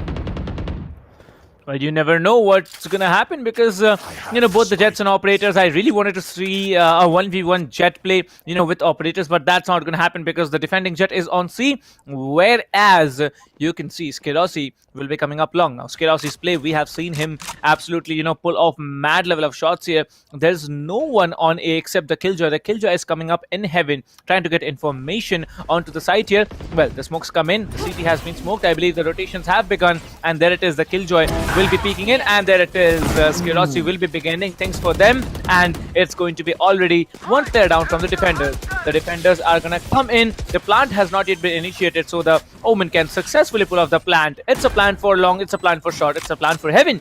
So wherever you are, you can actually play it out nice and smart. Well, yes, Kappa knows that the backstab is going to be coming in, which is going to be Dino, the Omen. As will he peek? Yes, he will, but what? Kappa missing too many shots, not placing his crosshair perfectly, as Dino's going to get that kill. That will put a lot of pressure on the players inside site, as that's going to be the Jet, and Skirossi missing a lot of shot skills at 7 HP, extremely low. The Jet and the Omen could just about make this work, as that will be a flick that comes in. Skills will get one, but he will get a trade, and it's Hellranger to finish it off. The man can be trusted to finish things when they are needed, as he will go and pick that op up. And yeah, that's going to be a big thing, because now suddenly it's going to be a very tough round for White Shadow. Well, you can see one thing, right? Like, imagine Team White Shadow not being able to function, because for the 4 rounds they haven't been able to. And Hellranger, his name, Hell and Ranger, combined together to, put out what he wants to bring it out for the opponents. Skirossi still has the operator to play with, but Kappa will be coming in, trying to take one down. Gorbits will be actually taking down Skills. This time the first frag has been given off to Team White Shadow Esports. Now they are slowly coming into Seaside, but Seaside, the Killjoy is there. Killjoy, probably one of the most annoying agents you can possibly have over here. As it is, you can see the turret has been smoked for. The turret will not be doing a lot of damage. The Killjoy is still on site here. There is no information as the Phoenix will be trying to pull off the plant. There's going to be two here. Gorbits will be taking down one. Kappa will be coming in as Way by God gets taken down by lightning fast. It's a 3v4, a possible retake coming in. Cage trigger. Well, there you go. That was the hot hands being dropped, and that will take a lot of HP from that Phoenix. But it looks like Dino knows exactly what he needs to do. All three players getting pinged. Skirossi getting Jojo. That's going to be an important kill, as it looks like the Phoenix is able to get some HP back into him. But Skirossi is going to get taken out by Dino as Lightning Fast gets that trade. It's down to the 1v1 between the Sova as well as Hellranger. But you know what? You just can't beat this man in a clutch situation today, because he is going to be getting that kill as well.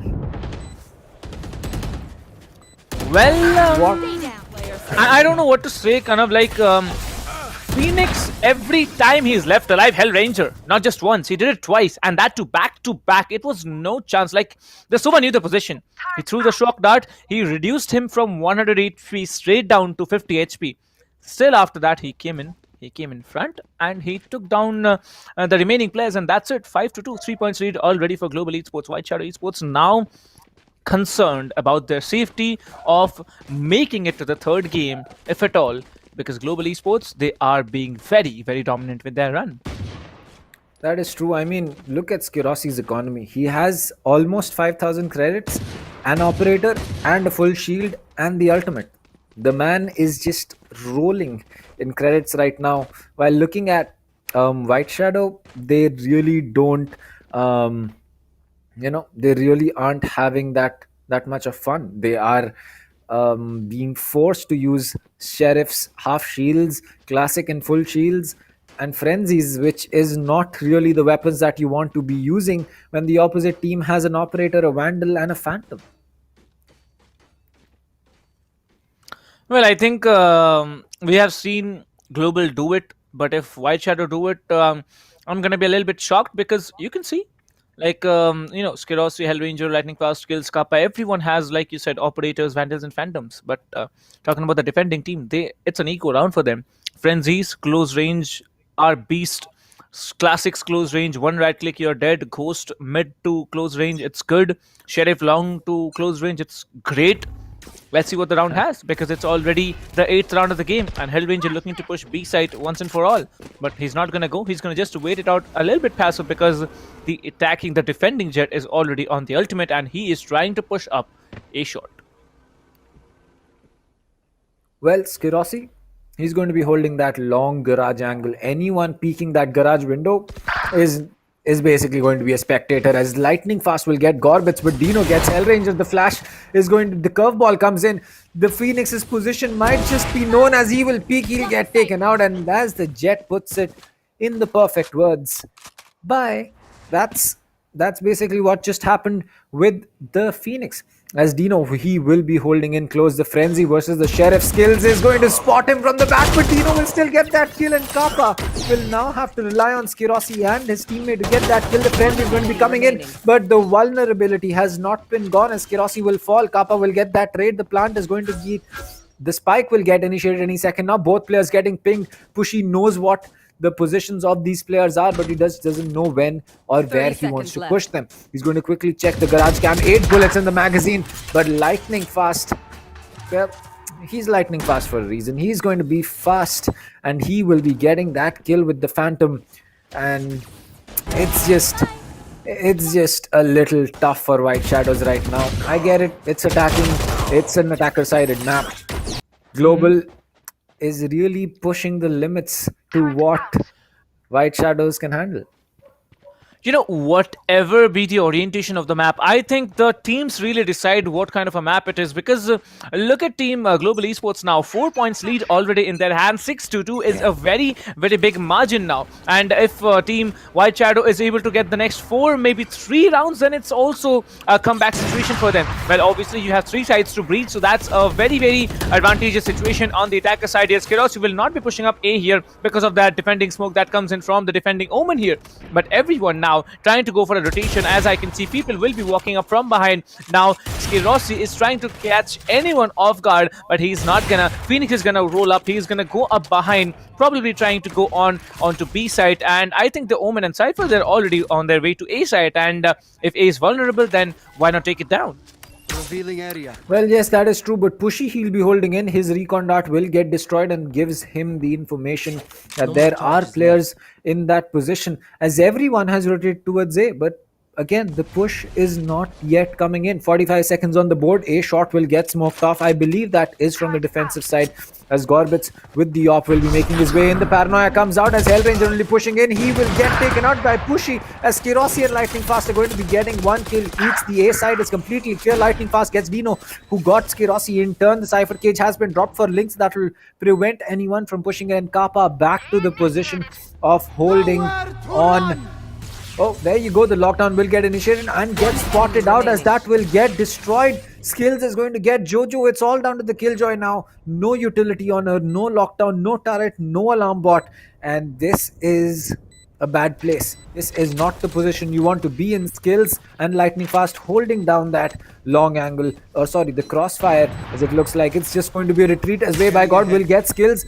Looks like he is still trying to try. No, he's not. He's just going to be falling back, holding it safely from his spawn, as Lightning Fast will try to hunt him down, and Kappa will go in for that save.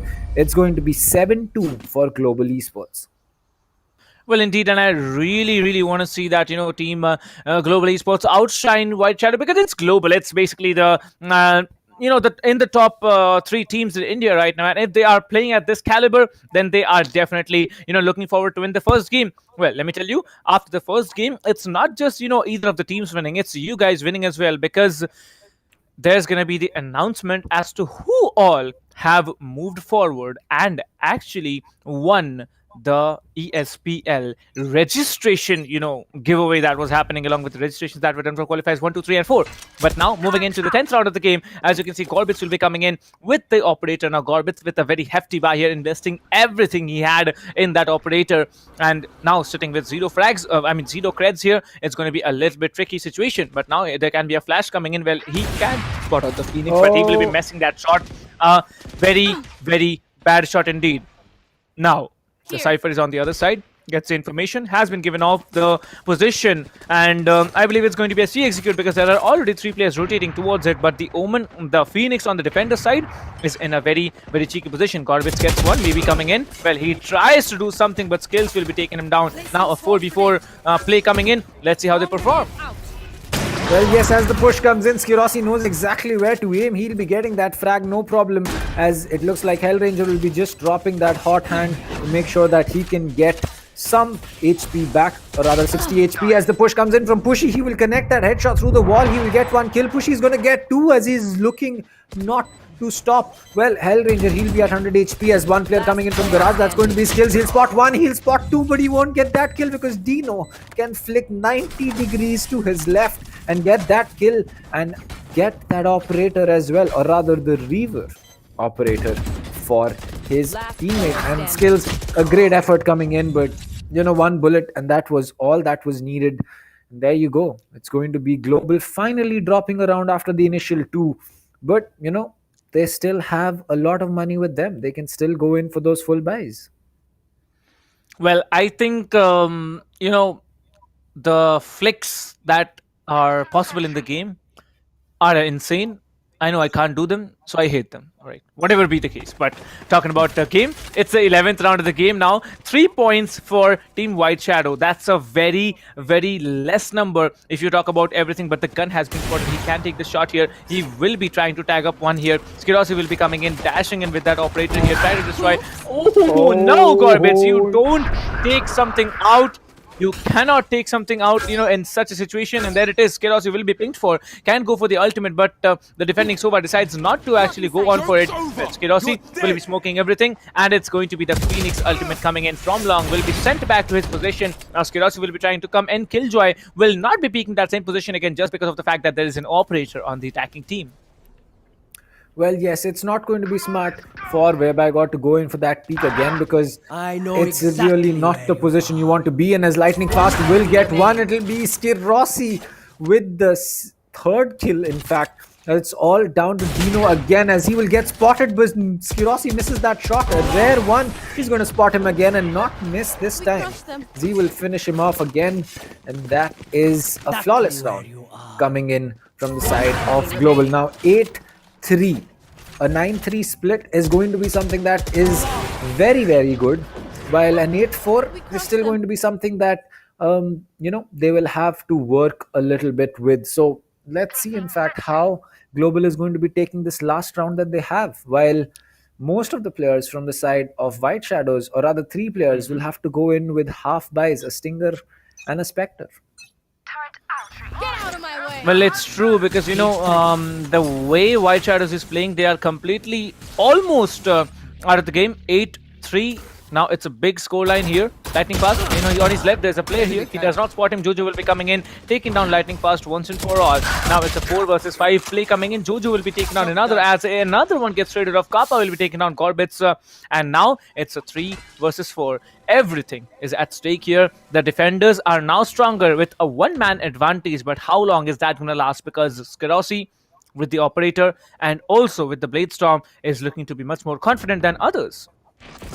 That is true. I mean, the Blade Storm, it's really going to be a great thing, but Jojo, 3 kills with that Spectre. The man is just not stopping, as it looks like it's going to be another round that Global might just drop. But it's not over yet. This man right here with the operator, the Frenzy, and the Stormblades out is still alive, as he will spot one. That's a one tap to the head. Whereby God not paying attention, as it looks like Kappa will pick one up, and suddenly the scores are going to be level. Kappa might just be able to go in for that spike, and yes, he will. The spike will get initiated, and that's a 2v2, a recon dart for long to make sure no one's already pushed in, and shot will be held by Kappa next to box. And this is very good positioning. Both of them again playing for that link play. An operator has come out, and Phoenix will fall, and that's not going to be the play that was needed from White Shadows. They had the round in the bag, and suddenly it's a clutch for Dino again, and that will not be happening, because he will fall to the third kill that Kappa is going to be getting in this round. And what a play coming in. White Shadow, why are you not paying attention to the one site that you have left empty, which is A? Have one player, have one piece of utility that will give you some information whether the players have made their way in, and B, Link just not being held. Whereby God, a free frag for Skyrosi, and after that it was just a matter of time to get the next frag and get the round for themselves.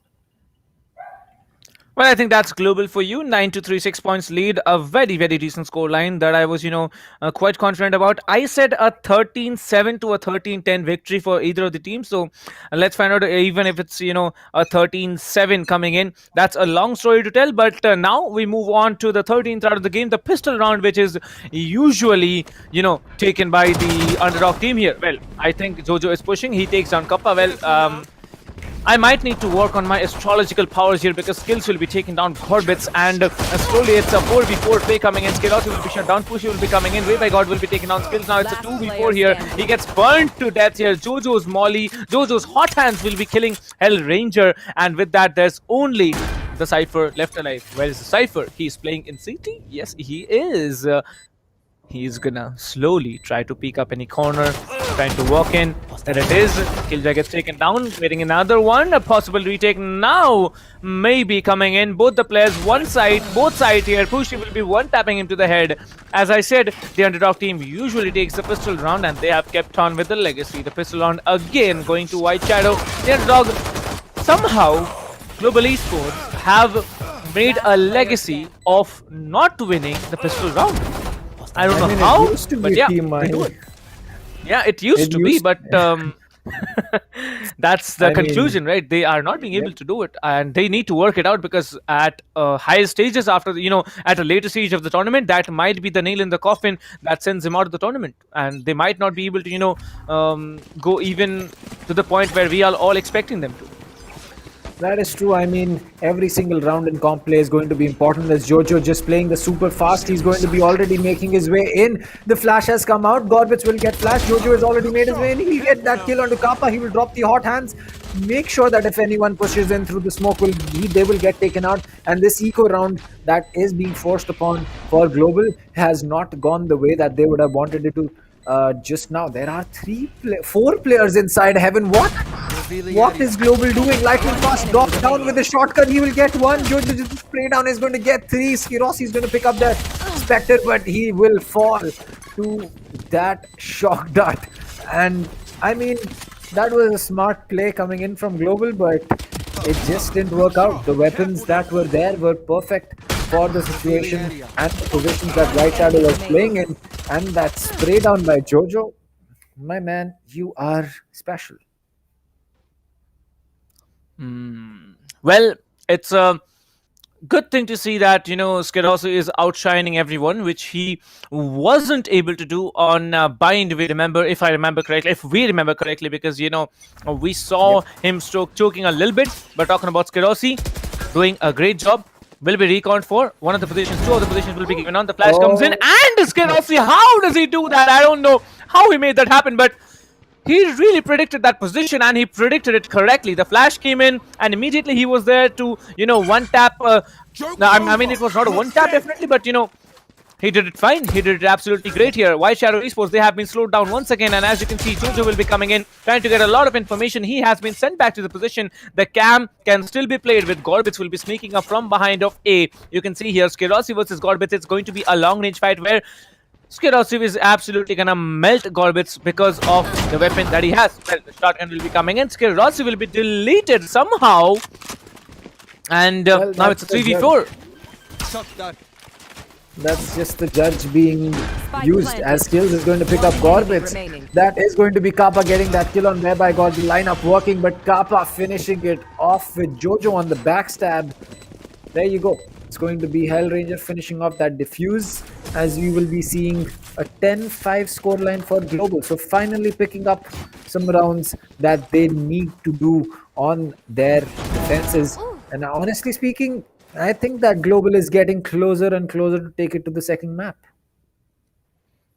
I'd say yes, but the second map is a choice of White Shadow, and that to Bind. Global, knock. You just lost one on Bind. Are you gonna lose again? That's some questions we will get the answer to in the second game. But talking about White Shadow, 13, 12, 12, 11, 3. Where is We by God? I have not seen the Killjoy wake up in the entire match here. Rest all the 4 players are playing very predictive. A recon bolt coming in. The position has been given up, and as you can see, there are shock darts coming in. There are flashes coming in. The curveball will be coming in. Some damage has been done by the shock dart, but just not enough. They are just trying to hold off A. They are trying to hold off peak A, and probably get one frag. They're gonna rotate. They're gonna rotate hard. They're gonna push onto C. The Cypher is the only one who can hold out C, and you can see all the attackers are coming in onto A side. I mean C side.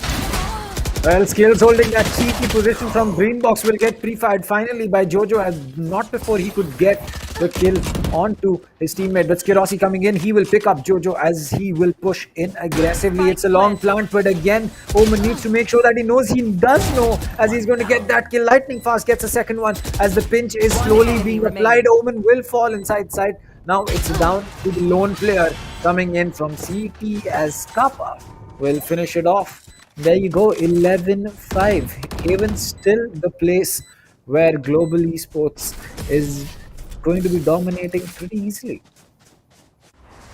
Well, that's something of what Global can do, and Global is absolutely making a madhouse play coming in. Well, I was really worried about Skills there. Skills could have done so much more, maybe just spraying to the through that Cypher cage there. But yeah, nothing done there.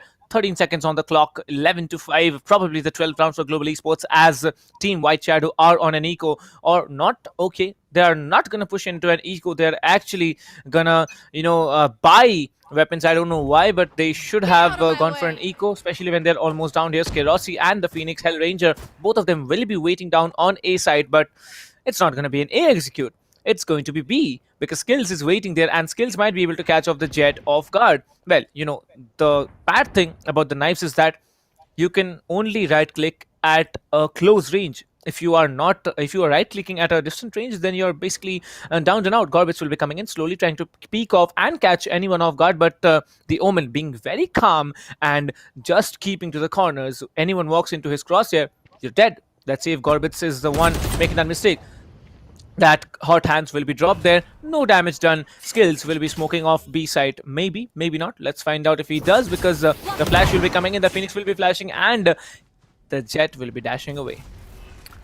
Well, Hellranger, he has wasted a lot of time, to be honest, as well as Skills, because that smoke as well as holding that angle from Skills, or rather not peeking it, wasted a lot of time, as it's going to be a spy cam dart that will not connect with Gorbits, as he is still not pinged. Looks like there is just 30 seconds left on the board, and finally the push will have to come in. Gorbits just waiting closely. Skills is going to get one. He missed his bids, and as he said, that's not going to be the play. As Hellranger will be coming in, he'll get taken out by Dino, but not before he could reset Jojo. And as Jojo repeats from his reset, it's going to be Skills that he will be meeting. And it's just global match point all over again on Haven with a similar score, in fact. 12-5. Can they make that a 13-5 again? I don't know. Let's see. Well, I really hope that, White Shadow can pull off 2 rounds, because just because of the fact that I had predicted 13-7. Please don't break my hearts, White Shadow. Get 2 rounds. Just, leave my prediction business at its full service, because otherwise I'm going to go out of business soon. But yeah, it's 12-5. Why not make it a 13-5? Global Esports, they are looking confident. They're looking very smart here. But, a default what's it called, Recon Bolts is gonna get taken down, and that's exactly what's happened here. These Sova lineups are pretty common nowadays into the competitive scenario, and that Skills taken down Gorbits. Gorbits has been down here. The spike has been planted. It's a 5v4 retake. Everyone can work with. The Cypher can actually hit the ultimate here, but they're not using it. All the ultimates are ready. There he goes. The Ball Cypher has been visible. Everyone is long here. The cam needs to be taken out. Well, he's giving up the position. Skerossi will be coming in. He did decide to ult into a position where he did not want to, but there it is. You can see the lockdown needs to be broken. The lockdown has been destroyed, and everyone is now coming onto site. 3 attackers still remaining. Everyone is getting taken down. There's only one player standing. It's going to be Kappa left alive, but Way by God and the others combine to use 3 ultimates to save the round for themselves. Jojo had used the ultimate. Way by God had used the ultimate. Bushi had used the ultimate. In the end, they got the round 12-6. 1 more point to go yet again for Global Esports.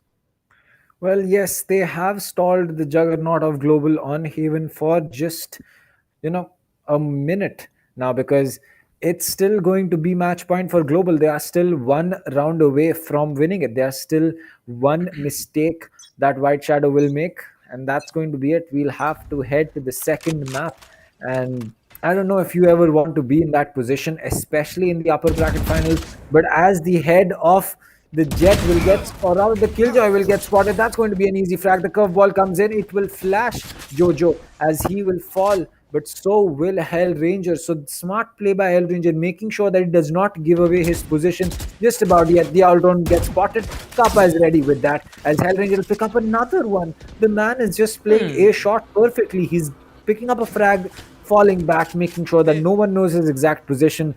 And that's just playing out perfectly for him, as the Jet is going to be the next one he's going to be taking a gunfight with. It's going to be 2 players pushing in from the side of short. Jojo will be getting that one curveball, or rather both the curveballs. Kappa will get spotted. He'll spray down the player who's going to be coming in. Gorbits will get Hellranger finally. So that's the Phoenix off the board. But Skills, he already knows that someone needs help, and that is going to be Kappa, as now both these players are going to not be playing anymore, because Kappa got taken out by Gorbits coming back from a shot. And again, it's just Global playing around White Shadows. The second White Shadow gives anything gives any information as to where they are looking to push, Global just surrounds them completely. They push into aggressive positions. They hold their angles when it is needed. And yeah, it's just Global all the way. And probably that is why the defenses are being so, as you can say, effective. Well, I don't know about the defense, but surprisingly, White Shadow Esports have secured the plant here. Some damage has been done here. Skills will be coming in. There's going to be a 1 versus 2, a 1 versus 1 now. The attackers versus the defenders. Lightning Fast versus the attacking Jet. They are coming in. They are coming in hard. Lightning Fast can't make it happen. Gorbits versus Lightning Fast. Is he Lightning Fast? Is he not? Let's find out, because the Jet seem to be a pretty, in a very, very good position here. Sitting down with the Classic, going in for that right click, just playing time. That is just going to be, the Jet here. And Gorb. Okay. Okay. I didn't see that coming, but somehow Gorbits managed to pull off an ace. I really didn't see that coming. That was Ringa Roses, pocket full of poses. Haisha, everyone from Global falls down. Yeah, I think Gorbits did a good job. Gorbits definitely did a good job, but still, it's 12-7. Will it be 13-7? Like, am I gonna get back my profession, of astrology here? Because it looks like it. It looks like, there's gonna be a win for Global Esports, because every time I have seen White Shadow coming in with the full buy, they haven't been able to pull off rounds. Who knows if they are unable to, pull off this round as well? You never know. I'm just speculating. My speculations are pretty accurate, and so are yours. So what do you think? This round or not? I mean, this is an important round for Global, simply based on the fact that after this they're going to be forced into an eco, because Skirossi doesn't have cash, Lightning Fast doesn't, Skills doesn't, Hellranger might just be able to get something done with the creds that he'll get, but Kappa, again, no buy for the next round. So they either need to finish it here or forced onto an eco, and then possibly be forced. Oh, Skirossi is going to get that kill, and that will make sure that is an important one. Jojo coming in with that run and back, knows that there are some players here. He's going to spot Lightning Fast, I believe, inside the smoke, but he will get reset. Well, Skirossi has taken a lot of damage. The hot hands will get dropped. Lightning Fast standing right next to where the hot hands got dropped, as whereby God will get that spike down. This curve balls should be coming in from the side of Jojo. Skirossi going in for that peak, but Hellranger is going to get rid of Pushy, and that's an important frag.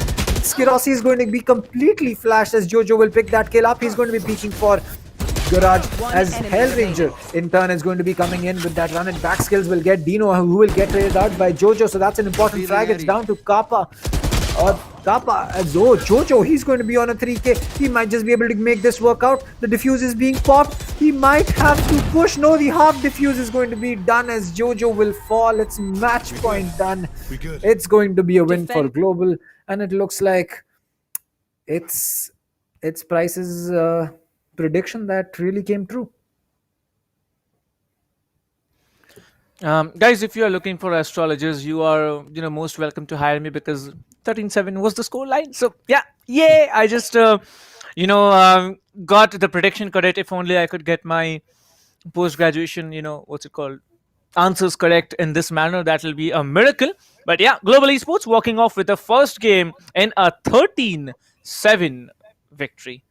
That's what it is. Global Esports winning. That's it. I mean, if you're so good at prediction, why don't you, start predicting who's going to be winning the tournament? Make it a lot more interesting for us. Maybe, predict the questions that I'll be getting in my exam. So, I can probably get full marks. I'll tell you. See, the thing about predictions is that it's illegal at some point, especially predicting questions. And when you talk about the games here, if you make interesting predictions, and if you actually make good predictions, then it's like basically people get the chance of using it in unfair means. But yeah, leaving all those things aside, I think the games that we have seen over the number of days, I don't know how long I've been into Valorant, at least from July I've been into the Valorant scenario here, and looks like watching so many games, the senses have got improving then and there and there, and that's it. The predictions finally work here. Well, talking about the match, it was a great game. by a great initiation by White Shadow, but when Global Esports started functioning, no one was able to take them out. Well, that is true. Global, they are definitely a team that, at least for Haven, is someone that you need to think about twice taking there, because it's really down to the point where, it's really come down to the point where Global is turning out to be the team that, instead of buying, is going to have to be going to Haven. And I'm pretty sure that a lot of teams that Global is going to be playing now will be thinking of banning Haven against them, because the way that they have played Haven twice today, it's really shown us the level of performance that they have on this map. Well, what do you think if, in the later stages of the tournament, if we find out a team Global and if we find out team Mahi facing off each other in the latter stages, because then it's going to be a really interesting thing to watch, because Haven, as we all know, it's a little bit tricky for Mahi to play, but then when it comes to Global, they're absolutely madhouse, powerhouse, I'd say. That's it. That is true. I think that Global is definitely, someone that you need to, Global was already a team that you really needed to think twice about taking them to any map, but Haven is slowly becoming one where you have to think twice, because we've seen them play this map twice. We've seen them getting, having some problem against INGLU, but against White Shadow, it was just an easy split for them. I mean, 9-3, that's not a split that you see every day.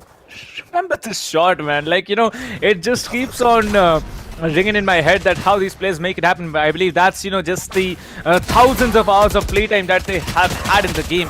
I don't know if it's 1,000, but yeah, it's definitely at least 2,000 to 3,000, because, look at them play. They know what to do, when to do, and how to do.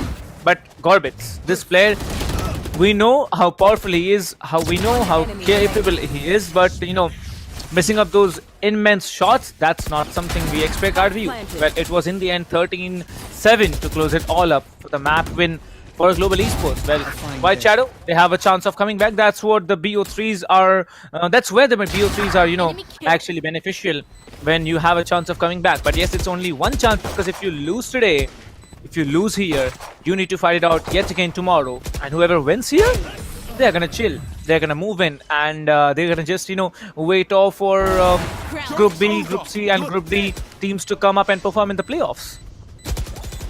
Well, that is true for these teams who will eventually start, making their way into or rather, well, once they start making their way higher up into their groups and book themselves a spot in the playoffs, it's going to get interesting to see how they are going to be, facing up against these strong teams, because it's not going to get any easier from here. It's only going to get tougher. And looking at Lightning Fast, he is someone who for Lightning Fast, if he's at the bottom of the scoreboard, you'll either see his first bloods be 0 and his plants be beyond what you think. But here, it's his econ rating. I mean, 103 econ rating, that's unheard of from Cypher players. Not to mention 21 and 11. He basically had a 2 KD. And what do you want me to say after that? I don't know what to say, man. Skidossi, 317 average combat score. And look at the Cypher. Bro, Lightning Fast, what were you exactly thinking? 300 average combat score. That's, very high elo players are capable to do it. And I think Lightning Fast is getting there. 21-11. That's almost 2 KD that he had. 1.92 KD that he had here. Plus, if you count the 6 assists, it's much more. It's more than 2, to be honest. But way by God, this player, he was very, very predominant on split against, team RADSyndicate. But now, vanishing. He's absolutely, in the wind. I haven't seen him make insane plays. I haven't seen him function well in this, tournament here? Well, as you can see, there it is. The grand prize for the ESPL Welcome Gift giveaways are here, and the grand prize will be going on to Sanya Khatri. The second Cloud Core 7.1 is going to be given away to Hit Joshi. Third, fourth, fifth, sixth, all the people here will be getting Pulsefire Raid mouse plus Furious Speed mousepad. Shreyash Nair, Najiz Kaser, Aman Ahmed, and Siddharth Shabriya. All you people need to simply head over to ESPL official and put in your details along with your verifications, whatever you have to claim the prize, and you will get it. If there will be verifications done, your addresses and all will be asked for. Just answer to the questions of ESPL there and you'll be getting your gifts. These are the winners of the ESPL Welcome Gift giveaway, and congratulations to you guys to having pulled this through. Well, as a matter of fact, you can drop a message to ESPL.India Instagram. Yeah, ESPL.India's Instagram, and you will be able to, verify your identity and figure out how you will be receiving the products, whether they'll be shipped to you or you will have to go and pick them up physically. But congratulations to every single one of them. Congratulations to Sanya Khatri for getting the keyboard, Head Josie for the headphones, and Shreyas Nair, Nazis Quesar, I'm sorry if I messed up your name, Aman Ahmad 20, and Siddhant Chabriya for the mouse and the mouse pad. So, this was just the start. This is going to be this was just the start. Exactly. This is exactly why we were telling you, come watch the stream. The more you watch, the higher chances you have of winning something in the ESPL giveaway. So I think that it's really going to be great if you can tell your friends to come in and watch the streams either on ESPL's channels or on SkyEsports channels. Either one works, as long as you are coming in and dropping a like and a sub on the channels. It's more than enough. Well, and it looks like, these people are not going to be the ones. There are more gifts coming for you. So, yeah, come and, watch the group stages as it's written on your screens here. Come and watch the group stages and you will be definitely getting more and more and more. Group stages will be continuing till the 21st. We have started off today on a very, very strong note, and group stages are going to continue till the 21st of February. And it's going to be a lot of hectic fun involved. Well, group stages are definitely going to be fun, but playoffs are going to be even more fun because we will be seeing a lot more, as you can say, a lot more interesting and top level plays coming in. We'll be seeing, these teams get filtered down from 16 down to 8. So it's just going to be, qualifiers were already best of the best. Group stages are already best of the best of the best. You can just add another best on top of the 3 best that we have already put, and you will be seeing what we will be seeing in the playoffs. But we are just about getting ready for the second map. So, Price, what do you expect, and how do you think that White Shadows is going to be, holding on? Well, I really think that White Shadows need to step up the game. Otherwise, it's, a global. But yeah, it's global's natural game. That's also a different story. Global definitely, has a better advantage here performing in front of all the underdogs here because they are a professional team and you expect nothing out of them but pure victory. Somehow they did manage to not pull off the victory back in Bind, and we are going to move in there yet again to see these two teams battle out on Bind. If Global win it, it's well and good, but if Global's, a weak point sticks through, if White Shadow exploits those weak points on Bind as team whatever it is, formerly known as NaCly did it, that's going to be something more interesting. And if White Shadow pulls off this map, I believe they can head over, have a much more confidence and a morale boost, and win off the third one as well. But who knows? White Shadow, it's a do or die situation. Either they win it or they don't, and then it's basically, if Global wins it,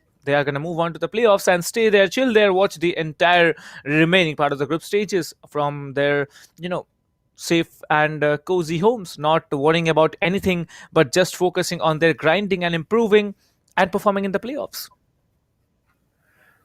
Well, that is true. I think that all the teams that are, at least for Group A, as well as even Group B, they are going to be getting a lot of time before they head over into the playoffs. So it's really going to be interesting because they will have time to fix the mistakes that they have made, fix the as you can say, what do you want to call it? You want to make mistakes, fix the mistakes, figure out how the other team plays. You're just going to get a lot more time to practice with your team. And as you know, any amount of time that is given to these teams is going to be less, because there's just so much that these teams can do. It's just that how fast and how well prepared can they be when the eventual playoffs do roll in. But right now, we have to focus on the Group 1 upper bracket finals that we have, and let's go from here. Well, upper brackets finals, first game already in the names of Global Esports. White Shadow now have a chance to come back. Whether they'll be able to do it or not is something different. But yes, the live stream giveaways and the group stage playoff giveaways are going to be continued throughout the tournament, as you have all these gifts on your screens. It's written down there: Tier 4, Tier 3, Tier 2. The grand prize, one set of the entire goodies here: mousepad, mouse, keyboard, and HyperX, headphones. That's everything. That's everything you basically can have. Yeah, that's basically the idea. You guys come, you guys watch, you guys get entertained, and you definitely have a chance at winning the gifts here. However, talking about winning, White Shadow, if they win this one, they are still into the chance of actually qualifying directly onto the playoffs. If they lose, Global Esports, they're into the playoffs, whereas White Shadows, they have to battle out against another team tomorrow to make it into the playoffs, or they are out of the game. Well, talking about White Shadow, Bind is their choice of the map, and they have decided to go over and take along with them Global onto the defender side, and also try and exploit the same differences that we saw back when they were playing against Team Ingut. So that's something I really am looking forward to, whether Team White Shadow is able to do the same thing that happened to Global Esports in semifinals 1. Well, I mean, White Shadows has picked Bind, and I'm pretty sure Global already knows what happened, what went wrong on their map, when they were playing against INGLU. And I really feel, it's going to be interesting, because Global did not have a good time, but I feel that they might have just fixed the issues that they had, because they are not a team to leave a map like this and then be like, what, it doesn't really matter. If the map comes, we'll just lose it. That's not the thinking that a team like Global is going to be having. So I think that we'll be seeing a different Global. I don't know if they'll be winning the match on Bind, but I definitely know that it's going to be a different kind of a game that they'll be playing. Indeed, and I'm really looking forward to Global actually winning the match, because if Global is unable to win this, there are already multiple teams looking out for them to catch them on a weak point. And I believe exploiting Bind by another team is the best thing that all those waiting teams get a chance to exploit later. Obviously, you have the time to work it out if you win today, but that's not going to be enough. You need to be much more smarter. You need to be much more crucial and statistical about what you're trying to do. That's it. Bind, White Shadow, you take him down. You sent a message across all the 16 teams that are still there in the tournament that you don't have a weak point. That's basically what Team White Shadow's defeat will be meaning in this match from Global Esports. And Global Esports, you better win this, because there is a lot of teams. There are a lot of teams who are waiting for you to give them away with a weak point, and who knows, maybe they want to capitalize over it. That is true. I think that for all the teams that are going to be looking at this matchup and going over it in a WOD review, or whatever thing you might want to call it, the main thing that they're going to be looking at is going to be the fact that if Global takes this map of Bind, is that they got absolutely destroyed on the first time. They did not have a good showing at all. That was not that was not the kind of performance that you expect from a team like Global, especially on a community favorite map like Bind. But if Global is able to take this back and they're able to turn it around, then that is going to send a strong message. That's really going to tell them that, you know what, without having any time to WOD review, they just were able to fix the mistakes that they had. And yeah, they were able to win that map the second time they went through. That's true. But as you can see, Skirossi immediately selecting that jet and locking onto it. Hellranger actually selecting a breach. Okay, Hellranger, what are you trying to do here? Because I haven't, seen the breach meta on Bind for a long time.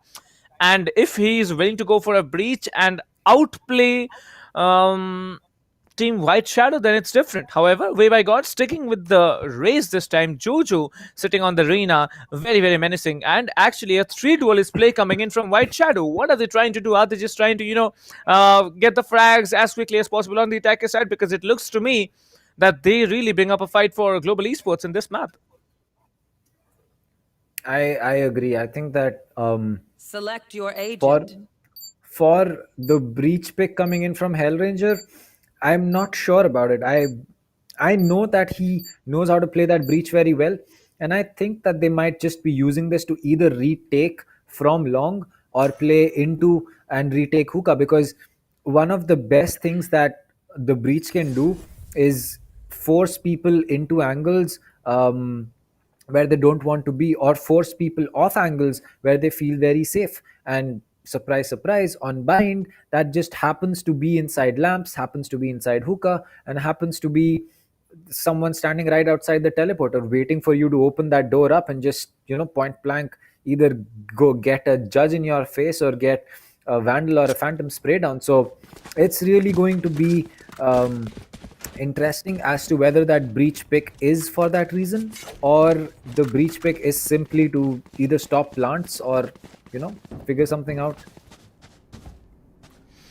Well, I don't know how it's going to play out, but as of now, I can see clearly that it is definitely one fight White Shadow wants to take, and they want to engage, because you can see everyone down here, White Shadow, Way by God, Jojo, Dino, Pushi, Gorbits, they are gonna be hungry for the kills, and if they are unable to function as duelists, it's going to be a really painful performance from them. But I expect something very vibrant and dominating coming in for them. This is it, the first round of the second game beginning between White Shadow and Global Esports.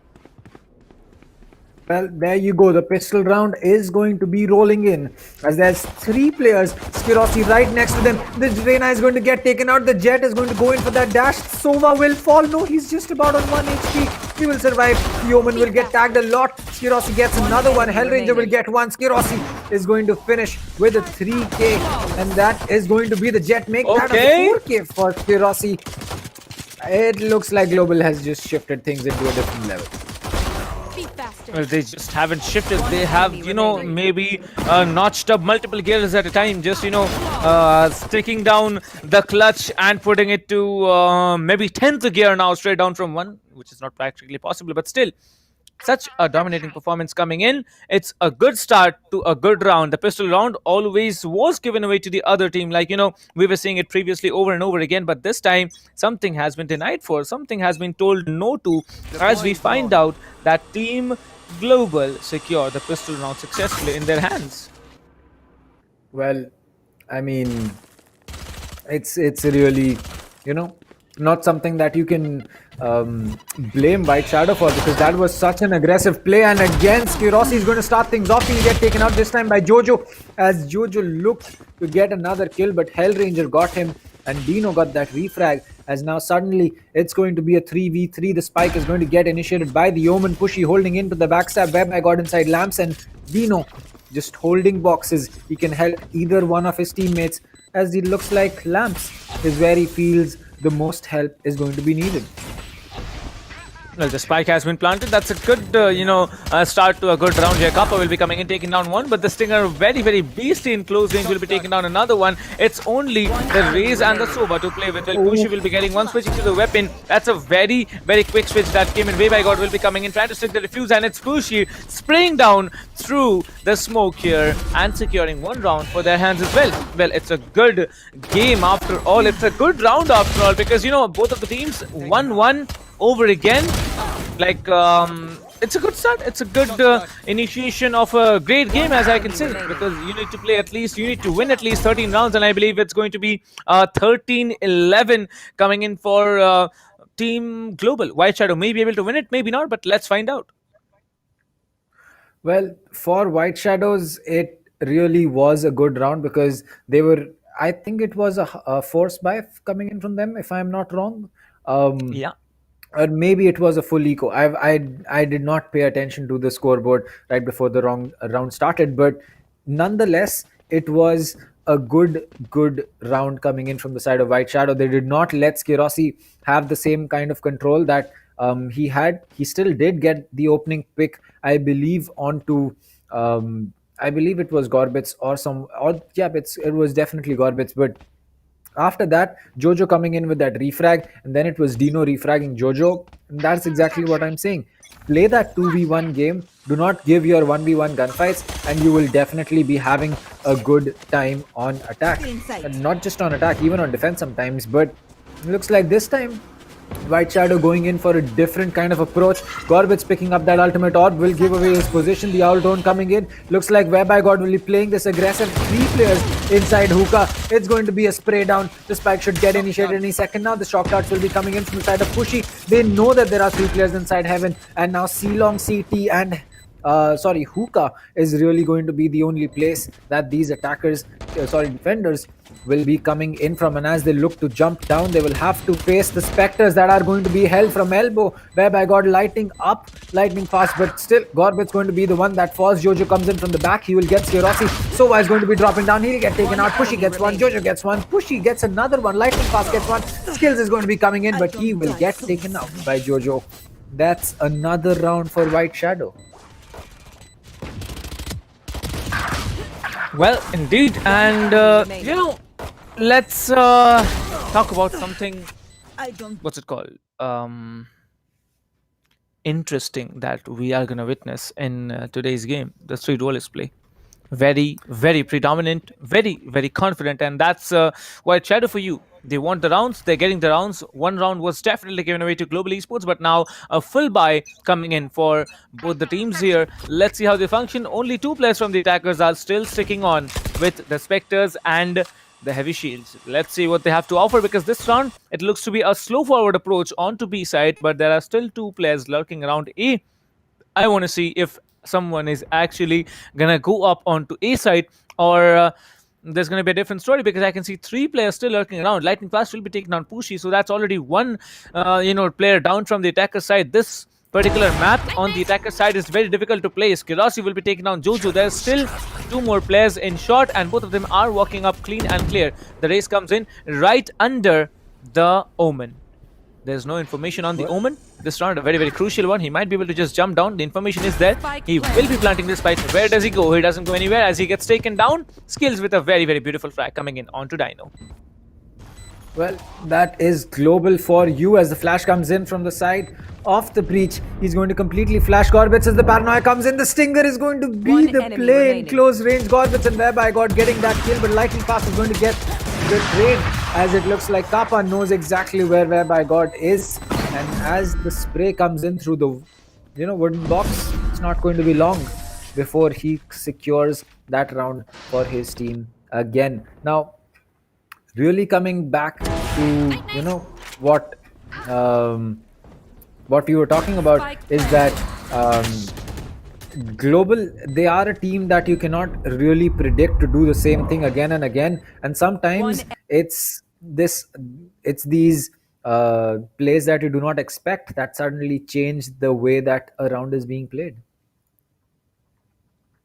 Well, and so that's such a confident play that's coming in from Global. They moved the force by the full buy here, and they got the round. But this time it's going to be a recon coming in. Well, Skirossi definitely trying to hit the shots here. The Jet will be coming in, and he will be deleting Skirossi.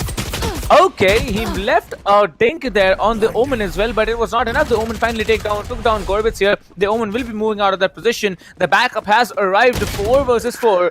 The backup has arrived and is doing the job. That's more of a hefty way to put it through. Now, 3 attackers still remaining. Kappa still watching off B side as the plant gets initiated. The aftershock will be coming in. Nothing done by it. 3 attackers still remaining. All 3 of them near short, near lamps. They can easily try and hold out this angle. The smoke has been dropped away by God, has the satchel to work with. He tries to get any player in that corner. Skills will be taken down. Both the players are now in short. They need to go back. They need to go back hard as Pushy will be taking down Skills very, very confidently. They have selected the defuse here. Well, it's going to be the Hunter's Fury. The Hunter's Fury will not do anything as the defuse is going to get stuck here. The flash is going to come through.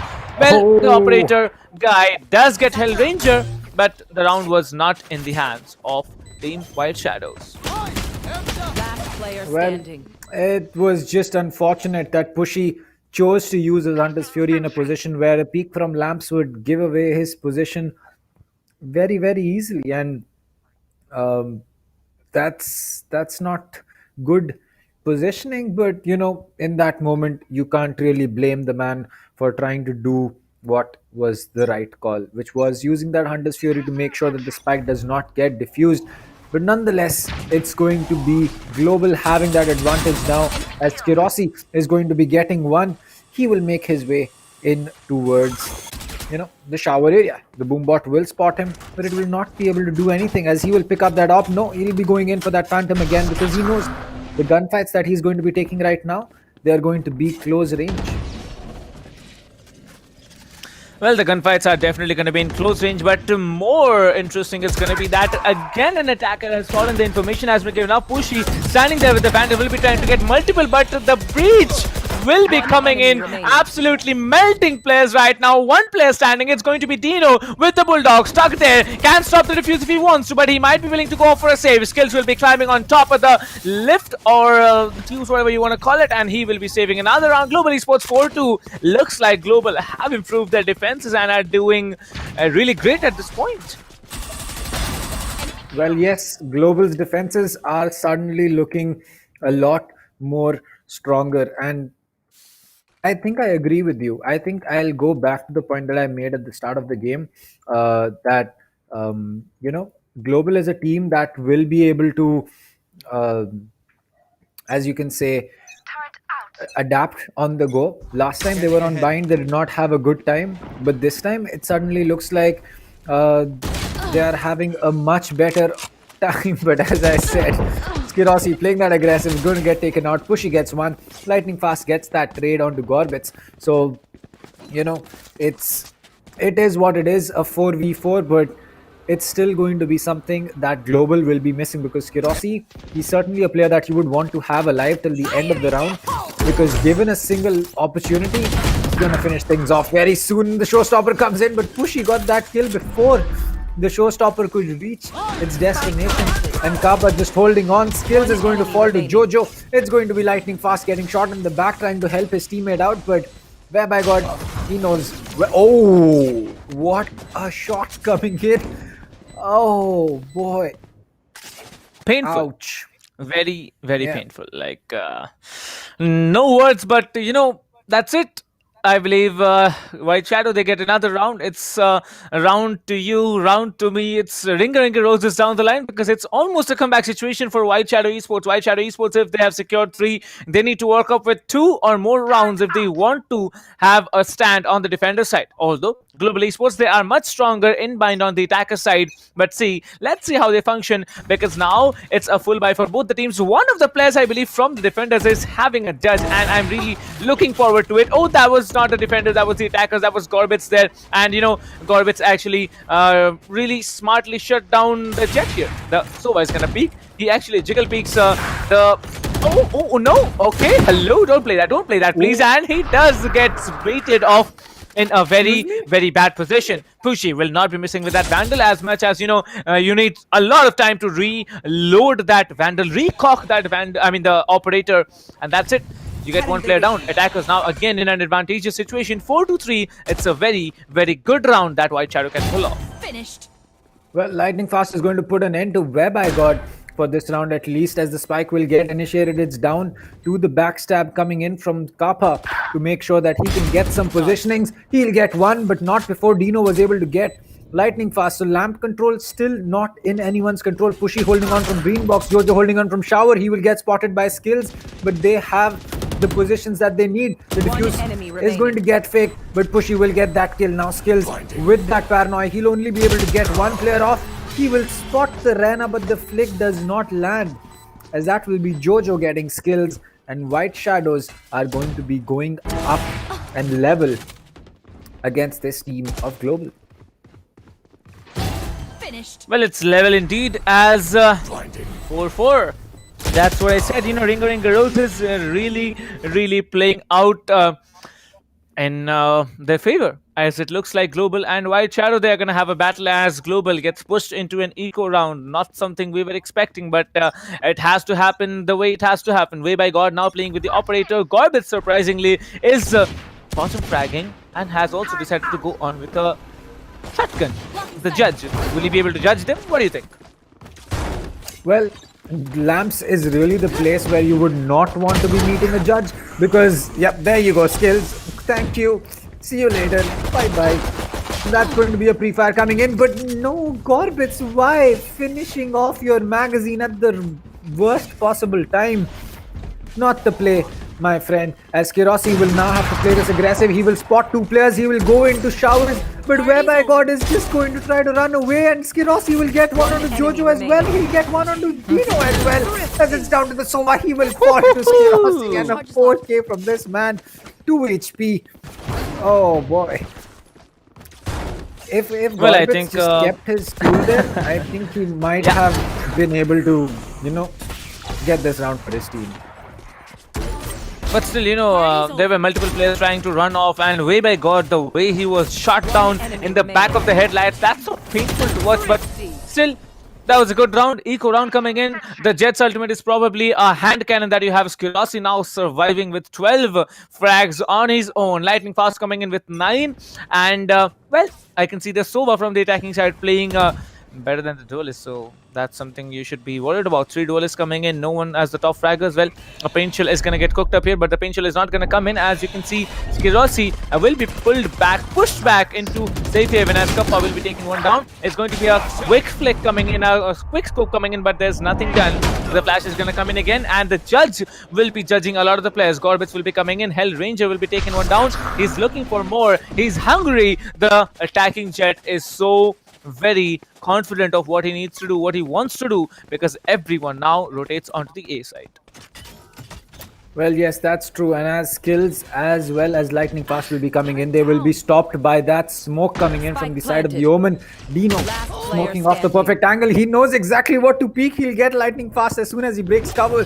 But it looks like Lightning Fast has made his way, or rather Skills has made his way inside Lance, as his position is now known, and the headshot from that Bulldog. Oh, that ADS is definitely the way to go, because those 3 bullets, you land them, that's going to be it. Well, it's not over. Well, now it's over because the attackers have secured another round. It's Ringa Roses once again, as you saw. 5-5. I'm very confused right now, kind of, as to if it's a 6-6, because if it is, oh my God, I don't know what I have to say, but White Shadow Esports looking so very confident and so very powerful when it comes to, extraordinary plays. And with the Gorbits, every round he's coming with the judge, trying to take down at least one or more, but not being very productive. This was not the Gorbits we saw back in, semi-finals, but I believe the strength of the team has increased, on a competitive level, because I remember back when it was on the semi-finals, the strength of the teams is different. But when it comes to, oh my God, this is a very wise flank coming in. 1-2 deleted, and there it is. Gorbits will be getting 2 successful frags, and there's going to be the Breach ultimate that comes in. The Breach may be taken down. Gorbits securing already and it's only one player standing. It is going to be Skirossi versus the Jet here. The Jet has been spotted, and there it is. Skirossi will be getting one, maybe going for multiple. But if he had a gun, if he had a Vandal, he would have probably done it. But looks like the operator will not be the the winner of the rounds here, because now Dino surviving on 10 HP. I believe the Sova is on 20 to 25, and that's not enough. The Sova is again beating him, but this time he doesn't miss, he doesn't winch, he doesn't get taken down. He comes in, does not get the round, but will be saving that operator for himself. I'm expecting an insane play in the next round, if at all a very, very massive one, and also an equalizer from Global. I mean, I honestly think that the reason Gorbit is going with that judge is because pushing into places like where he is, pushing into lamps, pushing into elbow, there is no better weapon than the judge. And it kind of makes sense. He does not need to always pick up multiple kills with the Jet, as long as he is able to maintain that kind of pressure on the players inside elbow, making sure that they can't play freely there, use their utility. Because as a breach, if you have to concuss to stop the plant, but you have a Jet pushing you with the judge, I'm pretty sure you're not going to be someone who's going to pull out your mechanical arm and be like, you know what, I don't care about the guy pushing me, I'm going to try to stop the plant. Maybe if the timer is at 5 seconds and you do it, it might make sense. But when half the round has not been over yet and a Jet is pushing you, it's not going to be the play you want to be making. Well, looks like the clock timer has been paused at 5 seconds. It's going to be someone who needs to, maybe take a short break onto the, what's it called, to the washroom. Maybe they have decided to go on and actually pull off some deep strategies that they had kept for the perfect timing, and they decide to, implement it in the game now, because White Shadow, if they want to win this, they want this round at any cost. Global Esports, if they want to, switch over to attacker's side in a 50-50 percentile chance, they need to win this round. So let's see if either of the teams are able to function as they are supposed to, because now I can see 2 Spectre buys coming in from Global Esports, and also a Light Shield and a Phantom combination. Well, looks like it's going to be Lightning Fast who is going to do the heavy lifting. The Pain Shield might be coming in, but this time Lightning Fast will be falling back. He has to fall back rapidly, as quickly as possible. The Sova Recon drone will be, the Sova Owl drone will be getting a lot of information. The Flash is going to come in, no one's going to get tagged here, and the Sova will not be able to tag anyone from the attacker side. Well, there you go. Oh, whereby got just about to get that showstopper off, will fall as Pushy will get one onto Kappa, but Gorbits and Dino doing that heavy work, and the judge again just proving to be the weapon of choice, as it's down to Hellranger as well as Skirossi to make this work out.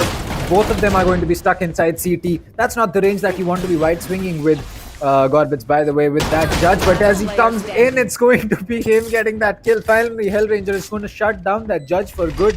Reload the Spectre, knows that there's someone standing there. He's going to get that flash, but does not check the complete angle, and 7-5 on attack, White Shadow. Oh. Well, it's good.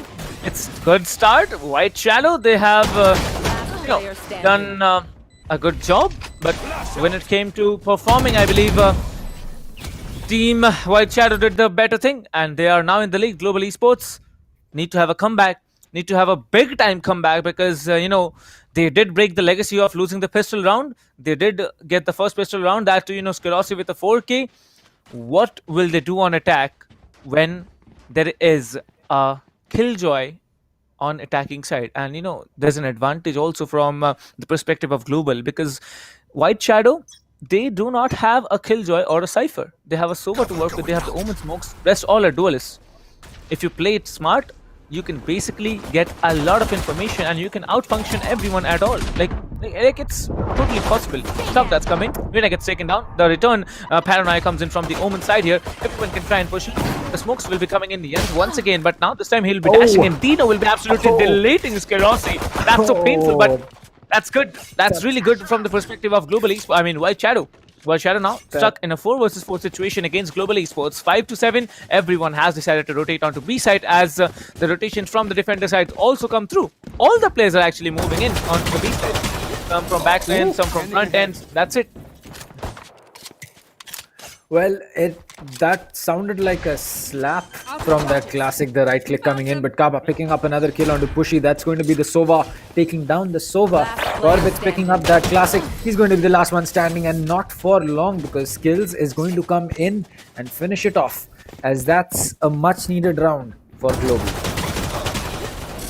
Well, indeed, it's a very, very needed round, and as it is, it's a very, like, how can you say, it was a necessary round. More than a need, it was a necessary, because they need to equalize the scores, and they also need to have a a chance of coming back. Bind is a map where you choke out a lot, and now you are coming in, you are facing off against White Shadow. You do not have the lead, but still you are managing to come in. That's completely good job here. Well, that's just one round. You need to get one more. Force buy coming in from Global Esports, and they have been fruitful with that force buy once, twice, but will they be able to do it again? As I believe they have started off strongly. The arena are going to be completely deleted. The breach still there to play with.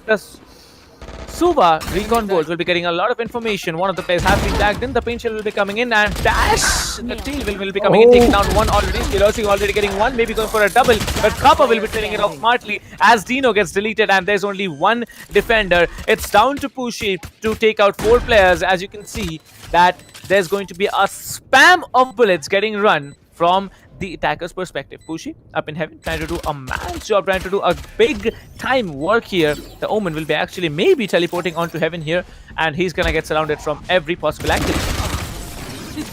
Well, there you go. That's exactly why the breach was being used. The second the Omen went in for that teleport, the breach flashed heaven, and that was it. There was no way that clutch could have come in.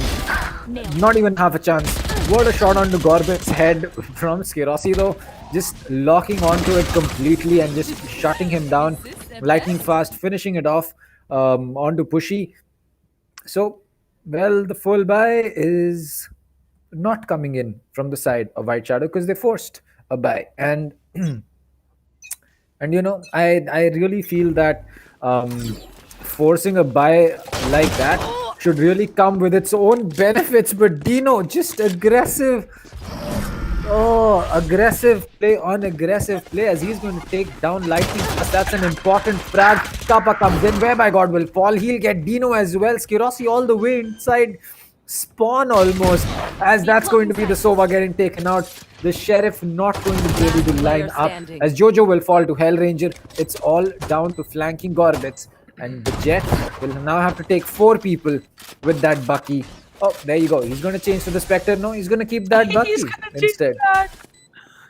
Well, he wants to take close range fights, as you know, he's gonna inflict some damage onto Skills here, but Skills gonna be much more prudent with the Spectre here. Will be eliminating Gorbits, and there's another round already. Like, it's so confident plays coming in from Team Global now. 8-7, 1 point lead already. They did not have the lead on the defenders half. They came in at a 2-point disadvantage, a 2-point disparity, and they have just won 3 rounds after the side switch. On the attacker side, Global is being very, very confident, but will they be able to continue it is a big question, because now it's a full buy round coming in from White Shadows. White Shadows will not be giving any quarters in this round, and I can still see 3 Spectres in the hands of Global Esports. Well, I mean, if they didn't really drop those Spectres, it didn't make sense to go in and buy anything. But there you go, Pushy just ready. As soon as the flash came in, he was able to use his ult drone to get some intel, but it didn't last too long, as it was shot down by Skirosi, I believe. That's going to be a shock dart coming in. The flash will be coming in as well. And Hellranger is just doing so much with that breach. Not playing at the front line, but instead playing in the second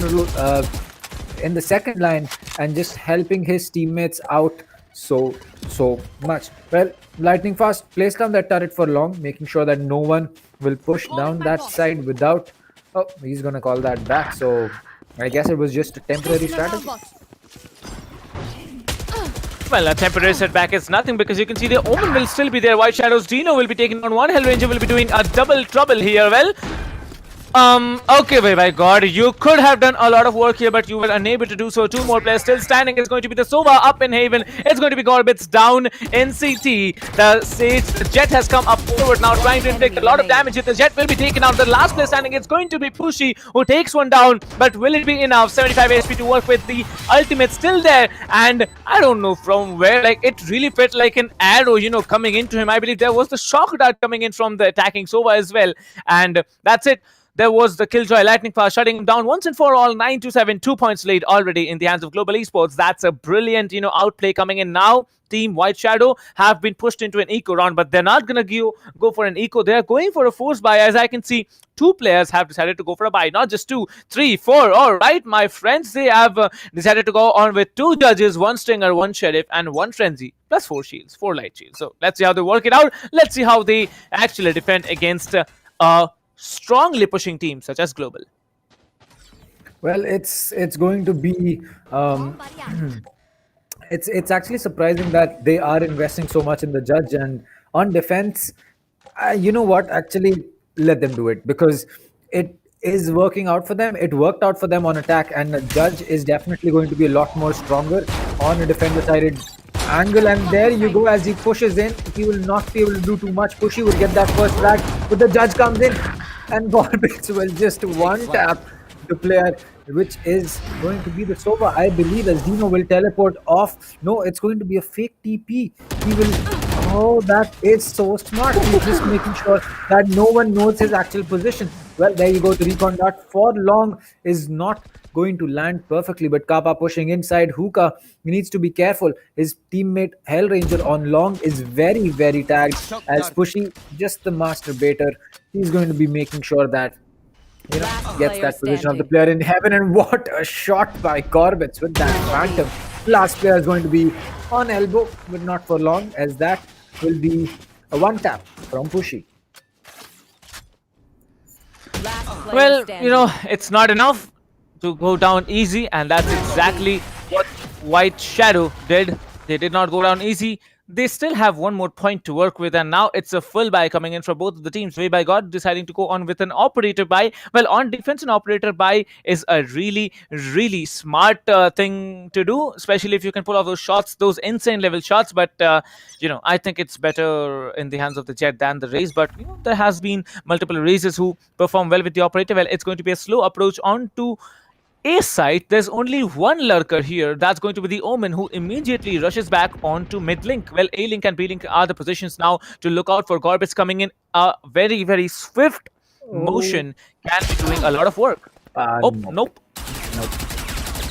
Oh, there you go. Skills just making sure he knows he can control the recoil on that Phantom, as Jojo will fall as well to Skirossi.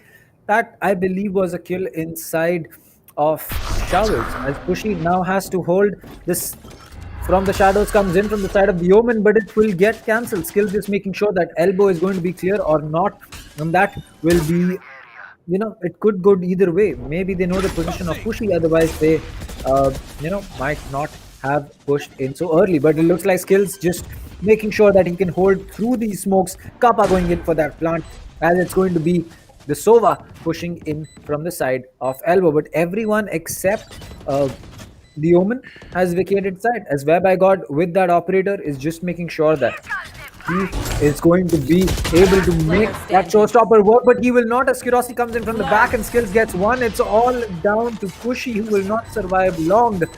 And again, a flawless round coming in from the side of Global is going to make sure that it's going to be tough for White Shadow to get this lead back. Well, Global, they have definitely, you know, stepped up the game from the previous time we saw them on Bind out here, because on attacker side, they are being so very confident. They know they can aim game White Shadow, and that's absolutely what they are doing right down here on the second game of the finals of the upper brackets of group stage. ESPL Valorant PowerUp India. Well, this is just Group A. We still have 3 more groups to work with and 1 more day of group stages. Group A to work with. This time, Skirossi will be coming in slowly. One of the players have been tagged for. 2 of the players have been detected for. Where he's gonna dash up in air. He's gonna delete. No, he's not gonna delete. He's gonna get deleted in return. Way by God, playing with that stinger is a very, very smart move, and he has done it so very successfully. Getting that Phantom now can be a very, very vicious thing that he has. Lightning Fast will be slowly trying to creep in, but the Suva is still going to be present on to B side. Well, he spots one. That's one knife just whizzing past his ear, and I believe the attackers, they have to outperform these defenders. The defenders being very, very defensive. Now the Omen will be sent back. The flash is going to come in as well. Jojo will be taking down skills. That's a beautiful frag here, and that's a lot of damage getting done here. The ultimate coming in, and it's a flawless round for White Shadows in spite of low HPs to deal with. White Shadow pull off a flawless round against a strong team, such a strong team such as Global Esports. Well, it certainly is an interesting game. A flawless round from Global, a reply, a flawless round from White Shadow, and suddenly we're back in the same positions. It just seems that White Shadow is not willing to give up, and Global, they just don't want to give any defensive rounds on defender-sided map. It's surprising the way that these teams are able to make that work. The recon dart gets shot immediately.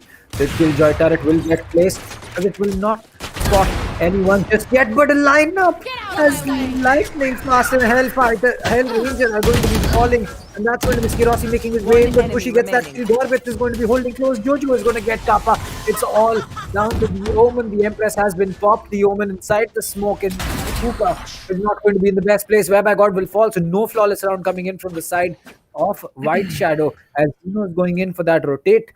It's going to be a pinch coming in from the side of Jojo, as well as he will finish things off. That's going to be in style. Yep, that's going to be in style. Well, it's a very, very tricky way that Gorbit's got that 2K. Like, I wasn't expecting this, but Skirossi really tried hard. Pushy got the information immediately. He changed to his weapon, got his own owl drone down, and that was it. This time, Skirossi did not play as we expected, but now it's a 10-10. It's a tie. 50%.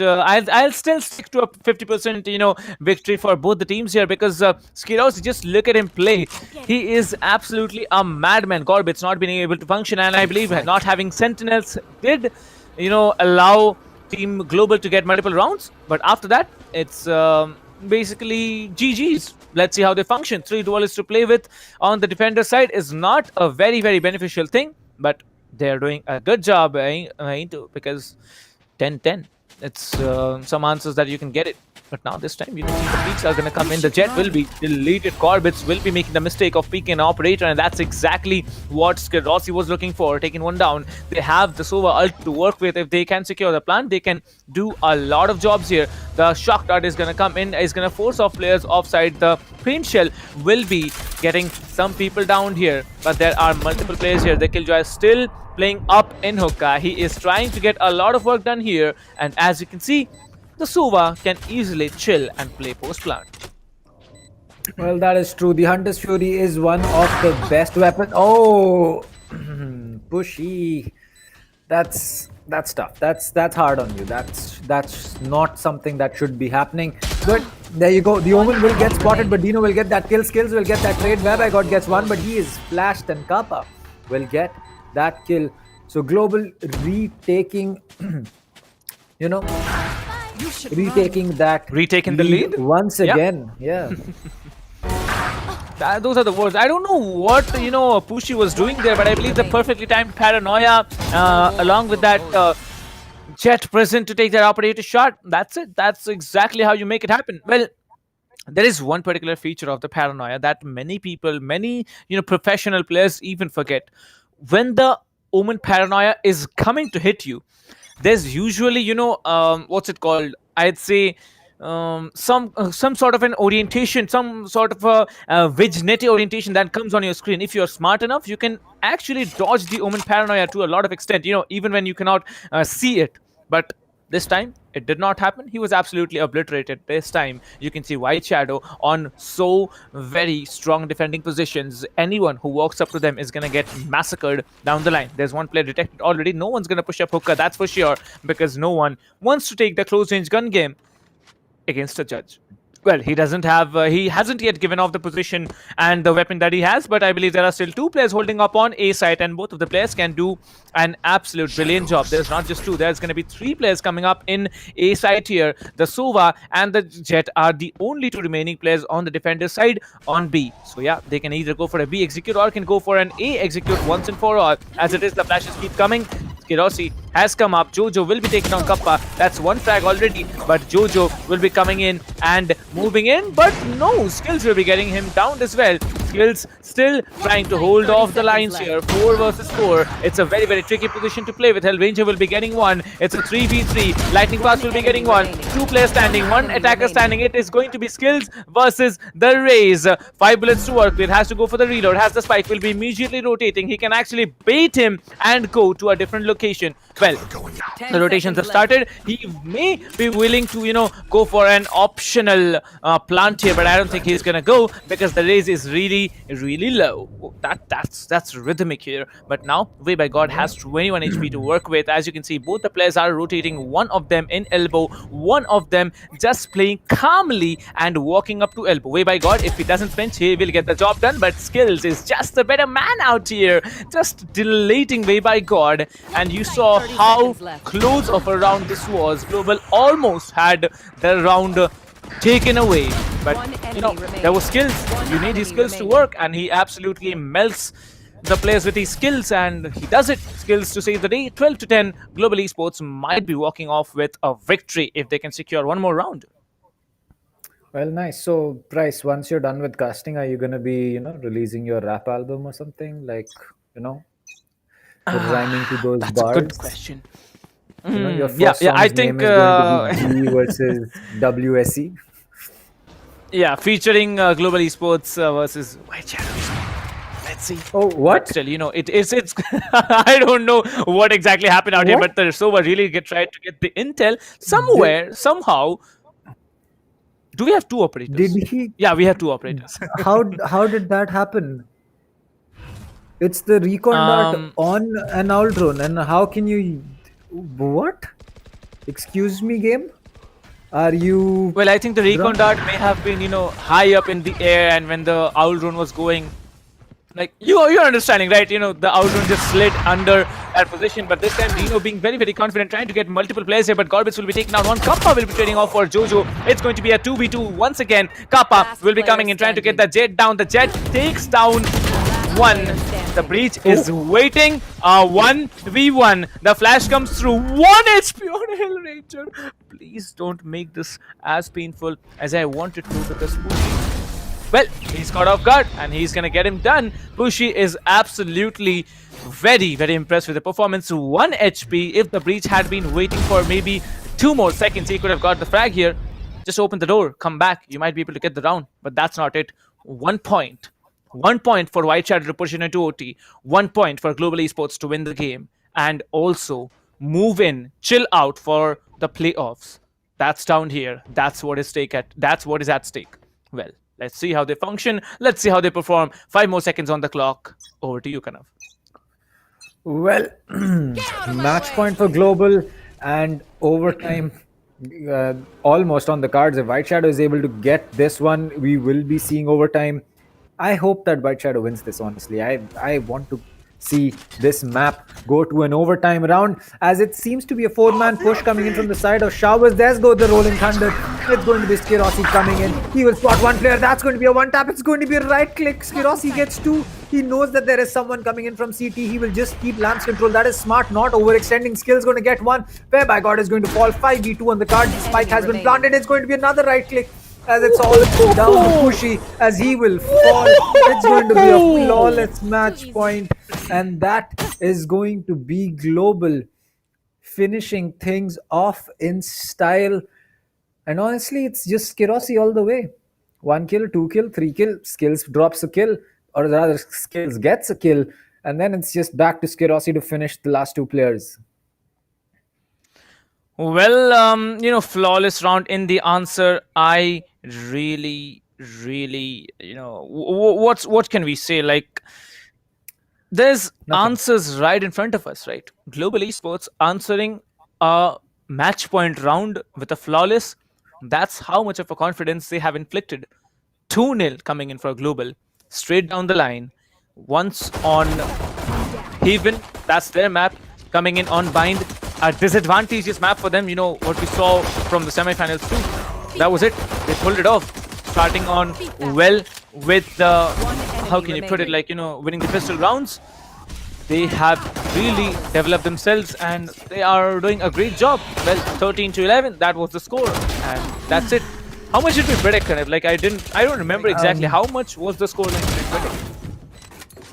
I don't think we did do a prediction for this map. I think that we did not predict any score for this map. But yes, irrespective of that, we went the distance. We went the entire distance of the map. It was all down to the fact that it's just impossible to put any kind of, expectation on what Skirossi is going to be doing once the Stormblades are out, once that operator is in his hand, or really any gun that's in his hand. Skirossi, what a game coming in from the man.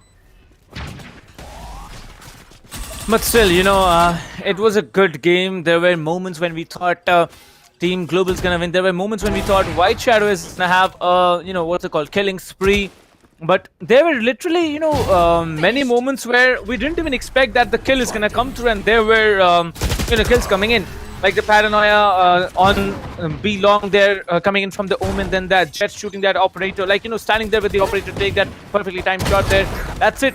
Like, Gorbitz, his play this particular round was immense. He could have just done it. Skirossi getting that, one tap with that Blade Storm onto one of the players. And that he was running back with his blast packs. Nothing out there. 4Ks, I believe, Skirossi had total of 3 to 4 4Ks this evening. And that was a complete massive play, especially after, Paradox came in from that Syndicate. He had pulled up 2 aces. Like, I think you were watching that match, right? You saw how that man was playing. He was a complete mad guy. Yeah, that is definitely true. And I honestly feel bad for White Shadows. They came so close on this map to take it to another, but it's just that it wasn't to be. It's just they got out-aimed by Skirossi at the end of it. You can't really do anything about that. You might think that, you can play a different way, but sometimes the aim is just going to catch up with you. And if a man like Skirossi is out to get blood like that, you are not going to be surviving for too long. Well, that's true indeed. And, starting off from the pistol round, Global, they really stepped up their game just because of the fact that they won in a 2-point advantage when they came in with a 2-point disparity onto the attacker side here. And look at the coordination. They were just pushing all together. I don't think there are any comps, particularly, in these moments, because these naturally become a habit. Like, one of the players is going, you go on for another flank and, take them out. These are basically, your muscle memory that functions along with your players. Like, you play as a unit. We all know that, teams like Mahi, Global, XTC, they all have boot camps to, play on. And that's basically how they make it happen. The synergy is, the coordination is so overwhelming and so very interesting to watch. But in the end, it's 13-11 on Bind, and the closure of the second game, giving a 2-0 victory to Global Esports. So that's it. That's done and that's dusted. Well, I mean, it's really difficult to explain how White Shadow might be feeling, because they came so close to finishing this off. We right now could be making our way to Icebox had that last round gone in any different way.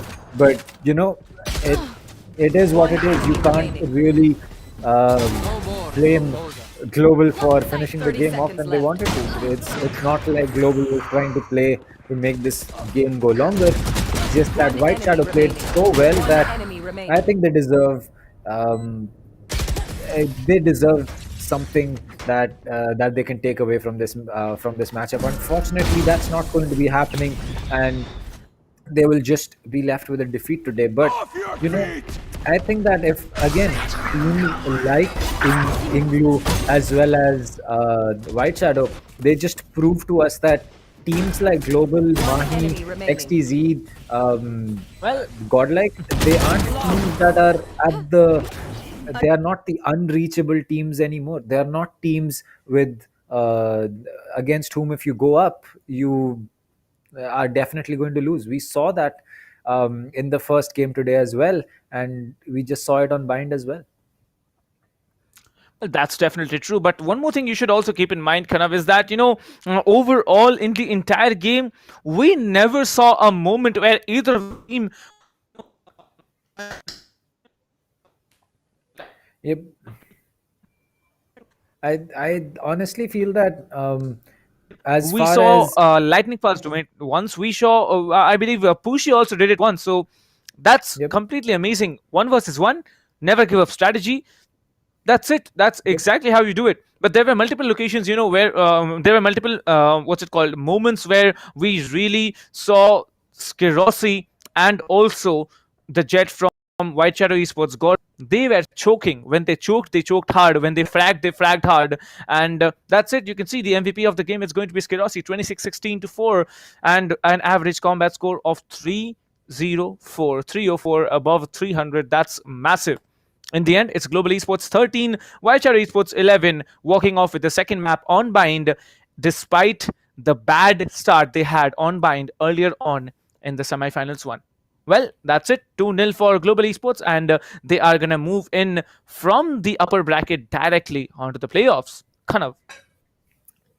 Well, I mean, that is exactly why we have the group stage here, where, all these teams get an equal opportunity to show what they can do in the group stages. And as for Global, they showed us why they are the team that deserves to be the first one to get that spot. And 7 first bloods for Skirosi. I mean, take a bow, man. He basically has the same number of opening kills as Skills, Gorbets, and Kappa combined. So if a single player on your team can do that, I don't see what issues you could be having. Well, it's also the same number of first bloods that you've got combined, Gorbits, Jojo, and I believe another player from the opponent. So yeah, that's something to look out for. Skirosi is on a different level right now. Probably one of the most strong Jet players that's going to come up in a short while. I don't know who the best is, because there are no comparisons when it comes to all these players here. Everyone is good at their game. Everyone is not just great at their game. But yes, we are not yet done. This was just day 1 of the group stages. That's the 13th of February. We are gonna go on till the 21st of February, till we end with Group D. Group A, upper bracket matches, semifinals and finals are done for. We have White Shadow Esports actually moving in. And let me just remind you, ladies and gentlemen, the ESPL welcome gift giveaway winners. Kanav, announce them to the audience, please. Well, the grand prize, which was the Alloy Origin Score RGB keyboard, is going to be going to Sanya Khatri, while Head Joshi will be getting the Cloud Core 7.1. It's going to be a Pulsefire Raid mouse as well as a Fury S-Speed mousepad for Shreyas Nair, Nazish, Aman Ahmad, and well as Siddhant Chabria. So congratulations to the winners. You can go ahead and send a message to ESPL.India Instagram account, and there you will be able to verify your identity, and then you will be able to, make your way to get those prizes. Either they'll be shipped to you, or you can go ahead and pick them up from the closest HyperX dealer that you have.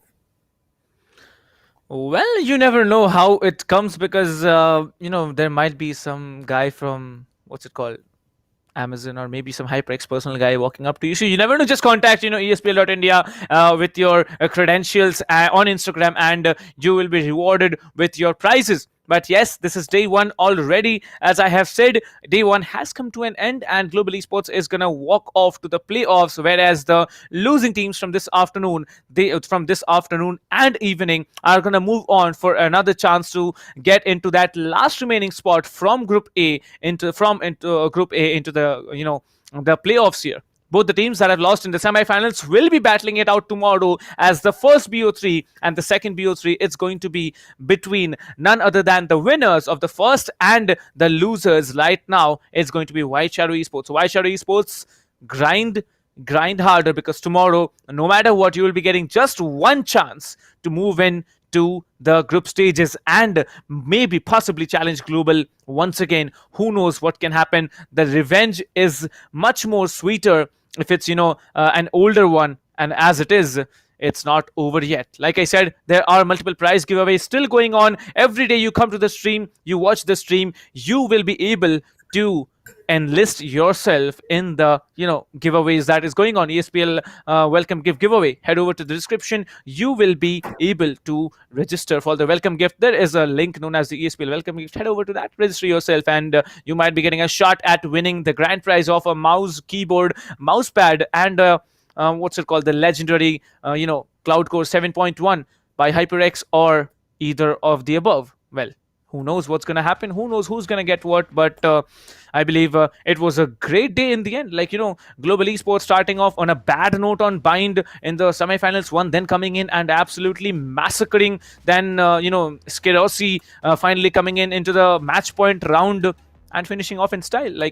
That's how match point is supposed to be played, and they have absolutely gave a perfect example, pulling off a 4K. Had it been an ace, I would have been, jumping out of my chair and actually cheering for Skerosi right from my house. He would have probably heard wherever he stays, so that's massive coming in for him.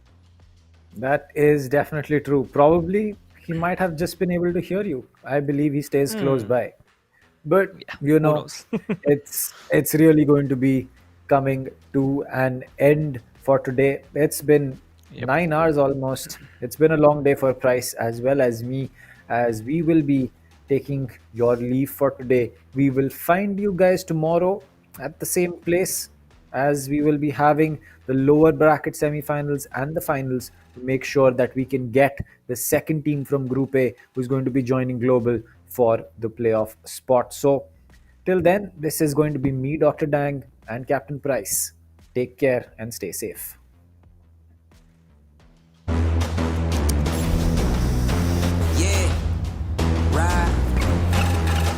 Nothing to say, oh God, nothing to say. I ain't have words, I erupted in thunder and rain. If your man's strong, then why call me running away? It's just a game, but nobody coming to play. I bless. Rise up though, all my people, where you at? Rise up though. Let's go, yeah, let's go, let's up. One time, go get it, it's yours. Let's shine, come on, yeah, let's go. Raise up, that's right, run with it, it's yours. Let's shine, come on. With each day we wake up, stronger and stronger.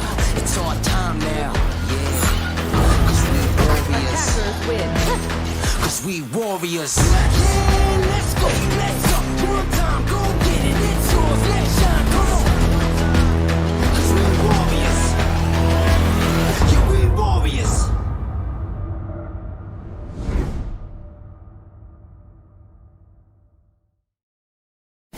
Valorant Agents of India. Are you ready? The ESPL Valorant PowerUp Series is a tournament open to players of all skill levels. Whether you are an agent with competitive experience or not, this series is meant for you to test your skills and have fun. Agents will battle for a total prize pool of 7.5 lakhs and the title of Series 1 champions. It's time to power up. Let's break down the tournament format. At the beginning of the tournament, there will be 4 open qualifiers. In the qualifying rounds, players will go through a best-of-1 single elimination, battling their way up the ranks. Those ranked top 16 onwards of the qualifiers will face single elimination in a best-of-3 match. The top 4 teams from each qualifier will earn a spot in the group stage, resulting in a total of 16 teams. These teams will then be split into 4 groups, with 4 teams per group. Teams will then compete in a GSL format, where 2 opening matches are played. The winners will then battle in the winners match, which will determine who tops the group. The losers will battle for survival. The victor of this match will then battle the loser from the winners match to determine who progresses further in the tournament. The 2 teams from each group move on to the playoffs, where 8 teams will compete via sudden death, single elimination, in a best of 3. The quarterfinals and semifinals will be an exhilarating battle of skills, wits, and strategy to win through a best of 3 elimination process. And finally, we reach the grand finals, where our final top 2 teams of the series will battle for glory through a best of 5 elimination. Valorant Agents of India, will you and your team be the one that reigns supreme? It's time to power up.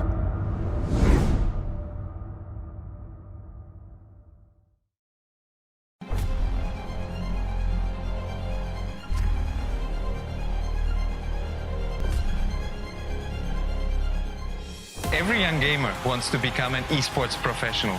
We make it happen. You just keep on winning.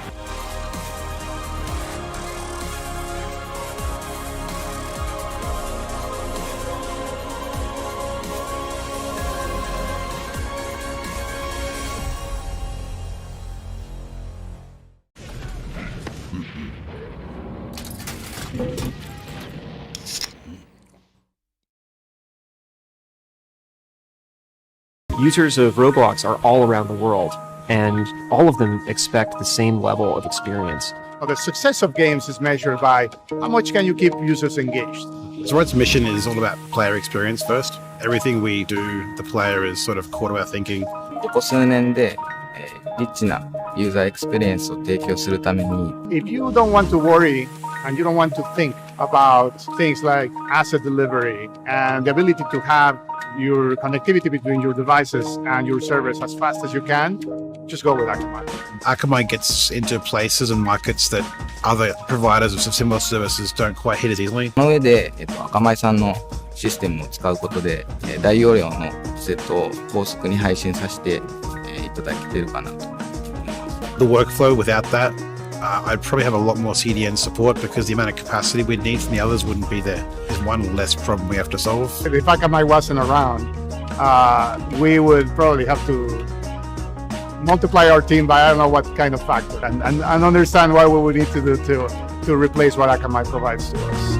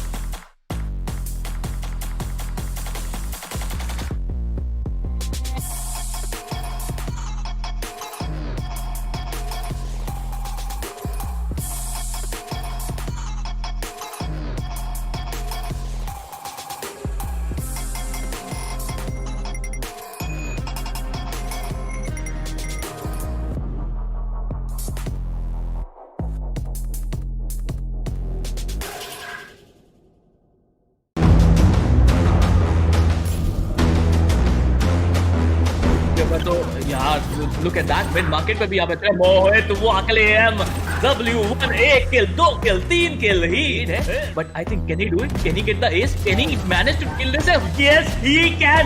मोहित वो अकेले lighting पास को down करते हुए double trade का scenario यहाँ पर बनता हुआ, ट्रिपल ट्रेड का सिनेरियो बनता हुआ, स्किल स्कारबोर्ड को एलिमिनेट करते हुए 1v2 की सिचुएशन है, fake defuse, fake it till you make it and he can make it, yes he can. एक आज क्या मेरे ख्याल से और ये एसके रोती का जलवा वहां पे देखिए। He shot 2 people down through the smoke. This guy is insane. A relatively smaller map. Oh, he's going to get a collateral. That shot. यहाँ पर इधर के रूप ट्रेड निकालते हुए एक प्लेयर बचा हुआ है यहाँ पर 1v2 शॉट ये बहुत शानदार डबल निकालते हुए यहाँ पर डीएन किंग क्लच के बहुत करीब है यहाँ पर क्या करते हैं get that ace. What a round.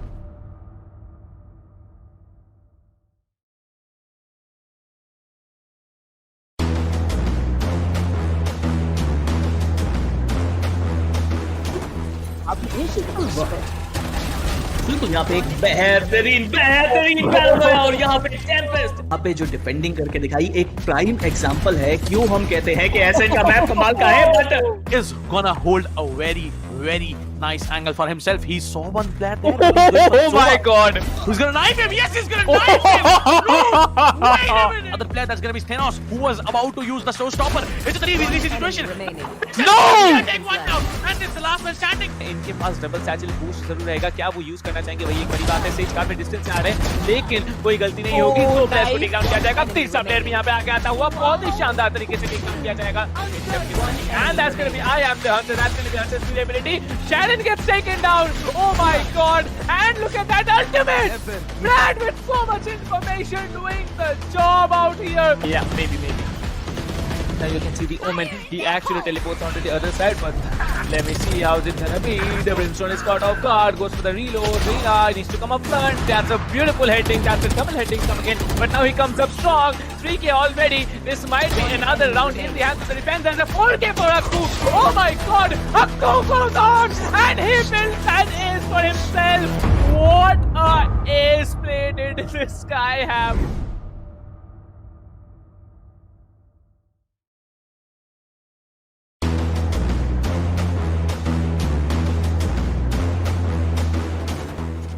गुलाबी के लिए अगर देखा जाए तो होल्ड करते हुए येलो पंडर्स के पीछे और उनके लिए बैक टू बैक यार ये काफी शानदार आई गेस क्या बहुत चीज है तो ये थोड़ा सोच समझ के आपको यूटिलिटीज का इस्तेमाल करना पड़ेगा। अगर आप कॉन्फिडेंट हो तभी आप कीजिए, लेकिन यहाँ पर जो लोग निकल पाएंगे विद दैट 700 एचपी और मुझे लग रहा है ये चीज होना ही था। Get this spike or get the spike diffused and get those kills. He is being pushed from two sides. He will spot the Omen, get that kill. The recon dart is going to get taken out. 3 bullets goes in for that reload. 25 in the max. He connects that headshot.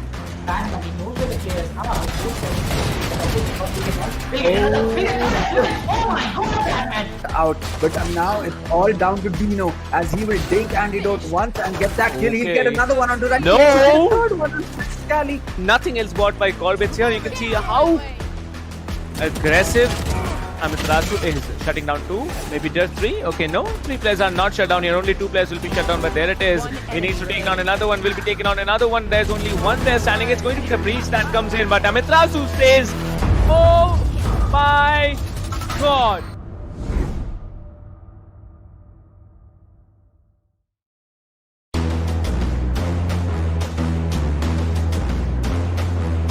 You will get the kill as well. Pasha साल यहाँ पे एक अच्छा किल निकालता है खोली के ऊपर आगे जाने की कोशिश है। एक चीज मुझे अच्छी लग रही है ये देख के कि फैंस भी यहाँ पे एक साथ खड़े हैं, स्टैक अप करते आपको नजर आ रहे हैं। Cactus is too spiky. By the specters, you can buy the shields here, but you can see the Arena being very smart here, checking that corner where Prophet was holding, takes down 2. It's impossible for Team Playground Esports. They have been shut down all week from sight. What was that, dude? You can't do that. That is manhunt. This guy is an absolute beast, dude. Going out there. He is pretty aggressive. Will he get the kill? He will get the kill. And right now, this guy is angry. He gets 3, and he might get even more. इतना ज़्यादा matter करेगा। बाकी हमारे जो neutral ये जो display दिखाया जा रहा है वो कमाल का है। स्मोकी यहाँ पे 2 किल निकालते हुए, that is really good. Smoky यहाँ पे 3 किल निकालते हुए, TOC Smokey is literally on fire. You can see the flames burning out of him and he is just ripping things apart। अपने इसके लिए यहाँ पे बढ़ने की कोशिश नहीं भी सकते हैं। ऊपर कितना रीलोड होती है किस ले लेंगे। Smokey is smoking। And Spiro थोड़ा सा डिफरेंस नजर कि यहाँ पर फॉर्म में नजर नहीं आ रहे अभी एम आई रियली प्रो, लेकिन कौन जब तक है यहाँ पर एक उम्मीद अभी भी रहेगी। केजीएल से यहाँ पर निकाल के बिल्कुल है यहाँ पर And every time there was a nice just deleting him. Oh, okay, now someone else got deleted. Things are much hotter in the finals, as you can see. Every time someone peeks the operator and he headshots him in mid-air. And he's gonna get the 3rd. Well, he's gonna get a 4th. वही काम अब किया जा रहा है the red syndicate के द्वारा। वो प्रेशर बनाना चाहते हैं अपने अपोनेंट के पास में, क्योंकि एक बार आपने माइंड प्ले कर दिया तो फिर माइंड प्ले से ओवर बहुत